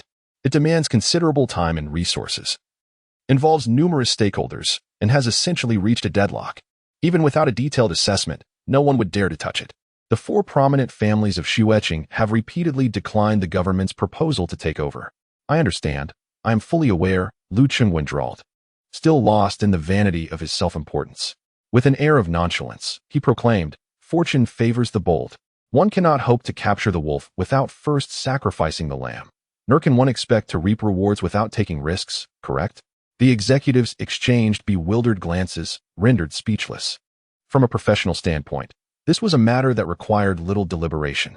Any rational individual would recognize the folly of pursuing this project, which amounted to pouring money into a bottomless pit with no prospects for success. Yet, Lu Chengwen appeared resolute, noticing the silence that enveloped the room. He slammed his hand on the table and declared, It is settled. Do not worry, I shall bear the brunt of this decision alone. You are merely tasked with execution. And should any issues arise, the blame rests solely on me. If there are losses, I will shoulder them alone. Shihan. Yes, Mr. Lu. Please document today's meeting and archive it. Should any problems arise in the future, if I were to misplace my ire, everyone may refer to today's record. Understood. A faint smile graced Lu Chengwen's lips. Now, is everyone at ease? Mr. Lu possesses an unparalleled authority, embodying the essence of a sovereign. His discerning gaze perceives opportunities that elude our vision. We shall undoubtedly execute his directives with unwavering commitment. Mr. Lu's foresight is profound and his actions decisive. We, with our limited wisdom, can merely aspire to follow in his illustrious wake. Mr. Lu is truly remarkable. Mr. Lu is truly remarkable. Meiqin, why are you silent? At this moment, Li Meiqin feels as though she is being scorched by flames. Mr. Lu, have I erred in some way? Please, do not hesitate to speak your mind. Li Meiqin is certain that Lu Chengwen is aware of her predicament. This project appears to be a means of subjecting her to torment. Yet, she is unsure of the specifics of this torment, and given Lu Chengwen's character, she dares not even contemplate it. Unbeknownst to Lu Chengwen, her thoughts are burdened. He observes the others and recognizes that their support stems from recent salary increases and the assurance of no responsibilities. Lu Chengwen chuckles. I am aware that I have not previously left a favorable impression. No, no, Mr. Liu is quite amiable. We are all very grateful. Indeed, indeed. There is no need to deceive me. Lu Qingwen rises. I have several passions. He begins to speak. My foremost passion is for glittering silver. I desire to amass wealth without limit, wishing to fill my pockets with all the riches of the world. Laughter erupts among all present, as this is a candid truth. My second passion, however, is for beautiful maidens. Regardless of whether they are youthful or mature, alluring or endearing, my affection knows no bounds. Everyone shared a knowing smile. Sensing that today Lu Qingwen's words were particularly amusing, Lu Qingwen continued, the third thing I cherish dearly is family. With a decisive slap on the table, he proclaimed, thus, with empathy, I shall ensure your prosperity, enabling you to win the hearts of ladies and care for your families. Therefore, let us pursue salary increases and grand endeavors. Is there any dissent? In unison, the assembly erupted in fervent agreement. We shall unwaveringly follow President Liu's lead and resolutely implement his magnificent strategies. With a smile, Lu Qingwen pointed at Li Meiqin. Meiqin, I entrust this matter to you personally. I have but one request. You must secure the contract within a week. Li Meiqin clenched her fist beneath the table, gazing at Lu Qingwen, utterly bewildered at this moment. Chapter 37. A genius mind. Li Meiqin hurried after him. Boss. We need to discuss something. Certainly, let us converse. Shirhan, coffee please. As Lu Qingwen sipped his coffee, Li Meiqin stood before his desk. Boss, the project in the shantytown is destined to incur losses. With your astute judgment, you must perceive it as a veritable pitfall. I fail to comprehend why we must take on this burden. Lu Qingwen chuckled. How is the coffee? Delicious. Li Meiqin managed a strained smile. I have come seeking your enlightenment, hoping you might impart your wisdom upon me. Lu Qingwen replied. As the Buddha teaches, some things are best left unspoken. What? In any case, simply follow my directives. Regardless of the obstacles we face, we must secure this project. Li Meiqin had never heard of this project. Why bother exerting so much effort on such a futile endeavor? If the project requires no laborious effort and can be initiated merely by financial means, then the Sheng Group is poised to take over, with all parties granting you a green light. It seems we have finally encountered a Na'vi benefactor. Furthermore, regarding President Liu, the increase in salaries must be approached gradually, aligned with our local average wage levels and the national inflation standards. A sudden spike in wages would impose an excessive burden on costs. Let us not dwell on these matters any longer. Also, you need not follow their example of wearing short skirts. Wear whatever you desire. At that moment, Jiang Shirhan knocked and entered the room. President Liu.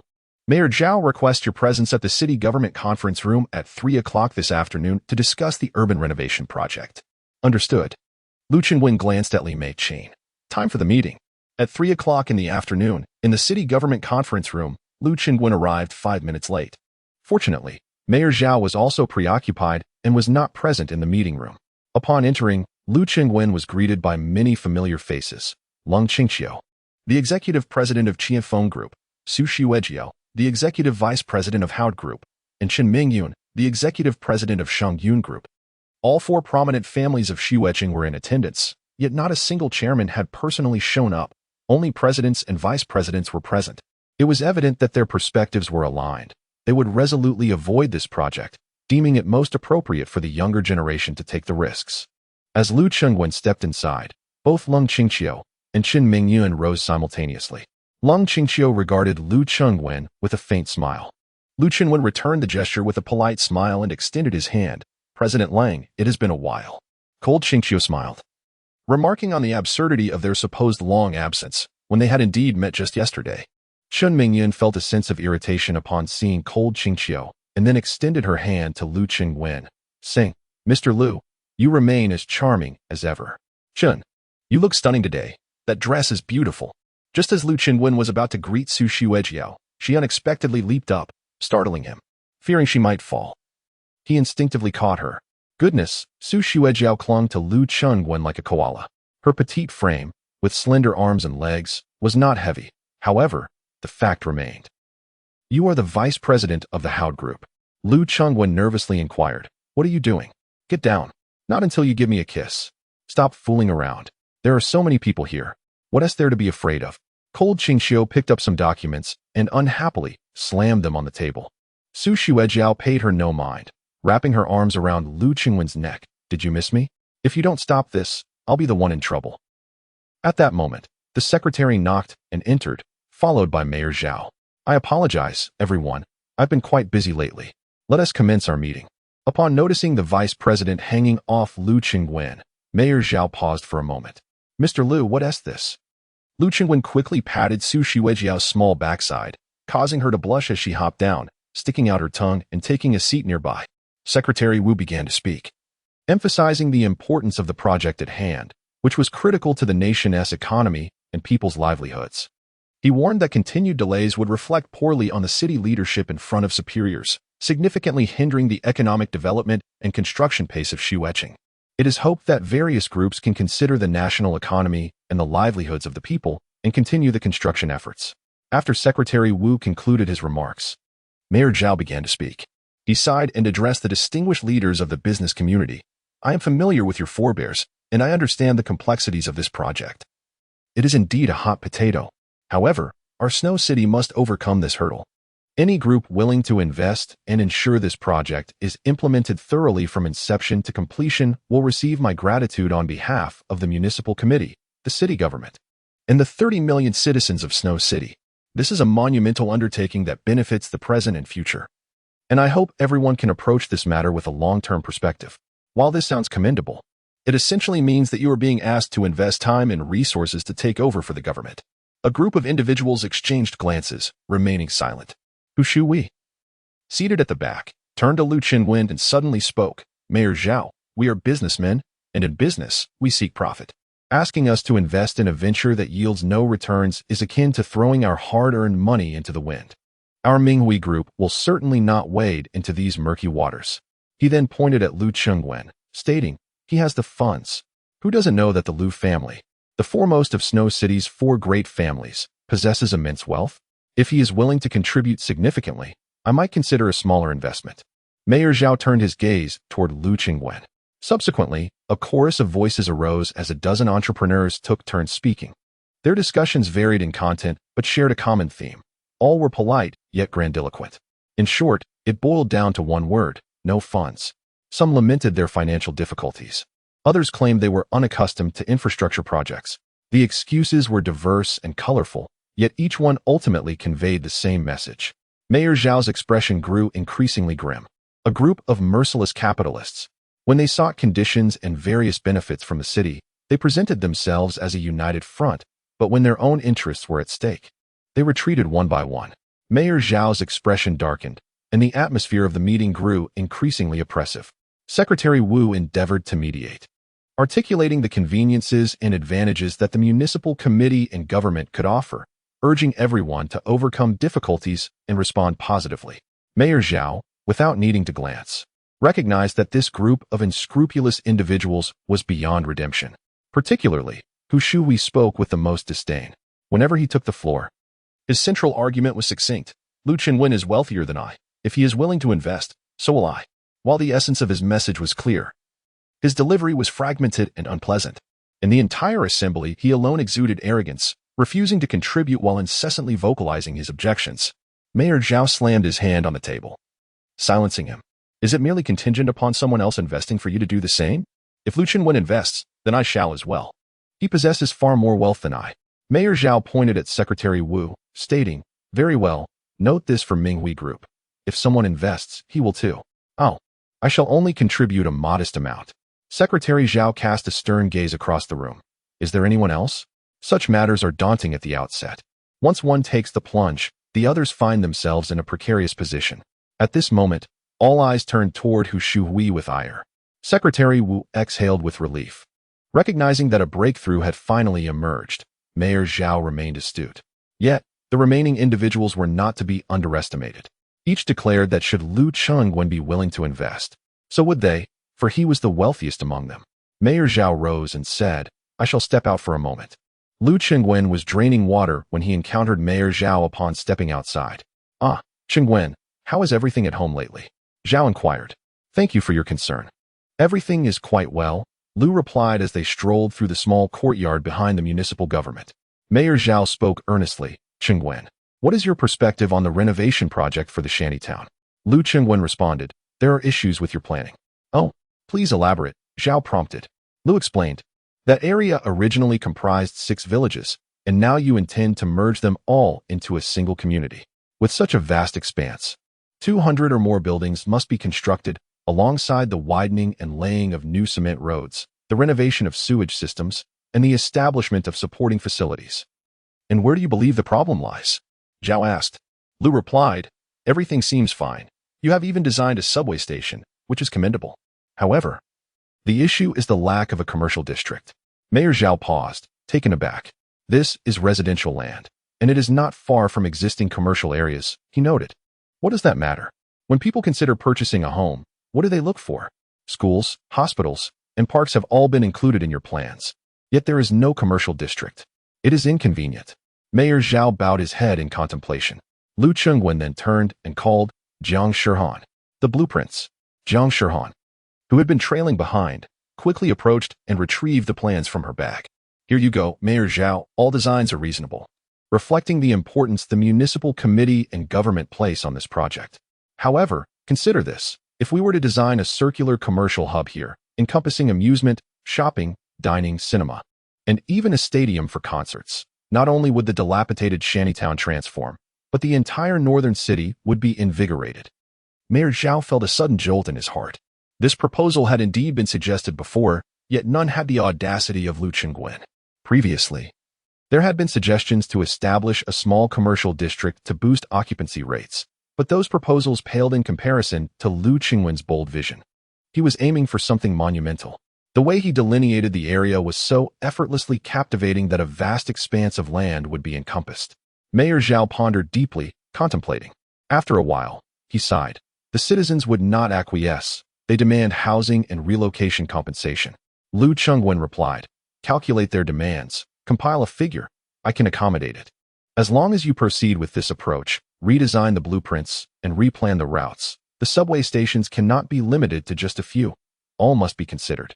Additionally, the highways must align with the ring road, and there should be dedicated expressway entrances as well. Mayor Zhao regarded Lu Chengwen with astonishment at his grand vision, as well as his unexpected lack of pleas for financial support. Instead, he appeared genuinely invested. The numerous annotations on the plans carried by his secretary clearly indicated that he had been diligently monitoring the project. If, and I emphasize if, the project could be substantially revised in accordance with your vision, would you be willing to take the reins? Lu Chengwen chuckled, otherwise, why would I study it? Mayor Zhao replied, very well. However, I need you to handle that group of individuals inside. Can you manage it? Lu Chengwen, with a smile, patted Mayor Zhao on the shoulder. Just wait and see. Chapter 38. Competing to self-destruct. A brief meeting was swiftly convened by Mayor Zhao. The officials of the municipal government were elated. Secretary Wu squinted. This Lu Chengwen, although notoriously stingy, is surprisingly generous today. He must have ulterior motives and will undoubtedly propose demands that we cannot accept. Mayor Zhao nodded. Naturally, a businessman will not act without profit. However, this project requires someone to undertake it. Numerous buildings have already been erected, and we cannot allow them to languish in the elements, serving as makeshift toilets. Given such significant changes, we need to consult the provincial authorities. I will handle that aspect. You must ensure that Lu Chengwen remains steady. Should the approval come through and he refuses to invest, it would be a disgrace of monumental proportions. In the conference room, Secretary Wu continued to lead the meeting, urging everyone to express their positions. Yet, there was no change. The attendees remained hesitant, only offering flattering remarks, unwilling to contribute even a penny. Finally, Hu Shui interjected. Lu Chengwen, why do you always step out to take calls whenever a meeting convenes? Do you not respect Mayor Zhao? We have all made our positions clear. You are the wealthiest in Xueqing, so you should shoulder the majority of the costs while we cover the smaller amounts. Please, make your stance known. Hu Shui was quite certain of Lu Chengwen's character. I have just realized that in my desire to compare myself with Lu Chengwen, I inadvertently dragged down more than a dozen enterprises here. We can only adopt a unified stance. If Lu Chengwen invests, then we shall invest as well. They were under no obligation to contribute, yet now everyone wishes to drag Hu Shui out and cripple him. He is convinced that Lu Chengwen will never part with his money. Just him? A heartless businessman. If he disagrees, then no one will need to invest. Lu Chengwen surveyed the room and smiled. Is this the consensus among you all? With a hearty laugh, Lu Chengwen proclaimed, I grew up in Xueqing. It is my home. And the people of Xueqing are my kin. I may not possess much, but I certainly understand the meaning of loyalty and righteousness. I still harbor a sense of devotion to my country. As for this project, I, Lu's family, shall take the lead. The audience erupted in astonishment. Lung Qingqiu widened her eyes, unable to believe it. She thought Lu Chengwen had merely been spouting nonsense yesterday. No one would dare venture into such a business. Chen Mingyun was equally shocked, while Su Xuejiao narrowed her eyes, sensing that Lu Chengwen must have ulterior motives. The assembled entrepreneurs could no longer remain composed and began to voice their concerns, leading to a chaotic scene. Hu Shuhui angrily questioned, Lu Chengwen, are you colluding with Mayor Zhao to deceive us? At this remark, everyone was taken aback and turned their gaze toward Mayor Zhao. Secretary Wu immediately retorted with fury. Hu Shuhui, what are you saying? Have you even thought this through? Hu Shuhui, flustered, quickly apologized. I'm sorry, Mayor Zhao. I spoke without thinking in my haste. However, this Lu Chengwen, he is a heartless businessman, far more unscrupulous than I am. How could he possibly invest in such a losing venture? There must be a trick. Mayor Zhao, unwavering as a mountain, took the initiative to lead the applause. Well said. If all entrepreneurs could possess the awareness and vision of President Lu, the development of our Shui city would undoubtedly rank among the strongest in the nation. Let us all applaud President Lu. Reluctantly, everyone clapped. Beads of sweat dripped down Hu Shuhui's forehead. Are we really falling into this trap? This madman is willing to drag us all down with him. Lu Chengwen scoffed. Look at your limited perspective. Our dashing group will contribute at least 500 billion. Secretary Wu also became animated, nodding at Mayor Zhao. This caused an uproar. Initially, everyone believed Lu Chengwen would not spend a single cent. Then they thought he was merely offering some flattering words to take the lead, perhaps contributing a token amount to get by. 500 billion. Such a sum would last a lifetime. Secretary Wu quickly interjected. Everyone, please quiet down. Quiet down. We have all witnessed that President Lu is indeed a paragon in Shui City's business community. This is truly a timely assistance, generously offering his support. We should all emulate his noble character of loving our country and hometown, selflessly disregarding personal gains and losses. He then smoothly transitioned. Since President Lu has already made his statement, I trust everyone remembers what was just said. Please, let us all express our stance. All eyes turned to Hu Shuhui, who, at that moment, felt as though they wished to flay him alive and feed him to the dogs. Hu Shuhui was bewildered, completely unable to comprehend the situation. How could one possibly extract such funds? Is the Lu family courting disaster? Lu Chengwen chuckled and said, Mr. Hu, I have no other demands of you. I will take on all the major projects and ventures. All I ask is that you contribute a modest sum for charity. Charity? How a charity? Well, I present you with two options. Firstly, you could invest 50 billion while I contribute 500 billion, and we would share the profits proportionately. Secondly, we have planned over 200 public restrooms, for which you would bear the cost, each costing 200,000, totaling approximately 30 million. You may choose one. Hu Shuhui felt utterly despondent. 50 billion means little for Lu Chengwen, yet for him, spending that amount would be financially crippling. Moreover, the likelihood of losing that sum was quite high. On one hand, there was the 50 billion venture capital. On the other, 30 million for charity. The thought of potentially losing 50 billion prompted Hu Shuhui to grit his teeth and declare, fine. A word once spoken is like water poured out. I shall construct the restrooms in the shanty town. As anticipated by Lu Chengwen and others, Hu Shuhui, opting for financial ruin to avert disaster, preferred to allocate 30 million for charity rather than accompany Lu Chengwen in reckless spending. Mayor Zhao, ever astute, immediately signaled to Secretary Wu as soon as he heard Hu's decision. Secretary Wu promptly approached with the investment contract. Very well, Mr. Hu. Please sign here. Hu Shuhui felt as if he were on the brink of tears. What sort of absurd situation is this? I come to a meeting and end up sinking 30 million. My father is going to berate me mercilessly when I return. Unbeknownst to him, Hu Shuhui had become merely a pawn for Mayor Zhao and Secretary Wu. At this very moment, Hu Shuhui has assumed a pivotal role. Initially, it was he who proposed the financial commitment, and now he is the first to sign the contract. With Hu Shuhui as a model, the others find themselves unable to escape. Want to leave this conference room? Do you see that? It starts at 30 million. Hu Shuhui signed the contract, his face turning pale. Ladies and gentlemen, I have signed. It is for the development of my hometown. This is what I, Hu Shuhui, What to do? The rest of the attendees were left in a state of bewilderment. Secretary Wu sensed that the moment had arrived. Now, Lu Chengwen had taken on a leadership role while Hu Shuhui provided a foundation. It was time to address each individual from the largest to the smallest and apply pressure. Mr. Su, he turned to Su Xuejiao. Shouldn't the Howd Group also express its stance? Lu Chengwen smiled. Mayor Zhao, Secretary Wu, no need to consult others. I, Lu Chengwen, will personally fund the entire redevelopment of this shantytown. If any friends from the business community are interested in investing, they may approach me for discussion. If not, I do not wish to impose. I simply hope that when the Lu family undertakes this project, and if assistance is needed, I trust that everyone will lend a helping hand. Mayor Zhao was nearly moved to tears. Previously, many had condemned the Lu family's patriarch as a heartless businessman, greedy and fast to abandon practical matters. Today, he was genuinely astonished. Here he was, akin to a monk begging for alms, coercing others into contributing. Yet Lu Chengwen had managed to handle everything independently, sparing him the ire of all the business magnates. The other entrepreneurs were equally exhilarated. No need to spend any money. How delightful. Hu Shui transforms people into spirits, while Lu Chengwen converts spirits back into humans. Everyone stood up spontaneously, extending their hands to Lu Chengwen, expressing their heartfelt gratitude. With a smile, Lu Chengwen greeted each one in turn, exuding a regal demeanor.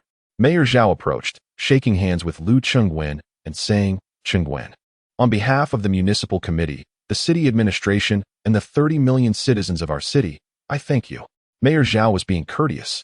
At that moment, Long Qingxiu suddenly stood up, stating, Chiefeng Group is willing to invest in the Shantytown project. We hope General Lu will grant us an opportunity. Today, as peculiar events unfolded one after another, Lu Chengwen, seemingly reckless, refrained from forming alliances or seeking support, leaving everyone feeling bewildered. Now, surprisingly, Lang Qingxiu had also stepped forward. Was there truly someone willing to leap into the fray? Long Qingxiu continued, however, the Long family currently cannot provide substantial cash. I hope General Lu will not despise that. Lu Chengwen stood frozen, unsure of how to respond. Mayor Zhao glanced between Lu Chengwen and Long Qingxiu. Contemplating, they must be engaged. It appears they are united as a couple. Yet, is today's occurrence truly so straightforward? Just then, Su Xuejiao also stood up, saying, Brother Chengwen, why didn't you call me to do good deeds? The Su family is willing to participate in the Shantytown renovation project. In the room, dozens of heads turned, seeking answers from one another's expressions, only to find faces filled with confusion. Finally, Chen Mingyun also rose, stating, The Chen family certainly will not stand by idly. We look forward to your guidance, General Lu. Lu Chengwen was utterly bewildered. What are you all doing? Are you all serious? Chapter 39. The old man is just stubborn. Upon exiting the conference room, Mayor Zhao grasped Lu Chengwen's hand, his excitement palpable. Chengwen, I owe you a great debt today. This old face of mine has been saved, and now I can provide an explanation to the provincial authorities, my colleagues, and the elders of Xueqing. Oh, it's nothing, Lu Chengwen replied, sensing Zhao's eagerness and choosing not to prolong the conversation. Zhao leaned closer. The honors of this here will undoubtedly belong to you. Be prepared. I will expedite the approval of the blueprints from the higher authorities very soon, indeed. Furthermore, should you require anything, do not hesitate to let me know. We will establish a dedicated working group for the Shantytown project to closely collaborate with your Desheng group. I assure you, all your endeavors will face no obstacles from the municipal government. We shall pave the way for you. Thank you, Mayor Zhao, Secretary Wu. Lu Chengwen expressed his gratitude. Secretary Wu smiled and remarked, Mr. Lu, our mayor's gratitude is heartfelt. Do visit us more often and engage with the leadership. Yes, certainly. Lu Chengwen agreed. The final investment landscape. The Lu family contributed 50 billion. The Su family invested 20 billion. The Chen family allocated 12 billion. The Lung family contributed 9 billion. In total, 9 billion. Additionally, Hu Shui donated 30 million on behalf of the group for the construction of public restrooms in the Shantytown. Remarkably, the approval from the provincial government arrived that very afternoon. Astonishing Lu Chengwen. Upon hearing that someone had taken over the dilapidated urban area, the four prominent families swiftly mobilized, investing over 800 billion. The provincial leaders immediately set aside their duties, gathering relevant personnel to initiate discussions. Not only were the blueprints approved, but a professional advisory team was also dispatched to deliberate on the specifics and finalize the decisions. On the golf course, the four magnates, Lu Guanghong, Lung Tianhao, Su Zhiyun, and Chen Qibin engaged in a game. Lu Guanghong struck a splendid shot, brimming with satisfaction. It's been a while since we've all gathered like this, hasn't it? Lung Tianhao, adjusting his golf clubs while donning gloves, interjected, enough of the idle chatter. Aren't we all here seeking a respite? Su Zhiyun chuckled, there's no escaping it. Mayor Zhao is on the lookout for someone to take over that chaotic old city renovation project. A temporary reprieve is welcome. Chen Qibin added with a grin, old Lu. Your son is making quite a name for himself lately. I've heard he's discreetly acquired a high-tech company. What business doesn't he dare to venture into? Does he even comprehend high technology? Lu Guanghong's expression soured at the remark. The other three families were beneficiaries of ancestral wealth inherited from generations of affluence. In contrast, Lu Guanghong had built his fortune from the ground up, starting his entrepreneurial journey in his 20s. He elevated the Dashing Group to a top-tier enterprise in Xueqing by his 30s, and by his 40s, the company had become a colossal entity throughout the northern region. Regrettably, in his 50s, a severe illness struck him. Otherwise, he would have had no qualms about entrusting the business to Lu Qingwen. It is indeed peculiar. Lu Qingwen, lacking in scholarly pursuits, excels in the realm of commerce, consistently reaping profits and avoiding losses. This duo possesses considerable wealth, yet they are devoid of cultural refinement. As a result, the other three families have long engaged in both overt and covert mockery and derision. They are aristocrats, having enjoyed affluence for generations. While the Lu family hails from humble beginnings, which earns them disdain, a glance exchanged among the three families revealed a shared sense of contempt. Yes, they may possess wealth, but their cultural deficiency remains their Achilles heel. Most importantly, lineage matters. We are all nobles. No matter how rich you become, we regard you merely as nouveau riche. Chen Qibin remarked, without a doubt, businesses in the slum areas must be avoided. Those who venture there are doomed. Your leaders ought to be well aware of this. Su Zhiyun added, need I even say it? While you send your president to meetings, we send my youngest daughter, the vice president. Mayor Zhao is sure to grasp my meaning. At that moment, Lung Tianhao struck the ball in frustration, cursing, damn it. He then tossed the cue to the caddy. I heard Qingwen mention he intends to accept this project. He? Lu Guanghong chuckled, my son. I know him well. He is sharper than a monkey's wits. He would never involve himself in such misfortunes. Just then, Long Outyin approached from a distance, accompanied by the athletic Hua Xuanning. Long Outyin smiled and addressed the assembly. Greetings to the heads of the four prominent families of Xueqing. Lu Guanghong scrutinized him. Isn't this the lad who caused a ruckus at my home the other day? Lung Tianhao, what brings him back to your side? Lung Tianhao replied with a smile. I am in need of a piece of land, and he has been immensely helpful. He is a talent. Lu Guanghong snorted. Why seek assistance from an outsider when you have your son-in-law? My son-in-law? Lung Tianhao rubbed his queue. Can I truly rely on him? He is notoriously stingy, and I am beginning to doubt whether my daughter should even go through with her engagement. Lu Guanghong, displeased, replied. Old Lung, what do you mean by that? What do I mean? Lung Tianhao chuckled. Whoever can secure that piece of land for me, my daughter will marry. That is my point. Your son is incredibly arrogant and shows me no respect. Lu Guanghong seethed internally, cursing his son's lack of ambition. At that moment, Long Outyin smiled and announced, I have news. Yes, it's quite surprising. What news? Long Outyin grinned. General Manager Lu Changwen has announced in the meeting a capital injection of 500 billion for the redevelopment of slum areas. Lu Guanghong flung his cue, which crashed to the ground. The three elderly men rushed to assist him, barely concealing their amusement. Chen Qingbin chimed in, exactly. Even if you incur losses, it's of little consequence. After all, the Lu family is wealthy.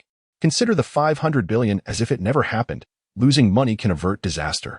The people of Xueqing will be grateful to you, the foolish father and son. Lu Guanghong clutched his lower back, indignantly retorting, get away. All you do is kick me when I'm down. The two old men laughed heartily, while Lung Tianhao coldly remarked, this kid isn't short on funds. He simply looks down on me. With 500 billion to work for the government, he hesitates to help me secure a plot of land. Without further inquiry, it is evident that he holds me, this prospective father-in-law, in contempt. Lung Tianhao sneered. The fortunes of the Lu family seem to be dwindling. The redevelopment of the shantytown? He truly dares to take such a risk. While he may appear astute in his daily affairs at a critical moment, he is easily intimidated into parting with his money. Such grand ambitions are nothing but a fade. He is merely a fool. Lu Guanghong gritted his teeth. What nonsense are you spouting? Lung Tianhao replied. Without your Lu family, I could easily acquire that land on my own. Aotian. Yes, Mr. Long. Long Aotian responded. I have already spoken with the sales department. That parcel of land can be secured for just 9 billion. And it has been approved for commercial use. Congratulations, Mr. Ling. With this prime piece of real estate, the Long family is sure to reap substantial profits in the coming years. Long Tianhao turned to Lu Guanghong. Did you hear that? Even without the Lu family, the Lung family can still make a formidable impact. My daughter Qingxiu embodies true talent and vision, while your son merely squanders money on government extortion. My daughter has been diligently focused on significant ventures, while your son, what use is having a son? He cannot even compare to a single toe of my daughter. Lu Guanghong felt both a sharp pain and a burgeoning frustration, rendered momentarily speechless by Long Tianhao's audacity. At that moment, Long Aotian received another message, which left him utterly astounded. What has happened? Lung Tianhao approached, preparing to strike. Qingxiu. She has announced an investment of 9 billion, contributing to the Shantytown Redevelopment Initiative. The movements of Lung Tianhao and Lu Guanghong mirrored each other perfectly. Both were caught in the moment just before exerting their strength when they heard the plan. Indeed, even their actions of being thrown out were identical. Su Zhiyun and Chen Qingbin supported him to sit beside Lu Guanghong, struggling to suppress their laughter to the point of near explosion. Cold sweat trickled down Lung Tianhao's back. What was Qingxiu thinking? Long Outyin sighed. It must be Lu Qingwen's instigation. Enduring his pain, Lung Tianhao asked, Lu Guanghong, do you know everything? Lu Guanghong looked at him. Just look at my waist. Do you think I would know I could fall like this? Upon reflection, Long Tianhao realized he too was caught off guard by this news. Such matters need not be dramatized to this extent.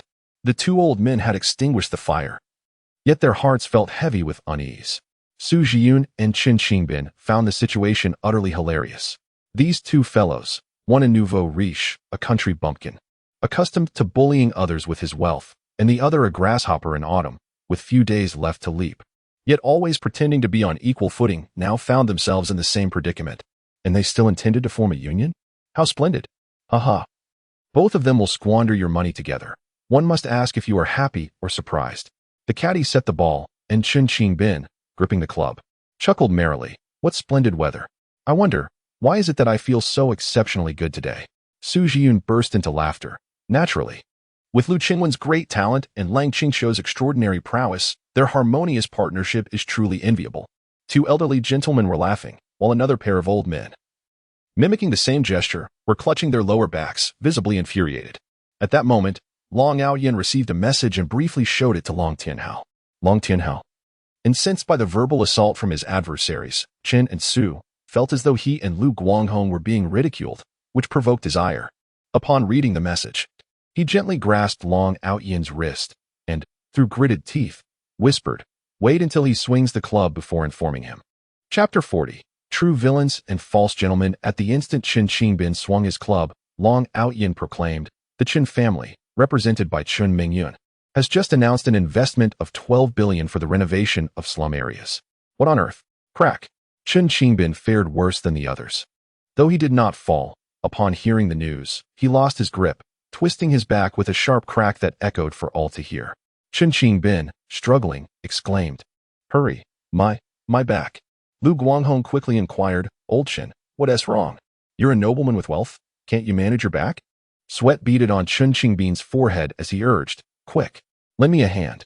Lung Tianhao hurriedly replied, I can't. I'm a fallen noble myself. And my back isn't in great shape either. Haha, 12 billion. Your daughter is impressive. I applaud you wealthy nobles. Su Zhiyun could only support Chen Qingbin, exclaiming, goodness, Old Chen, that twist looks severe. Is it really worth 12 billion? In my perspective, anything less than 20 billion is hardly worth considering. Just take a look. Take it slow, take it easy. Three elderly gentlemen, each with their own ailing backs, sit in a row. Now it seems, they are all too weary to quarrel with one another. Su Zhiyun, leaning on his cue, gazes at the trio, reveling in their discomfort. Ha ha ha. Pray tell. You three, your boasts resonate like thunder. One son is a paragon of ambition, and one daughter a prodigious talent. Old Chen, you are the most exaggerated. Your daughter is usually so well behaved, Yet now she joins in this folly? Haha. Well, now it seems, with your 3 affluent families in the slum area, I can finally enjoy a peaceful night's sleep. The 3 old men cast him a disdainful glance. Su Jiyun, feeling even more triumphant, exclaimed, "Oh dear. Are you all upset? After so many years of camaraderie, I must say, old Chun, you really needn't be so agitated. 100 billion, while not trivial, is hardly a matter of life and death. Look at old Liu. His son amassed 500 billion for him, yet he remains unruffled. The most unfortunate of all is old Lang. From what I gather, he must invest nearly 50 billion. Can your family recover from that?" Aha. Su Jiyun twirled his cue a few times, declaring, "Here we are, for playing, 3 injured, and I alone," observing the tempest with a smile. He turned, gesturing with fervor, reciting with conviction. The Qin Emperor and Han Wudi, though formidable, lacked in literary grace. The Tang and Song founders, slightly less flamboyant. The great Genghis Khan, a true paragon, only knew how to bend the bow and shoot the great eagle. Then he faced the horizon, proclaiming with vigor, to appreciate the truly remarkable figures, one must look to the present day. Having spoken, he was filled with fervor, brimming with ambition and an overwhelming sense of accomplishment, wielding a spirit that seemed capable of conquering the world as he made a vigorous gesture. Meanwhile, Long Aotian calmly remarked, "Su Xuejiao has represented the Su family in investing 200 billion. What? Gaben? Ah, my back." 4 elderly gentlemen sat in a row. Cold Tianhao nodded. What did old Su just say? Wasn't it that 100 billion wouldn't be too much of a strain? How much is considered significant then? Chen Qingbin replied. He said 200 billion. Oh dear. Cold Tianhao exclaimed. Old Su, your family has certainly met the standard. It is indeed your daughter who possesses such boldness. As for me, a dilapidated noble, I can barely muster 50 billion. Chen Qingbin remarked. At least my daughter shows some affection towards me, and hasn't he gone as far as 200 billion? By this calculation, old Su's daughter is truly audacious. I deem Su Xuejiao to be a paragon of talent, a remarkable prodigy. Indeed, the other 3 elderly gentlemen concurred. Then you have lost. You should answer the call. Having lost 200 billion, do I still care about winning or losing? What are you all mulling over? Which family isn't suffering losses? And yet you still ponder victory and defeat? The other 3 elders paused, realizing the truth in his words, and hastily summoned their secretaries to bring the phones. Each of the 4 elderly gentlemen, clutching their waists, called their children. In the restroom, Lu Qingwen lounged on an artistic sofa, exuding arrogance. The system's female voice announced, "Congratulations, host, for investing in a grand project that could potentially lead to the downfall of the Lu family. Too kind, too kind." Lu Chengwen casually crossed his legs. I have endured for 3 days. Isn't it time for the rewards to be dispensed? Please hold on. We need to verify some details. Verification is necessary, and I am in no rush. Lu Qingwen believes himself to be invincible. How could I be so brilliant? How did I ever conceive of bankrupting my own family? Moreover, the risks are entirely manageable. Once losses reach a certain point, I can swiftly cut my losses, taking all remaining assets and relocating my family elsewhere. With my business acumen, I shall rise again and continue to earn. Even if I cannot become a tycoon worth hundreds of billions, what difference does it make to be a businessman worth several hundred million? None at all. It bears no distinction for me. The most crucial aspect is that once I achieve this monumental feat, I will completely vanish from the gaze of that insufferable dragon Outyen. At that point, will I still need to go to great lengths to avoid him? He would hardly spare me a glance. System, greetings, host. We have verified the information, and the rewards you can receive this time are limited. Ah, why is that? After all I have done, can I not receive a little more? You must be reasonable. And what about now? Currently, your pharmaceutical company's shares have evaporated by several hundred billion, yet the company continues to operate, and the stock price may fluctuate at any moment. Thus redemption is not possible. Surely the slum redevelopment project is viable? Apologies, dear. The redevelopment project has not yet officially commenced. You must genuinely incur losses on your family's assets to receive the corresponding rewards. Lu Qinwen retorted angrily, if I have endured 3 days without being killed, shouldn't I be rewarded? Indeed, dear.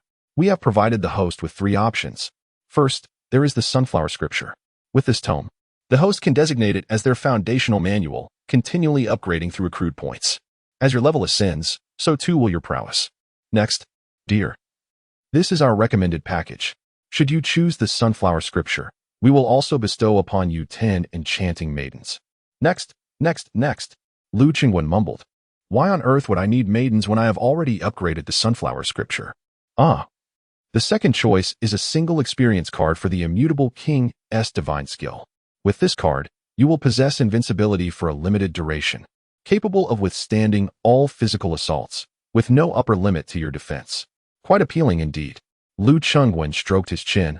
Alas, it is but a one-time opportunity. If it were unlimited, I would no longer fear Long Outyin. What is the third option? The third is a premium experience card for the Supreme Dragon subduing 18 palms. Valid for a single use. With this card, you can eliminate any adversary in an instant. All those you deem unworthy can be swiftly eradicated. With the exception of Long Outyin himself, Lu Qingwen pondered, what do I need the dragon subduing 18 palms for?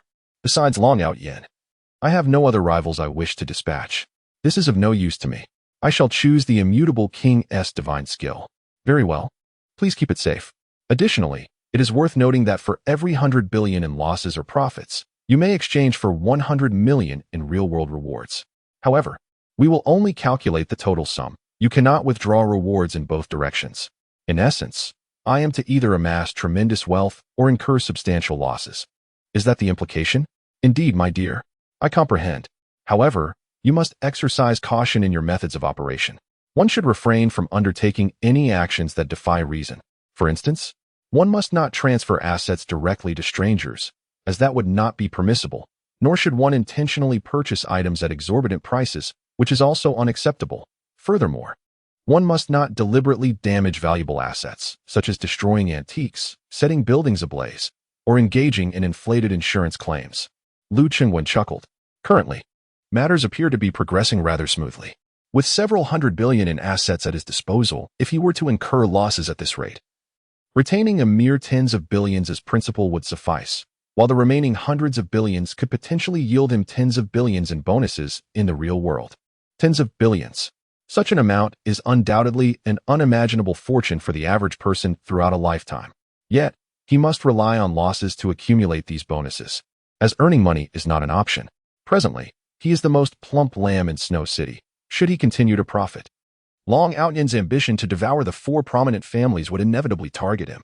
Moreover, Lu Qingwen's father and mother have only one son, with no daughter to serve as a member of Long Outyin's harem.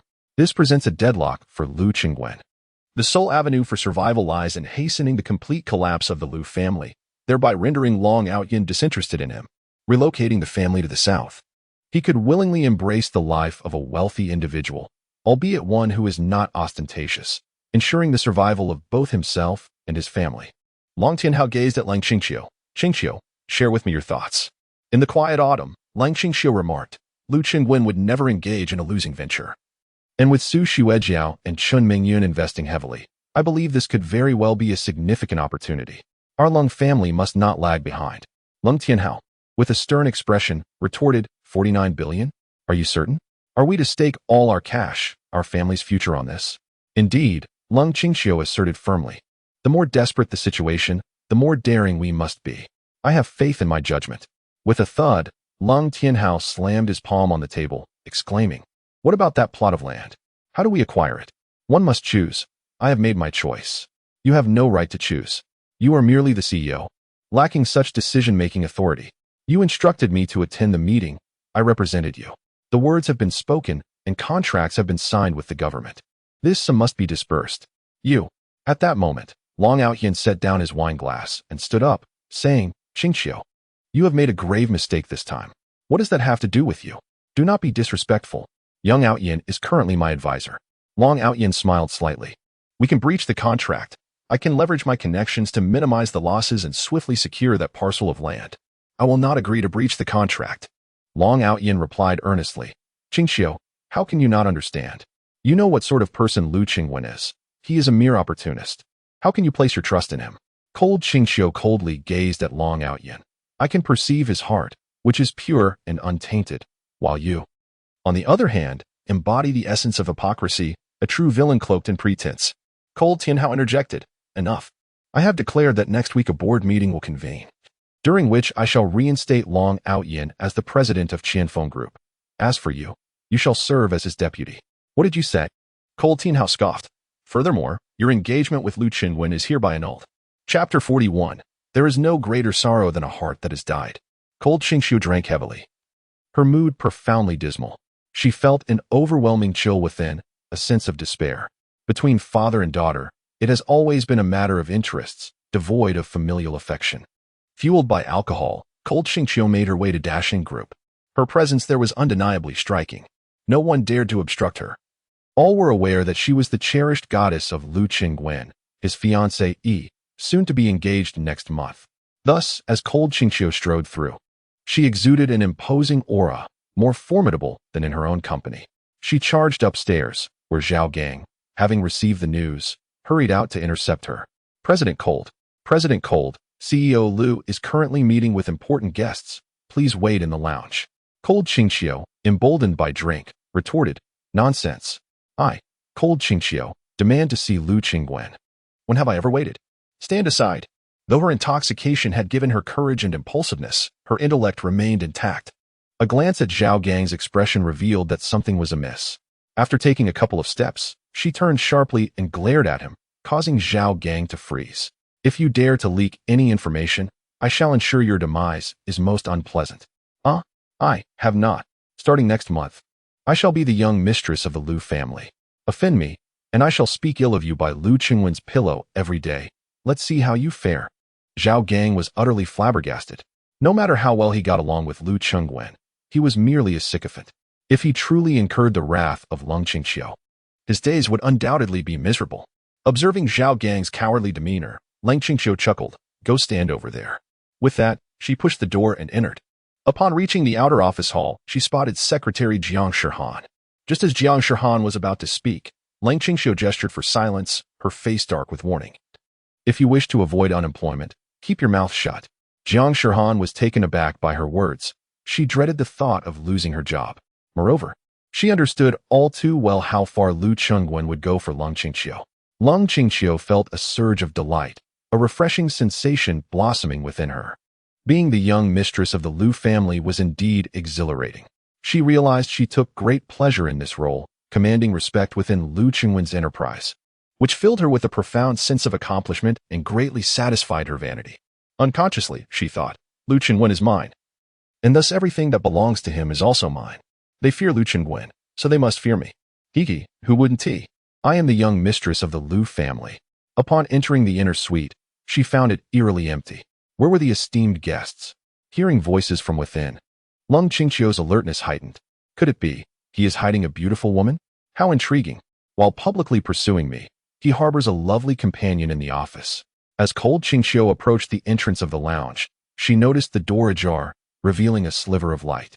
To her astonishment, she saw her father, Cold Tianhao, engaged in conversation with Lu Qingwen.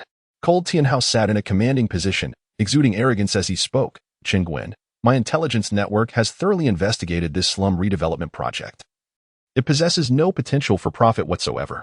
What are you truly thinking? Lu Qingwen chuckled. Profit is secondary. Even if it incurs losses, we must develop the East District. As entrepreneurs, we bear a social responsibility. You have made a grave miscalculation, Cold Tianhao retorted. Let us be frank. You intend to marry our Qingxiu. As per our agreement, the starting price is 1 billion, as we previously discussed.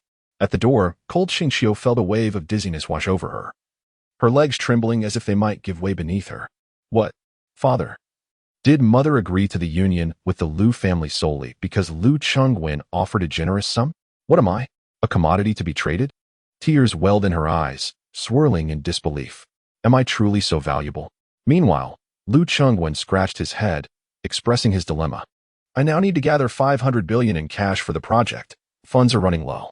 Cold Tianhao rose abruptly, declaring, if you lack the funds, you shall not wed my daughter. I hereby announce the cancellation of your engagement. Lu Qingwen erupted in laughter, rising to shake Cold Tianhao's hand. Thank you, uncle. Please convey to Qingxiu that I shall not be present. You've always had feelings for Qingxiu, haven't you? She does not reciprocate my feelings. You are all aware of that. As long as you comply with the payment, I will still facilitate her engagement to you. Just days prior, Lu Qingwen would have readily complied with the payment. However, the present Lu Qingwen is unattainable. Lu Qingwen smiled and said, no need. Qingxiu and I are not of the same ilk. A forcibly twisted gourd cannot be sweet. Let us part ways in peace. Lung Qingxiu felt despair. What affection, what admiration, what vows of love, what promises eternal. All falsehoods, mere fabrications. Business is merely business. Am I now deemed worthless? Lu Chen-wen, you pursued me for 3 years, uttering sweet nothings, and now you turn so callously. Is there anything more ludicrous than this? Is there anyone more pitiable than I? My father regards me as a commodity for sale, and the man who wooed me for 3 years now casts me aside like refuse. In this world, does anyone truly care? Is there anyone who sees me as a person? I, Lung Qingqiu, am but a jester. Lung Tianhao was indignant. Lu Qingwen, do not be so smug. Our Lung family will not be so easily manipulated by you. Do you think that by deceiving Qingqiu into investing in this dismal project, you can control us? Dream on. Next week, I shall announce that Lung Qingqiu will be dismissed, and she will have no further ties with Qianfeng Group. Lu Chengwen was taken aback. What did you say? I am the chairman of Qianfeng Group. I possess that authority. Lu Chengwen grew anxious. No, please. Revitalizing Qianfeng is Qingqiu's dream. You are her father, and you cannot snatch away her aspirations like this. Lu Chengwen became agitated. Are you not condemning Lung Qingqiu to her demise? You are well aware of how hard she has worked over the years, and how desperately she wishes to prove herself to you. What you are doing is no different from killing her. You are her father. At this moment, you should be the one who supports her the most. You are also her fiancé, yet have you not abandoned her? How can I be the same? Lu Chengwen exclaimed. I am merely an outsider. You know how much she looks down on me. The entire city of Xuan knows it. I could break up with her, even if I were to marry her. Divorce could still be a possibility. However, parents have no choice. They must accompany their children for a lifetime, offering unconditional support, protection, and love. They should always stand behind her as her strongest support. How can you call yourself a father? Oh, how noble you sound. Yet, why do you wish to deceive us? I did not deceive anyone. I never anticipated she would get involved. She misunderstood, thinking I could earn a fortune. I took on this job with the intention of incurring losses. Spare me your excuses. I see you for what you truly are. You want to drag our families down, leading us all to financial ruin, only to deal with us one by one, don't you? Lu Qingwen, in a fit of agitation, began pacing in circles. How could I possibly be that kind of person? Uncle Long, you cannot treat Qingqiu this way. Her outward strength is merely a facade. In truth, she is fragile, desperately in need of your love and support. It pains me to see her pretend to be strong day in and day out. You are her father. Why do you possess no sense of this? At the entrance, Lung Qingqiu was already in tears. Lu Qingwen's words pierced deep into her heart. Lu Qingwen, since you understand me so well, why did you not speak up sooner? Why did you choose to feign charm and irritate me? Since you were so concerned about me, why did you strike a deal with my father, treating me as a mere commodity? If you truly cannot bear to hurt me, why have you suddenly opposed the engagement? What do you want from me to finally let me go? What kind of person are you? What are your intentions? Lung Tianhao retorted. Do not waste my time with your irrelevant chatter. I am a seasoned fox in this game. While I was reciting tales from strange stories from a Chinese studio, you were still playing in the mud. Lu Chengwen, infuriated, exclaimed, Is this about the slum redevelopment project? Fine. Whatever you invest, count it as mine. You can share the profits, but any losses are on me. Oh, at the mention of money, Lung Tianhao's demeanor changed. Just make sure you are not merely speaking without action. I, Lu Chengwen, am not one to merely talk without following through. However, I must remind you, this sum is not for marrying Qingqiu. It must not be conflated. Lu Chengwen gazed at Lung Tianhao in astonishment. I ask you, do you see anything beyond money? Why is it that when you mention Qingqiu, I feel no paternal affection? Is your daughter merely a commodity? With all this talk of money, do you not feel disgusted with yourself? You are her father. If Qingqiu were to hear your words, how deeply would she be hurt? Enough with the useless chatter. Just answer me, will you agree or not? As long as you do not harm Qingqiu, I will agree. Very well, then transfer the funds. Lu Chengwen gritted his teeth. In that case, I will directly give you 100 billion. You shall invest 49 billion as per the legal requirements. Do not violate the government's agreement. The remaining 5 billion is yours to do as you please, whether you wish to purchase land or indulge in other pursuits. Just ensure that you do not harm Qingqiu. Oh, quite generous indeed. Nonsense, Lu Chengwen declared. Henceforth, let our two families maintain their respective paths, and let neither impede the other. No problem, proceed with the transfer. As Qingqiu gazed at Lu Chengwen, she felt on the brink of collapse. She was torn between sorrow and gratitude. What was this person truly thinking? Did he not have feelings for her? If he was willing to part with money and threaten her mercenary father, Surely he could possess her. Why then was he so adamant about drawing boundaries? What on earth did he want from her? Lu Chengwen seized his phone. Li Meiqin, immediately transfer 100 billion to the account of Qianfeng Group. I am well aware. I command you to transfer. If the sky falls, it shall be on me. What need is there for procedures?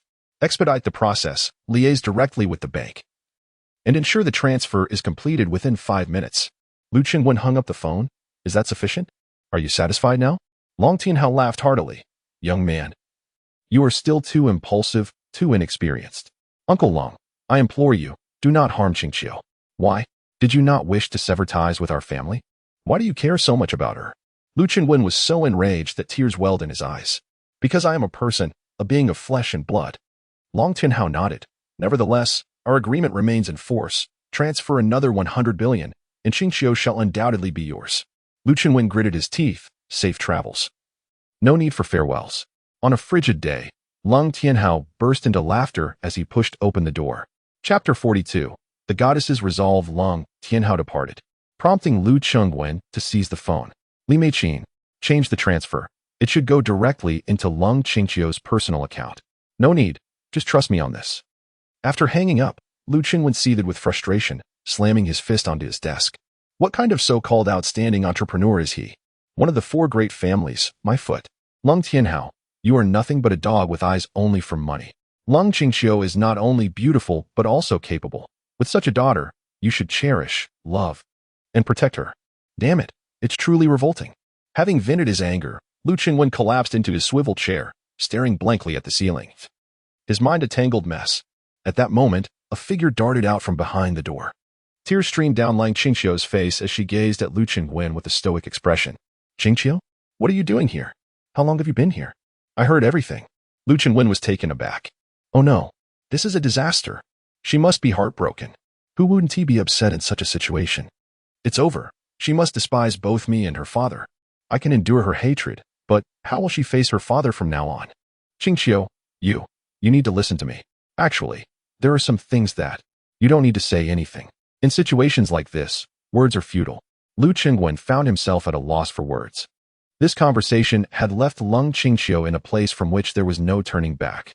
Even if one possesses the eloquence of a master or the rhetorical prowess of Zhuge Liang, it is likely that no sweet words could be uttered in such a moment.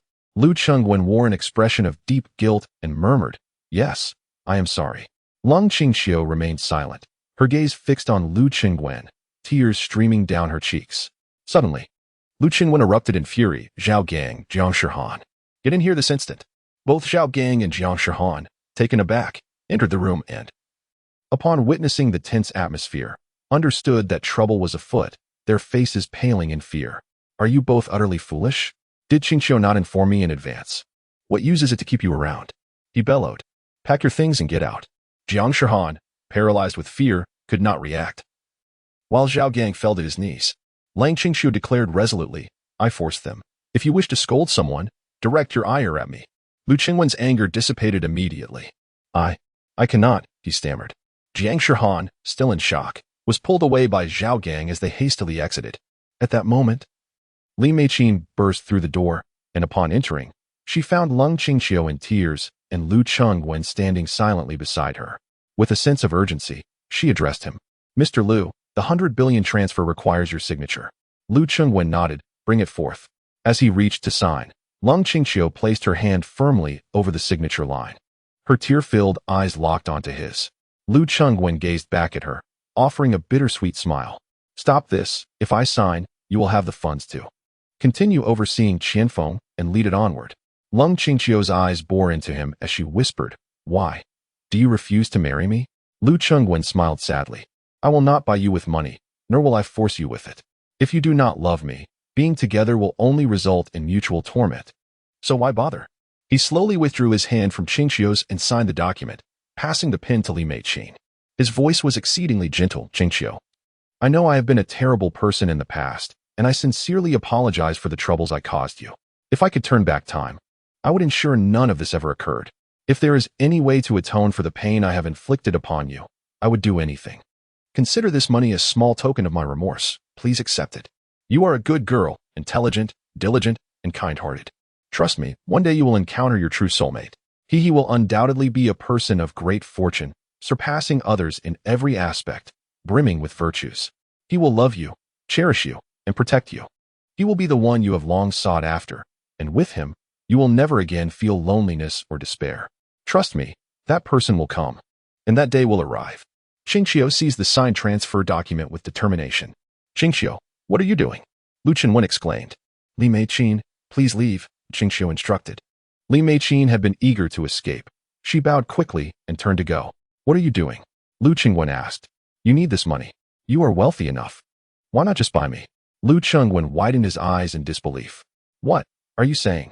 Am I not worth 100 billion? Just buy me. I have already apologized. Is my contrition not sufficient for you? I implore you, spare me this time. I shall never dare to repeat my mistakes again. I acted of my own volition. Lu Chongwen was utterly perplexed. Sister, you are just speaking out of anger. It is not mere anger. I have developed feelings for you. Lu Qinwen stared at Qingqiu for a few moments, unable to suppress a laugh. Qingqiu, I know you are confused right now. I am not confused.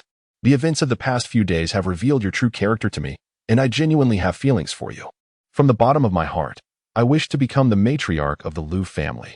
Lu Chengwen gazed at her, his expression akin to paralysis. Sister Yu. Qingqiu seemed resolute. I will ask you just once, do you still have feelings for me? Lu Chengwen thought to himself, what nonsense. How could I dare to harbor such feelings for you? What has caused this sudden change in you? How am I to respond? Reflecting on the past 3 years, Qingqiu felt a twinge of embarrassment. Indeed, her lack of understanding towards Lu Chengwen often led her to behave unreasonably. Had he been anyone with a shred of pride, he would have long since disregarded her. It was remarkable that he had endured her for 3 years. Now, Qingqiu could scarcely recall the moments when Lu Chengwen appeared displeased. Instead, as she reminisced about the years gone by, it seemed that his presence had brought her a certain happiness. As memories flooded back, she suddenly realized that she had been blissfully unaware of her fortune over the past 3 years, and she felt a profound sense of guilt towards Lu Chengwen. In the past, it was my fault. Please, do not be angry with me. Is it not enough that I acknowledge my wrongdoing? I offer my apologies. Lu Chengwen is oblivious to Lang Qingqiu's psychological transformation. To him, it seems as though Lang Qingqiu has undergone a complete metamorphosis, a radical shift in perception. He is unable to comprehend or accept this change. Qingqiu, is it because of the recent events that you are deliberately acting this way? Rest assured, I shall no longer entangle you. I enjoy your entanglement. Lang Qingqiu quickly interjected, in the past, I failed to appreciate my good fortune, and so did you. Feigning that detestable demeanor, which led me to misunderstand you for so long. Misunderstanding? In any case, I now finally understand your true feelings. I sincerely, wholeheartedly like you. Lu Chengwen felt his mind buzzing. I believe you have lost your composure. This is evidently an impulsive reaction. All right, I understand. Your interest in me has waned. No matter. You pursued me for 3 years. Now it is my turn to pursue you. Lu Chengwen found himself at a loss for how to respond. Lang Qingqiu smiled. A smile that was both blissful and tragic, stirring a pang of sorrow within Lu Chengwen. In any case, starting today, you shall witness my transformation. Lang Qingqiu glanced at the document in her hand. This sum of money is considered a loan from me to you. I shall repay you once I earn it. Suddenly, Lang Qingqiu leaned closer to Lu Chengwen, pecked him on the lips, and blushed as she said, I'm leaving now. You. I will be in touch. Even after Lang Qingqiu departed, Lu Chengwen remained in a daze, seated as if struck by frost, motionless for quite some time. As he finally stepped out, Jiang Shihan immediately stood up at the doorway, her gaze fixed on him with palpable tension. Lu Chengwen was taken aback, hastily saying, Oh, my apologies. I should not have directed my anger towards you. Jiang Shihan quickly replied, I am sorry, Mr. Lu. Please forgive me. It was my fault for allowing someone in so carelessly. No. I am fine. I can work, he reassured her. Then please stop crying. It does not suit you, Lu Chengwen said with a smile. The moment he smiled, Jiang Shihan's heart bloomed with joy. I won't dare to do it again next time. At that moment, Zhao Gang entered, looking nervous. Mr. Lu, he said. Lu Chengwen looked at Zhao Gang and asked, What is it? Zhao Gang grinned. Mr. Su is here to see you. Su Xuejiao? Yes, Zhao Gang quickly responded. I managed to intercept her. She was about to vent her anger on me. I did not indulge her at all. She even boasted about making things difficult for you. Following your directives, I did not give her any face. And now she is nearly furious. Lu Chengwen's lips twitched, thinking to himself, What a turn of fate. I reprimanded Zhao Gang, and now this fellow, in a bid to secure his position, has offended Su Xuejiao, that darkly enchanting girl. Lu Qingwen sighed.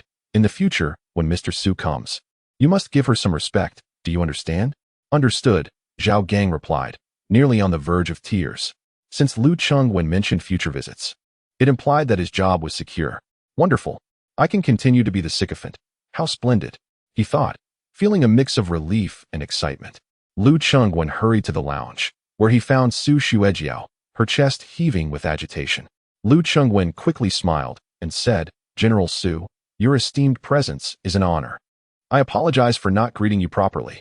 Su Xuejiao stood up, exclaiming, Lu Qingwen, you certainly carry a great deal of influence. Lu Qingwen hastily responded, Oh, not at all. I had a minor incident earlier. I reprimanded Zhao Gang, and he, out of fear, inadvertently offended you. Please forgive me. May I ask why you suddenly decided to invest in the renovation of the shantytown? Lu Qingwen lamented, I acted on a whim. Are you certain it will be profitable? He replied, I am certain it will incur losses. Su Xuejiao widened her eyes in disbelief. Then why are you still investing alongside Lang Qingqiu? What scheme do you share with her? Lu Qingwen sighed inwardly, Where is Long Aoyan? Come, strike me down. It matters not, for I am weary. Chapter 43. Bluster in a grand hall, dimly lit. A tall and robust man sat upon a throne, exuding an intimidating aura. King Tiechuo entered from the distant doorway, pausing to kneel on one knee. I pay my respects to your majesty. The imposing man remained silent, as a scholarly figure emerged from the side, fanning himself calmly, and said, The young master is currently in the snow city of the northern kingdom, facing a slight obstacle, and requires your assistance. The man looked up, astonished. The young master is a prodigious talent, always victorious in battle and never encountering defeat. How could he face resistance? Even a tiger must rest, replied the scholar. Go and assist the young master in uniting the 4 great families of Snow City, thereby establishing dominion over the northern kingdom. And you shall earn great merit. The subordinate shall undoubtedly exert every effort to assist the young master. However, there are rumors that the young master is elusive, often seen but rarely fully revealed. How am I to recognize his visage? It is simple. A dashing figure, one who engages in clandestine affairs, surrounded by enchanting companions. An adept at displaying an air of superiority, that is the true essence of the young master. Remember this well. Indeed, I am grateful to the strategist for the trust bestowed by our leader. I shall dedicate myself wholeheartedly to supporting the young master. Bear in mind, the young master prefers to operate in the shadows, so you must ensure that all accolades are reserved for him, and only resort to force in dire circumstances. He is currently competing with a local noble's heir, and your actions must be natural and seamless to earn the young master's favor. Thank you for your guidance, strategist. I will certainly keep this in my heart. In Snow City, Lu Qingwen and Su Xuejiao were indulging in ice cream. Hey, are you really going to get engaged to Lang Qingqiu? Lu Qingwen replied dismissively, Engagement? Nonsense. The situation is rather out of control at the moment. Su Xuejiao chuckled playfully. Well, how about you get engaged to me instead? Lu Qingwen looked up at the little enchantress. Sister, is your jest not enough? I warn you not to overstep your bounds. I have my limits. Su Xuejiao laughed heartily. Then, be my boyfriend. Lu Qingwen smiled. All right. Come to my house tonight, wearing that kind of JK uniform, one that's easy to remove. Let us see how I handle you. Get lost. Su Xuejiao blushed. You have no sense of decorum. Su Xuejiao huffed. Would you engage in a losing bargain? I find it hard to believe that you, Lu Qingwen, would invest 5 billion with the expectation of reaping 1,000 billion in return. Do you think I am unaware of your true nature? You truly do not know me. Lu Qingwen replied, In the past, my sole focus was on wealth, devoid of any sense of ethics. However, I have since transcended to a state akin to that of a sage. My only desire now is for this world to be filled with love, leaving behind a beautiful realm for humanity, regardless of any losses I may incur. Oh, how shameless you are. Such words could easily elicit disbelief from anyone you might randomly encounter in Snow City. Lu Qingwen, feeling utterly vexed, continued to eat. Su Xuejiao went to settle the bill. This trivial matter was not worth a dispute in Lu Qingwen's eyes. However, not long after, a commotion erupted nearby. Su Xuejiao was embroiled in a heated argument with a man. How dare you be so despicable? You scoundrel. Young lady, mind your manners, or else I shall not be so courteous. The man retorted. Su Xuejiao replied. He cut in line. And then he insulted me. Lu Qinwen observed the man and shook his head. Cutting in line is already disgraceful, yet you resort to insults? Do you have any elders at home? Have you ever learned the principles of civility and morality? Su Xuejiao interjected. Cheng Wen, do not waste your breath on him. Command your lackey to deal with him. At that moment, Zhao Gang sprang from a nearby booth and shoved the man by the arm. Are you seeking death, young man? To Zhao Gang's astonishment, the fellow exhibited remarkable physical prowess. His shove, which would typically send an ordinary person staggering several steps back, had no effect whatsoever on this individual. As Zhao Gang stood momentarily stunned, several others began to encircle them, clearly outnumbering him. Yet, Zhao Gang was not one to cower. Alas, in Snow City, Master Lu and Miss Su are indulging in ice cream, daring anyone to step forward. The four of them advanced simultaneously. Oh, is there no room for negotiation? According to the rules of the underworld, it is a duel, Zhao Gang bellowed. The four individuals wore impassive expressions, exchanging glances that conveyed a hint of mockery and disdain. Lu Qinwen sensed something amiss. From Zhao Gang's momentary surprise, Lu Qinwen discerned that these individuals were not to be trifled with. He quickly interjected, "Oh, let it go. Let it go. Clearly, they are just a bunch of outsiders. Zhao Gang, let's settle this and move on." Indeed, Zhao Gang, ever astute, comprehended the gravity of the situation. He realized that he might not be able to handle even one of them alone, so he hastily sought a way out. However, Su Xuejiao disagreed, exclaiming, "Hey, he just insulted me, and he hasn't apologized yet." Lu Qingwen, wrapping an arm around Su Xuejiao, chuckled, "Let it go, let it go. I'll apologize on your behalf. My sincerest apologies. I refuse. Throughout my life, no one has dared to insult me. Who do they think they are? Are you afraid of their numbers?" At that moment, a burly man with a dark complexion rose from his seat and turned around, exclaiming, "Who is making such a racket? You're disturbing my meal." Upon seeing this man, Lu Qingwen's heart sank. No way. Is this for real? The Iron Block King. This character is introduced later in the book.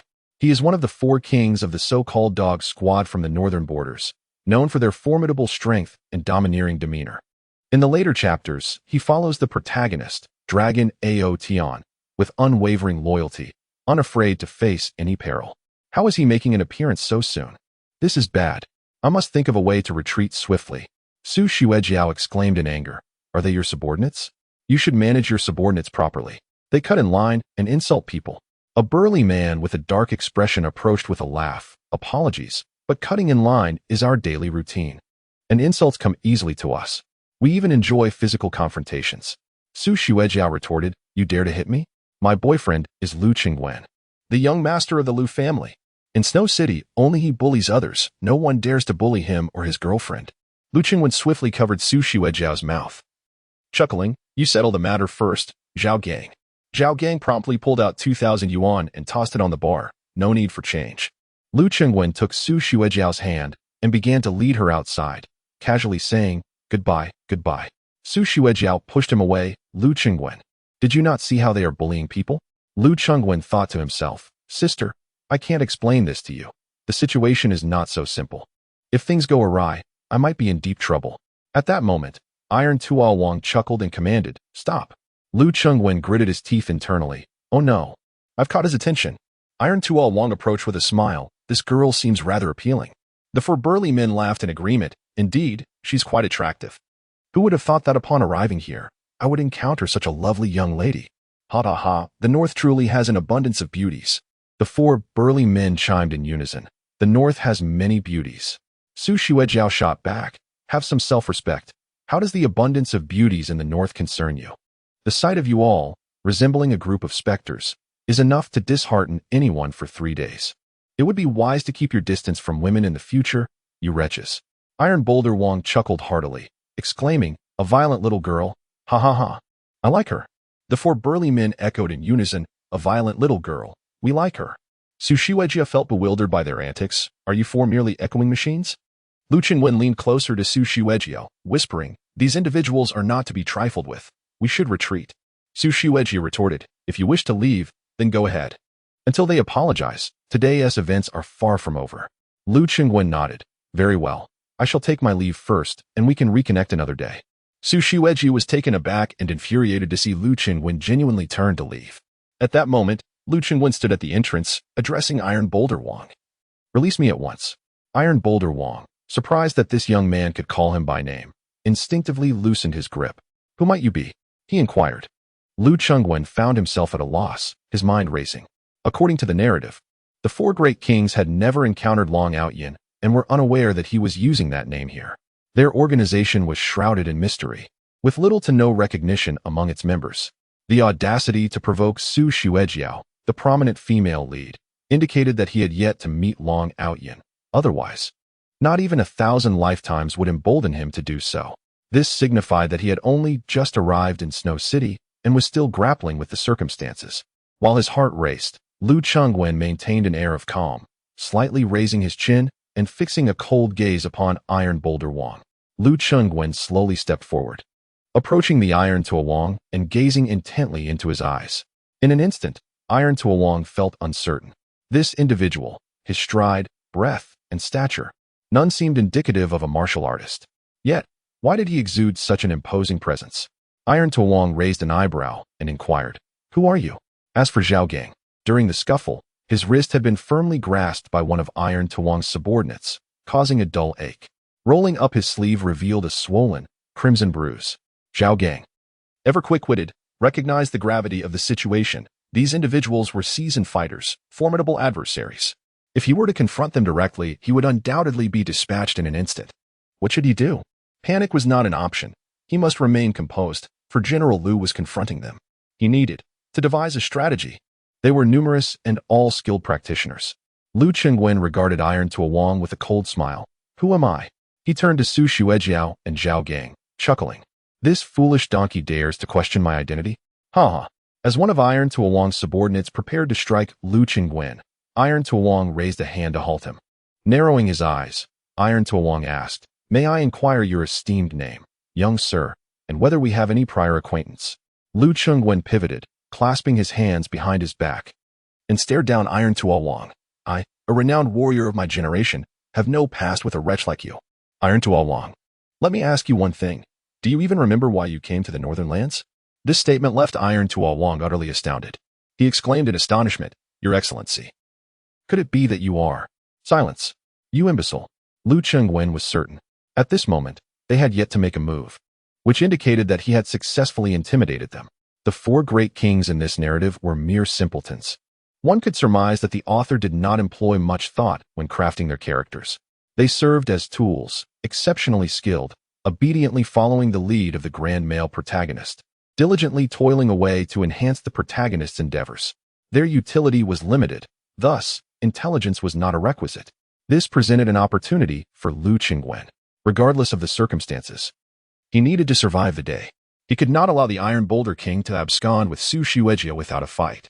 Though Lu Chengwen was neither as tall nor as imposing as the Iron Boulder King, his presence exuded a regal aura at that moment. Lu Chengwen erupted in a fit of rage. "What on earth did you forget about your mission in the northern country?" The Iron Boulder King squinted, utterly bewildered. "You. Could it be?" Lu Chengwen delivered a resounding slap across his dark face. Chapter 44. Dressed in JK to see you. The sound of the slap echoed loudly. The entire restaurant fell silent in shock. The Iron Boulder King stood frozen, his mind completely blank, utterly dazed. Lu Chengwen, after delivering the slap, was himself momentarily startled, his hands trembling behind his back. He widened his eyes and demanded, "Tell me, what brings you to the northern country?" The Iron Boulder King thought to himself, "It's over. I'm truly doomed. This is unmistakably the young master. I find myself in an unfortunate predicament, having inadvertently courted the affection of the young master's beloved. How foolish of me. This girl, possessing unparalleled beauty and enchanting charm, is undoubtedly someone the young master would not overlook. What have I done? On my very first day in the Northern Kingdom, I have offended the young master and even flirted with his woman. What shall I do? Surely, the young master won't resort to extreme measures against me?" Lu Chengwen anxiously urged me to concede, nearly scaring me to death. The Iron Boulder King remained silent, and Lu Chengwen could not allow the tension to linger. Gritting his teeth, Lu Chengwen delivered a resounding slap. "Speak. What brings you to the Northern Kingdom?" The Iron Boulder King hastily knelt on one knee to assist the young master in unifying. Lu Chengwen, unfazed, struck him again. "You dare to speak?" The Iron Boulder King was on the verge of tears. "Young master, please temper your wrath. I..." Lu Chengwen seized his neck, gritting his teeth, and venomously commanded, "Address me as Master Lu." "You imbecile." "Yes, Master Lu, I acknowledge my mistakes." As the Iron Boulder King knelt, the four individuals behind him followed suit, collectively imploring, "We beseech Master Lu for mercy." Lu Chengwen, seething with anger, declared, "You lot, gather your belongings and return whence you came. My grand endeavors shall not be hindered by your incompetence." The Iron Boulder King quickly begged, "Master Lu, we recognize our faults. Please, grant us another chance." The four behind him echoed in unison, "We implore you, Master Lu, to show us kindness and grant us one more opportunity." Lu Chengwen feigned a fervent effort to suppress his ire. "Damn it, from now on in Snow City, if you come and go, you must speak with civility, show politeness. Remain humble, and heed the guidance of others. Otherwise, I shall not hesitate to dismantle your bones and feed them to the dogs. Do you understand?" "Yes, we understand," his subordinates replied. Lu Chengwen pretended to raise his hand to strike him, but felt a pang of pain and feared that the act would be too exaggerated. He growled menacingly, "From now on, be more astute." Su Xuejiao, thinking Lu Chengwen was about to strike again, rushed to embrace his arm. "Brother Chengwen, please do not strike them anymore. I merely wish for them to apologize. Such a trivial matter should not necessitate anyone kneeling." Lu Chengwen thought to himself, "Finally, you've spoken some sense, dear sister. Had you extinguished the flames earlier, I wouldn't have had to wander near the gates of hell today." He pointed at Su Xuejiao and commanded, "Apologize." Tai Tuo Wang, accompanied by four subordinates, hastily offered their apologies, leaving Su Xuejiao feeling quite embarrassed. All right, that's enough. From now on, be mindful of order in public places. A certain level of decorum while queuing is essential." Yes, we understand." "And be polite to girls. A real man must possess grace." "Yes, we were wrong." "And you, big fellow Tai. What was it, Wang? You must refrain from bullying girls. It will bring retribution." Lu Chengwen added, "Perhaps I should have them kowtow to you 100 times. No. At this moment, Su Xuejiao wished to settle the matter peacefully. It was far too undignified to see 5 hulking figures kneeling in a row. Such matters are truly unbearable. "Do you mean what you say? Count, let's go." Zhao Gang started the car, driving while shaking his head in admiration. "Mr. Lu, I truly respect you. Your methods are extraordinary. I just tested these individuals, and 2 of them possess martial skills that are nearly on par with mine. To see such formidable characters kneeling before you in repentance and apology, I can only describe your grandeur with the term heavenly prodigy. Mr. Lu, I genuinely suspect that you are a deity, wandering the mortal realm for amusement." While Zhao Gang continued to boast, Lu Chengwen in the back was trembling uncontrollably. Su Xuejiao looked at Lu Chengwen and asked, "Chengwen, what's wrong? Why are you sweating so much and shaking severely?" Lu Chengwen thought to himself, "Do you have any idea that I nearly lost my life just now? Iron Boulder King, one of the 4 great kings of the Northern Organization, known for his fierce and ruthless demeanor. I was merely acting, playing the role of a cunning fox pretending to be a prince. If that fellow had an ounce of sense, my life would have been forfeit." Su Xuejiao noticed that Lu Chengwen seemed unwell and quickly took his wrist to check his pulse. "A hug?" Su Xuejiao offered. Lu Chengwen leaned slightly, and Su Xuejiao embraced him. Suddenly feeling bashful while holding Lu Chengwen, 2 rosy hues blossomed on her cheeks as she playfully patted him. "Be good, Lu baby. Don't be afraid, Sister Xuejiao is here." Lu Chengwen sighed. Iron Boulder King, having received a few slaps, stood at the restaurant entrance. Watching the luxury cars depart, his brows furrowed, and then he harshly slapped himself. "Damn it, on my very first day, I inadvertently offended the young master. I truly lack discernment. Iron King, is that person truly the young master? Can there be any doubt? Observe his charming demeanor, his carefree and unrestrained manner. Now witness the thunderous fury he unleashes, a bold spirit akin to a tempest, and then behold his audacious airs and relentless insistence on being in the right. Who, apart from the young master, possesses such an imposing presence? Have we not achieved something noteworthy? Regardless, we have assisted the young master in asserting his superiority." Iron Tuo Wang nodded in agreement. "These few slaps have fostered a close relationship between me and the young master. I believe this marks a promising beginning. Do you not agree?" Lu Chengwen was infuriated. Su Xuejiao, that harbinger of misfortune, was relentlessly pushing him towards a dead end. Had it not been for her, he would not have attracted such calamity today. Yet, without her, he might still be unaware that Iron Tuo Wang had already arrived in the north. Alas, one step at a time. Lu Chengwen remained oblivious to the fact that Lung Qingqiu was resolutely determined to accompany him in the urban renewal project, while Long Outyin consistently recommended the amusement park project to Lung Tianhao. However, Lu Chengwen, cutting off all options, directly transferred 100 billion into Lung Qingqiu's personal account to assist her. Yet, Lung Qingqiu stubbornly refused to withdraw this sum, opting instead to retain it as personal funds. Meanwhile, the group managed to mobilize several billion in cash and secured additional loans of over 10 billion, accumulating 49 billion, which was swiftly contracted with Li Meiqin, with funds directly transferred to the Dashing Group's account. This left Lung Tianhao seething with rage, yet he found himself powerless to act. Long Outyin found himself facing difficulties. It was perplexing. In the earlier years of his life, he could vanquish anyone who stood in his way, yet now, upon arriving in Snow City, he felt as if he could barely walk without stumbling. His aspirations were grand, but the reality was as thin as a flash of lightning. It was astonishing that a mere family, the Long family, could prove so insurmountable. With no other recourse, Long Outyin had to send out a distress signal to his organization, referred to as the Big Organization. Perhaps the author had a fondness for Naruto. In any case, the northern branch of the Big Organization dispatched one of the four kings, Iron King, accompanied by a substantial sum of 50 billion in cash to offer assistance. Everything hinged on that piece of land. Without securing it, all efforts would be in vain.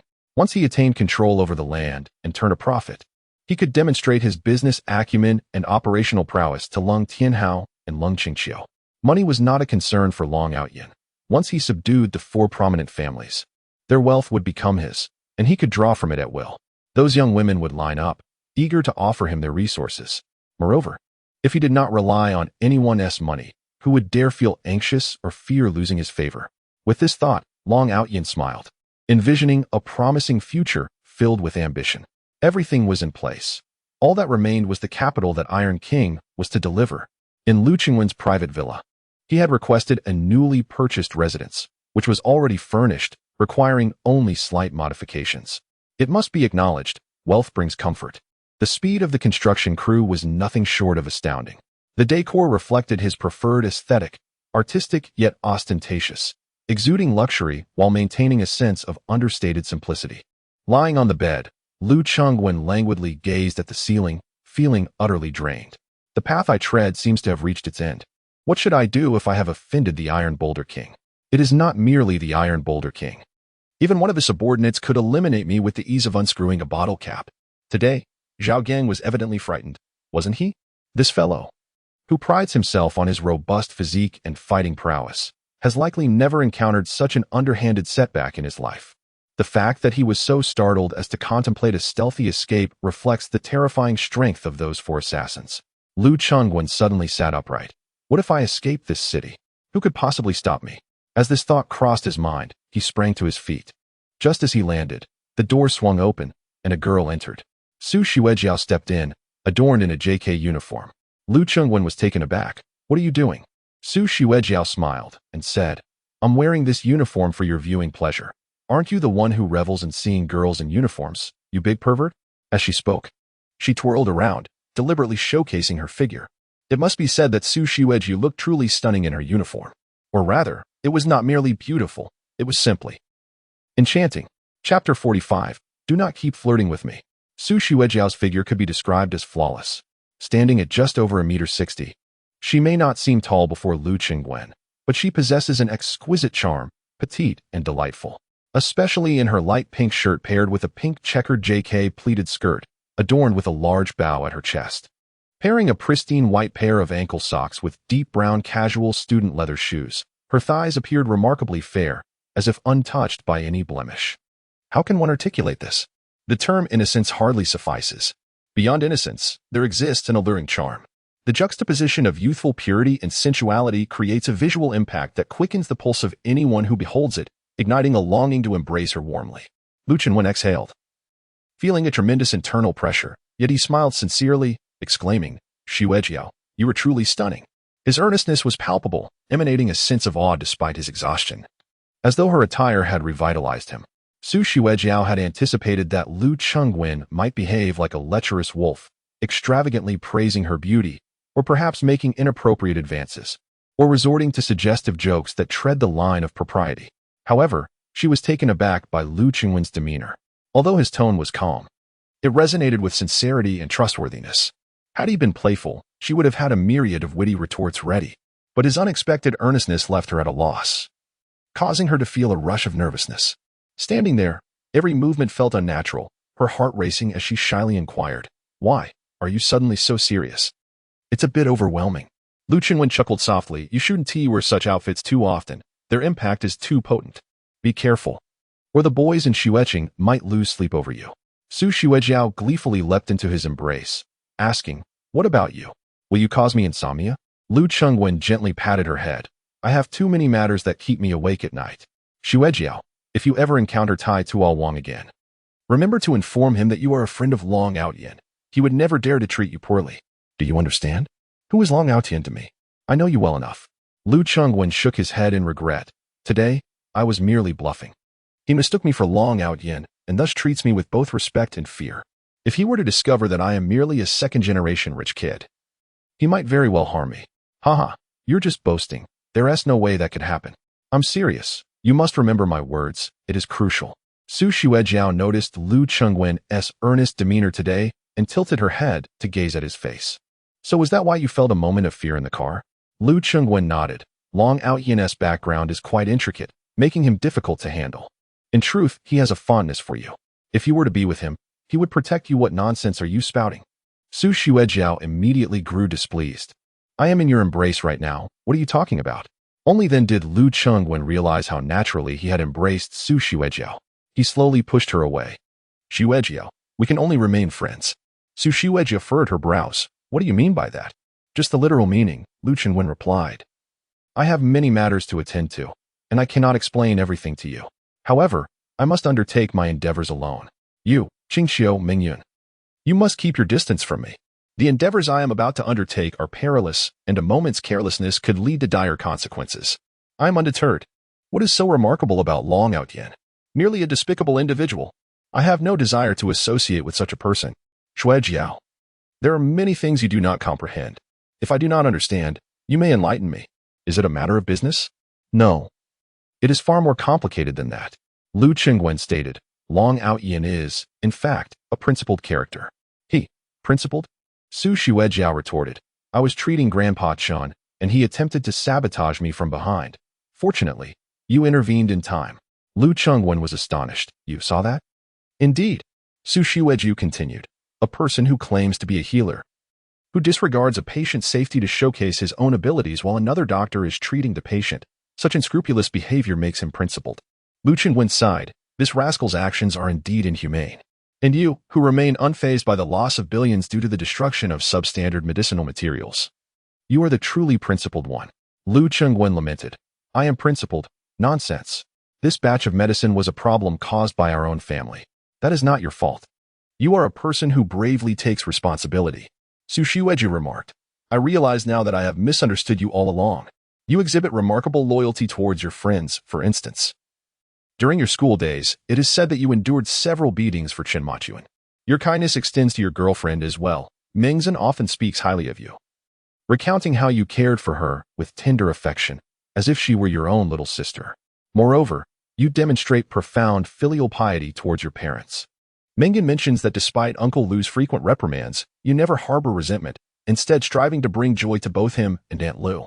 In essence, I perceive you as a genuinely good person, albeit one who deliberately feigns a tough exterior." Lu Qingwen found himself in a state of bemusement. Yet a single remark from Su Xuejiao illuminated his realization. Indeed, while he possesses the ability to flee, what of his parents? They remain blissfully unaware of the peril that surrounds them. Should he abandon them, leaving the Dusheng group for his father to manage alone? The consequences would undoubtedly pit him directly against Long Outyen. His father would be oblivious to the enemy's character and abilities, likely falling victim to an ambush. "I cannot leave. I must stay. Only I possess the knowledge of Long Outyen's true nature. Only I can devise a means to safeguard the Dusheng group and protect my parents." Lu Qingwen felt cornered, trapped without an escape, leaving equated to certain doom. To his astonishment, the Iron Boulder King had made an early appearance. Was there any hope left? He had intended to proceed cautiously, gathering equipment in the novice village to prepare for the impending team battles. Yet now, the jungler had arrived. One Long Out Yin was already capable of overwhelming him in a one-on-one confrontation. Was it truly necessary for him to engage in a gank? Was there any justification for this? Lu Qingwen felt overwhelmed, his thoughts spiraling into disarray. Those around me are not adhering to the expected norms. The narrative that should have unfolded has been completely thrown into disarray due to my unexpected awakening. Thus far, I have remained unscathed. Yet my objective is not merely to avoid injury, but rather to survive until the very end. Nevertheless, the progression of events has become increasingly perilous. I have inadvertently entangled myself with the protagonist's love interest, a grave offense. I have repeatedly thwarted the protagonist's attempts at bravado, which is equally condemnable. Now, I find myself impersonating the protagonist and have managed to win over one of his rather foolish subordinates. Aside from not engaging in any outright malevolence, I have nearly exhausted all possible reckless endeavors. At this juncture, my phone rings, and it is the ever-calm Qingqiu, requesting an urgent meeting to discuss a significant matter. I am uncertain whether to acquiesce or decline. Meeting with any female lead at this moment is fraught with danger, especially with Qingqiu. She has openly declared her intention to pursue me. Haha, I truly appreciate that. I cannot fathom the nature of women. What on earth are they? I have pursued you for 3 years, relentlessly, and you dismissed me as inconsequential. Now, I would prefer you to keep a considerable distance from me. Yet here you are, suddenly invigorated. Su Shuejiao observes the shifting expressions on my face and, upon hearing my inner thoughts, feels a mix of anger and joy. So, do you truly not harbor feelings for Qingqiu? Obviously not. Heh, then why not be my boyfriend? I am eager to experience love at least once. I glance at Su Shuejiao, pondering the difference. Why on earth are you speaking in such a tone? How are you any different from her? Su Shuejiao immediately kicked Lu Qingwen's calf fiercely and asked, "Then why did you save me today?" Lu Qingwen rubbed his leg and replied, "I have an illness." Is that satisfactory? No. If you're ill, you must endure it fully. Come, I will accompany you to meet Long Qingqiu. What do you intend to do? Let her know that she has fallen out of favor. I am now your new master. What did you say? Oh, let us go already. I warn you to behave. Rest assured, I will certainly ensure you save face. At Chiafone Group's conference room, Long Qingqiu sat in the boss's chair. Exuding an aura of authority, her demeanor both calm and commanding.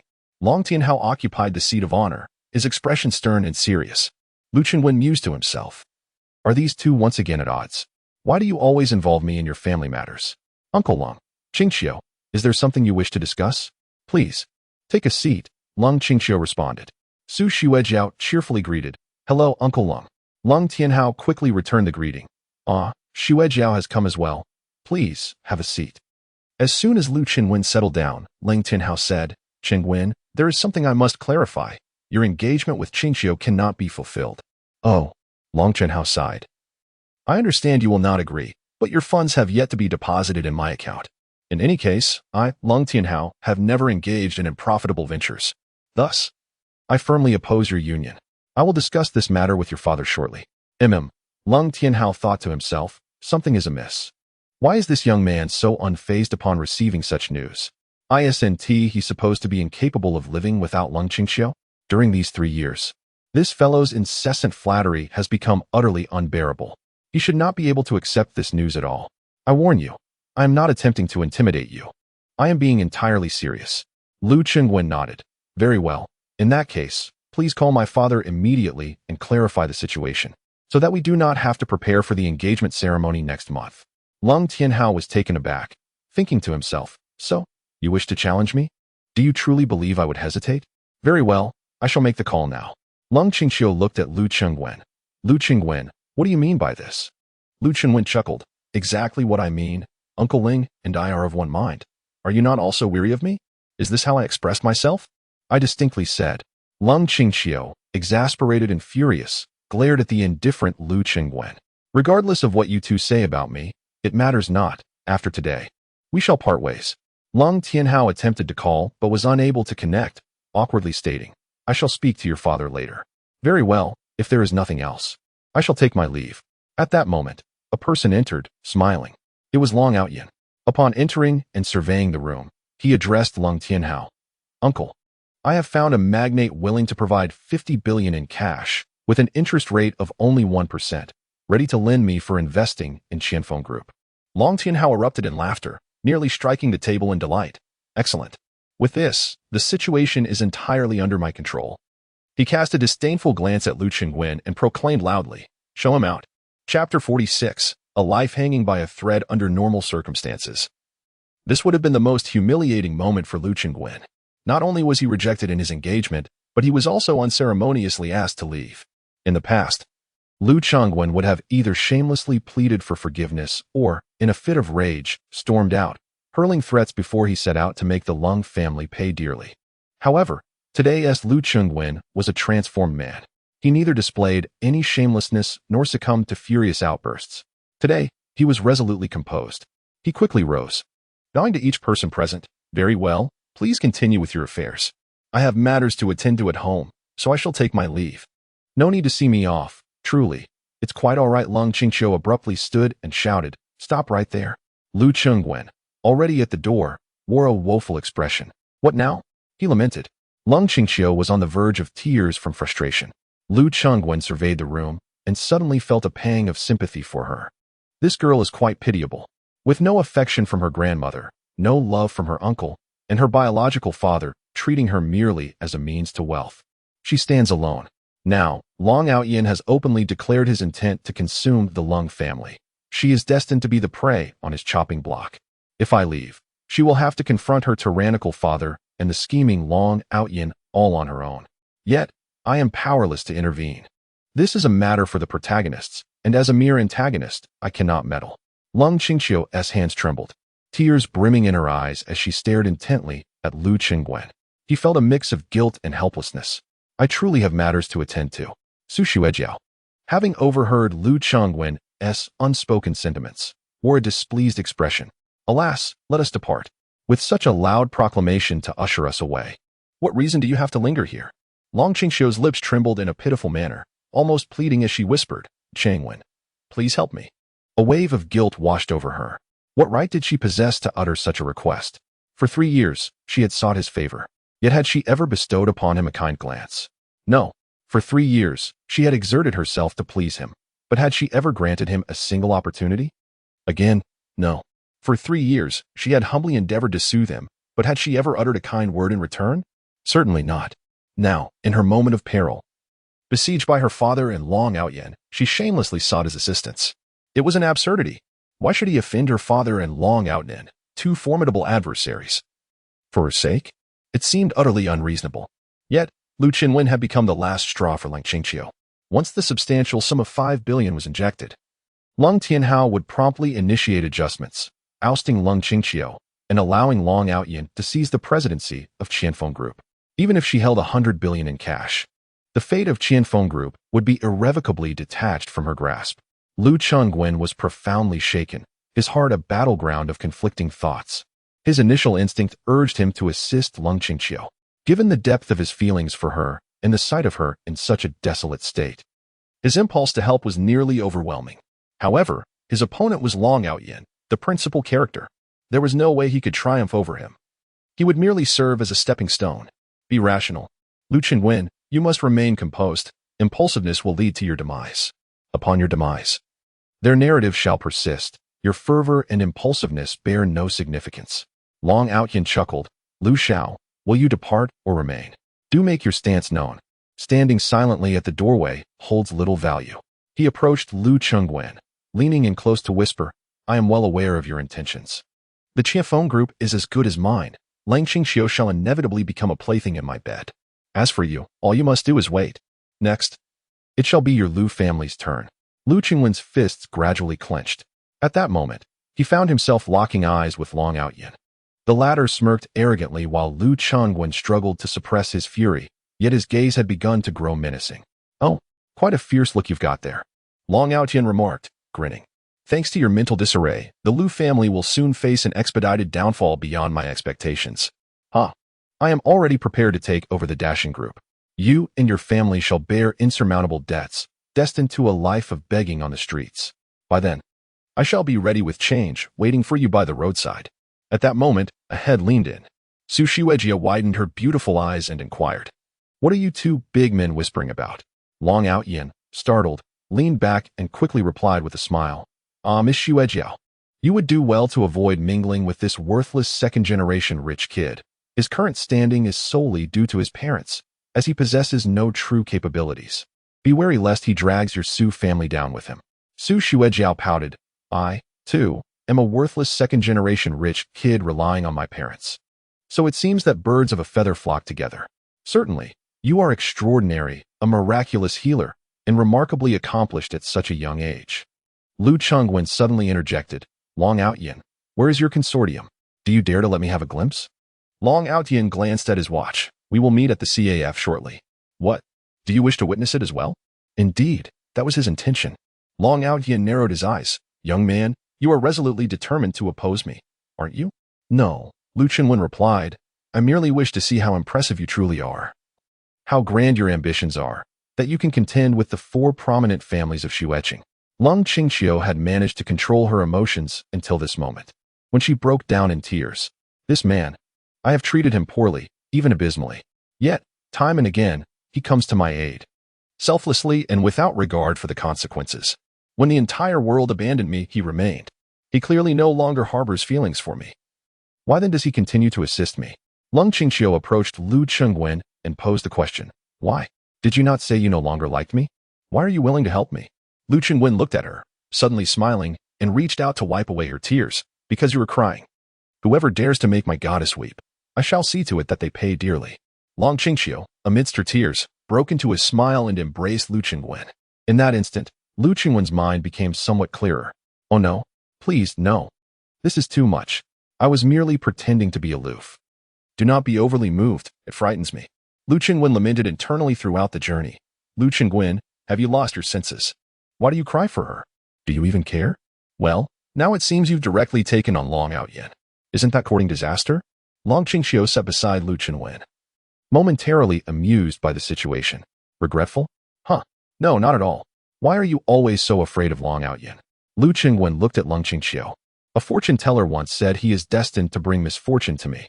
You still believe in such nonsense? Lu Chengwen thought to himself. Why are you everywhere? He then turned earnestly to Su Xuejiao. I don't have any feelings for Lung Qingqiu anymore, but I have never claimed to like you. Then why do you stare at me so lecherously when I wear a uniform? Any beautiful girl in a uniform would catch my eye. I can spend an entire night scrolling through my phone, admiring those alluring girls. What's wrong with that? Do those enticing girls come to you and dance in uniforms? Lu Chengwen's eyes widened. Sister, I am a wealthy man. I can have as many of those girls as I desire. Are you comparing me to them? Is it wrong? Su Xuejiao was infuriated, wishing to kick Lu Chengwen. Lung Qingqiu sneered. Su Xuejiao, didn't you always claim to dislike Chengwen? What has changed? Now you're clinging to my fiancé? Lung Qingqiu, don't be so familiar. Your father stated that the engagement is to be annulled. Now Chengwen is single. Everyone has a chance. Lung Qingqiu, fuming, retorted. He pursued me for 3 years. What do you have to compare with that? Su Xuejiao remarked. I can wear a uniform. He adores girls in uniforms, doesn't he? Chengwen? Lu Chengwen, feeling quite embarrassed, stammered. Why you? Mind your words. How does my uniform look today? Is that the main point? She retorted. Nonsense. Chengwen prefers those with a hint of naughtiness. He is the most repulsive and perverted. Isn't that right, Chengwen? Lu Chengwen replied. Qingqiu, why are you behaving like this? Please, remain calm. Su Xuejiao continued. I've never had a boyfriend. Chengwen only likes innocent little lolas, doesn't he? Lu Chengwen felt as if he might implode. Please, lower your voice. Long Qingqiu interjected. What a coincidence. I've been with him for years, and you might not know, little girl, that sweetness pales in comparison to allure.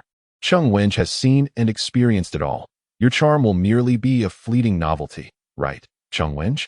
Lu Chengwen covered his face. Could you both be a little more mindful of your image? Su Xuejiao insisted. Let me tell you, despite Chengwen's seemingly rogue exterior, he is indeed peculiar. Enjoying various role-playing games, I can be both sweet and spicy, can I, Chengwen? Lu Chengwen stared at her in disbelief. Sister, when did I ever say that? Lung Qingqiu laughed. Some games require long legs to truly engage. He has said so himself. Lu Chengwen, feeling utterly overwhelmed, exclaimed, Stop the car. Stop the car. I want to get out. I'd rather perish. The two girls alighted from the vehicle, still fuming, each ignoring the other. As Lu Chengwen was about to ascend the steps, Su Xuejiao approached and linked her arm with his. defiantly glancing at Lung Qingxiu. Umph. In response, Lang Qingxiu wrapped her arm around Lu Qingwen's other arm and huffed in agreement. Humph. Lu Qingwen felt as if he were being apprehended by two officers. His anxiety mounting. Could you not do this? Please let me go. I was wrong. From now on, I shall steer clear of your affairs. Let us share a cup of farewell wine, the kind that signifies eternal estrangement. The two girls chimed in unison. She drinks first. Meanwhile, Long Outyin had also disembarked, and upon witnessing this scene, his expression turned a ghastly shade of green. Lu Qingwen felt his entire body bristle with alarm. This cannot end well. I must flee. He pivoted to escape, but as he did so, he nearly collided with a large, dark figure. Both froze momentarily, astonished. Pointing at Lu Qingwen, "Shall President Lu?" Lu Qingwen's eyes widened in horror. This is it. Iron Boulder Wang. Turning around, he spotted Long Outyin, trapped between Long Outyin in the back and Iron Boulder Wang in front. I'm doomed. Chapter 47. A job well done. Lu Qingwen was utterly bewildered. The situation had escalated to a critical juncture of life and death. With two formidable women clinging to his arms, Long Outyin loomed behind him. An Iron Boulder Wang stood directly before him. In a mere exchange of a few words, both men would surely erupt in fury, ready to unleash their wrath upon him. How many days had it been? 4 days? Was his limit truly just 4 days? At this moment, Su Xuejiao gently pinched Lu Qingwen's arm and triumphantly remarked, "Oh, big guy, you look remarkably familiar." Tai Tuo Wang, with a sheepish expression, awkwardly chuckled. Ah, haha, this is a misunderstanding, indeed a misunderstanding. Long Outyin pondered to himself. How have you all struck up a conversation? Isn't Tai Tuo Wang the darkest among you? Does he actually know Lu Qingwen? Long Outyin suggested. Let us discuss matters inside. At this juncture, Lu Qingwen found it impossible to leave. How could he? The mere thought of escaping would immediately betray him. Remaining put meant he had to devise a plan. As he walked, his legs felt unresponsive. Su Xueju pinched him once more, urging, hold on, hold on. Although Lung Qingxiu was unaware of the circumstances, it was evident that Lu Qingwen was quite anxious. Her hand clasping his was drenched in sweat. Someone behind leaned closer to Tai Tuo Wang, stating, "It is rumored that the young master possesses unparalleled martial prowess and extraordinary talent. Yet, why do his steps appear so unsteady, completely uncharacteristic of a skilled fighter, almost like a fragile invalid? Isn't it time for further confirmation?" Confirmation of what? Tai Tuo Wang replied. Just look at him, suave and charming, surrounded by beauty, and being assisted by 2 women while walking. He is simply ostentatious to the extreme. Who else in the world possesses such a talent for showmanship? Upon arriving at the private room of the CAF, the group settled in. Tai Tuo Wang offered Lu Qingwen a seat, who coughed lightly and signaled discreetly. Tai Tuo Wang understood and took the main seat himself. Long Outyin sensed something was amiss. Why did this fellow not greet him? Instead, it seemed that Lu Qingwen held a deep respect for him. What on earth? Did this fellow possess some hidden knowledge? Was he not the Iron Boulder King? Long Outyin rose with a smile and inquired, "May I ask if you are Mr. Tai?" "Indeed, I am Tai Muer," he replied. Long Outyin was taken aback, pondering the absurdity of such a name. Couldn't he have chosen a more plausible alias? "Mr. Tai, allow me to introduce this esteemed individual," he continued. "This is Miss Lung Qingxiu, the executive president of Qianfeng Group." Upon noticing that Lung Qingxiu and Su Xuejiao were seated beside Lu Qingwen, Tai Muer felt a wave of admiration. Truly, the young master had succeeded in captivating 2 stunning beauties from prominent families. It must be said, Lung Qingxiu was breathtakingly beautiful, her elegance far surpassing that of the petite girl. Those foolish individuals only spread rumors. How could they claim the young master was facing obstacles? They even mentioned some young fellow opposing him. What kind of hero would allow anyone to stand against him? Who would dare to challenge him? That would be sheer folly. It seemed that my presence here was merely to add a touch of brilliance to his success. I must make a commendable impression to ensure that I am remembered favorably. The potential for future advancement hinges on the success of this business trip. With this in mind, Tai Muer promptly smiled and said, "Miss Lung, you are indeed a paragon of beauty and youth." Lung Qingxiu managed to smile. "Mr. Tai is too kind." Lu Qingwen found it somewhat difficult to meet the gaze of the Iron Boulder King. Inwardly, he resolved, there is but one path ahead. I must continue to masquerade as the young master and gain this man's trust. To deceive is to perish, to be discovered is to perish. Only by steadfastly clinging to this obsidian tower is there a glimmer of hope for survival. I shall endeavor.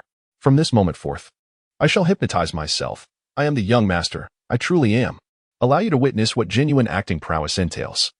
Su Shiuejiu had already discerned that Lu Qingwen was deceiving this hulking figure, convincing him to regard himself as the dragon Aotian. Although she was uncertain as to why the ruse had not yet been unveiled, she resolved to continue the charade as long as it remained intact.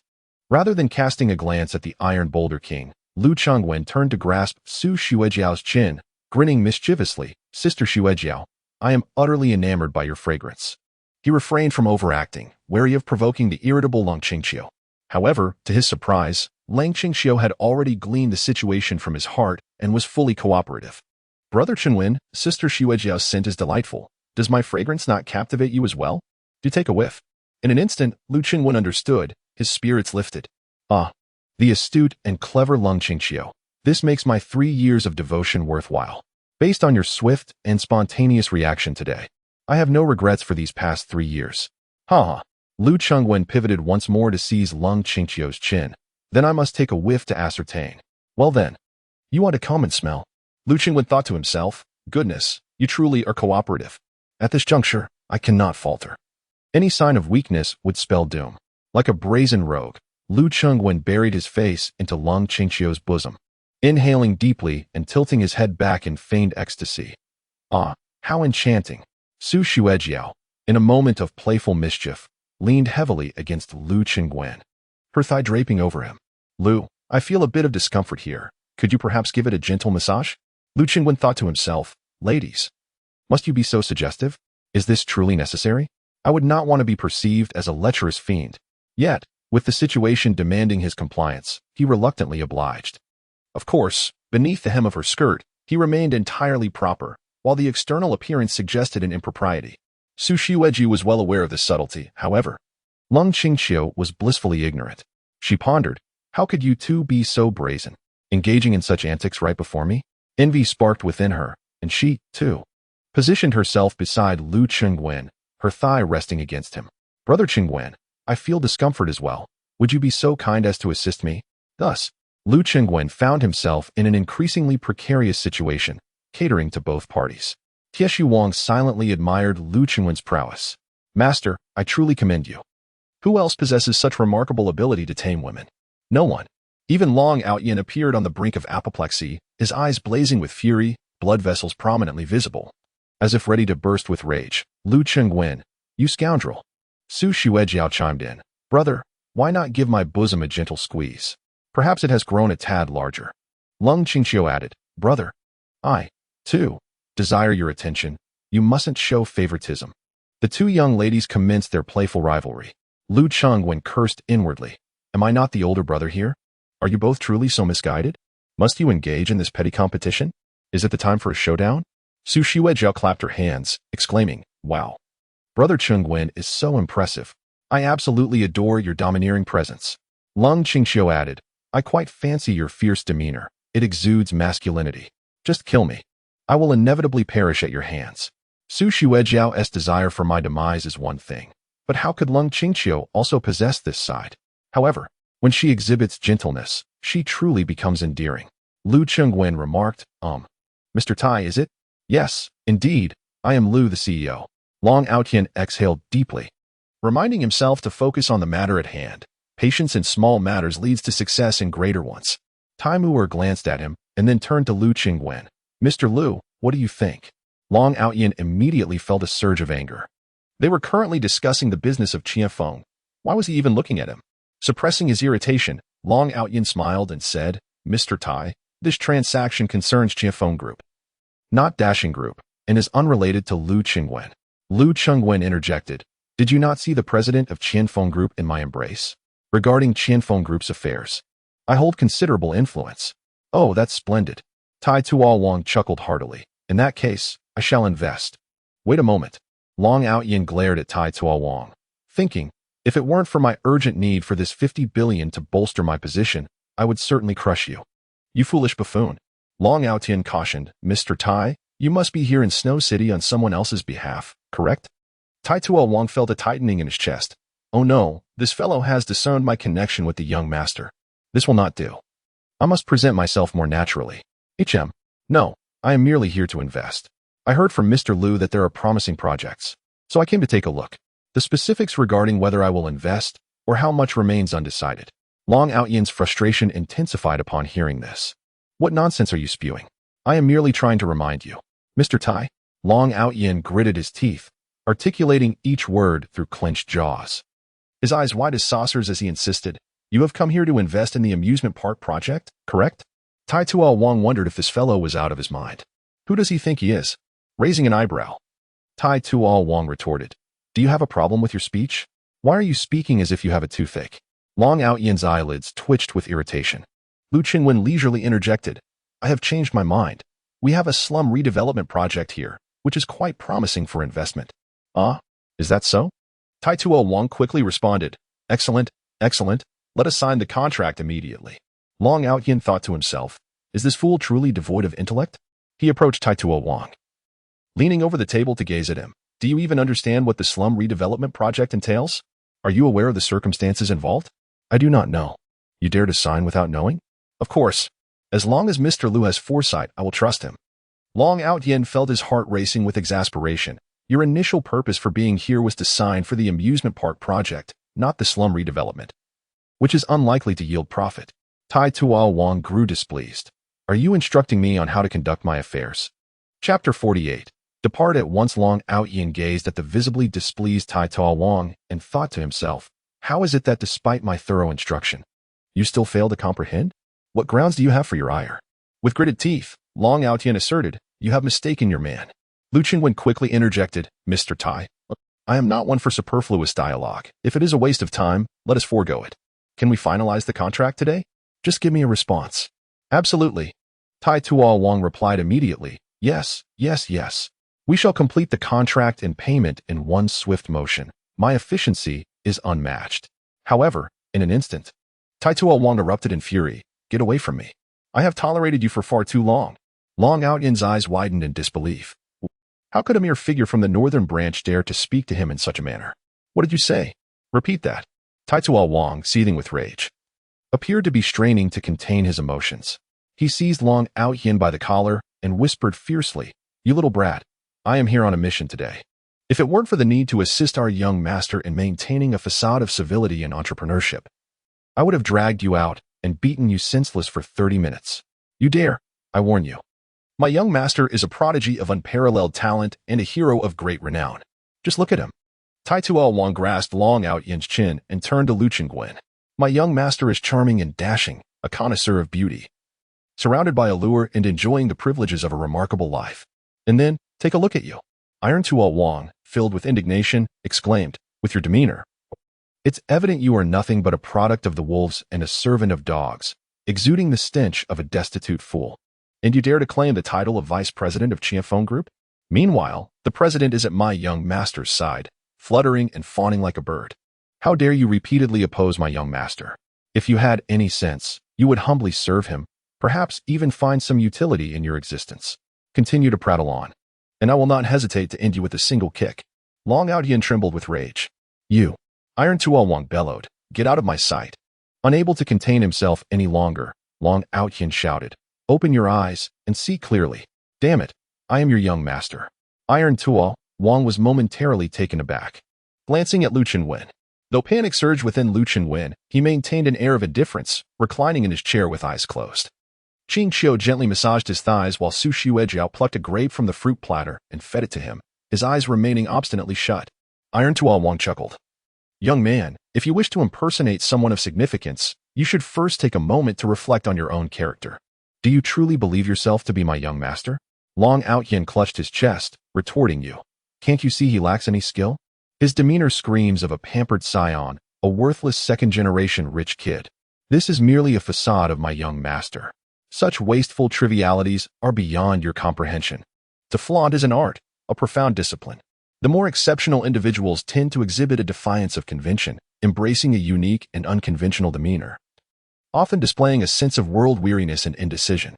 Look at yourself. Your eagerness over trivial matters resembles someone who has been desperately holding in 2 tons of urine.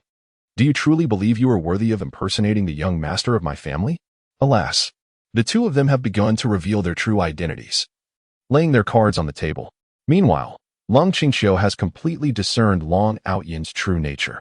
He has gone to great lengths to undermine the Lung family, deceiving my father into believing he possesses the ability to attract investment from a consortium, offering an astonishingly low interest rate of merely 1% on a sum of 50 billion. Anyone familiar with investment knows that such a substantial amount at such a low interest rate equates to a loss. It is akin to entrusting 50 billion to another, allowing them to reap enormous profits while one merely sips the broth. Is there truly such a fool in this world? That my father would believe such a person is a testament to his desperation. He has utterly lost his composure. Cheng Wenj is fully aware of everything. Were it not for him, I might never have realized just how treacherous Long Outyan is. Su Shiwejiao also muses inwardly. This person is truly insidious. He pretends to be a major investor, although he is actually part of his own organization, merely seeking to gain favor. Indeed, this FAOD is necessary to earn the trust of the Lung family. On the surface, it appears to be a business investment, while in reality, he covets the Lung family's trillion-dollar assets. By investing 50 billion, he aims to seize control of the Long family's Qianfeng group, thereby opening a multitude of opportunities to gradually encroach upon, or even completely devour, the entire Lung family enterprise. This individual is both cunning and possesses a formidable background. Qing Wen's caution is well-founded, and we must exercise utmost vigilance. Lu Qingwen was unwilling to prolong the matter any further. He needed to swiftly conclude the affairs at hand. Mr. Tai, is this conversation ever going to end? How long are you planning to chat with him? Did I summon you here merely to converse with a fool? Tai Tuo-Wang hastily interjected. I apologize, President Lu. We will sign the contract immediately.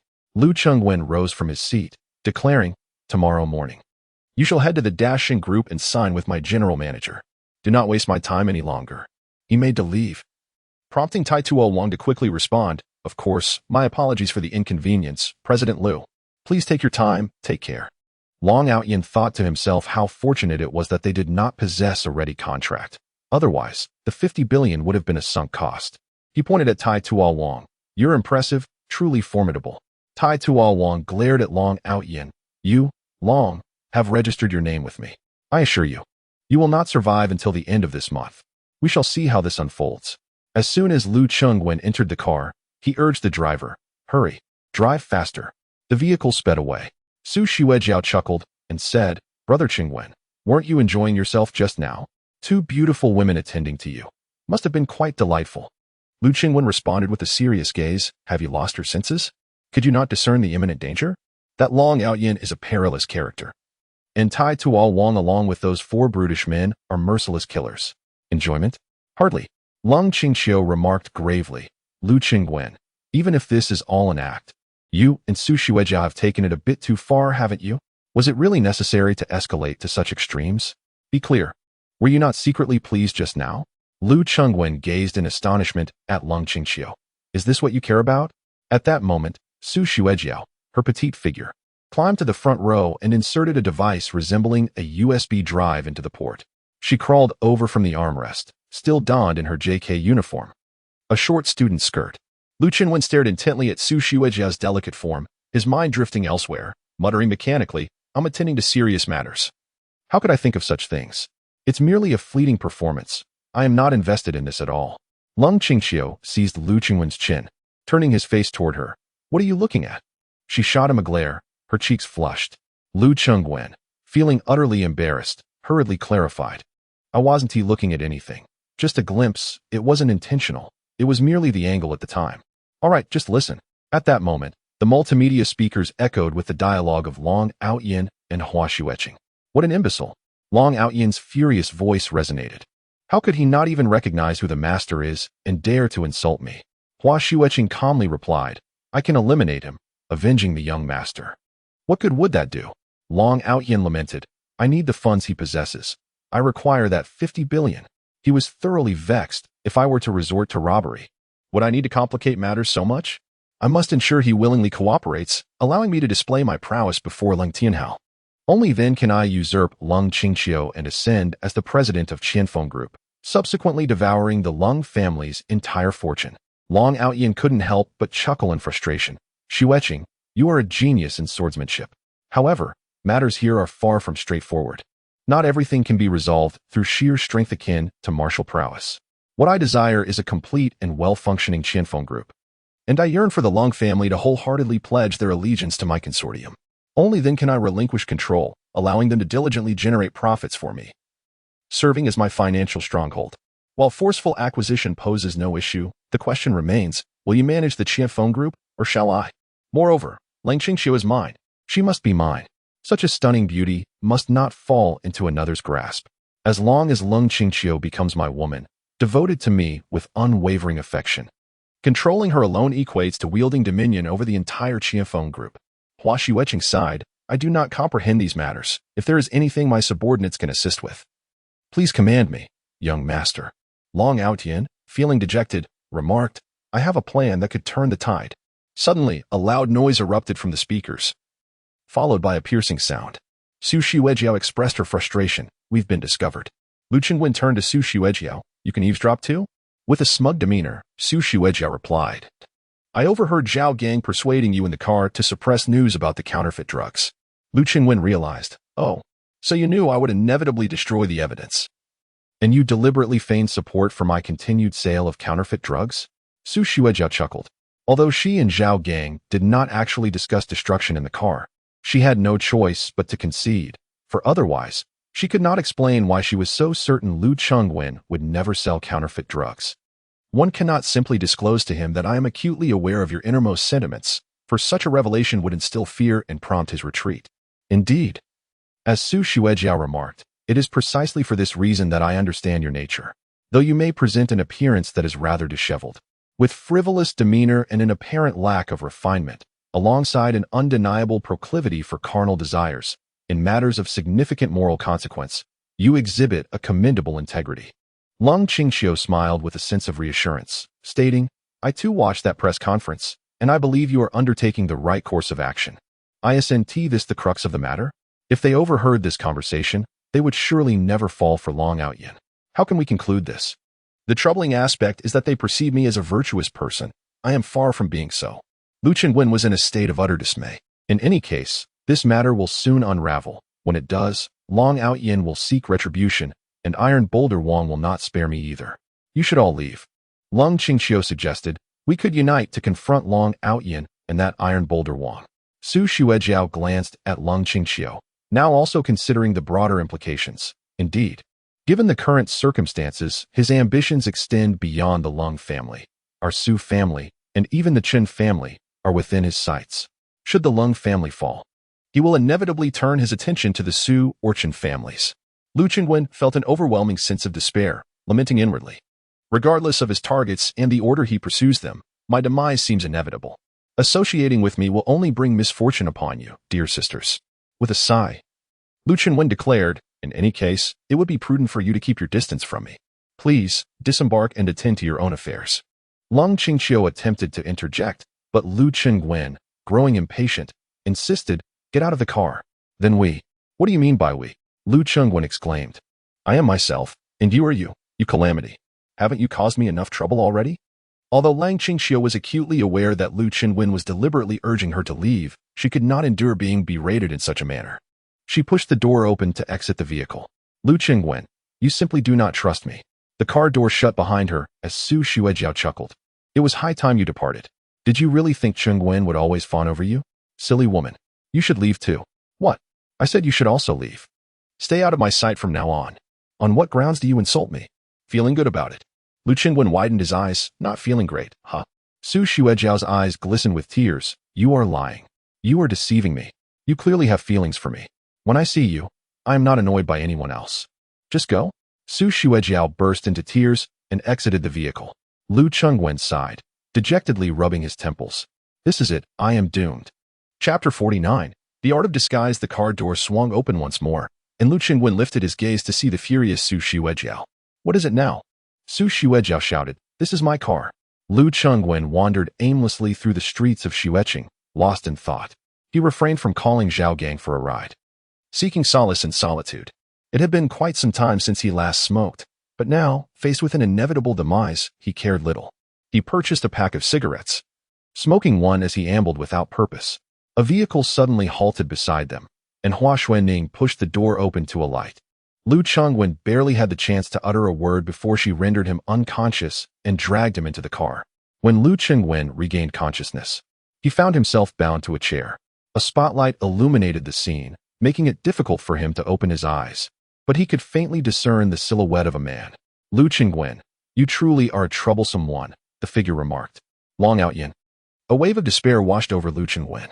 What hope did he have of a favorable outcome now that he was in his clutches? I had no choice, Lu Chengwen hastily explained.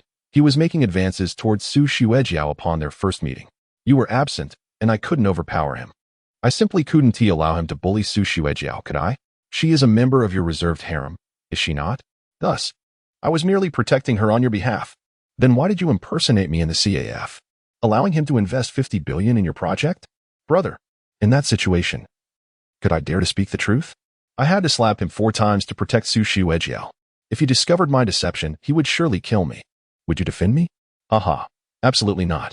So I was left with no alternatives. Well then, do not blame me. I find myself powerless now. What are you planning to do? Fear not, I do not seek your life. Long Outyin replied, somewhat vexed. I never imagined that for a mere 50 billion, I would be compelled to employ the art of transformation. What are you talking about? Lu Chengwen queried, bewildered. Long Outyin moved the spotlight aside and began to pat Lu Chengwen's face. In my haste to secure the 5 billion, I have no time to dally with you. I shall borrow your visage temporarily, compelling that fool to transfer the funds. Afterward, Long Outyin gritted his teeth. I have already absorbed the 3 major families. It is now your Lu family's turn. Xuanning, prepare yourself. Hey, what do you intend to do? Stop. We can negotiate. I will give you 50 billion, I will. Hua Xuanning stepped forward. Silence. I do not seek your life. Merely a temporary exchange of appearances between you and the young master. It will be neither painful nor uncomfortable, but within 12 hours, your identity shall no longer belong to you. Damn it, you lunatics. How can you all wield such bizarre techniques? This is unfair. As a villain, all I possess is wealth. Yet, you each showcase your prowess and artifacts. Do you truly believe you can best me? I disdain you. I scorn you. Long Outyin and his companion paid no heed to Lu Chengwen. Young master, the technique of appearance exchange, given your current condition, may not endure for long, and once invoked, your power may further diminish. No matter. Long Outyin had resolved. Presently, strength holds little significance. The world of martial arts is not merely about combat, but rather about human connections and relationships. If I cannot resolve this matter, unifying the 4 great families of Shui City will be an impossibility. Besides, it is merely a matter of a few hours. It shall be manageable. Meanwhile, Tai Tuolong stood before the floor-to-ceiling window of a hotel, his head bowed. Yes, I was wrong. I apologize, military strategist. I did not foresee this. The strategist, in a fit of rage, retorted, you did not foresee? Even the master of one's own household can misidentify. Can you even more grotesquely? However, when I first arrived, I possessed neither a name nor a number, not even a covert signal. What sort of person is the young master? He must not allow anyone to perceive any connection between him and our grand organization. Should he adopt a secret code like you all? No, that is not my intention. The crux of the matter lies with Lu Chengwen, who is truly charming and dashing, surrounded by beautiful women, exuding an air of supreme arrogance. I care not for what nonsense occupies your feeble mind. Given how things have unfolded, you must bear full responsibility. Yes, I shall seek out the young master and confess my faults. Upon concluding his words, the strategist angrily hung up the phone. Iron Boulder King closed his eyes and tilted his head back. How humiliating. Iron King, could it be that the dragon Aotian is indeed the young master? Iron Boulder King gripped the phone with such force that he shattered it. Gritting his teeth, he seethed, Lu Chengwen, that scoundrel. How dare he treat me like a fool? Iron Boulder King turned and seized his subordinate by the collar, teeth clenched. He openly slapped me 4 times and called me a fool. This is utterly intolerable. The subordinate replied, Iron King, calm your fury. We shall locate him and eliminate him forthwith. Iron Boulder King forcefully pushed him away. Of course, he must be dealt with. He exhaled deeply, but not now. We cannot take his life just yet. We must not disrupt the young master's plans in Snow City. However, I cannot take his life. Nor can I stand idly by as he revels in his freedom. After traversing the world for so many years, I have never endured such humiliation. Throughout my assassin career, I have never faced such a profound disgrace. We shall set forth at once to shatter his legs, ensuring that he must rely on a wheelchair henceforth. No, I must confront him personally. Until I have dealt with that scoundrel surnamed Lu, I shall find no peace in death. After a considerable time, Lu Chengwen regained consciousness. Despite feeling no discomfort, the oppressive darkness and uncertainty of his surroundings sent shivers down his spine. What to do? He needed to devise a plan. He could not simply wait here to perish. The blink card. Lu Chengwen summoned the operating system and, with focused intent, selected the blink card. Take me away. Lu Chengwen activated the card and descended, realizing that while it would free him from his bonds, he would remain trapped in this room. Given the circumstances, it appeared to be within a certain building. Descending might lead him to another floor, providing an opportunity for escape. With a resounding crash, Lu Chengwen plummeted, landing in a large bathtub. A woman in the tub immediately shrieked and leapt up. As Lu Chengwen surfaced, he beheld Lung Qingxiu. In that moment, she grabbed a towel, shielding her chest as she retreated to a corner, her voice trembling with fear. Long Out Yin. What do you intend to do? Lu Chengwen quickly replied, It's me, I am Lu Chengwen. What nonsense are you spouting? Get out at once, or I shall summon help. Please. Do not call anyone. I truly am Lu Chengwen. Long Out Yin has altered my appearance. In the serene autumn, a pair of long legs were elegantly aligned, emerging from the water like an enchanting vision that dazzled the eyes. The water cascaded down her thighs, enhancing her allure. You, Qingxiu, you should cover yourself below. Cold Qingxiu let out a startled cry, hurriedly wrapping a towel around her lower half. Now, she was a mixture of fear and panic. Attending to her lower half while neglecting the upper, her ample bosom was pressed tightly against her forearm, distorted in shape. Lu Chengwen quickly grabbed a nearby towel and handed it to her. As Cold Qingxiu reached out to accept it, she suddenly realized her exposure and quickly covered herself, exclaiming, You should leave. Lu Chengwen, disregarding her distress, stepped closer and draped the towel over her body. Qingxiu, listen to me. I am Lu Chengwen. 3 years ago, at a mid-autumn festival gathering, I confessed my feelings for you, and you splashed red wine in my face, telling me to leave. Your birthday is on the X of X month. Besides economics, you have a passion for music and fine arts. If it weren't for the necessity of business, you would have pursued a career as an artist. You are proficient in both the piano and the cello. You enjoy Sichuan cuisine, though its spiciness often deters you from indulging too much. The friend who betrayed you is Wan Xiaoling. For the past 3 years, I have consistently sent you lilies. Your favorite flower. I am truly Lu Chengwen. Cold Qingxiu was left astounded. Such details were certainly beyond the knowledge of a typical arrogant suitor. Only a devoted admirer would know them so intimately. You, really, are Lu Chengwen? Cold Qingxiu decided to put it to the test. All right. If you are Lu Chengwen, recite Uncle Lu's phone number. There's a landline here. You must call him immediately and request that we expedite our engagement. Lu Chengwen was perplexed by Cold Qingxiu's intentions, his brow furrowing tightly. In his mind, he silently pondered a singular thought. What? I don't care. Just think of something right now. Hurry up and think. Otherwise, I will call the police. With no other option, Lu Chengwen relented and thought, You little brat. I'll snatch your towel and spank you on the massage table. Cold Qingxiu caught wind of this familiar inner monologue and finally felt confident. This individual must indeed be Lu Chengwen. Is it really you? Does this actually work? How did you transform into a figure like Long Out Yin? It was a convoluted situation. This rascal seemed to possess the art of disguise, using my face to fool Tai Tuo Wang into hastily transferring money. Is such sorcery even possible? Who on earth are you? I don't possess any of those bizarre skills. Only he has these strange and esoteric abilities. Quickly, put your clothes on. I shall avert my gaze. As Lu Chengwen spoke, he turned away. Cold Qingxiu hurriedly donned a bathrobe, occasionally glancing at Lu Chengwen. Surely, it's not too inappropriate to steal a few glances. Why must I be so composed? In this situation, if I don't bring it up, she should be able to accept it. What am I even thinking at this moment? I should be focusing on how to preserve my life. In the tranquil autumn, Lung Qingxiu broke into a smile, confirming Lu Chengwen's identity. At that moment, a knock was heard at the door. Han Yu announced, President Lung. President Lu has arrived and wishes to discuss investment projects with you. Understood, came the reply. President Lung, are you all right? I'm fine. Really, are you sure? With a roll of her eyes, Lung Qingxiu insisted, I am truly fine. But I just heard your voice. Lu Chengwen, irritated, interjected. She said she is fine. Han Yu was taken aback. How could there be a man's voice inside? Lung Qingxiu playfully smacked Lu Chengwen and walked over to open the door a crack. Hanyu. President Lung Yu. Oh, it's nothing. Seeing that Lung Qingqiu was indeed unharmed, Hanyu felt reassured. After all, even a boss is human. The notion of a hidden romance is comprehensible. Lung Qingqiu discerned her subordinate's thoughts and chuckled. It's Lu Qingwen.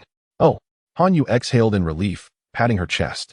She would worry about others, but if it were Lu Qingwen, there was no cause for concern. Firstly, their engagement was no longer a secret. Secondly, who in the world would wish ill upon President Lung? Only Lu Qingwen would be the type to sacrifice himself rather than allow Lung Qingqiu to suffer. Feeling a bit embarrassed about the situation, Lung Qingqiu blushed and remarked, I have no idea how he ended up in my room. Please keep the situation under control outside. I will join you shortly. Hanyu smiled. I understand. It's fine. I'll step out first. No rush, you two. May continue. Without waiting for Lung Qingqiu to explain further, Hanyu had already exited. Lung Qingqiu turned back, casting an admonishing glare at Lu Qingwen. Hanyu found the situation increasingly amusing. This pair of adversaries had been at odds for a full 3 years. Their antics had become the talk of the town, causing great embarrassment not only for themselves but also for their respective families. However, after such prolonged turmoil, it seemed they had ultimately come together. Hanyu breathed a sigh of relief and stepped into the conference room, only to be momentarily stunned. Oh, there was still Lu Qingwen outside. Who was inside then? Was President Lung engaging in some clandestine affair? Chapter 50. The fury of the iron-clawed King Lung Qingqiu was in the dressing room, donning her attire while watching Lu Qingwen rummage through her wardrobe without finding anything suitable. She laughed softly, blow-drying her hair. You're still laughing. Hey, this is your first time in my lounge in 3 years. Isn't it? Not at all, Lu Qingwen replied casually. That large bathtub was a gift from me. Have you forgotten? Knowing how hard you work and that your favorite way to unwind is a nice soak, I had the construction team redesign the space, creating a grand bathroom and a spacious bed in your office. Get lost, Lung Qingqiu exclaimed, wielding the hairdryer like a weapon against Lu Qingwen. Do you think I'm oblivious to your intentions? You specifically set up a large bed here and even left a hidden door. How mischievous of you. Lu Qingwen chuckled. Ah, but what a pity that all your suspicions are unfounded. There is no hidden door, and while you accepted the large bathtub with glee, you still told me to scram. Lung Qingqiu couldn't help but laugh, moving closer to embrace Lu Qingwen. Tell me, how did I fail to recognize your merits over the past 3 years? Lu Qingwen quickly distanced himself from her, exclaiming, Hey, pay attention. Your attire is far too flimsy. We're practically touching. You used to cling to me like a shadow, yet now you evade me as if I were a plague. I do not care. I wish to be close to you, to be near you. The two began to bicker. Meanwhile, Hanyu approached the door, hearing the playful banter from the wardrobe. She was overwhelmed with anxiety. What should I do? If I expose President Lung's infidelity, my career could be irrevocably tarnished. She deliberately positioned herself a bit farther away, calling out, President Lung, President Lu. She emphasized, President Lu Qingwen of the Lu family is waiting for you in the conference room. Understood. Oh, you are insufferable. Do not run away. Stand still. What is the matter? Come here. Let your sister dote on you. Enough. Let's focus on the task at hand.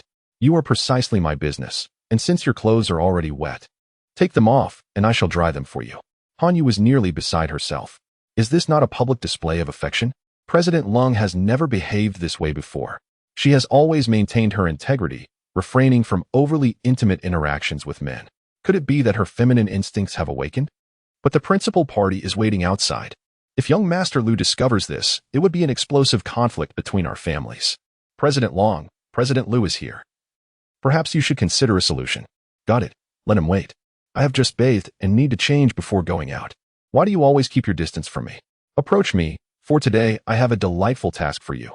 Assist me in applying body lotion. Come here. Hanyu sighed and shook her head. Is President Lung doing this on purpose? Is it to embarrass the Lu family?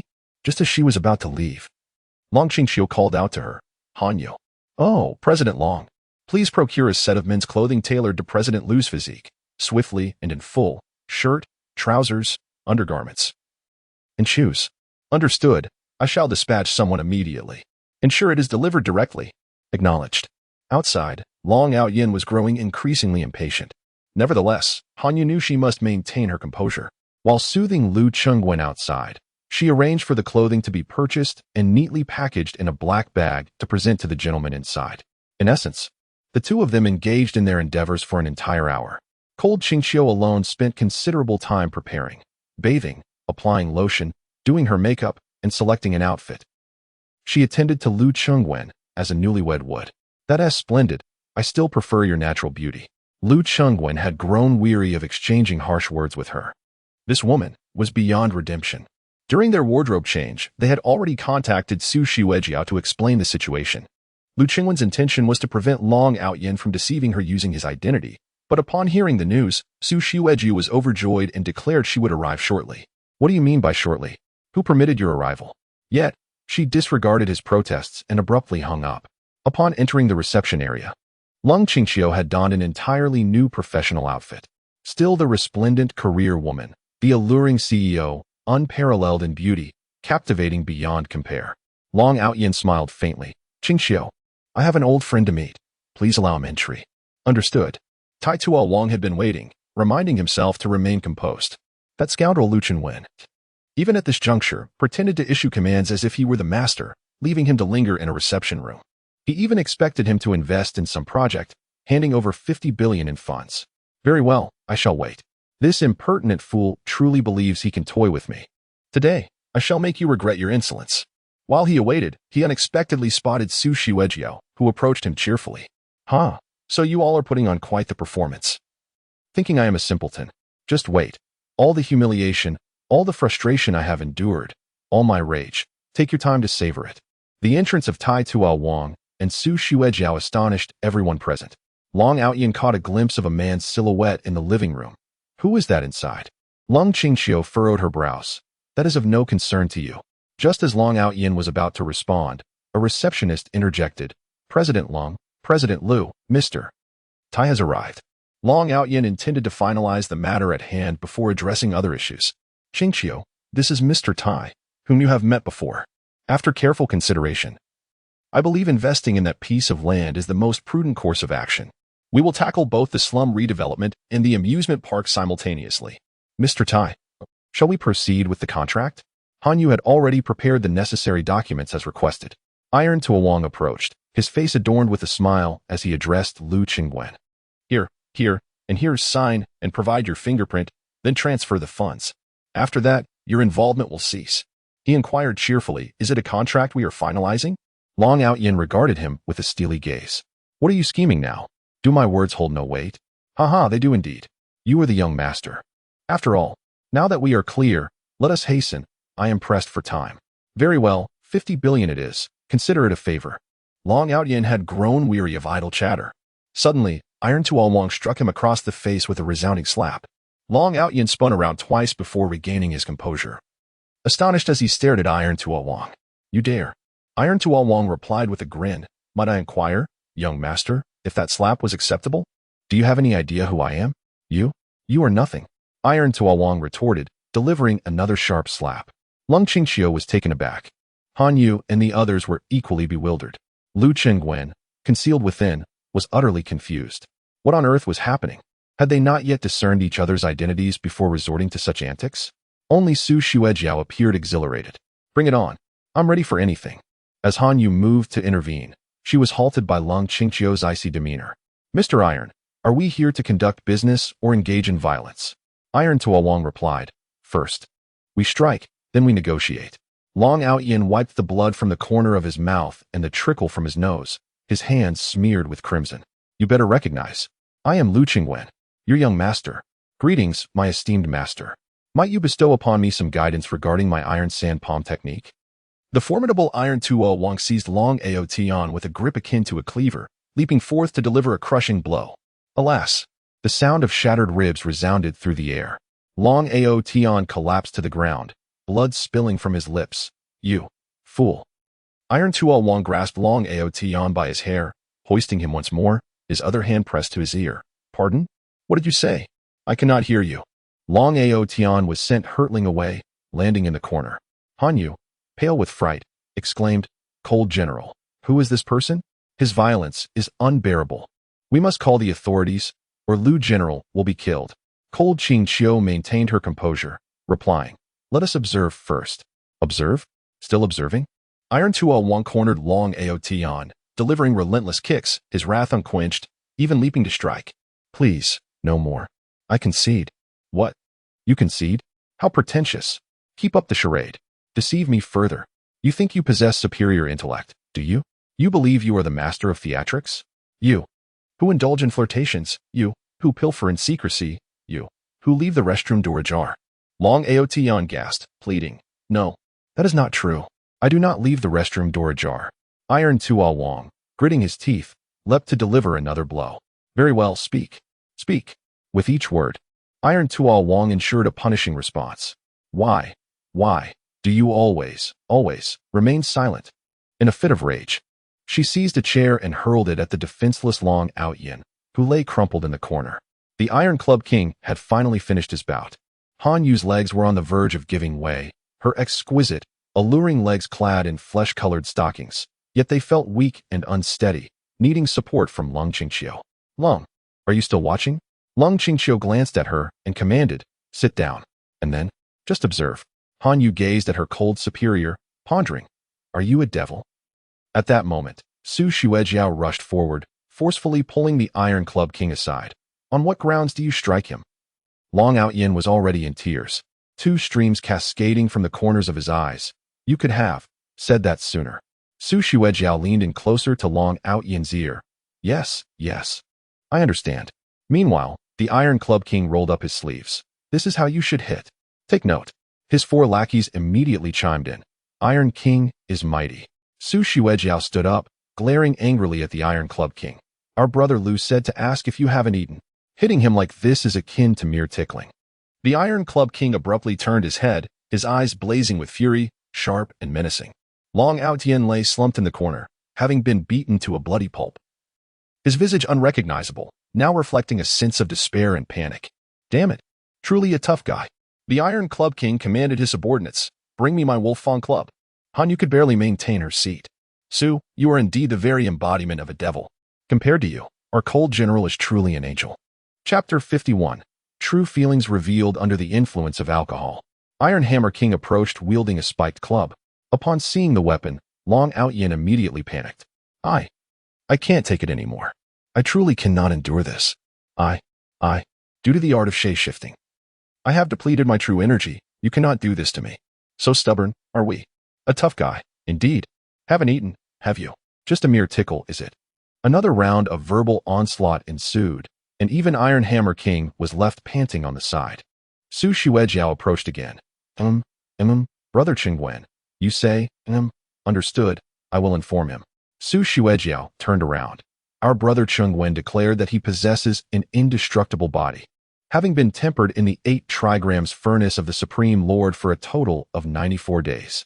He has consumed the peaches of immortality, sipped the imperial wine, pilfered the elixirs, and tasted the ginseng fruit. To him, your broken club is merely a tool for ear cleaning. Iron Hammer King slammed the table. Damn it. He truly is a tough guy. His 4 subordinates simultaneously gave a thumbs up. Indeed, a tough guy. Cold Qingqiu suddenly let out a cold laugh. Han Yu asked, Cold General, what do you find amusing? How could 77 be 94? Han Yu was taken aback. Is this what concerns you? After yet another round of verbal sparring, Iron Hammer King himself grew weary. After sitting down, he trembled all over. Indeed, he is a tough nut. No wonder he has the audacity to deceive even me. Su Xuejiao leaned over to the unconscious Long Outyin, pretending to whisper, Oh, very well, understood. I will inform him. Su Xuejiao turned to Tai Tuo Wong and said, Our General Lu remarked that you are quite effeminate, lacking any strength whatsoever. He even questioned whether you need to remove your trousers to sit on the toilet. This statement shocked everyone, including Lu Qingwen, who was listening in their hearts. Lu Qingwen, Lung Qingqiu, and Han Yu thought, how venomous. Su Xuejiao harbors an intense disdain for him. Tai Tuo Wong stood up, glancing at Su Xuejiao, and asked, Miss Su, are you certain that this was said by Lu Qingwen? Indeed, I never tell lies, she replied confidently. Tai Tuo Wong pointed at Lu Qingwen, incredulously asking, He can speak? Yes, he can still utter words, came the reply. Meanwhile, Long Outyin lay motionless in the corner, leaving everyone to question whether he had succumbed to unconsciousness. At that moment, Lu Qingwen emerged from within after meticulously examining himself in the mirror. Upon seeing Long Outyin, Tai Tuolong immediately knelt on one knee, exclaiming, "Young master, I owe my gratitude to the strategist for alerting me to the treachery of this villain. Fortunately, I have reflected on my actions in time to seek redemption." "Excellent," Lu Chengwen replied. "Han Yu, bring forth the contract for the Shantytown project for him to sign." Han Yu was utterly bewildered upon seeing Long Outyin. What kind of plot is this? Cold General and Long Outyin have conspired to eliminate young Master Lu? This is akin to Pan Jinlian and Shimin Qing plotting the murder of her own husband. Such a storyline. Wait, what contract does Long Outyin want me to retrieve? The Shantytown contract. Everything is in disarray. Lang Qingxiu cast her a glance, urging, "What are you still dawdling for? Follow Long's orders." "Oh yes, of course." Tai Tuolong signed, and the payment was made without hesitation. As he was leaving, he continually apologized to Lu Chengwen, saying, "Mr. Long, I sincerely apologize for my previous mistake. It's all right, it's all right. In the future, should you require anything, feel free to contact me directly. I will provide you with my phone number." "Understood, understood. Let us go." Tai Tuolong thought to himself, indeed, seeing the young master's demeanor, he is no longer upset. It seems that the more severely I dealt with Lu Chengwen, the more pleased the young master became. The previous incident is thus forgiven. My efforts to thoroughly handle that brat Lu Chengwen were not in vain. How clever am I? As Tai Tuolong and his entourage made their way out, they passed by Lang Qingxiu, who remarked, "Mr. Long is truly remarkable." Lang Qingxiu forced a smile and nodded. They then passed by Su Xuejiao, who exclaimed, "Young Master Long is so dashing." Yes, I know. Next, they encountered Han Yu, who said, "It is a privilege to collaborate with him." Han Yu offered an awkward smile. Upon reaching the doorway, Tai Tuolong declared, "No need to see me off. Goodbye." Just as Lu Chengwen was about to speak, a graceful figure leaped through the window, swiftly scooping up Long Outyin and exiting through the window. This startled the girls, causing them to shriek. Lu Chengwen hurried over to investigate, noticing a thin wire hanging from the windowsill. Without a doubt, the figure was Hua Xuanning. Lu Chengwen could only smile wryly. As the protagonist, he seemed destined to encounter fortune amidst adversity, surviving calamities unscathed. Lang Qingxiu, astonished, exclaimed, "Chengwen, your face. What happened?" "It's back to normal." Lu Chengwen pulled out his phone and confirmed it. Indeed, it had returned to its original state. It turned out that as long as he was injured, this peculiar ability would swiftly dissipate. It is still most comforting to gaze upon one's own visage. Su Xuejiao exclaimed with excitement, "Hee, you have truly become increasingly intriguing. Even your face can transform." I was genuinely concerned that the person before me was the real you know? I leaned in, repeatedly confirming several times. And only after observing the calm demeanor of Lang Qingxiu did I deliberately provoke you. Lu Chengwen sighed. "Well, splendid. Now this has escalated dramatically. A figure of such celestial stature as Long Outyin is undoubtedly invulnerable. I have caused him to endure this severe beating and swindled him of 50 billion. If anyone survives, it must be me. Such a ruse cannot persist indefinitely. Sooner or later, it will be unveiled. Hey, don't leave. We have achieved a resounding victory today. We ought to celebrate. Apologies, Xuejiao, but I lack the spirit to continue." "Oh, come on." Deep down, I sense that even though Long Outyin possesses a formidable background, you are far more handsome. Lu Chengwen chuckled wryly. "What use is handsomeness? It merely serves to accentuate the protagonist's role, tailored for the audience's enjoyment. Why is it that sometimes I cannot comprehend what you are saying? It is precisely because you do not understand. I must take my leave." Lu Chengwen called Zhao Gang. "Zhao Gang, I am at Qianfeng. Please come to fetch me." Once seated in the rear of the business vehicle, Lu Chengwen found no joy within him. In his attempt to rescue Lang Qingxiu, he had not only completely offended the leading man, Long Outyin, but had also caused him to suffer a catastrophic fracture at the hands of the Iron Clump King. Now, Qingxiu and Xuejiao have become utterly attached to each other. Their attachment to one another is inconsequential. What truly matters is their relentless torment of Long Outyin. Lu Chengwen is utterly exasperated with Long Outyin. How foolish. Truly, how remarkably foolish. To be incapable of handling such trivial matters, and resorting to using disguise techniques to deceive young women, and to have it revealed, and still fail. My heavens, is there a more inept protagonist than you? Yet, upon reflection, if it were not for my own intervention, events would unfold according to their original narrative. Ultimately, it is my continuous exploitation of the resources provided by the system and the unique intelligence that remains unknown to others in this world that repeatedly leads Long Outyin to stumble. To survive, I must alter the trajectory of the story. Only then can I persist until the end. However, should I change the story's path, the protagonist will despise me, and the young women will disdain him, favoring me instead, which would render my quest for survival futile. It is an enigma, a riddle without resolution. Luchin Wen sighed. Jagang, what are you pondering while not driving? Just then, the car door swung open, and Shueijia swiftly climbed inside. What is it now? Qingqiu mentioned that you took a bath together. Is that true? Yes, we did. So what? Lu Chengwen replied deliberately. Oh, Shueijia remarked. You two are conspiring to provoke me, aren't you? What exactly do you intend to do? Why are you always so harsh with me? Hey, I've been assisting you in every possible way these past few days. Whenever you need my cooperation, you summon me, and when you don't, you dismiss me.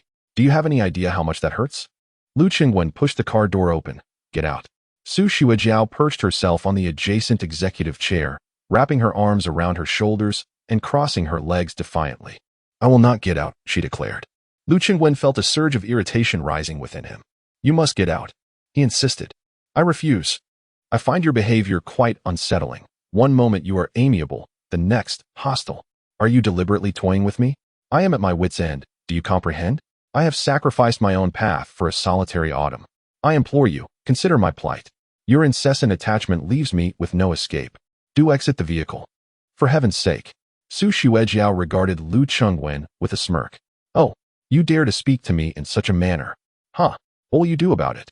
She leaned back in her chair, crossing her legs, and exclaimed, assault. Rape.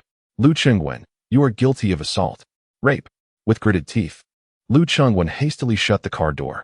What manner of person are you? Such words come easily to your lips? Indeed. I am quite rebellious. Did you not know? She retorted. Lu Chengwen felt beads of sweat forming on his forehead. As a young lady, must you always resort to such crude language? When you confront Long Outyin, do you casually utter such phrases as sitting and relieving oneself? Please, be mindful of your influence. Suddenly, Su Shuejiao adopted a pitiful demeanor. Do you truly despise me? Lu Qingwen replied with a hint of frustration. Not exactly, but we have not been in touch for years. You see me and become instantly vexed. It cannot be that just because I performed a minor act of kindness these past few days, you have decided to cling to me. That defies logic. Su Shuejiao chuckled once more. Very well. In this manner, you accompany me for a drink, intoxicating me to the point where I shall no longer cling to you henceforth. Truly, you are quite deranged. Su Shuejiao lowered the car window, exclaiming, assault. Rape. Assault. Lu Chengwen hurriedly shut the window, exclaiming, drink, drink, let us depart. I shall abandon all restraint. Lu Chengwen declared, it is settled, if I outdrink you, do not pester me again.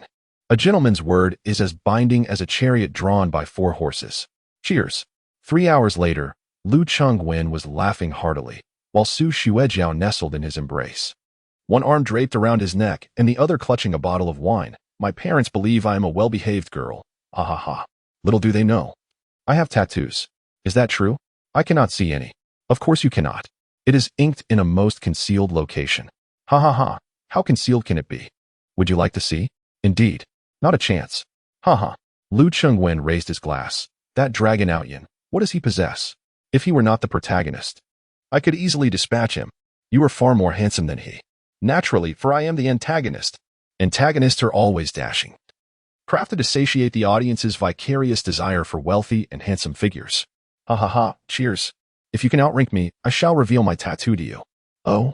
Lu Qingwen's face flushed, his eyes twinkling with mirth. It is a promise then. The following morning, Lu Qingwen awoke with a splitting headache. Su Shuejiao lay gracefully, her beautiful legs draped over the velvet blanket, exuding an undeniable allure. Oh no, not again. How much did I drink? Chapter 52. The skilled performer Su Shuejiao. Lu Chengwen pressed his aching head with his hand, gently patting Su Shuejiao's back. Hey, come on, get up. The sun is already up. Su Shuejiao, with her tousled hair and sleepy eyes, stirred. Is it morning already? Lu Chengwen rose unsteadily, resembling a puppet without bones, and shuffled towards the exit, muttering, hurry and get dressed. I'll have Zhao Gang take you out the back door shortly, to avoid startling my parents. Hey, is this how you treat me? Just because I got you drunk, are you planning to cut off all contact? Sighed Su Shuejiao. Lu Chengwen descended the stairs and entered the dining room, where his parents were already having breakfast. Oh, everyone has started eating? He yawned, pulling out a chair and sitting down. Aunt Xia, please serve me a bowl of congee, no rice. I'm feeling quite unwell and need something light. Lu Chengwen glanced at his father, Lu Guanghong. Dad, what's wrong now? Everyone stared at Lu Chengwen, who appeared unfazed. It wasn't until now that he realized he was still wearing a girl's bra around his neck. Huh? Oh, that's Chen Machuan. Is that so? Yes. Chen Machuan has quite a sizable cup, doesn't she? Huh. What does cup size have to do with being a man? Lu Chengwen chuckled. Let us eat. At this moment, Su Xuejiao stepped out, her head bowed as if she had committed a grave mistake. Overwhelmed by shyness, her voice barely audible. Hello, uncle. Hello, aunt. Lu Guanghong looked at Lu Chengwen and remarked, Are you speaking in human language? Lu Chengwen chuckled. Dad, you've had too much to drink. It was just alcohol, nothing else. Entirely different from last time. Su Xuejiao lifted her head, gazing at Lu Chengwen with a pitiful expression. Her countenance was heart-wrenchingly delicate, her eyes glistening with unshed tears, evoking both fear and sympathy from Lu Chengwen. What Chengwen said is true. He didn't force me to drink. It's all my fault. I am to blame. Lu Guanghong was on the verge of exploding. Are you even human? Lu Chengwen was equally incensed. Sister, you were so bold last night. Do you find this act amusing now? What are you doing? Playing the victim? With such poor acting skills, do you think you can fool my family? Who do you think you are trying to elicit pity from? Lu Chengwen jabbed his finger repeatedly on Su Xuejiao's head. My parents are exceptionally astute. Do you think they would fall for your tricks? I swear. Suddenly, a slap rang out as Lu Chengwen covered his head. Dad, why did you hit me? Lu Guanghong grasped the broom tightly, rolling up his sleeves. Hit you? Today, I will thoroughly teach you a lesson. Lu Chengwen hurriedly stepped back. Dad, are you really going to hit me without understanding the situation? Lu Guanghong was nearly exploding with rage. Do I need to understand the situation to hit you? You get a beating every day, and I won't wrong you. Mother Lu angrily inquired, What is that hanging around your neck? It was only then that Lu Chengwen realized there was something around his neck. Upon inspection, he was utterly astonished. This isn't mine, Lu Guanghong retorted furiously. Of course it is. If it were anyone else's, your mother, and I would leap off a building. Lu Chengwen turned towards Su Xuejiao, narrowing his eyes and accusingly stated, It was you. You have set me up. At that moment, Su Xuejiao resembled a frightened young girl. Being petite, she lowered her head, appearing thoroughly terrified as she timidly gazed at Lu Chengwen. Chengwen, please, don't be like this. It was you who insisted on having me examined. I was just afraid you would be upset, so I agreed. Lu Chengwen widened his eyes in disbelief. You little devil, are you playing tricks on me? Su Xuejiao, frightened, covered her head and began to cry out. I'm sorry, Chengwen. It was my fault. Please don't be angry. I was wrong. I'm scared. Lu Guanghong had completely lost his temper. With a swift motion, he struck Lu Chengwen on the head with a broom, dragging him over to begin hitting him. Lu Chengwen shielded his head, too frightened to retaliate, and could only shout. Dad, don't believe her. This little devil is just acting. She is deceiving you. You're so clever. Dad, it hurts. Mom, please say something. From the gap in his arms, he could see his mother comforting Su Xuejiao, who was crying earnestly. Mother Lu pointed at Lu Chengwen and declared, Old Lu, beat him to a pulp. If he dies, we'll consider him as if he never existed. Thus, the quarrel between Lu Chengwen and Lu Guanghong erupted. Lu Chengwen was acutely aware of his father's frail health, the lingering consequences of surgery still evident.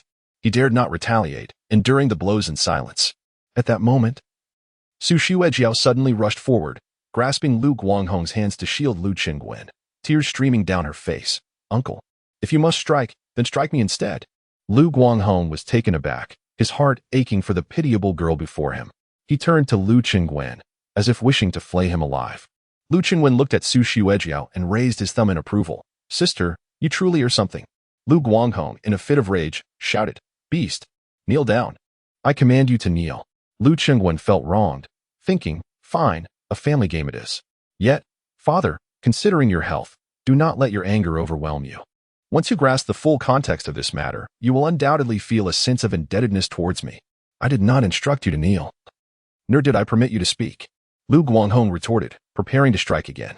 Su Xuejiao promptly knelt before Lu Guanghong, crying out, Daddy, please do not harm Chengwen good. I beg you. Lu Chengwen found himself kneeling on the ground. Daddy? Lu Guanghong murmured, Daddy.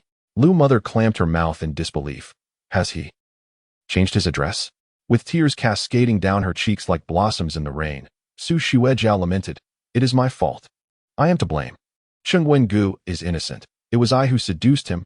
It has nothing to do with him. I am sorry for causing you sorrow. It is my fault. I will take my leave. Feigning an intention to depart, could Lu Guanghong and Lu Mother allow her to go? The couple swiftly intercepted Su Xuejiao, offering a chorus of comfort. Child, do not speak in such a manner. It is the wickedness of that beast, and it does not concern you. Rest assured. There are uncles and aunts to take charge of matters for you. Indeed, my family's Cheng Wen lacks decisiveness. We are all aware of his shortcomings in this regard. Fear not. Andy will certainly discipline him well and take responsibility for this situation. Then please do not harm him, all right? I still have affection for Brother Cheng Wen. I would rather endure the blows myself than witness him suffer. Lu Guanghong sighed and shook his head at Lu Cheng Wen, saying, Look at you, Lu Cheng Wen. You continue to bring misfortune upon yourself. Sooner or later, you will drive your mother and me to our graves. Lu Cheng Wen observed Su Xuejiao discreetly extending her hand beneath her armpit, silently giving him an okay gesture. His heart raced in agitation, nearly provoking a heart attack. This woman is truly a devil. The family gathered to begin their meal, with Lu Mama and Lu Papa serving dishes to Su Xuejiao. She presented herself as charmingly obedient, radiating an endearing shyness. Xuejiao, when did you and Cheng Wen become involved? Su Xuejiao lowered her head, replying, For quite some time. It was even before Brother Cheng Wen started pursuing Qingxiu. Lu Guanghong nodded at Lu Cheng Wen. Well done, while you pursued Qingxiu over here. You were Lu Cheng Wen knelt on the ground, shaking his head. Heavenly Lord, while Long Out Yin remains unscathed, must I perish at the hands of Su Xuejiao? She is the true antagonist, is she not? Perform. Just keep performing. I refuse to believe you can maintain this charade without revealing your true self. Mother Lu sighed. Good girl. You know very well how he is, so why? You, such a wonderful girl. Why are you with him? Su Xueji replied, Actually, Cheng Wen is a very good person. He is fiercely loyal to his friends and shows great filial piety towards his elders. Despite his demeanor, he often speaks of you both when we are together. Really? That scoundrel? Yes, Su Xuejiao continued. He often says, Uncle Lu, it hasn't been easy for you to build your business from scratch. You have worked tirelessly in your early years, exhausting yourself for a small venture, which has taken a toll on your health. I hope you can recuperate soon, and I want to develop some supplements and medicines suitable for you. Humph, Lu Guanghong retorted. If he is not angry with me, then that's the remedy. Su Xuejiao added. Brother Lu mentioned that he hopes to revitalize the dashing group, earn a great deal of money, and become a source of pride for Uncle Lu and Aunt Lu. However, he feels he can never catch up to Uncle Lu's immense success, which often leaves him feeling inadequate. Lu Guanghong appeared somewhat uncomfortable, casting a glance at Lu Cheng Wen, and feigned dissatisfaction as he said, What is the rush? Life is not solely about business. As long as you can live honorably, your mother and I will be very pleased. Su Xuejiao continued. Moreover, Cheng Wen said that his pursuit of Long Qingxiu was merely out of spite, and he claimed he would marry me. At this point, as Su Xuejiao smiled, tears welled in her eyes, her voice slightly choked. I know he is deceiving me. He sees me as a fool. Yet, which girl in love isn't a fool? Therefore, even though I am fully aware that he is deceiving me, I acquiesce. I simply wish. Su Xuejiao struggles to control her emotions. I hope he will deceive me a little longer, delaying the shattering of my dreams of love. Lu's mother covers her mouth and retreats to the kitchen, overwhelmed with tears. Lu Cheng Wen is utterly defeated. Is this woman a devil? And she behaves like this? Lu Guanghong exhales deeply. Misfortune befalls our household. Misfortune indeed. Cheng Wen, when will you grow up? Father. I have nothing left to say. Of course, you have nothing to say. Xuejiao, do not rush. The Lung family has already communicated with me yesterday. Their engagement has been called off. I, Lu Guanghong, assure you that your marriage will be determined by me, unless you disagree or your parents object. As long as you agree, I would even bind this scoundrel to ensure he marries you. Lu Cheng Wen stands up, agitated. Father, shouldn't we reconsider this matter? Reconsider what nonsense? I have made my decision. Cheng Wen, you are no longer a child. Allow your parents a moment of peace. Xuejiao is such a wonderful girl, devoted to you. Loving you to this extent, what more do you desire? Su Xuejiao immediately kneels and bows. Thank you, father. You are so kind to Xuejiao. Lu Guanghong's heart swells with joy at being called father. Oh dear, good child, good child. Please rise. There is no need for such formality among family. Lu Qingwen gazes despairingly at the distant sky, tears streaming down his face. I fear I may not last until Long Out Yin comes to rescue me. Chapter 53. The hidden manipulator Lu Qingwen never anticipated that a young girl could reach such depths of emotion. Tears flowed freely, cascading like an unrestrained faucet. She called out Dad with such fervor that it filled Lu Guanghong's heart with joy, leaving him utterly flustered. Upon hearing the news of their impending engagement, she knelt and bowed her head without hesitation. The situation had escalated to a point where Lu Qingwen felt akin to the infamous Chen Shimi. Could it be that I truly forgot that I had shared a night with her? Su Xuejiao, comforted by Lu's mother, was consoled with the gift of a cherished ancestral bracelet. Xuejiao, regardless of the circumstances, I bear responsibility for not taking better care of Chengwen, Lu's mother expressed. Mother, please do not say that, Xuejiao replied. Instantly, Lu's mother beamed with delight. Oh, dear child, rest assured, from this moment onward, I shall treat you as my own daughter. In truth, your Uncle Lu and I had always wished for a daughter, yet we were blessed with two mischievous sons instead. Mother and father are indeed fortunate. Brother Lu is quite ambitious, Xuejiao remarked. Humph. What good is ambition when he treats you so poorly? It infuriates me. Here, take this bracelet. It was given to me by my mother-in-law, and now I bestow it upon you. No, mother, I cannot accept it. It is far too precious. Take it. It is a gift from your mother. The happiness in Lu's mother's eyes was nearly overflowing. Upon hearing this, Lu Qingwen grew anxious. Mom, a red envelope would suffice. This bracelet was a gift from my grandmother to you. I am willing. Mother Lu cast a sharp glance at Lu Qingwen before turning to Su Xuejiao, saying, take this. It is a token of my affection. The Lu family is not one to shirk its responsibilities. We will certainly grant you a rightful standing. Thank you, mother. After a prolonged period of discomfort, Lu Qingwen felt utterly despondent. No, I cannot succumb to despair. I must contend with her to the very end. I refuse to believe I can be outmaneuvered by a mere girl. Observing Su Xuejiao delightfully toying with the bracelet, he sternly extended his hand and demanded, hand it over. What the? The bracelet. Why pretend to be oblivious? Is this something you are entitled to? How dare you? This was given to me by mother. You have no right to take it. Stop calling her mother. How dare you address her that way? Now, give me the bracelet. Lu Qingwen glared. Are you going to hand it over or not? Are you bullying me again? Enough with your tricks. Lu Qingwen retorted. I see through you completely. Your heart is wickedly deceitful. How can you shamelessly call out for mommy and daddy without feeling disgusted? I don't feel that way. My parents treat me very well. That's a lie you've spun. I warn you, the next time you see them, tell me the truth, or I will not let you off lightly. Now, give me the bracelet. Are you threatening me again? Listen well, Su Xuejiao. My patience has its limits. Do not push me. If you provoke me further, I swear I will slap you into oblivion. Lu Qingwen made a menacing gesture.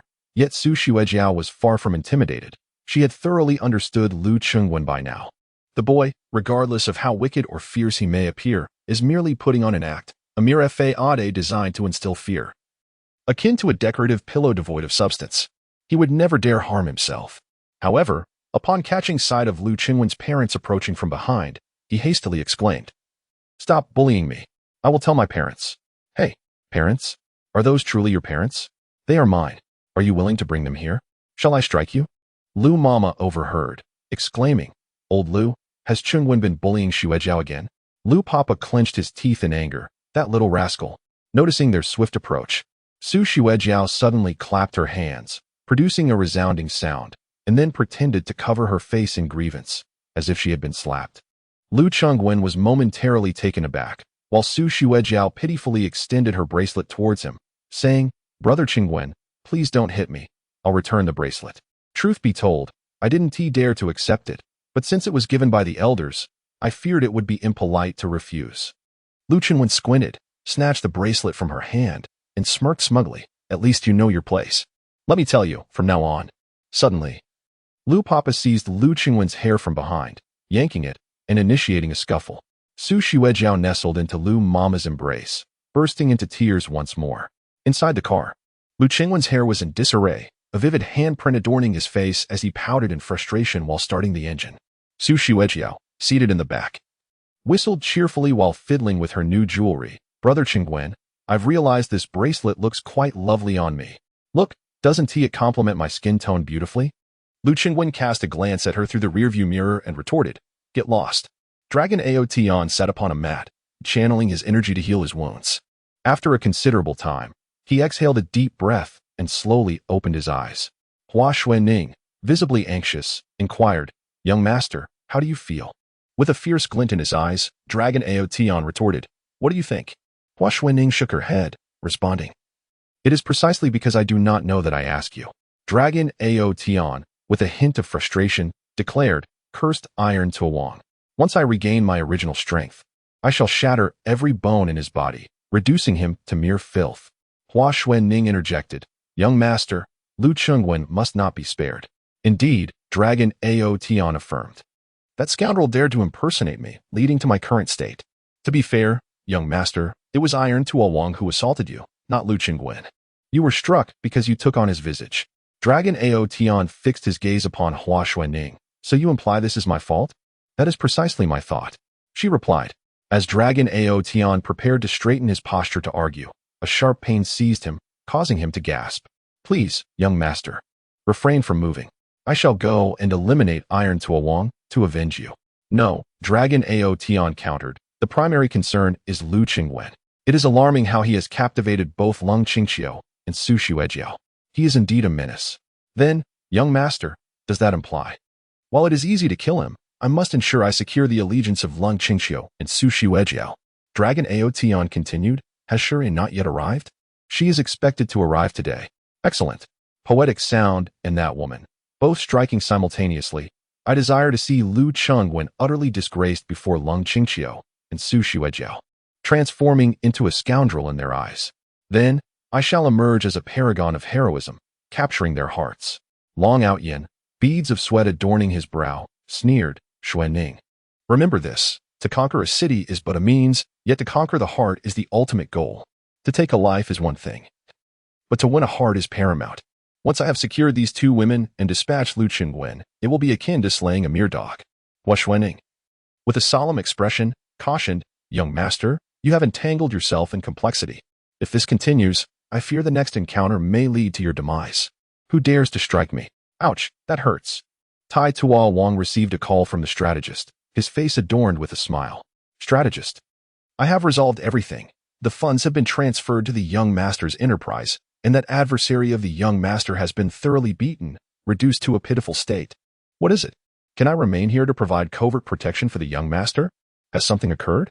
The strategist inhaled deeply. "The person you assaulted, the man who now suffers from over 70 broken bones, is the young master."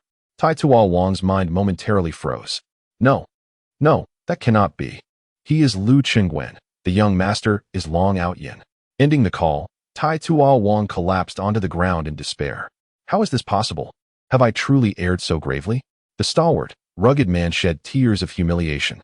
"I truly did strike him with all my might. Yes, indeed. I kicked him as well. I was gritting my teeth, cursing as I struck. You have indeed caused quite a ruckus, smashing 4 benches in the process. Have I broken his bones? Indeed. Even if he possesses a body of iron and copper, it would take him 100 days to recover. We need not concern ourselves with the whispers of society. To hell with it." Iron Boulder Wang abruptly rose, gritting his teeth, and exclaimed, "Lu Qingwen, I shall make you." "No, wrong target, Long Outyin. I will make you." Once again, incorrect. He suddenly crumbled, exclaiming, "Who should I berate? This entire affair has left my mind in disarray." Tang Yi, adorned with a cap, donned a loose denim jacket and shorts that revealed her long, fair legs. Her feet clad in pale pink sneakers. Gliding on her skateboard, she skillfully executed a brake turn, coming to a halt. With sunglasses perched on her nose, she continued her stealthy advance into the depths of the villa district. Upon reaching a certain spot, she discreetly inserted a recording pin into her hair and tested the pinhole camera concealed within the button of her jacket. After securing the hat of her denim outfit, she glanced around to ensure no one was watching before infiltrating Lu Qingwen's villa courtyard. After lying in wait for a while, her phone vibrated, prompting her to quickly position herself against the wall. In a hushed tone, she answered, "Hello? Have you obtained the evidence?" "I'm working on it." "Good. That scoundrel Lu Qingwen must have a significant connection to that batch of drugs. He can no longer keep it under wraps, hence his need to put on a show. Such a person must be exposed, condemned by all, and remembered as a disgraceful miscreant. Understood. Tang Yi impatiently declared, I must get to work. Oh, and by the way, look into why he is spearheading the Shantytown project. There must be a conspiracy behind it.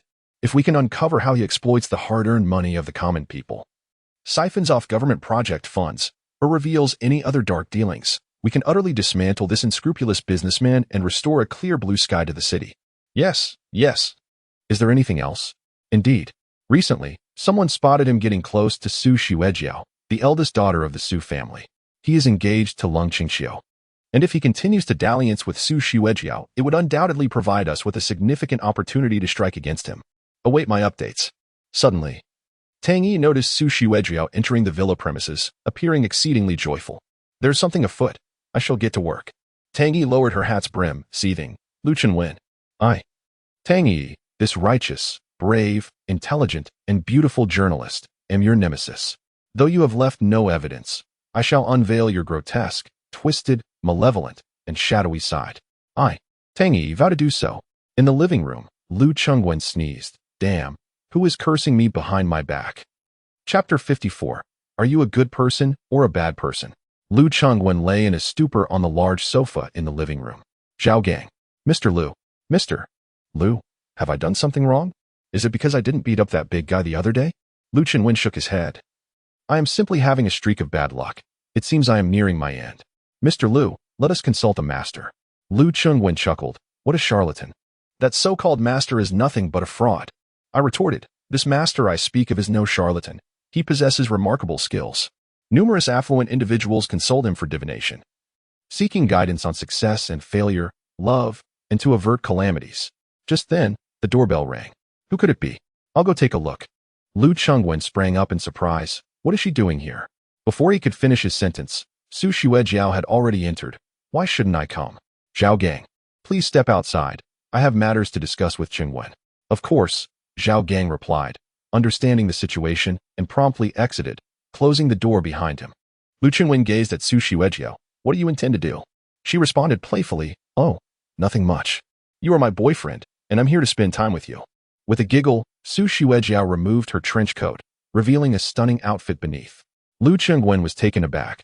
Su Xuejiao looked absolutely enchanting. Beneath her elegant coat, she donned a delightful maid's costume, complemented by black stockings and high heels, exuding an irresistible allure.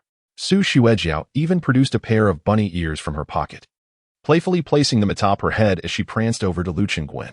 I've learned dance. Would you like me to perform for you? Lu Chengwen was at a loss. What on earth do you want? To be in a relationship with you. What kind of relationship? I'm on the brink of bankruptcy. Really? I assure you. It's all right. I'll support you, he. Su Xuejiao, far from being intimidated, struck various enticing poses. You truly have no fear, do you? Fear not. For I am not without attire. Nowadays, numerous internet celebrities adorn themselves in bunny girl costumes. What of it?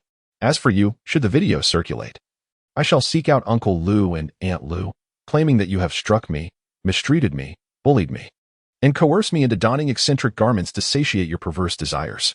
Lu Chengwen found himself at a loss. Su Xuejiao, with her cold demeanor, feared nothing. She was impervious to his attempts to gain the upper hand. Lu Chengwen put away his phone, stating, my mood is rather poor at the moment. I truly lack the desire to discuss such matters with you.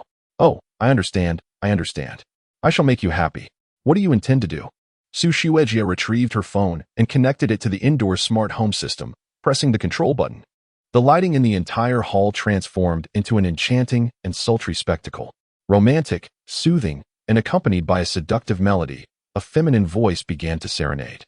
The curtains gradually drew closed, and the central area of the hall morphed into a romantic dance floor. Su Xuejiao removed her bunny ears, gazing at Lu Chengwen with a dreamy expression, gently biting her lip, one hand resting on her chest, as she began to strut her stuff with feline grace. In an instant, Lu Chengwen's eyes sparkled. This is no longer the young lady of the Su family. She has transformed into a captivating little enchantress. Su Xuejiao is breathtaking, alluring, vivacious, and simply remarkable. To have a girlfriend like this is equivalent to possessing 10 others. The variety of her charm is endless. Oh, she has begun to dance. It is mesmerizing and exhilarating. Such a petite figure. Such enchanting eyes. I cannot bear it any longer, truly. I am at my limit. Lu Chengwen erupted into laughter. Regardless of the certainty of demise, one might as well indulge in a life of revelry. With this thought, Lu Chengwen cradled his head in his hands, leaning against the sofa's backrest, a smile gracing his lips as he reveled in Su Xuejiao's alluring dance. Her movements, though languorous, exuded an irresistible allure, seemingly crafted to ensnare Lu Chengwen. At that moment, a torrent of emotion surged within him, obliterating all rational thoughts.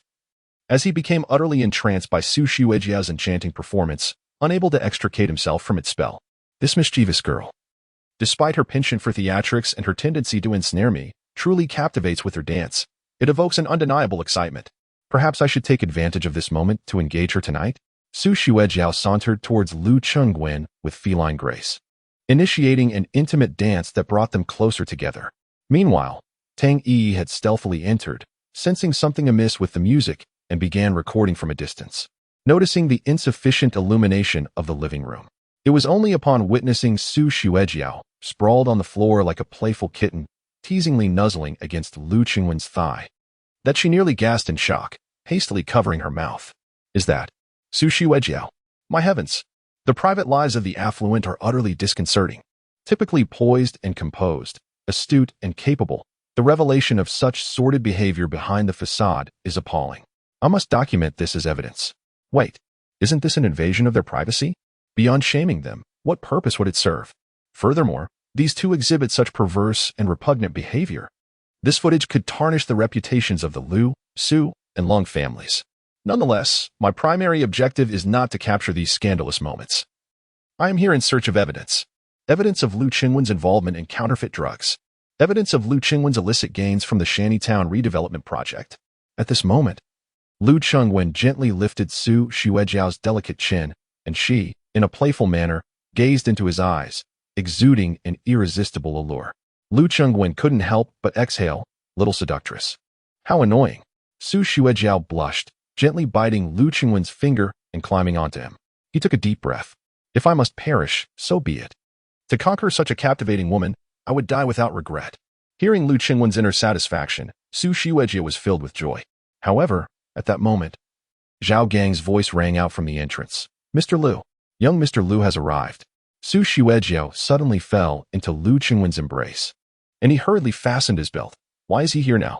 Damn it, why couldn't he come earlier or later, but at this very moment?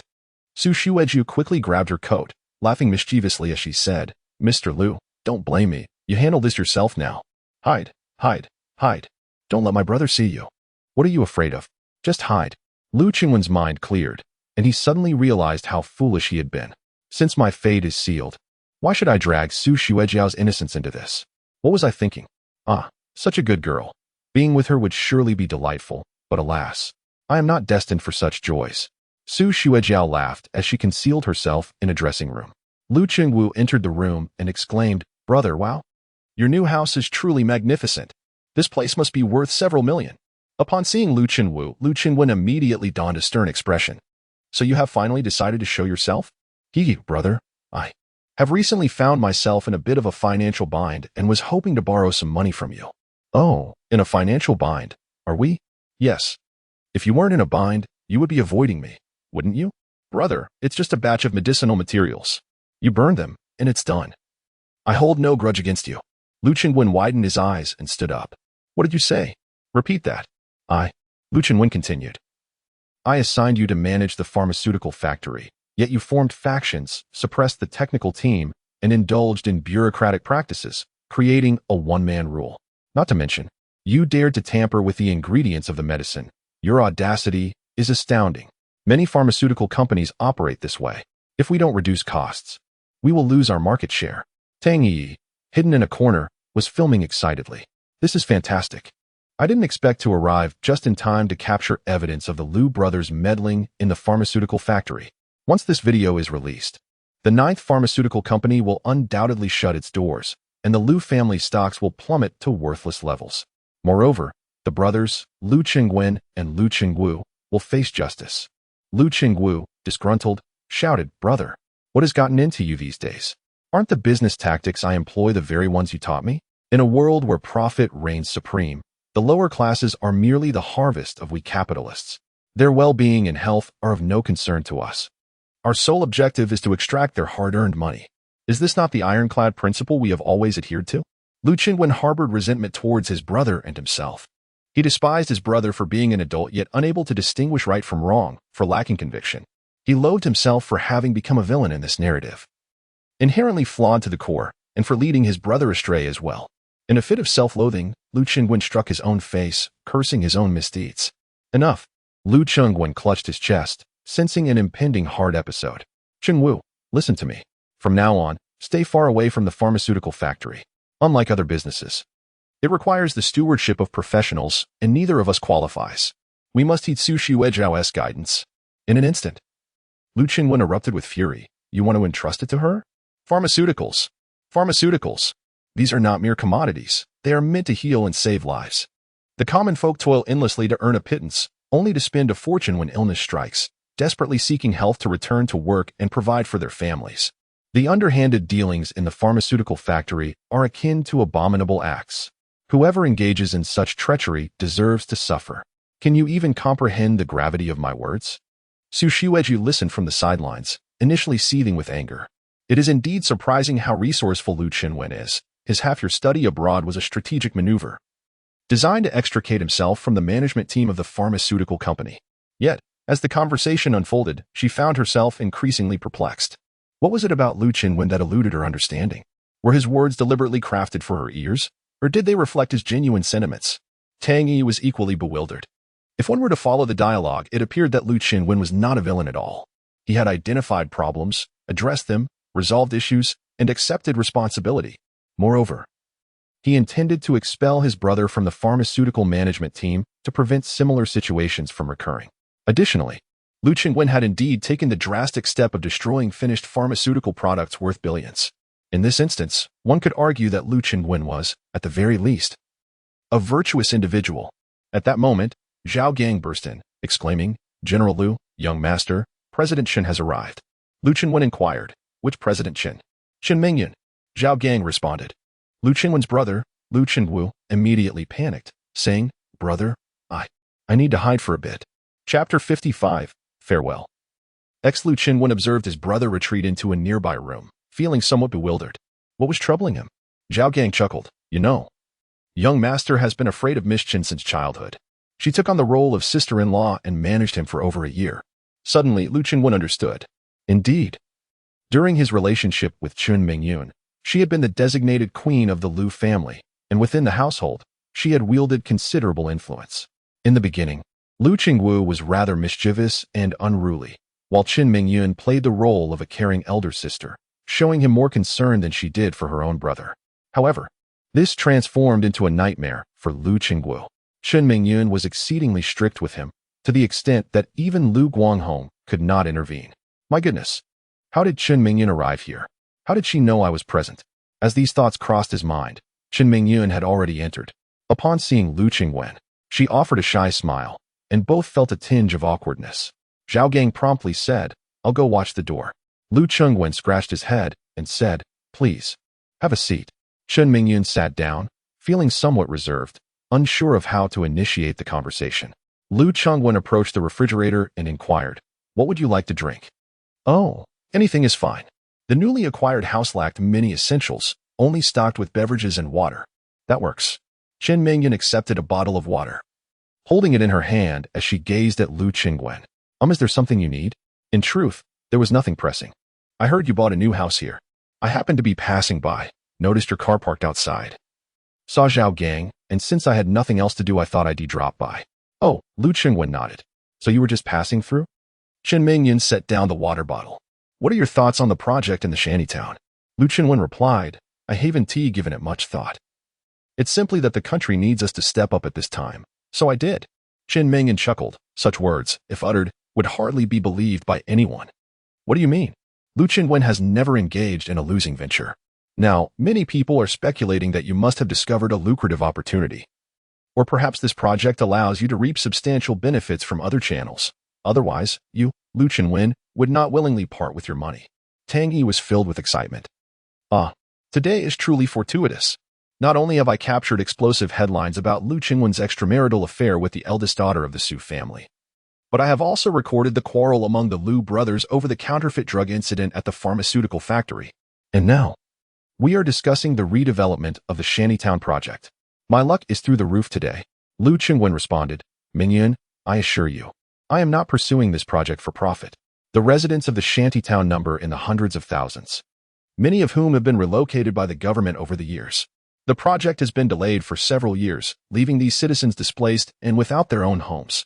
This initiative will severely hinder the local economy and impact people's livelihoods.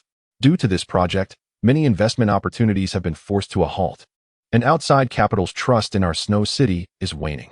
If this continues, our losses will be incalculable. Chen Mingyun gazed at Lu Qingwen, disbelief evident on her face. Qingwen, I can hardly believe you would utter such words. If that is the case, you might indeed incur significant losses. Chen Mingyun chuckled, playfully probing. Then you should sign a contract, a guarantee contract, so that I can report back to my family patriarch. All right, he replied. Lu Qingwen retrieved his phone and promptly dialed Jiang Shirhan. Shirhan, prepare a contract for my new villa immediately. No, prepare several copies. I need to sign principal guarantee contracts with the Chun, Su, and Lung families. Jiang Shirhan was taken aback. President Lu, that involves guarantees worth hundreds of billions. Such contracts require board approval. I will sign in my personal capacity, without involving the board. If I lose everything, I'll sell my shares. He insisted. Hurry and print them, and send them over. Understood. The call ended. Lu Qingwen turned to Chen Mingyun with a smile. Let us wait a moment. They will be here shortly. Chen Mingyun regarded Lu Qingwen. Have you truly made your decision? Indeed. Chen Mingyun smiled. You have unexpectedly transformed into an unorthodox businessman. Yet you have also become a man worthy of admiration. Lu Qingwen felt a surge of joy at the compliment from the young woman. I assent it. Money is of no consequence. I am the hero here to save the world. Chen Mingyun nodded enthusiastically. Yes, in my eyes, you are indeed a hero. Saying this, she leapt up and embraced Lu Qingwen, showering him with several kisses on the cheek. He quickly pushed her away. Whoa, whoa, whoa. Let us not get carried away. There are boundaries between men and women. Calm down. Chen Mingyun chuckled. I heard that your engagement with the Long family has been annulled. News travels fast, Lu Qingwen replied, gently guiding her to sit on the sofa. Chen Mingyun stood close to Lu Qingwen. I know you did it all for me. Ah? Chen Mingyun continued. Now you have finally come to terms with your true feelings, haven to you? The person you cherish has always been but one, and that is me. Lu Qingwen urged her to sit down once more. That may not necessarily be the case. No, I assure you, this matter is not for your sake. Lu Qingwen chuckled. It has nothing to do with you. It is solely a fallout between me and the Long Qingqiu family. Chen Mingyun retorted disdainfully. I knew it. The only reason Long Tianhao was willing to let you marry his daughter was for financial gain. Now that he sees you investing in a slum redevelopment project, thinking you are doomed, he has reneged, hasn't he? Indeed. I am unafraid. Should your finances falter, our Shangyun group will undoubtedly support you. No, I do not require that. Lu Qingwen hastily declined. This matter is mine to bear alone. It is of no concern to anyone else. If there are losses, they are mine. If there are profits, we shall share. Chen Mingyun regarded Lu Qingwen. Why are you so unwilling to admit that you still have feelings for me?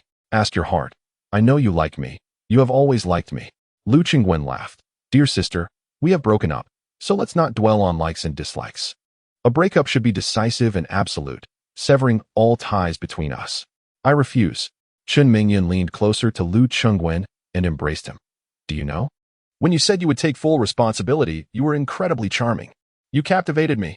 Lu Qingwen felt a bead of sweat forming and cautiously pushed her away. Why do you insist on clinging to me? You always stick to me like this? Because I like you. You all. Who else could possibly like you? Pray, enlighten this young lady. Lu Qingwen found himself pressed onto the sofa by Chen Mingyun, his mind in turmoil. Please, don't do this. Why has everything suddenly changed? He murmured. Oh, indeed, there are many people, aren't there? Let me think. Apart from the acquaintance of Qingqiu Long, who else is there? Are they our classmates?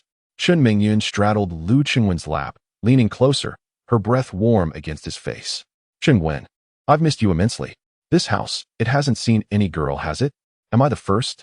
Hey, don't act like this. There are others. Who? Zhao Gang said it was just you. No, wait.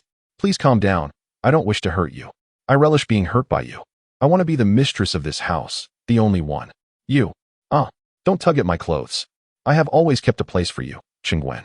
I truly like you. Do you think I am pathetic? All these years, I have been waiting for you. Enough.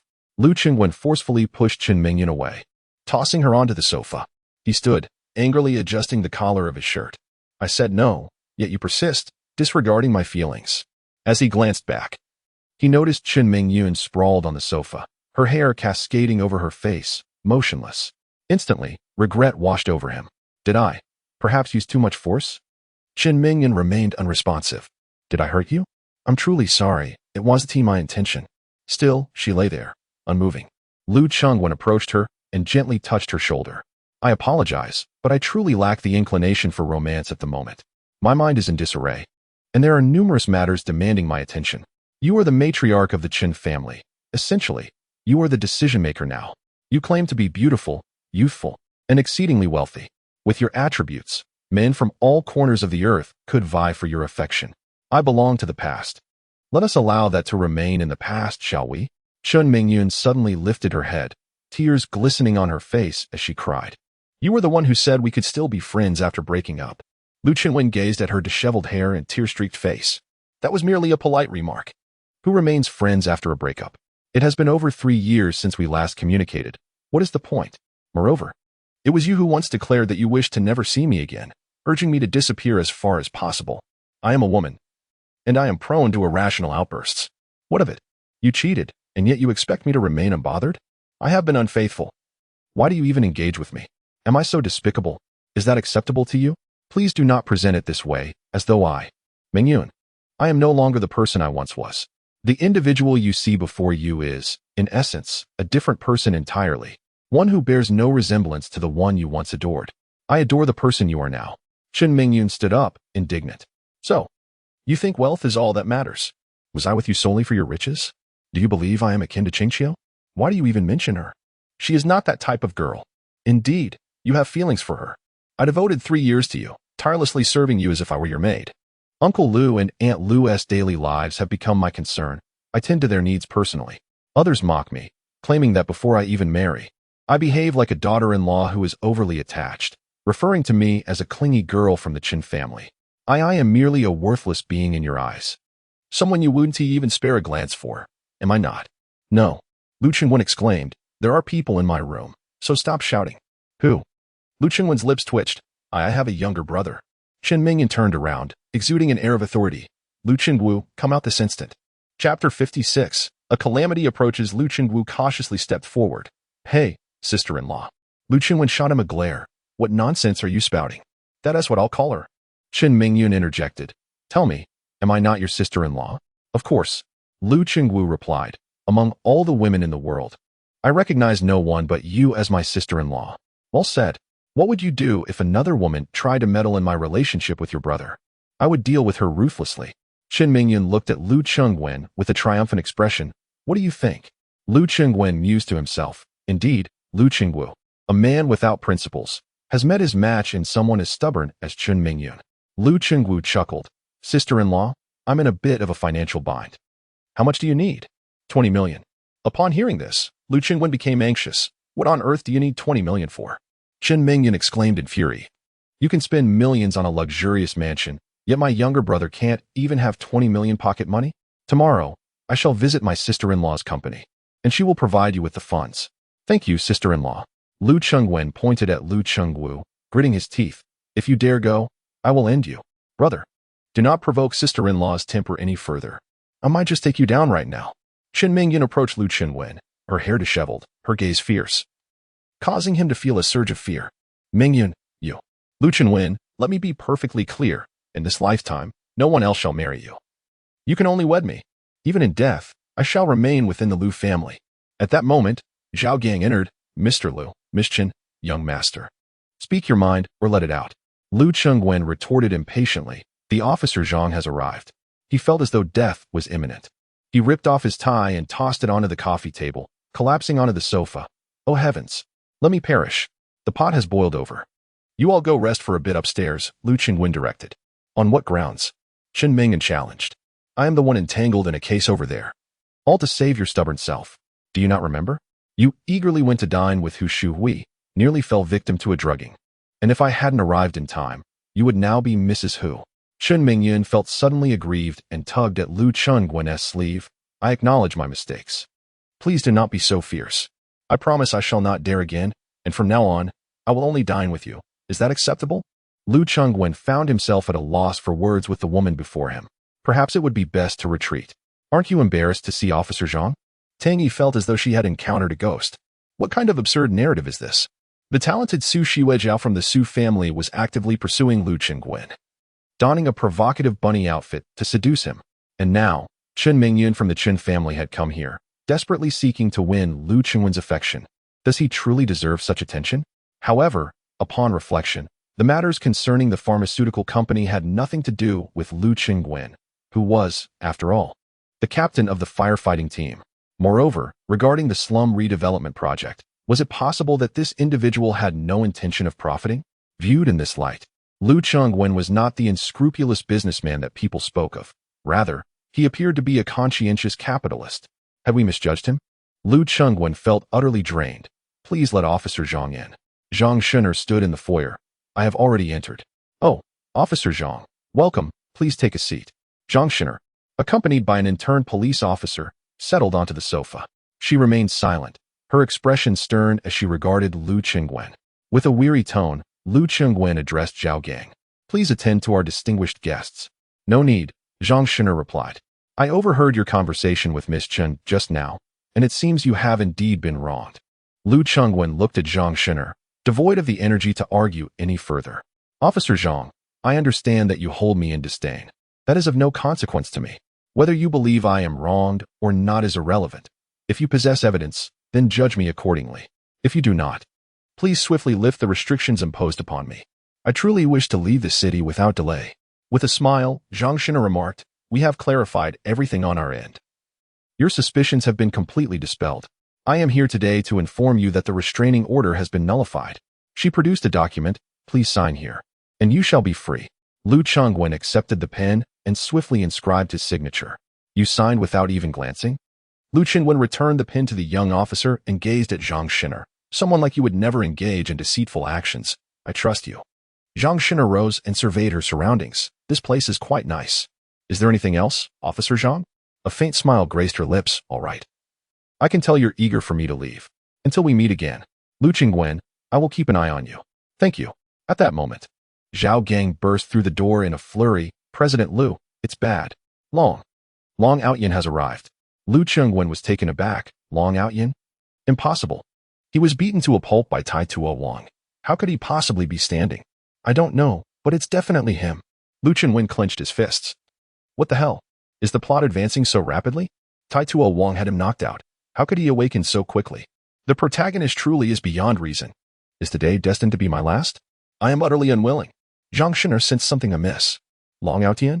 This was a name Lu Chengwen often pondered, frequently asserting his formidable prowess, firmly believing that he would one day become a part of Long Outyin's harem. Today, I am determined to uncover the identity of this individual. I am curious to see how I have become a member of his harem.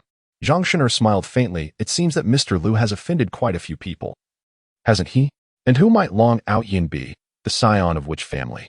Zhang Shen'er retrieved a voice recorder and discreetly placed it behind the sofa cushion. I will document this. Should he wish to harm you, I shall come to your aid. Lu Chengwen offered a wry smile. All right. Then perhaps you should take refuge in the inner room. Upon entering, Zhang Shen'er discovered the room was already filled with people. None recognized Tang Yi, but Zhang Shen'er did. Shen'er, what are you doing here? Zhang Shen'er quickly comprehended that her journalist friend had once again ventured into tumultuous waters. Looking around, she spotted familiar faces, Lu Chengwu, Su Shiwejiao, Chen Mingyun, individuals she knew well. The atmosphere was thick with awkwardness, as each person harbored their own motives, all intricately connected to Lu Chengwen. Long Outyin strode into the hall, his laughter echoing. Lu Chengwen, what an impressive abode you have. Lu Chengwen regarded him coolly. Are you finished? Long Outyin laughed heartily, approached the liquor cabinet, and seized a bottle of fine wine, carrying 2 glasses as he emerged. Come, let us indulge in a drink. Are you planning to make a move? No need for pretense. If you wish to act, then do so. There's no rush. Long Outyin, brimming with confidence, noticed Lu Chengwen's anxious demeanor and smiled faintly as he uncapped the bottle and began to pour. Sometimes, I truly feel that fate is an enigmatic force. You possess wealth, stature, and charm, yet you are burdened by a singular, fatal flaw. Do you know what it is? Lu Chenwen sighed. I have no idea. Please enlighten me. Long Outyan handed a glass of wine to Lu Chenwen and remarked, You lack intelligence. Lu Chenwen's lips twitched, yet he remained silent. Long Outyan, reclining on the sofa with his leg crossed, swirled his wine glass. I am aware that my words may not sit well with you. However, let me make it clear, if you had any sense, you would recognize that I, Long Outyan, am not someone you can afford to provoke. I understand your admiration for the beauty of Lung Qingqiu, Su Xuejiao, and Chen Mingyun, but have you taken a moment to reflect on yourself? Do you possess the capability to challenge me? With merely a flick of my finger, I could erase you from existence. Do you comprehend that? Lu Chenwen sighed, lifted his glass, and took a sip to steady his nerves. Believe it or not, I never intended to become engaged to Lung Qingqiu. My association with Su Xuejiao was entirely accidental, and I hold no affection for her. As for Chen Mingyun, it's even more absurd. We have been separated for over 3 years. Long Outyan interrupted, waving his finger dismissively. That is of no consequence. The issue at hand is that you have incited my wrath, and we must reach a resolution. Lu Chenwen sighed again. And how do you propose we resolve this? By killing me? Ha. Long Outyan laughed heartily. Not just yet. But you must return the 50 billion investment you embezzled from my subordinate. That is not a problem, Lu Chenwen replied. I can initiate the transfer first thing tomorrow morning. Furthermore, regarding the slum redevelopment project, I require you to retract your investment and breach the contract. I have already signed a contract with the government. Thus, I shall not concern myself. The Lu family cannot fall to your hands. If the Lu family is ruined, it brings me no benefit. It seems, therefore, that you will not spare the Lu family, nor will you spare me?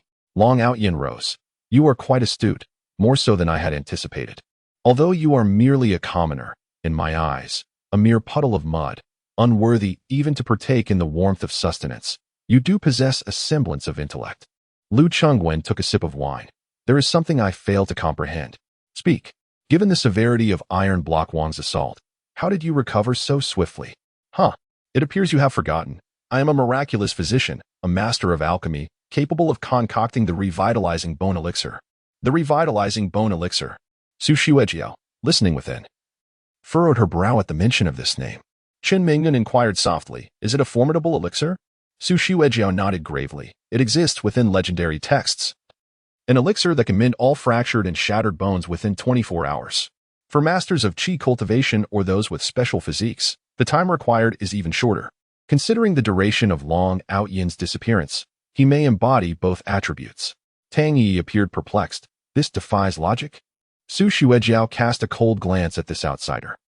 The outsider retorted, It has been stated to be from legendary texts. Many in modern times consider the revitalizing bone elixir to be a mythical name from ancient apothecaries, a relic of feudal superstition. Numerous contemporary scholars aspire to replicate such ancient miraculous medicines, yet they find themselves at a loss. Zhang Shiner chuckled. A mere charlatan spouts a few words, and you truly take him seriously? As a criminal investigator, I can assure you that surviving with over 70 broken bones is nothing short of miraculous. One cannot even stand for at least half a year afterward. Su Xuejiao cast a cold glance at Zhang Shiner, retorting, Just a few days ago, you firmly believed that Cheng Wenj was the suspect who drugged Meng Yunjia. If you lack understanding, it would be wise to listen quietly. Lu Chengwu interjected with a sly grin. Everyone, let us not quarrel. Let us hear what they have to say. Lu Chengwen nodded. Since you possess such remarkable abilities, why did you not retaliate when Tai Tuohuang attacked?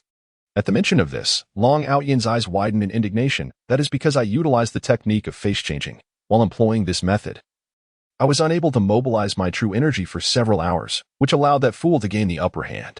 You sought me out specifically for 50 billion and to dissuade me from investing in slum projects? There is one more matter. Speak.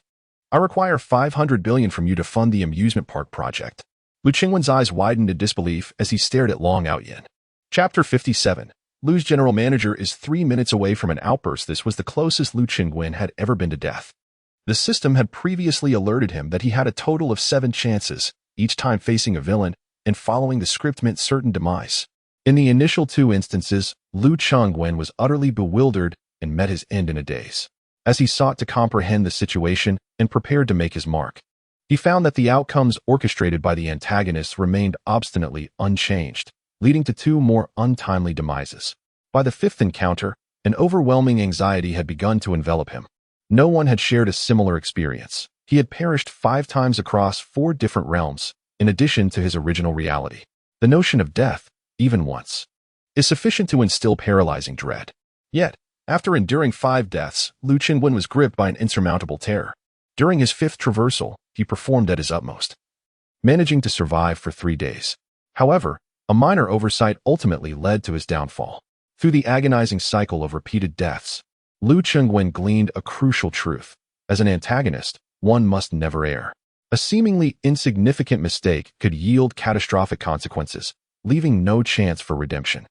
This was his final opportunity, should he meet his end at the hands of the protagonist once more. He would have to resign himself to the fate of a true corpse. Thus, Lu Qingwen approached this moment with poise and humility, fully aware that a small lapse could unravel grand designs. He had exhausted all chances. Any error was intolerable. One misstep could spell eternal damnation. Before him stood Long Outyin.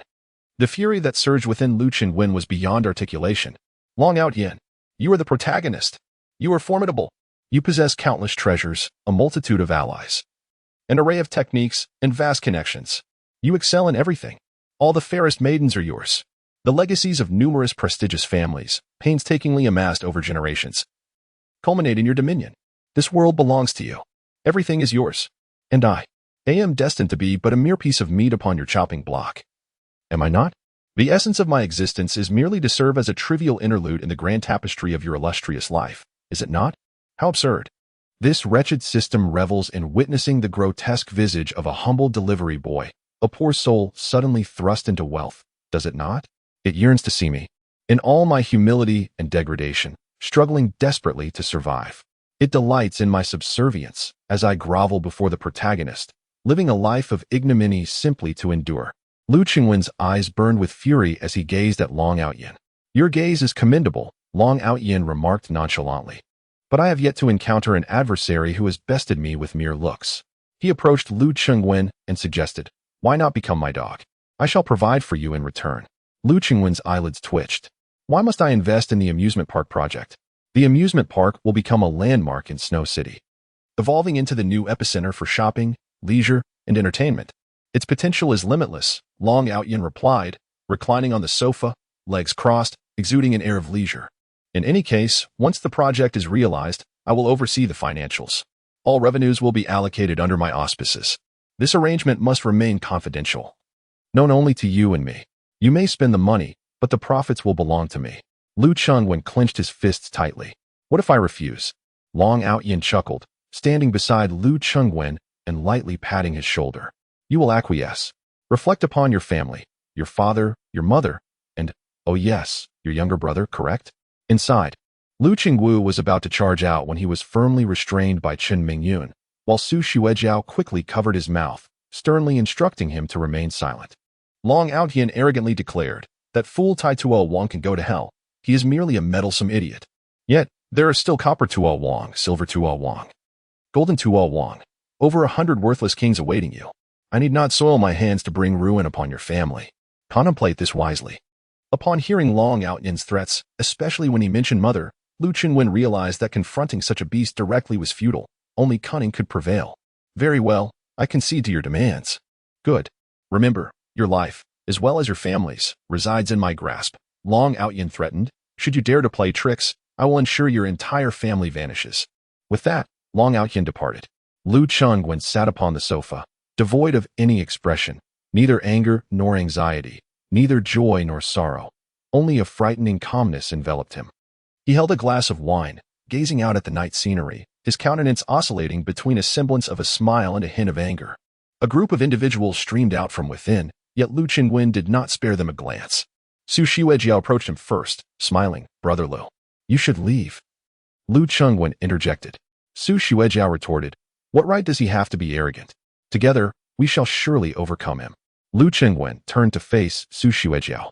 This matter pertains solely to me and him. It does not involve anyone else. Stay away from me in the future. Su Xuejiao was about to say something when Chen Mingyun grasped her arm and shook her head. Chen Mingyun had never witnessed such a demeanor from Lu Qingwen.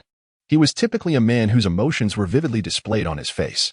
When he profited or gained an advantage, he would leap with joy, eager for the entire world to take notice. Conversely, when faced with losses or setbacks, he would rage furiously, leaving those around him to suffer the consequences. Yet today, his silence was unnervingly ominous, the kind of terror that sent shivers down one's spine. Lu Chengwen continued to gaze out the window. Zhao Gang, see the guests out. Zhao Gang was acutely aware that his boss's mood was at an unprecedented low. Zhang Shinner exhaled deeply and took out a voice recorder. He has threatened you today. According to standard procedure, you may file a complaint. Lu Chengwen smiled, a smile that was strangely unsettling. In reality, it was an utterly ordinary smile. Yet for reasons unbeknownst to her, at that moment, Zhang Shinner suddenly realized that she had never truly understood this man.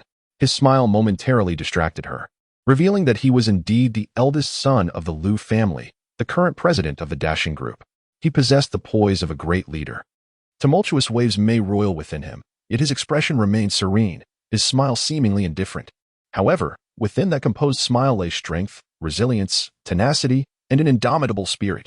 Unbeknownst to herself, Zhang Shinner's voice softened considerably. Should you feel a tangible threat, do not hesitate to call the police. Lu Chengwen replied with a smile, thank you. As he passed by Tang Yi, he paused for a moment, leaving her with the impression that her fate was sealed. This is a trespass into a private residence. And coincidentally, one of the police officer's close friends is present. If Lu Chengwen intends to make a scene, his friend must personally escort him away. I apologize for not having had the chance to speak with you today. Let us schedule another meeting soon. Even Zhang Xin was taken aback. Tang Yi was invited by him. Lu Chengwen entered the bedroom and lay on the bed, contemplating life. The sensation of being manipulated by others is profoundly displeasing. The following day, Mayor Zhao convened another meeting. However, at the street outside the government building, Lu Chengwen encountered a gathering of residents from the shanty town, who were protesting against the Dashing Group's takeover of the redevelopment project. Many believed that Lu Chengwen, the unscrupulous businessman, intended to exploit the hard-earned money of the common people, causing quite an uproar as soon as Lu Chengwen stepped out of the car. He was surrounded by a throng of people. Zhao Gang, accompanied by several bodyguards, shielded Lu Chengwen firmly. Meanwhile, Qingxiu instructed her subordinates to rush over to assist. Otherwise, Lu Chengwen could very well be torn apart by the uninformed populace. Maintaining a stern expression, Lu Chengwen walked silently toward the building, but after taking only a few steps, he witnessed a security guard forcefully pushing an elderly woman. Enraged, he shouted, "Let her go." Lu Chengwen's repressed emotions erupted as he disregarded his own safety and rushed forward, pulling aside the bewildered bodyguard. "How old is she? Are you insane for pushing her so forcefully?" The elderly woman, however, paid no heed to Lu Chengwen's intervention. A rotten egg splattered against his face as she angrily exclaimed, 3 years. This project has been ongoing for 3 years. We haven't seen a single penny. And we are forced to rent everywhere. My grandson can't even enroll in school. My dear wife, my back feels as though it may break. Have you affluent individuals residing in villas and driving luxurious cars ever considered the plight of the impoverished? My son, delivering food, has fractured his leg and remains in the hospital. The bodyguard attempted to push the elderly woman aside, but Lu Chengwen exclaimed in anger, "Do not push her." As the bodyguard loosened his grip, the elderly lady rushed in, clawing at Lu Chengwen's face. Several bodyguards hurried over, trying to mediate and separate them. "We have changed bosses 3 times. They abscond with the funds. You drain the lifeblood of the poor. You despicable wretches." In a mere distance of 200 meters, Lu Chengwen took over 20 minutes to traverse. In the restroom, Jiang Shihan, her eyes reddened, adjusted Lu Chengwen's attire, murmuring, "What sort of people are these? The money we previously had was not embezzled. If one is to vent their anger, they ought to direct it towards the rightful party. We have wronged no one." Lu Chengwen gazed at his disheveled reflection in the mirror and suddenly smiled. Jiang Shihan's phone rang. "Have you arrived? Hurry. Use the back entrance and inform the doorman that President Lu's attire is ruined and reeks of rotten eggs. He cannot attend the meeting dressed like this. Be swift." After ending the call, Jiang Shihan apologized. "President Lu, please hold on. We are nearby, and new clothes will be delivered shortly." "No, I shall wear this to the meeting." In the conference room, upon Lu Chengwen's entrance, every gaze turned towards him. Clearly, the earlier incident had spread, and many possessed videos of Lu Chengwen being pelted with rotten eggs on their phones. Lu Qingwen's face radiated a rosy glow, adorned with scratches from the matron's playful torment. As he smiled and said, "I apologize for the delay, everyone." Mayor Zhao felt a twinge of guilt. "Mr. Lu, I am truly sorry. The common folk are unaware of the intricacies and have acted impulsively. You must understand." Of course, Lu Chengwen replied graciously as he took his seat. While those around him stifled their noses against the pungent aroma of rotten eggs, a decidedly acrid scent. Mayor Zhao continued, "I have heard some rumors suggesting that the Dashing Group intends to withdraw its investment. Mr. Lu, I summoned you here today to confirm this matter in front of everyone." With Hu Shui stirring the pot, numerous enterprises quickly voiced their opinions, resulting in a cacophony of remarks. Some accused Lu Chengwen of being unscrupulous, poking fun at Mayor Zhao and Secretary Wu, while others claimed that the Dashing Group only seeks profit and is now withdrawing after profiting from the Shantytown project, necessitating a renegotiation of its commitments to the government. There were even harsher criticisms, stating that Lu Chengwen was merely causing a ruckus, that throughout his life he had only sought personal gain and had never engaged in any earnest endeavors. The atmosphere grew increasingly chaotic. Yet none from the four prominent families uttered a word. Lung Qingxiu remained silent, merely observing Lu Qingwen, while Chen Mingyun and Su Xuejiao refrained from discussions with anyone, their gaze fixed solely upon him. Mayor Zhao's ire was palpable, and Secretary Wu, incensed, bellowed, "Ladies and gentlemen, please maintain order in this assembly." Mayor Zhao sighed, his eyes betraying a flicker of suppressed anger. "Mr. Lu, the floor is yours." Lu Qingwen rose once more, a smile gracing his lips. Chapter 58. Laozi is the protagonist. As Lu Chengwen rose to his feet, an immediate hush fell over the room. Today, Lu Chengwen had undergone a profound transformation. The demeanor of a mere scoundrel had vanished, along with the sly grin that once marked his countenance. The present Lu Chengwen exuded elegance, confidence, and grace, though a lingering odor of rotten eggs pervaded the meeting room. "Do you see?" Lu Chengwen began. "Just moments ago, my suit was torn by an elderly woman, and my face and neck were scratched. Why did this happen? Because her grandson faced insurmountable obstacles in securing an education. Her son had fractured his leg while delivering food, leaving the family bereft of income, and she herself was ill, lacking even the means to purchase medication. Consequently, I became her outlet for frustration." Ahem. Mayor Zhao hastily interjected. "Sometimes the common people act impulsively. This stems from genuine hardships. Ultimately, it reflects our government's shortcomings." In an audacious move, Lu Chengwen raised his hand, signaling to interrupt Mayor Zhao. This bold gesture astonished not only the mayor, but also Secretary Wu and all the entrepreneurs present. "I apologize, Mayor Zhao, but please allow me to finish." Lu Chengwen continued. "However, the elderly woman articulated a thought that resonated deeply with me. She shouted at my face, 'Do you wealthy individuals in luxury cars and villas ever consider the plight of the impoverished?'" Lu Chengwen clapped his hands enthusiastically, proclaiming, "Indeed. This has been the truth from ancient times to the present. Today, I, Lu Chengwen, solemnly emphasize this." All breaths were held in suspense. Lu Chengwen articulated each word with a resounding conviction. The Shantytown project will be overseen thoroughly by the Dashing Group. Upon hearing this, Mayor Zhao exhaled deeply, revealing the immense pressure of governance weighing upon him. The atmosphere was thick with astonishment as Lung Qingxiu, Su Xuejiao, and Chen Mingyun observed the transformation in Lu Chengwen. Was this truly the same Lu Chengwen who always sought to gain without incurring any loss? Just yesterday, he had been threatened by Long Outyin, who was backed by a formidable assassin group. Yet here he was, seemingly unfazed. Lu Chengwen's eyes blazed with fervor. The Dasheng Group may deplete its resources, but we must ensure that every elderly resident of Shueching can afford their medications. We must guarantee that every child in Shueching has access to education.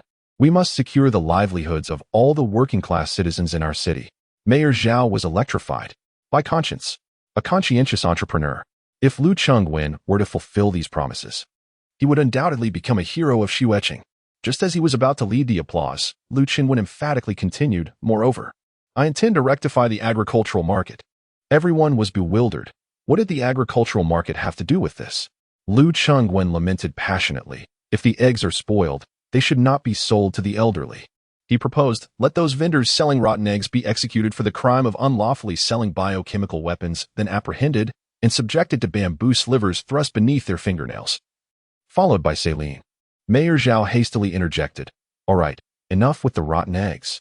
Everyone, let us applaud President Liu. We are grateful for his unwavering dedication to the people of Xueqing. Lu Qinwen, still seething with anger, displayed his exquisite suit to Mayor Zhao.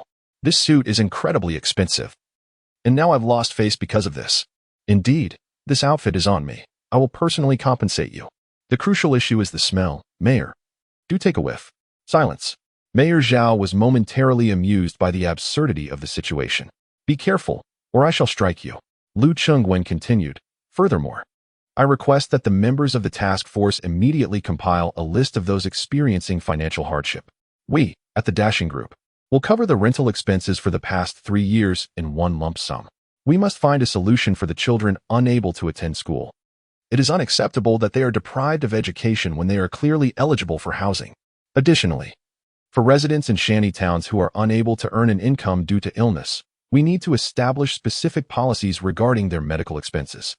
Our 9th pharmaceutical factory can collaborate closely, providing one-on-one support at cost price. That is wonderful, Mayor Zhao exclaimed, shaking Lu Chengwen's hand. At a loss for words, enthusiastically patting Lu on the shoulder. Qinwen, on behalf of the citizens of Xueqing, I thank you. And what about the vendors selling stinky eggs? Enough about that. Can we temporarily forget about the stinky eggs? No, you must smell this odor on me. Mayor Zhao was on the verge of losing his sanity. Where is that delivery of clothing? Can someone please silence this fellow?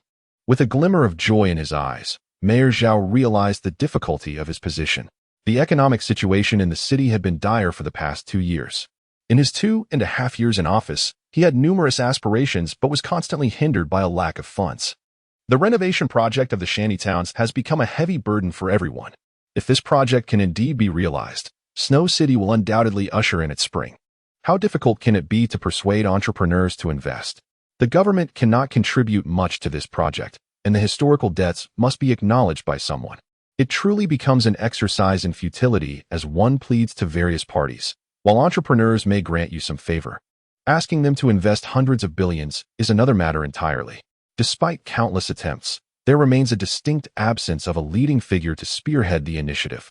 Otherwise, should this matter linger for several years, Snow City may not only falter, but also miss out on prime development opportunities due to this project. Mayor Zhao promptly convened a press conference to announce this news to the citizens of the city. Simultaneously, Lu Chengwen instructed Li Meiqin to directly transfer the 50 billion received yesterday into the account of the municipal government's Shantytown Project Working Group. With this sum in hand, Mayor Zhao's confidence soared. When I, Old Zhao, first arrived in Snow City, its development was not as rapid, plagued by a lack of significant financing projects, a shortage of benchmark enterprises, and most critically, a dearth of funds. When I approached the provincial leaders, guess what they said? Get lost. We have tasks, but no money. Do you think your head is worth anything? Go barter it for cash. They wondered what use I had for their money. If I, Old Zhao, could become mayor, surely I could also find ways to raise funds. Thus, I sought out the 4 prominent families led by Lu Chengwen. Now, with 50 billion in funds arriving, we stand firm. Without this capital, would I dare to boldly hold a press conference? Dream on. Of course, this reflects the inner thoughts of Mayor Zhao. It must be said that Mayor Zhao's efficiency in spending is truly remarkable. Why, you may ask? This project has long been a burden on Mayor Zhao, almost suffocating him. The basic calculations and various proposals have been meticulously reviewed multiple times, yet funds were lacking. Now that the finances are secured, he can immediately provide answers to the citizens. The original inhabitants of the Shantytown number approximately 200,000. If we consider an average of 4 individuals per household, that amounts to around 70,000 households. If each household receives an annual rental subsidy of 4,000 yuan, it totals between 280 million and 900 million yuan. Over 3 years, that approaches 1 billion yuan. The remaining 40 billion can be allocated for employment subsidies, educational grants, and medical reimbursements, compensating the citizens for their losses over the past 3 years. In essence, the 50 billion yuan should be more than sufficient, with some surplus remaining. Crucially, this will quell the dissatisfaction among the populace, bolster their confidence in the project, and genuinely alleviate their hardships. Lu Qinwen remains resolute in his decision not to attend the press conference. Despite Mayor Zhao's repeated assurances that not a single egg would be allowed entry, Lu Qinwen still declined. Lu Qinwen then convened Ling Qingxiu, Su Xuejiao, and Chen Mingyan in the conference room, where he proceeded to produce 3 contracts. The three women quickly realized that Lu Chengwen had lost his mind. He would rather allocate funds to benefit the citizens of Xueqing than allow Long Outyin to reap any advantage. However, this action would undoubtedly infuriate Long Outyin. Based on previous observations, it was clear that Long Outyin was backed by dark forces and would not let this slide. Lung Qingqiu glanced at the contract, let out a cold laugh, and tore it apart. Lu Chengwen was taken aback. "Qingqiu, what are you doing?" In the desolate autumn, Lung Qingqiu remarked, "I possess wealth now. What guarantees do you offer? I have invested less than 5 billion. If I lose it all, so be it. Am I still a person upon signing this contract?" With that, she cast a glance at Su Xuejiao and Chen Mingyun. Chen Mingyun smiled slightly and tore up the contract. "A mere 120 billion is within my capacity to bear. Moreover, it is not certain that I will walk away empty-handed. With the many new houses rising in the shantytown, should the momentum build, I might even turn a profit." Lu Qingwen interjected, "Mingyun, this is a significant matter. It would be wise for you to discuss it with your family." Chen Mingyun's expression soured as she glared at Lu Qingwen. "Do you think I am inferior to Lung Qingqiu?" Lung Qingqiu provocatively smirked from the side, intentionally igniting Chen Mingyun's competitive spirit, hoping to incite her to tear up the contract. Lu Chengwen attempted to clarify, "That is not my intention. This is not a competition." "This is indeed a competition," Chen Mingyun retorted. "You trust Lung Qingqiu over me." Meanwhile, as the two quarreled, Su Xuejiao had already signed the contract and examined it with great delight. Lung Qingqiu scoffed, and Chen Mingyun turned in surprise. Su Xuejiao approached Lu Qingwen, draping her arm over his shoulder. "Little Lu, what did you call me?" Lu Qingwen inquired. With a mischievous grin, Su Xuejiao replied, "Today, you owe me a significant favor. Dear brother." With that, she too ripped up her freshly signed contract and made a silly face at Lu Qingwen. In that moment, Lu Qingwen felt an unexpected warmth fill his heart, realizing how much this endeavor could draw ire. "These three confidants have shown unwavering support for me. What constitutes true support? It is the genuine investment of hard-earned money, the willingness to share in the burdensome losses. This is unequivocal sincerity." Su Xuejiao chuckled. "Little Lu, what are your plans this time?" Lu Chengwen gazed at her and replied, "Do refrain from getting too familiar with me, young lady. Exercise some discretion." Su Xuejiao retorted playfully, "Hey, I heard your father called my father. So what of it? Aren't you curious about their conversation?" "Not at all." Then, Lung Qingqiu approached. "Chengwen, what are your next steps?" "Long Outyin will not relent." Su Xuejiao rolled her eyes dramatically. Long Qingqiu glanced at her but chose to ignore it. Lu Qingwen laughed heartily. "When soldiers come, we shall meet them with arms. When waters rise, we shall build dikes. If I lose my head, I shall bear a grand scar. I've triumphed over him before, and I wish to test whether this scoundrel is indeed invincible." Chen Mingyun advised, "Perhaps you should hire more bodyguards for safety." Lu Chengwen chuckled in response. "What use are bodyguards? Can Long Outyin's subordinates not handle a few guards? It seems I am destined for doom. Yet, before my demise, I must accomplish what needs to be done. Since change is unattainable, I might as well fight with all my might. In your world, Long Outyin may be the hero, but in my realm, I am the protagonist. While I may not alter much, if I can ensure the successful implementation of the slum redevelopment project before my end, there will rise towering edifices from the ground, providing countless families with security and prosperity. I have not lived in vain. Dragon Aotian, I have been avoiding you until now, but today I have resolved to confront you directly. I must keep these girls at a distance. I cannot let them be implicated by me." With this thought, Lu Chengwen turned around, his expression stern, and declared, "Enough. The contract is signed. You all may leave. Do not trouble me unnecessarily. Just seeing you girls annoys me." Upon finishing his words, Lu Chengwen noticed that the three girls were not angry. Rather, they were smiling at him. He felt somewhat bewildered. Are they foolish? Chapter 59, Awakening with a Serious Demeanor. Lu Chengwen contemplated. It seems challenging to offend all three at once. Perhaps I should take them on one by one. Let us start with Lang Qingqiu. Her pride is the strongest, making her the most susceptible to collapse. Lu Chengwen approached the wine cabinet, grasping a bottle and a glass. "Long Qingqiu, our affair has concluded. I once considered exploiting you, but it appears you hold little value now. How laughable." Turning around and raising his chin, he continued, "The past 3 years were essentially an attempt to annex the assets of your family. However, it seems your family has little left to offer. Take your meager belongings and do as you wish." Lung Qingqiu gazed at Lu Chengwen, a pained smile gracing her lips. This person, even in offending her, spoke with such gentleness. I am not a fool to discern the truth of the past 3 years, though I once detested your character, your temperament, your discourse, everything about you. However, there is one thing that both my subordinates and I are utterly certain of. You genuinely harbor feelings for me. I neither deny nor doubt this. Lung Qingqiu smiled faintly. Oh, is that so? Does that mean you have never liked me? Haha. Lu Chengwen poured himself a drink. How could I possibly like you? My dear, you wear a stern expression all day long, exuding an air that says keep your distance. Honestly, just the sight of you is quite off-putting. Please, we are both affluent individuals. Refrain from any further harassment. Off you go, away with you. With a smile, Long Qingqiu approached the liquor cabinet and retrieved a glass for herself. Oh, are you upset? Planning to toast to her severance? Lu Qinwen replied, sure. Let us drink this and then part ways swiftly. Henceforth, we shall have no further dealings, and you can negotiate business matters with Li Meiqin.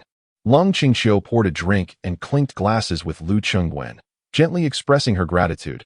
Thank you. Lu Chengwen was taken aback. Are you so infuriated that you resort to polite words? Very well, I shall drink, and once finished, you must leave. Our friendship will cease henceforth. After taking a sip, Lung Qingqiu suddenly smiled at Lu Chengwen. He regarded her warily, feeling a bit unnerved by her gentle demeanor. I warn you, do not act recklessly.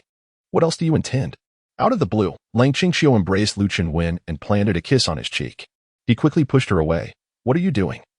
My dear, what does this mean?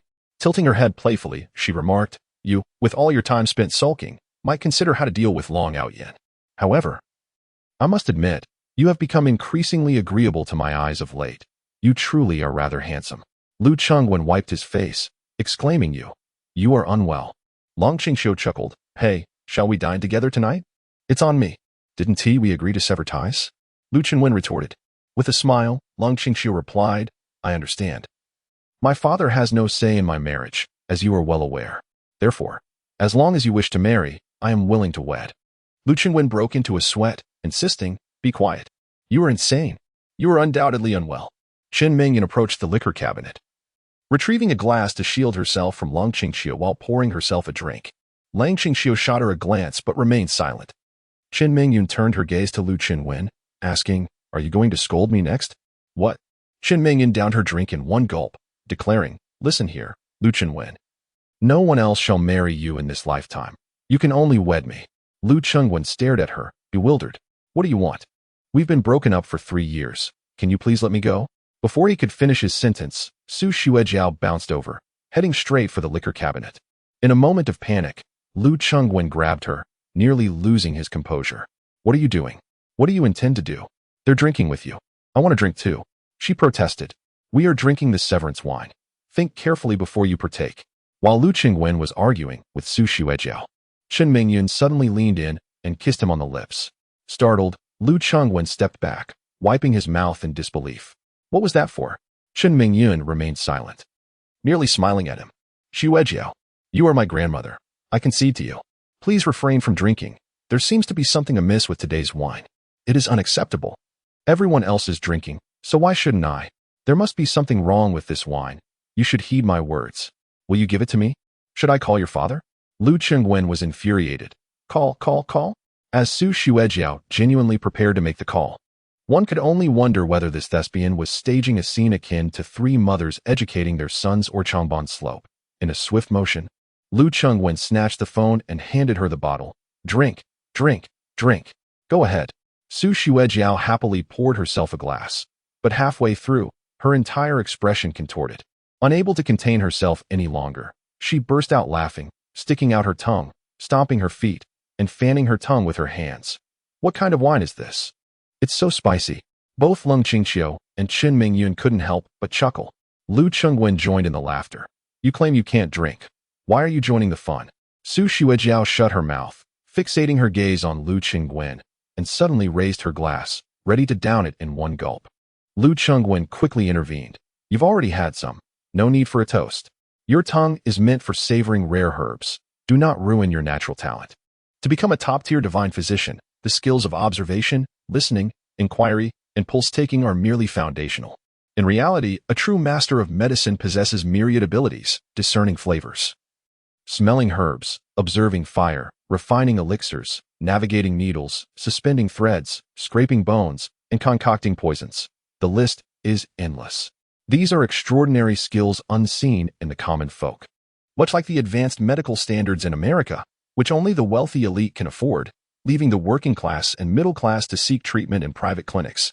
Undoubtedly, those who can be labeled as divine physicians possess techniques that are far more profound and rare than those of Western medicine. Su Shuejiu had rarely indulged in alcohol throughout her life, for her tongue was exquisitely delicate, meant for. Wait, Lu Qingwen felt as though he had been played. That night, that mischievous girl had clearly spent the entire night drinking with him. Lu Qingwen found Su Shuejiao to be an almost ghostly presence. How could she not have consumed any alcohol that evening yet appeared to be in the same state as he? If she had indeed been drinking, then why was she so sensitive to even the slightest sip today? Were there hidden backgrounds and unique character traits of the protagonists in this narrative that he remained unaware of? Whenever Lu Qingwen pondered these matters, the leading lady remained oblivious. The system was indeed a formidable one. Lu Qingwen could not divulge any secrets he possessed about this world to anyone. The women could not even fathom the potential of gleaning insights from his innermost thoughts. It seemed as though the three women had him completely at their mercy. Lu Qingwen felt a wave of dizziness wash over him. Ultimately, was he merely a pawn in this intricate game? The male lead, Long Aotian, had begun to reveal his sinister nature, becoming increasingly unscrupulous in his actions. The leading ladies, having lost their senses, had all begun to develop an infatuation with him. The storyline had utterly unraveled. Given the current dynamics, Long Aotian's aspirations to conquer these three women were nothing more than a fool's errand. In their eyes, he had already become a scoundrel. Furthermore, there was Jiang Shihan as well. He had already diminished the affections of the four leading ladies towards Long Aotian. Would the system truly refrain from interfering with the course of this world? If the system had not intervened, why had everything gone awry? Was it truly solely due to his desire to survive that the situation had spiraled into its current state? Lu Qingwen took out his mobile phone. After Iron Tuo Wang had brutally beaten Long Aotian, Lu Qingwen had retained Iron Tuo Wang's number under Long Aotian's identity. He sent a message consisting of just 4 words, "Come out to work." Lu Qingwen's expression darkened to an alarming degree. The truth was on the cusp of revelation. At this moment, a singular thought consumed his mind. Those who come to make a name for themselves must repay their debts. The path I tread is mine to choose. Chen Mingyan inquired with concern. "Qingwen, are you all right?" Lu Qingwen, dazed, walked forward with a vacant stare. Su Shuejiao exclaimed, "Hey, what has been going on with you these past few days? You're quite frightening like this." Lung Qingxiu added, "Qingwen, you." Suddenly, Lu Qingwen turned around. His finger raised imperiously, "Don't follow me." The three women were simultaneously struck into silence, rooted to the spot, not daring to utter a word or move an inch. To Lu Qingwen, everyone appeared to be a specter. In this narrative, no, in this world, he could trust no one. Did his mother and father truly exist? Were the three leading ladies genuinely devoted to him, or were they merely beautiful facades? Were they perilous enchantresses? Why did Long Aotian repeatedly suffer misfortune before him? What was the true purpose of the system that brought him to this world? Was it to slowly orchestrate his demise, ensuring that no matter how he struggled, the outcome remained unchanged? Or were they simply providing him with a battlefield of slaughter, eager to witness whether he could survive? If the system truly did not interfere with anyone or anything, if it genuinely allowed him free rein, if everything in this world were verifiably real, then where, pray tell, was the so-called protagonist?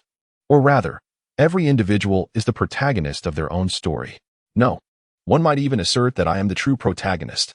Long Aotian is merely a figure adorned with a name, basking in glory, enveloped in an array of buffs, and dubbed the quintessential male lead, is he not? And what of me? What do I possess? Intermittent rewards from the system. An understanding of this world that surpasses the average individual.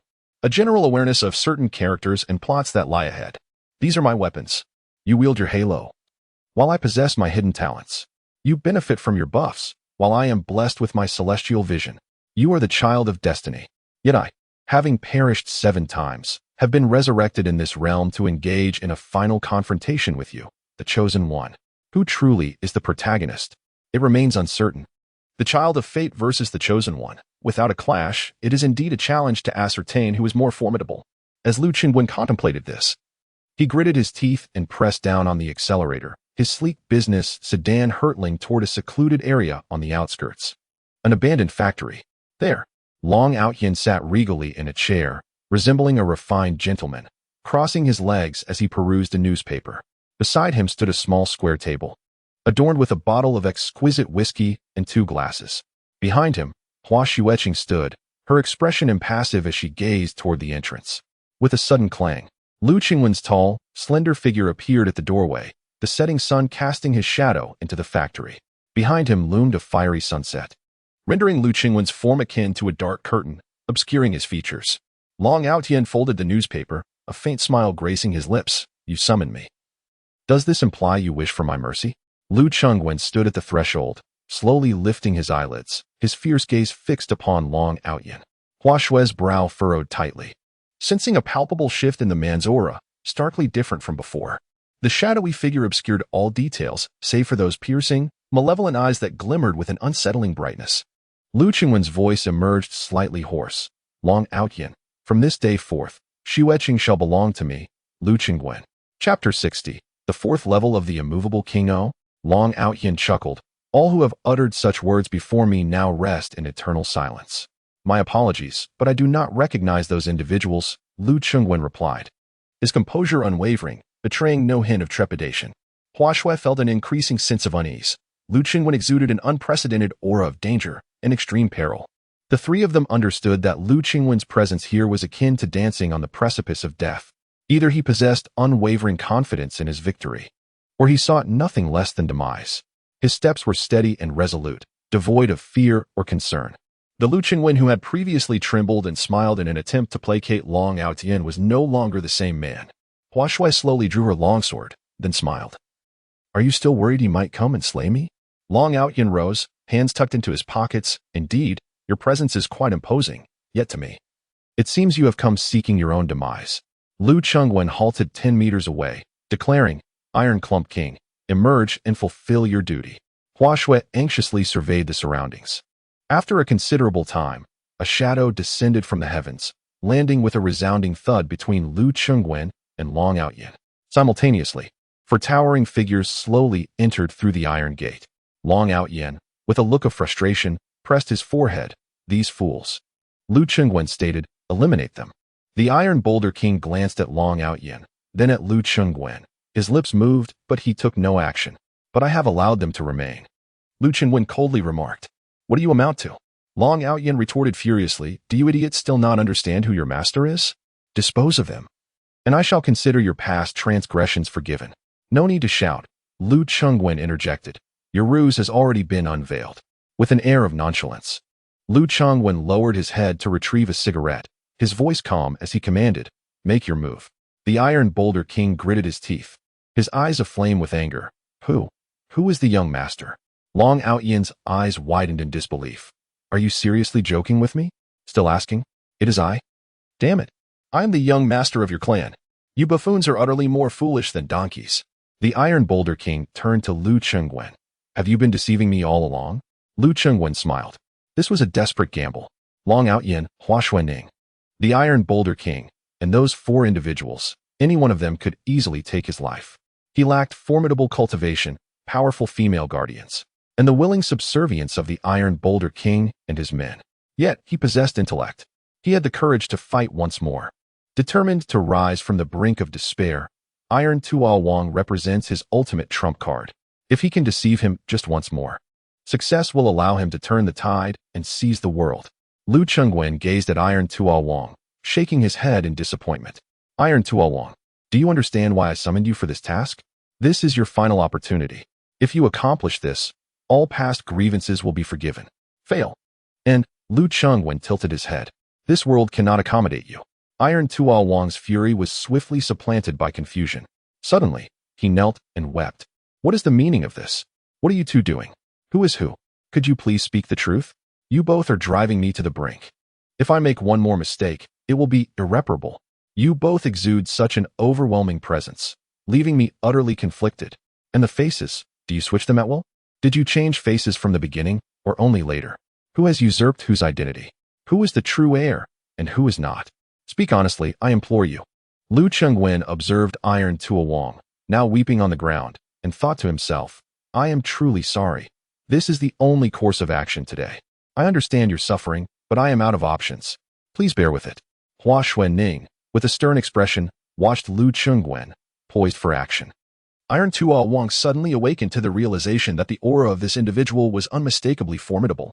Yes, that alone was a capital offense. He sprang to his feet. You claim to be my family's heir. Where is your proof?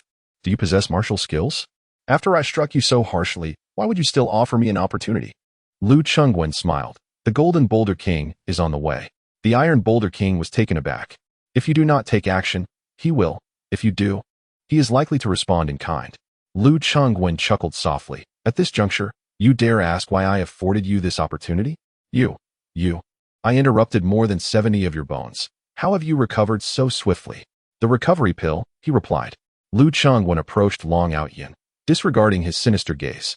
He poured 2 glasses of wine, handed one to Long Outyin, and clinked glasses before taking a sip. The Iron Boulder King nodded vigorously. I have heard, indeed. The young master is truly remarkable. Such a rare elixir can only be concocted by you. Long Outyin laughed. I told you. That was what I informed him. Until yesterday. Didn't he even know the name of this elixir? The Iron Boulder King was uncertain. He understood that this was the final moment of choice. A wrong decision would lead to death, while the correct one offered a glimmer of hope. Then tell me, after I shattered over 70 of your bones, why are you unscathed? He inquired of Long Outyin. Long Outyin was stunned. What the hell? Is he serious? Didn't he just say it? The recovery pill. Have you lost your mind? I can call the strategist. Surely that would suffice? Lu Chengwen gazed at his wine glass, showing no response. It was a gamble. Once that call was made, his fate would be sealed. Fortunately, the call remained unanswered. Long Outyin, in a fit of frustration, exclaimed, Damn it, why won't anyone answer the phone? The Iron Boulder King looked at Lu Chengwen. You. Call the strategist. Lu Chengwen gazed at Tai Tuo Wang, a slow smile spreading across his face. And then what? What should I tell the strategist? His laughter grew increasingly joyful, causing Tai Tuo Wang to feel uneasy. Did you misunderstand me again? I must call him for you to recognize me, or else you would resort to violence against me again. Oh, very well. I shall make the call. No, there's no need. We can resolve this ourselves. I can discern the situation, truly, I assure you. This time I won't err. Please, I implore you, do not make that call. Long Outyin leapt to his feet in agitation. What are you trying to explain? He won't be reachable. Tai Tuo Wang pointed at Long Outyin. Silence. Sit down. I find you quite suspicious at this moment. Do you realize that? Long Outyin glanced at the 4 formidable individuals and weighed his chances. His combat prowess had significantly diminished, and at this juncture, he doubted that Hua Xuanning could ensure his safety alone. Goodness. The outcome of this encounter, the stakes of life and death, rested on the shoulders of this foolish man and his 4 equally foolish companions. Tai Tuo Wang turned to Lu Chengwen. Now, enlighten me. Why did you not retaliate when I struck you? Lu Chengwen replied, because I employed the art of shifting shapes and faces, rendering me devoid of internal energy for a brief period. Understand? Tai Tuo Wang nodded. Please hold on. I shall inquire further. Long Outyin stomped his feet in frustration. How courteous of him. Now it's your turn. Tai Tuo Wang questioned, why did you not strike back when I attacked you?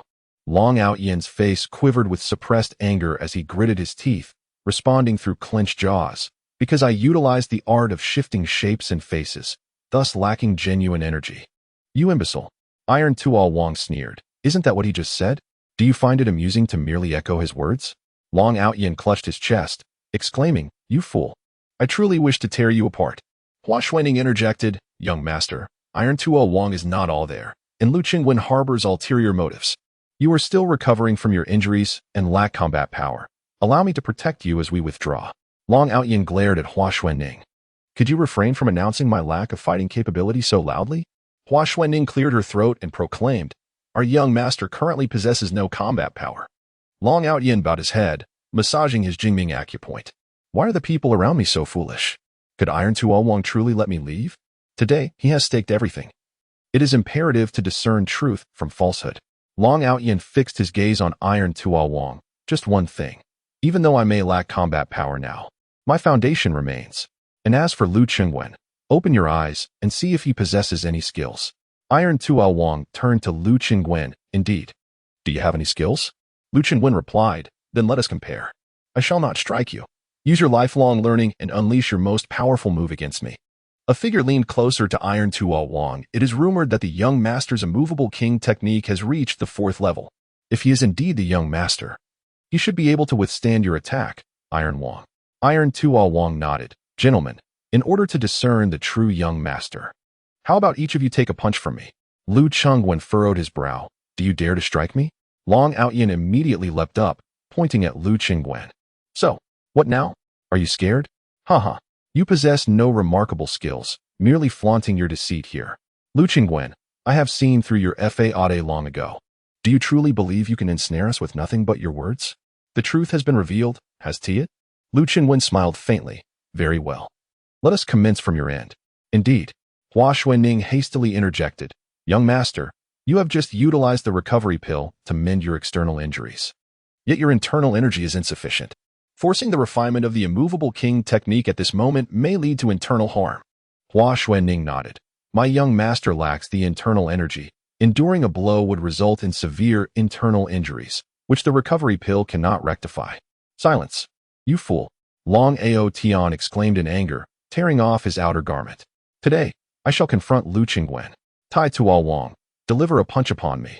I shall demonstrate what the immovable king technique truly entails. Tai Tuo Wang nodded, clasping his fist respectfully. I must apologize for the offense. As Tai Tuo Wang channeled his internal energy, a gust surged beneath his feet, propelling him forward as he struck Long Ao Tian's chest with a powerful punch. Just as the fist was about to make contact, Long Ao Tian bellowed, Immovable King. Activate. Bang. Long Ao Tian's body remained completely still. Hua Xuanning observed. Noticing her young master trembling slightly, Tai Tuo Wang, astonished, remarked, Indeed, it is the immovable king technique. Even in a state of injury, he can withstand my blow.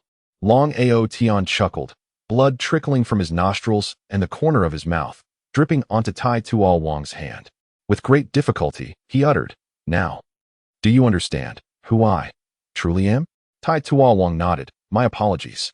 Turning his head, Lu Chengwen glared furiously. It's your turn. Lu Chengwen nodded. You held back just now, didn't you? Unleash your full strength. I wish to ascertain the weight of your punch. Amidst the performance and revelry, Lu Chengwen discreetly activated his immovable king trial card, silently contemplating. This is the moment of truth. Chapter 61. Spare me the theatrics.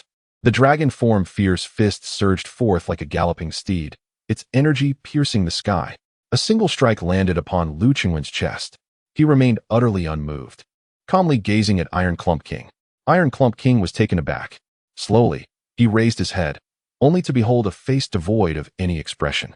Not only Iron Clump King, but also his 4 subordinates and even Long Outyin were rendered speechless with shock.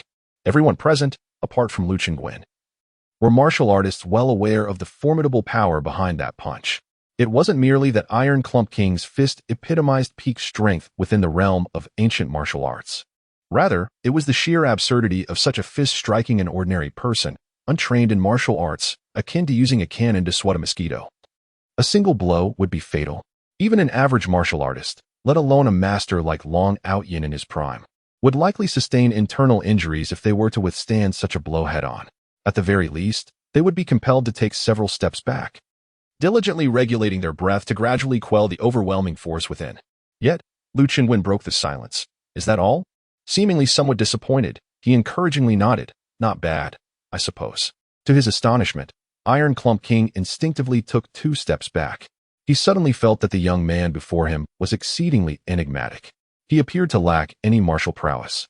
Yet, his defensive skills were extraordinarily formidable. This was while he simply stood still, allowing the blows to land upon himself. What if he chose to retaliate? Would he not crush himself like an ant in mere moments? Hua Xuanning spoke gravely. Young master, Lu Chengwen is indeed a master. He employs the unmoving king technique. And it seems his prowess surpasses yours, reaching a depth that, with our limited experience, we cannot discern his true level. I estimate that his unmoving king technique has likely advanced to the 6th tier. Long Outyin turned his gaze to Hua Xuanning, his expression exceedingly grim. Are you my protector or Lu Chengwen's spokesperson? Young master, have you lost your memory after being struck by Iron Clump King? I am your bodyguard. Long Outyin was on the verge of despair. Iron Clump King repeatedly mistook Lu Chengwen for himself, thus turning against him. This foolish woman, Hua Xuanning, repeatedly laid bare her cards. leaving him feeling humiliated. He had just endured a punch from Iron Clump King despite his injuries, and now the repercussions were manifesting, causing him severe chest discomfort and hindering his breath. And Lu Qingwen, this scoundrel turned out to be a hidden expert? After a lifetime of playing the eagle, was he now to be pecked by one? Hua Xuanning declared earnestly, "Young master, Lu Qingwen's skills are unfathomable. You may well meet your demise here today." Iron Clump King stood dumbfounded. Lu Qingwen looked at him and said, "Now, do you understand who the young master is?" Iron Clump King exclaimed in shock, "This is impossible. In this world, even the mightiest practitioner of the immovable king technique has only reached the 7th level, while your immovable king skills." Lu Qingwen raised an eyebrow, certain that it was above the 4th level. The Iron Boulder King immediately knelt on one knee, exclaiming, "Master, your prowess is unparalleled. I hold you in the highest esteem." Hua Xuanning noticed Long Ao Tian surreptitiously moving backwards and quickly said, "Master, are you planning to escape? I shall accompany you." The Iron Boulder King rose, pointing assertively. "Eliminate them. Leave Long Ao Tian to me." Lu Qingwen exhaled in relief. "Victory. By my grandmother's legs.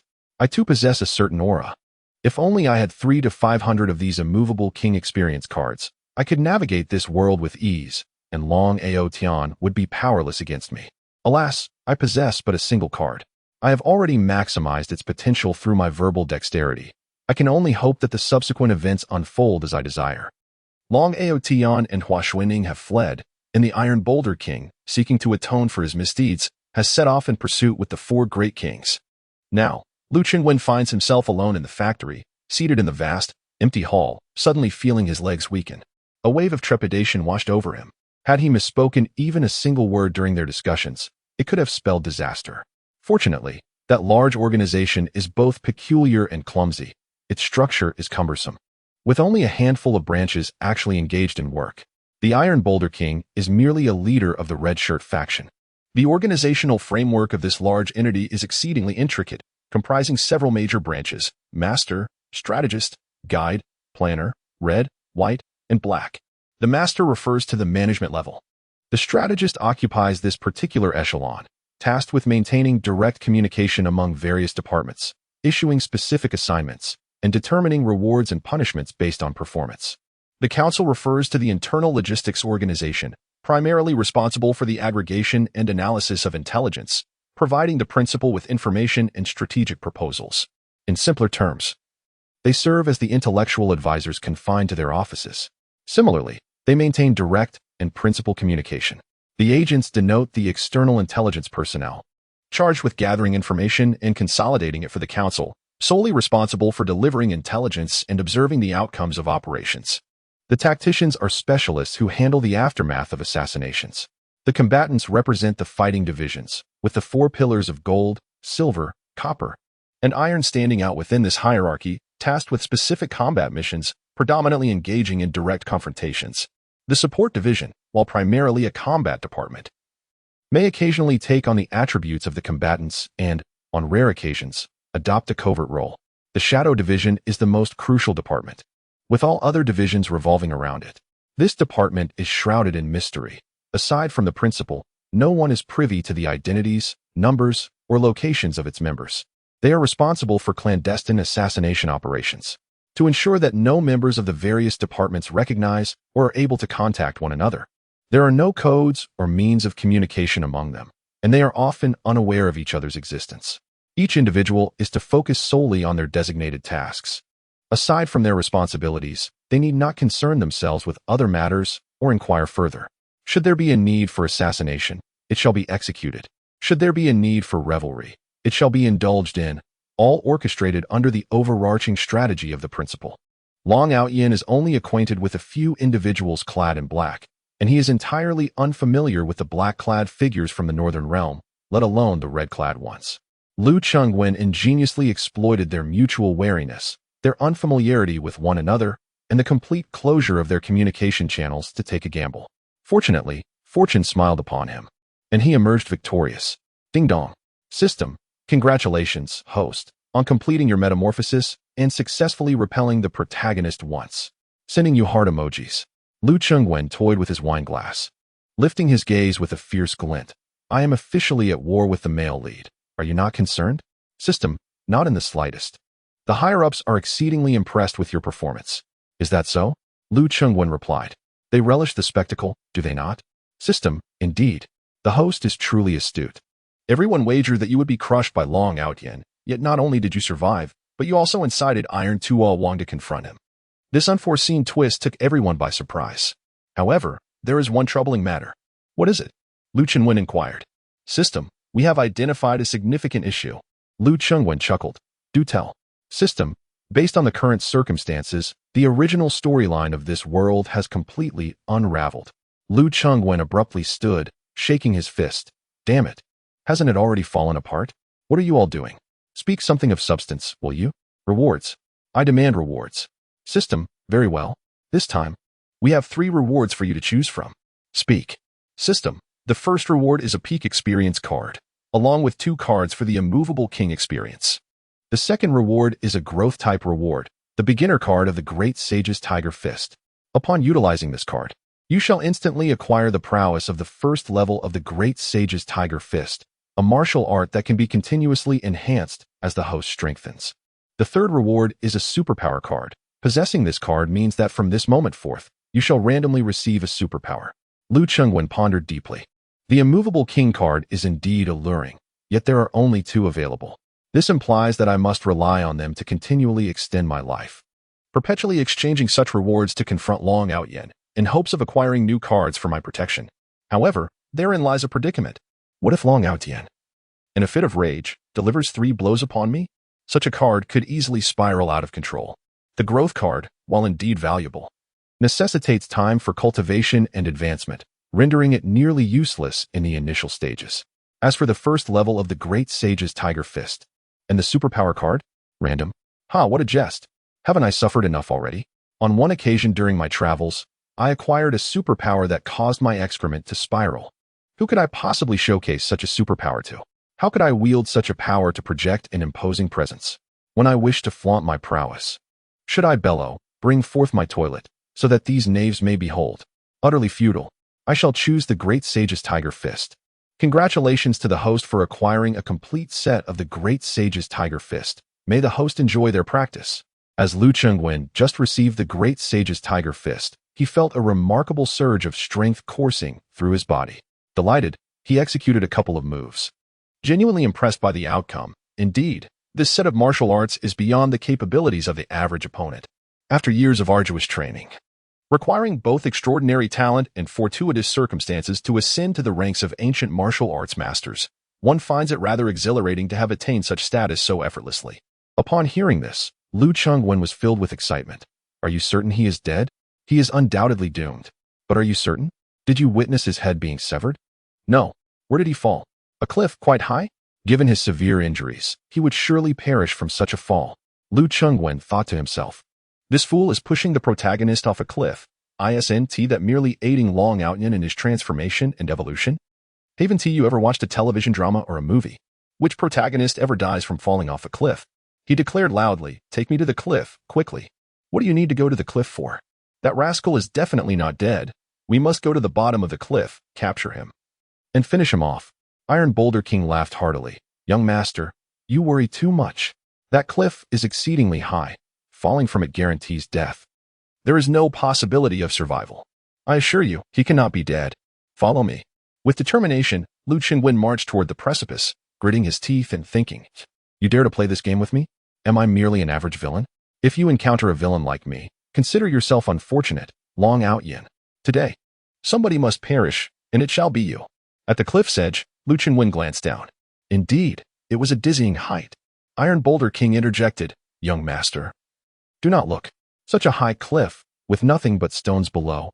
Falling from there is certain death. Lu Chengwen cast a glance at him and remarked, we must descend to locate his body.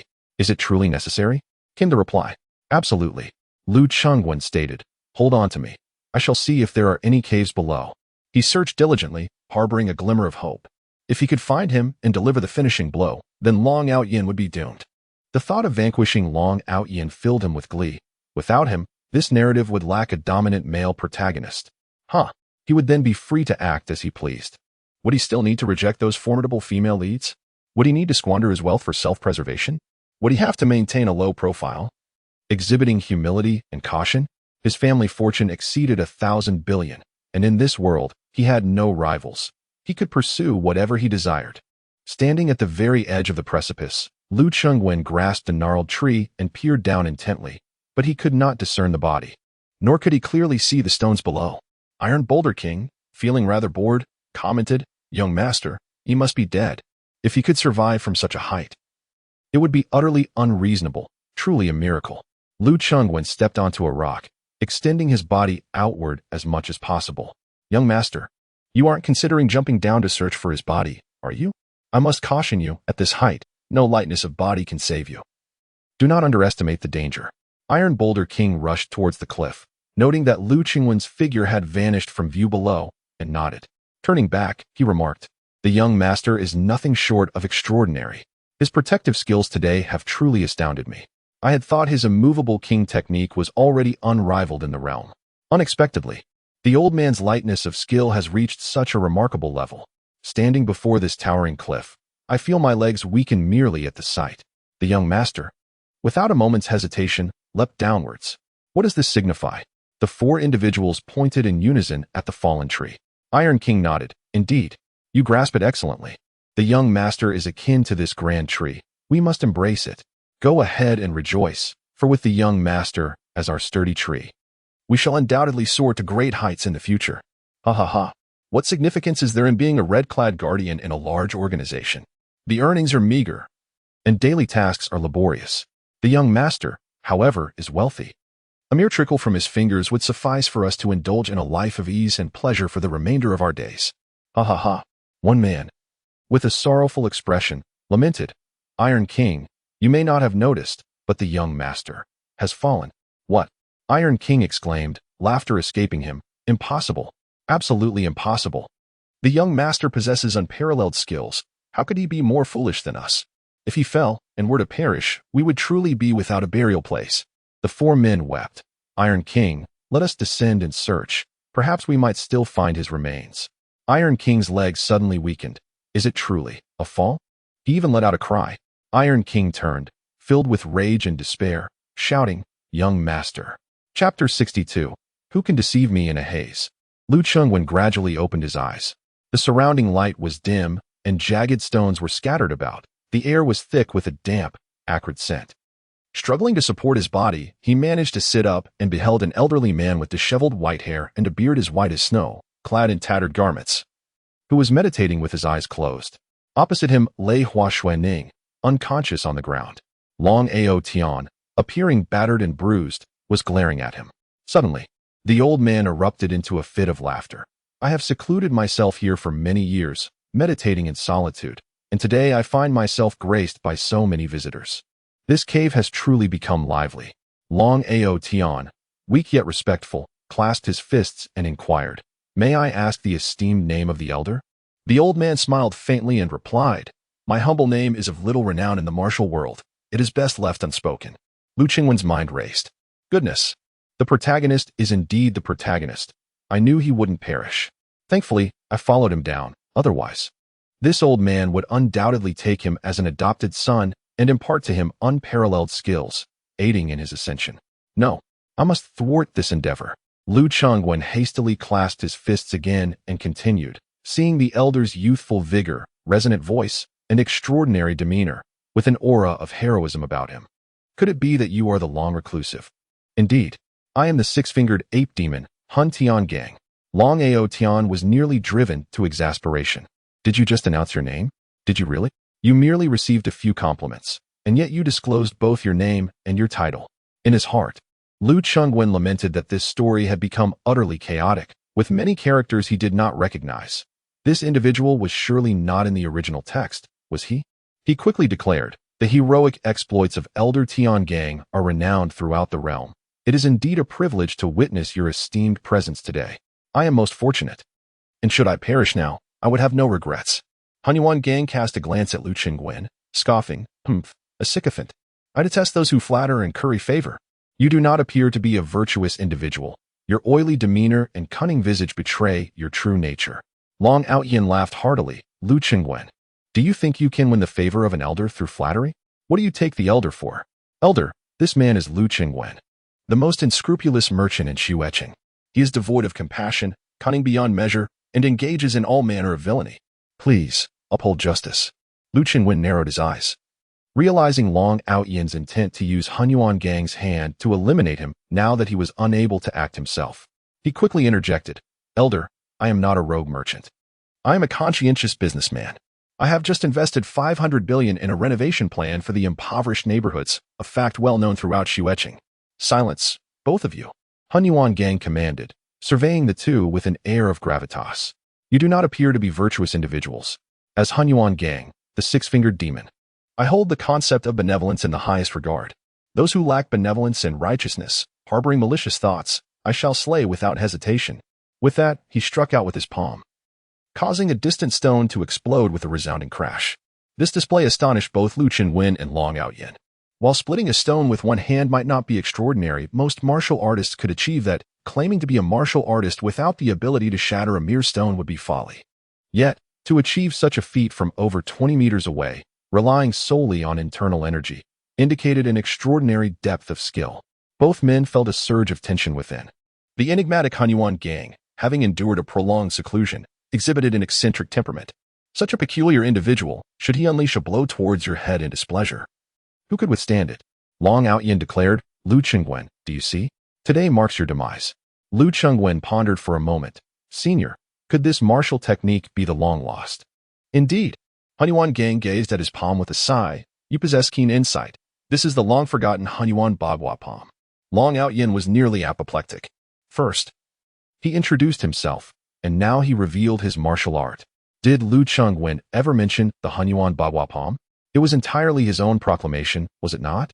It seemed that whenever Lu Qingwen spoke half a sentence, Long Outyan would eagerly complete it. Realizing the old man was too peculiar, disliking flattery and villainy alike, Long Outyan thought it wise to tread carefully, hoping to utilize his hand to eliminate Lu Qingwen. At that moment, Lu Qingwen remarked, Senior, your martial art is indeed robust and powerful, harmoniously blending strength and finesse, imbued with exceptional technique. Such an extraordinary skill, I surmise. Few possess the aptitude to master it. Only a natural genius could fathom the intricacies of this technique. Hunyuan Gang shot him a disdainful glance. Flatterer, humph. Lu Qingwen smiled. I genuinely admire it. Truly genuine? Absolutely sincere, as true as the sun and moon. Well, are you hungry? I have roasted meat. Long Outyan's eyes widened in disbelief, thinking, what is this? Did you not claim to despise sycophants? What does this mean? You accept every word of praise without question? Lu Qingwen remarked. The younger generation is disheartened and cannot indulge in lavish feasts anymore. With a chuckle, he continued, you have indeed taken quite a fall. However, fortuitously, I possess a bone repair elixir that, once consumed, can mend all skeletal injuries. Hunyuan Gang hesitated momentarily, but there are two individuals here. Upon hearing this, Long Outyan grew anxious. Senior, you must not assist him. He is a scoundrel, a true villain lacking in both benevolence and righteousness. Hunyuan Gang turned to Lu Qingwen. Are you truly a villain? Not at all. Hunyuan Gang glared at Long Outyan, exclaiming, he claims he is not. Long Outyan found the situation utterly absurd. Have you lost your wits, old man? Just because he says he isn't, does that make it so? Why glare at me? Lu Qingwen nodded. I admit it. Long Outyan, elated, declared, Senior, he has confessed. He has confessed. Hunyuan Gang shot a glare at Long Outyan. I am not deaf. Why the commotion? Hunyuan Gang then inquired of Lu Qingwen. Young man, why do you act with such greed, seizing wealth through unscrupulous means? Lu Qingwen replied, Senior, this delves into economics and sociology. Oh, the functioning of the world necessitates capital. Capital generates momentum, and momentum propels society forward. Capitalists must concentrate their resources to achieve significant endeavors. I established a pharmaceutical factory, uniting engineers and scientists to develop new medicines to aid the impoverished. All of this requires funding. A commendable capitalist understands that one must not only excel in generating profit, as greater earnings yield more resources to undertake meaningful ventures. One must also learn the art of expenditure. Having amassed considerable wealth, one finds it nearly impossible to exhaust such resources. These funds must transform into kinetic energy, propelling societal advancement. The more I earn, the more I spend, the greater my expenditures, the swifter the progress of society, benefiting an ever-growing populace. Once capital has accumulated to a significant degree, I shall venture into the stock market in phases, allowing the masses to partake not as mere chives, but as shareholders, each possessing rights to dividends from my enterprise. Long Out Yin exclaimed in frustration. Lu Chengwen, the elder, is a reclusive sage. Do you truly believe he comprehends your talk of capital, industry, kinetic energy, and equity? Long Out Yin was taken aback, thinking to himself, you truly are audacious, feigning knowledge of what you do not understand. Lu Chengwen clapped his hands in delight. Elder, how insightful. After all my explanations, your singular statement encapsulates the essence. Yes, it is about earning, spending, and thereby achieving societal harmony. Oh, your philosophical acumen is nothing short of reverential, dear elder. Han Tiangang, content and beaming, waved his hand dismissively. Spare me the flattery. I have little patience for sycophants. Long Out Yin was nearly exasperated. Do you detest flattery? Is this not to your delight? Han Tiangang leaned closer to Lu Chengwen. In truth, my elixirs are not given freely. Indeed, Lu Chengwen replied. Acquiring wealth is akin to honing one's martial skills. Both require dedication and effort. Elder, you are nothing short of extraordinary. Your words resonate with profound wisdom. Do you think that all ancient martial artists are merely relics of the past, stubborn and unyielding? My mindset is quite progressive. Esteemed elder, today you have imparted a valuable lesson upon me. I truly lament that had I fallen from the cliff sooner, I would have had the privilege of hearing your wisdom earlier. Han Tiangang chuckled. Spare me the flattery. I am not one to indulge in such empty praises. Long Out Yin felt a deep sense of frustration. Not only had he sustained internal injuries from the Iron Boulder King, but the fall had also fractured several of his bones, compounding his suffering with external wounds. If not for Hua Xuanning shielding him with her body, he would surely have met his demise. Now, having finally regained consciousness, he found himself in the presence of such an aged fool, completely devoid of sense. Led along by Lu Chengwen, he thought to himself, I must obtain that revitalizing bone elixir. As long as I can walk and move, I shall vanquish Lu Chengwen. Han Tiangang rummaged through his belt for a considerable time before he produced the elixir. Do you recognize this? Long Out Yin thought. You just mentioned it, revitalizing bone elixir. Has your mind become muddled? How could one be so oblivious? Lu Chengwen, however, was taken aback. Elder, could it be that this is? Indeed. Long Out Yin's anger flared. Enough of this. Both Lu Chengwen and Han Tiangang turned their gazes toward him. Long Out Yin felt utterly wronged. What is going on? From the moment you uttered his name, you responded to his every half sentence. Whatever he said, you merely echoed indeed. How could you, esteemed elder, fall for such a ruse? He clearly knows nothing, merely stating the first half of the sentence to coax you into revealing the latter half. He is deceiving you. Han Tiangang slowly turned his head, fixing a penetrating gaze upon Lu Chengwen. Are you attempting to deceive me? Lu Chengwen shook his head. I am not. Han Tiangang turned his head. He claims he hasn't. Long Out Yin felt a constriction in his chest. Senior, this pill, you previously stated, is the revitalizing bone elixir. Thus, his surprise is merely feigned. He is undoubtedly deceiving you. I assure you, he has never even heard of your illustrious name. As for your palm techniques, I can confidently guarantee that until you uttered Huan Yuan Bagua Palm, he had no inkling that such a technique existed in this world. If you doubt my words, simply ask him. Han Tiangang turned his head, narrowing his eyes. You, young man, are quite cunning. Do you dare deceive me? Lu Chengwen replied calmly. Senior, with your wisdom, could I possibly trick you? Are you the sort of fool who falls for every ruse so easily? Let us rephrase. You have achieved remarkable success in your life, choosing to seclude yourself here, and yet 2 hapless children could effortlessly turn you around? Do you even believe that? Your intellect far surpasses mine. I can only bow in reverence. Any petty schemes of mine would be akin to brandishing a great sword before Guangong or wielding a massive axe at Lu Ban's door. Purely laughable. And you would see through my trivial ploys with a mere glance. Han Tiangang chuckled. Do not flatter me. Old man is not swayed by such tricks.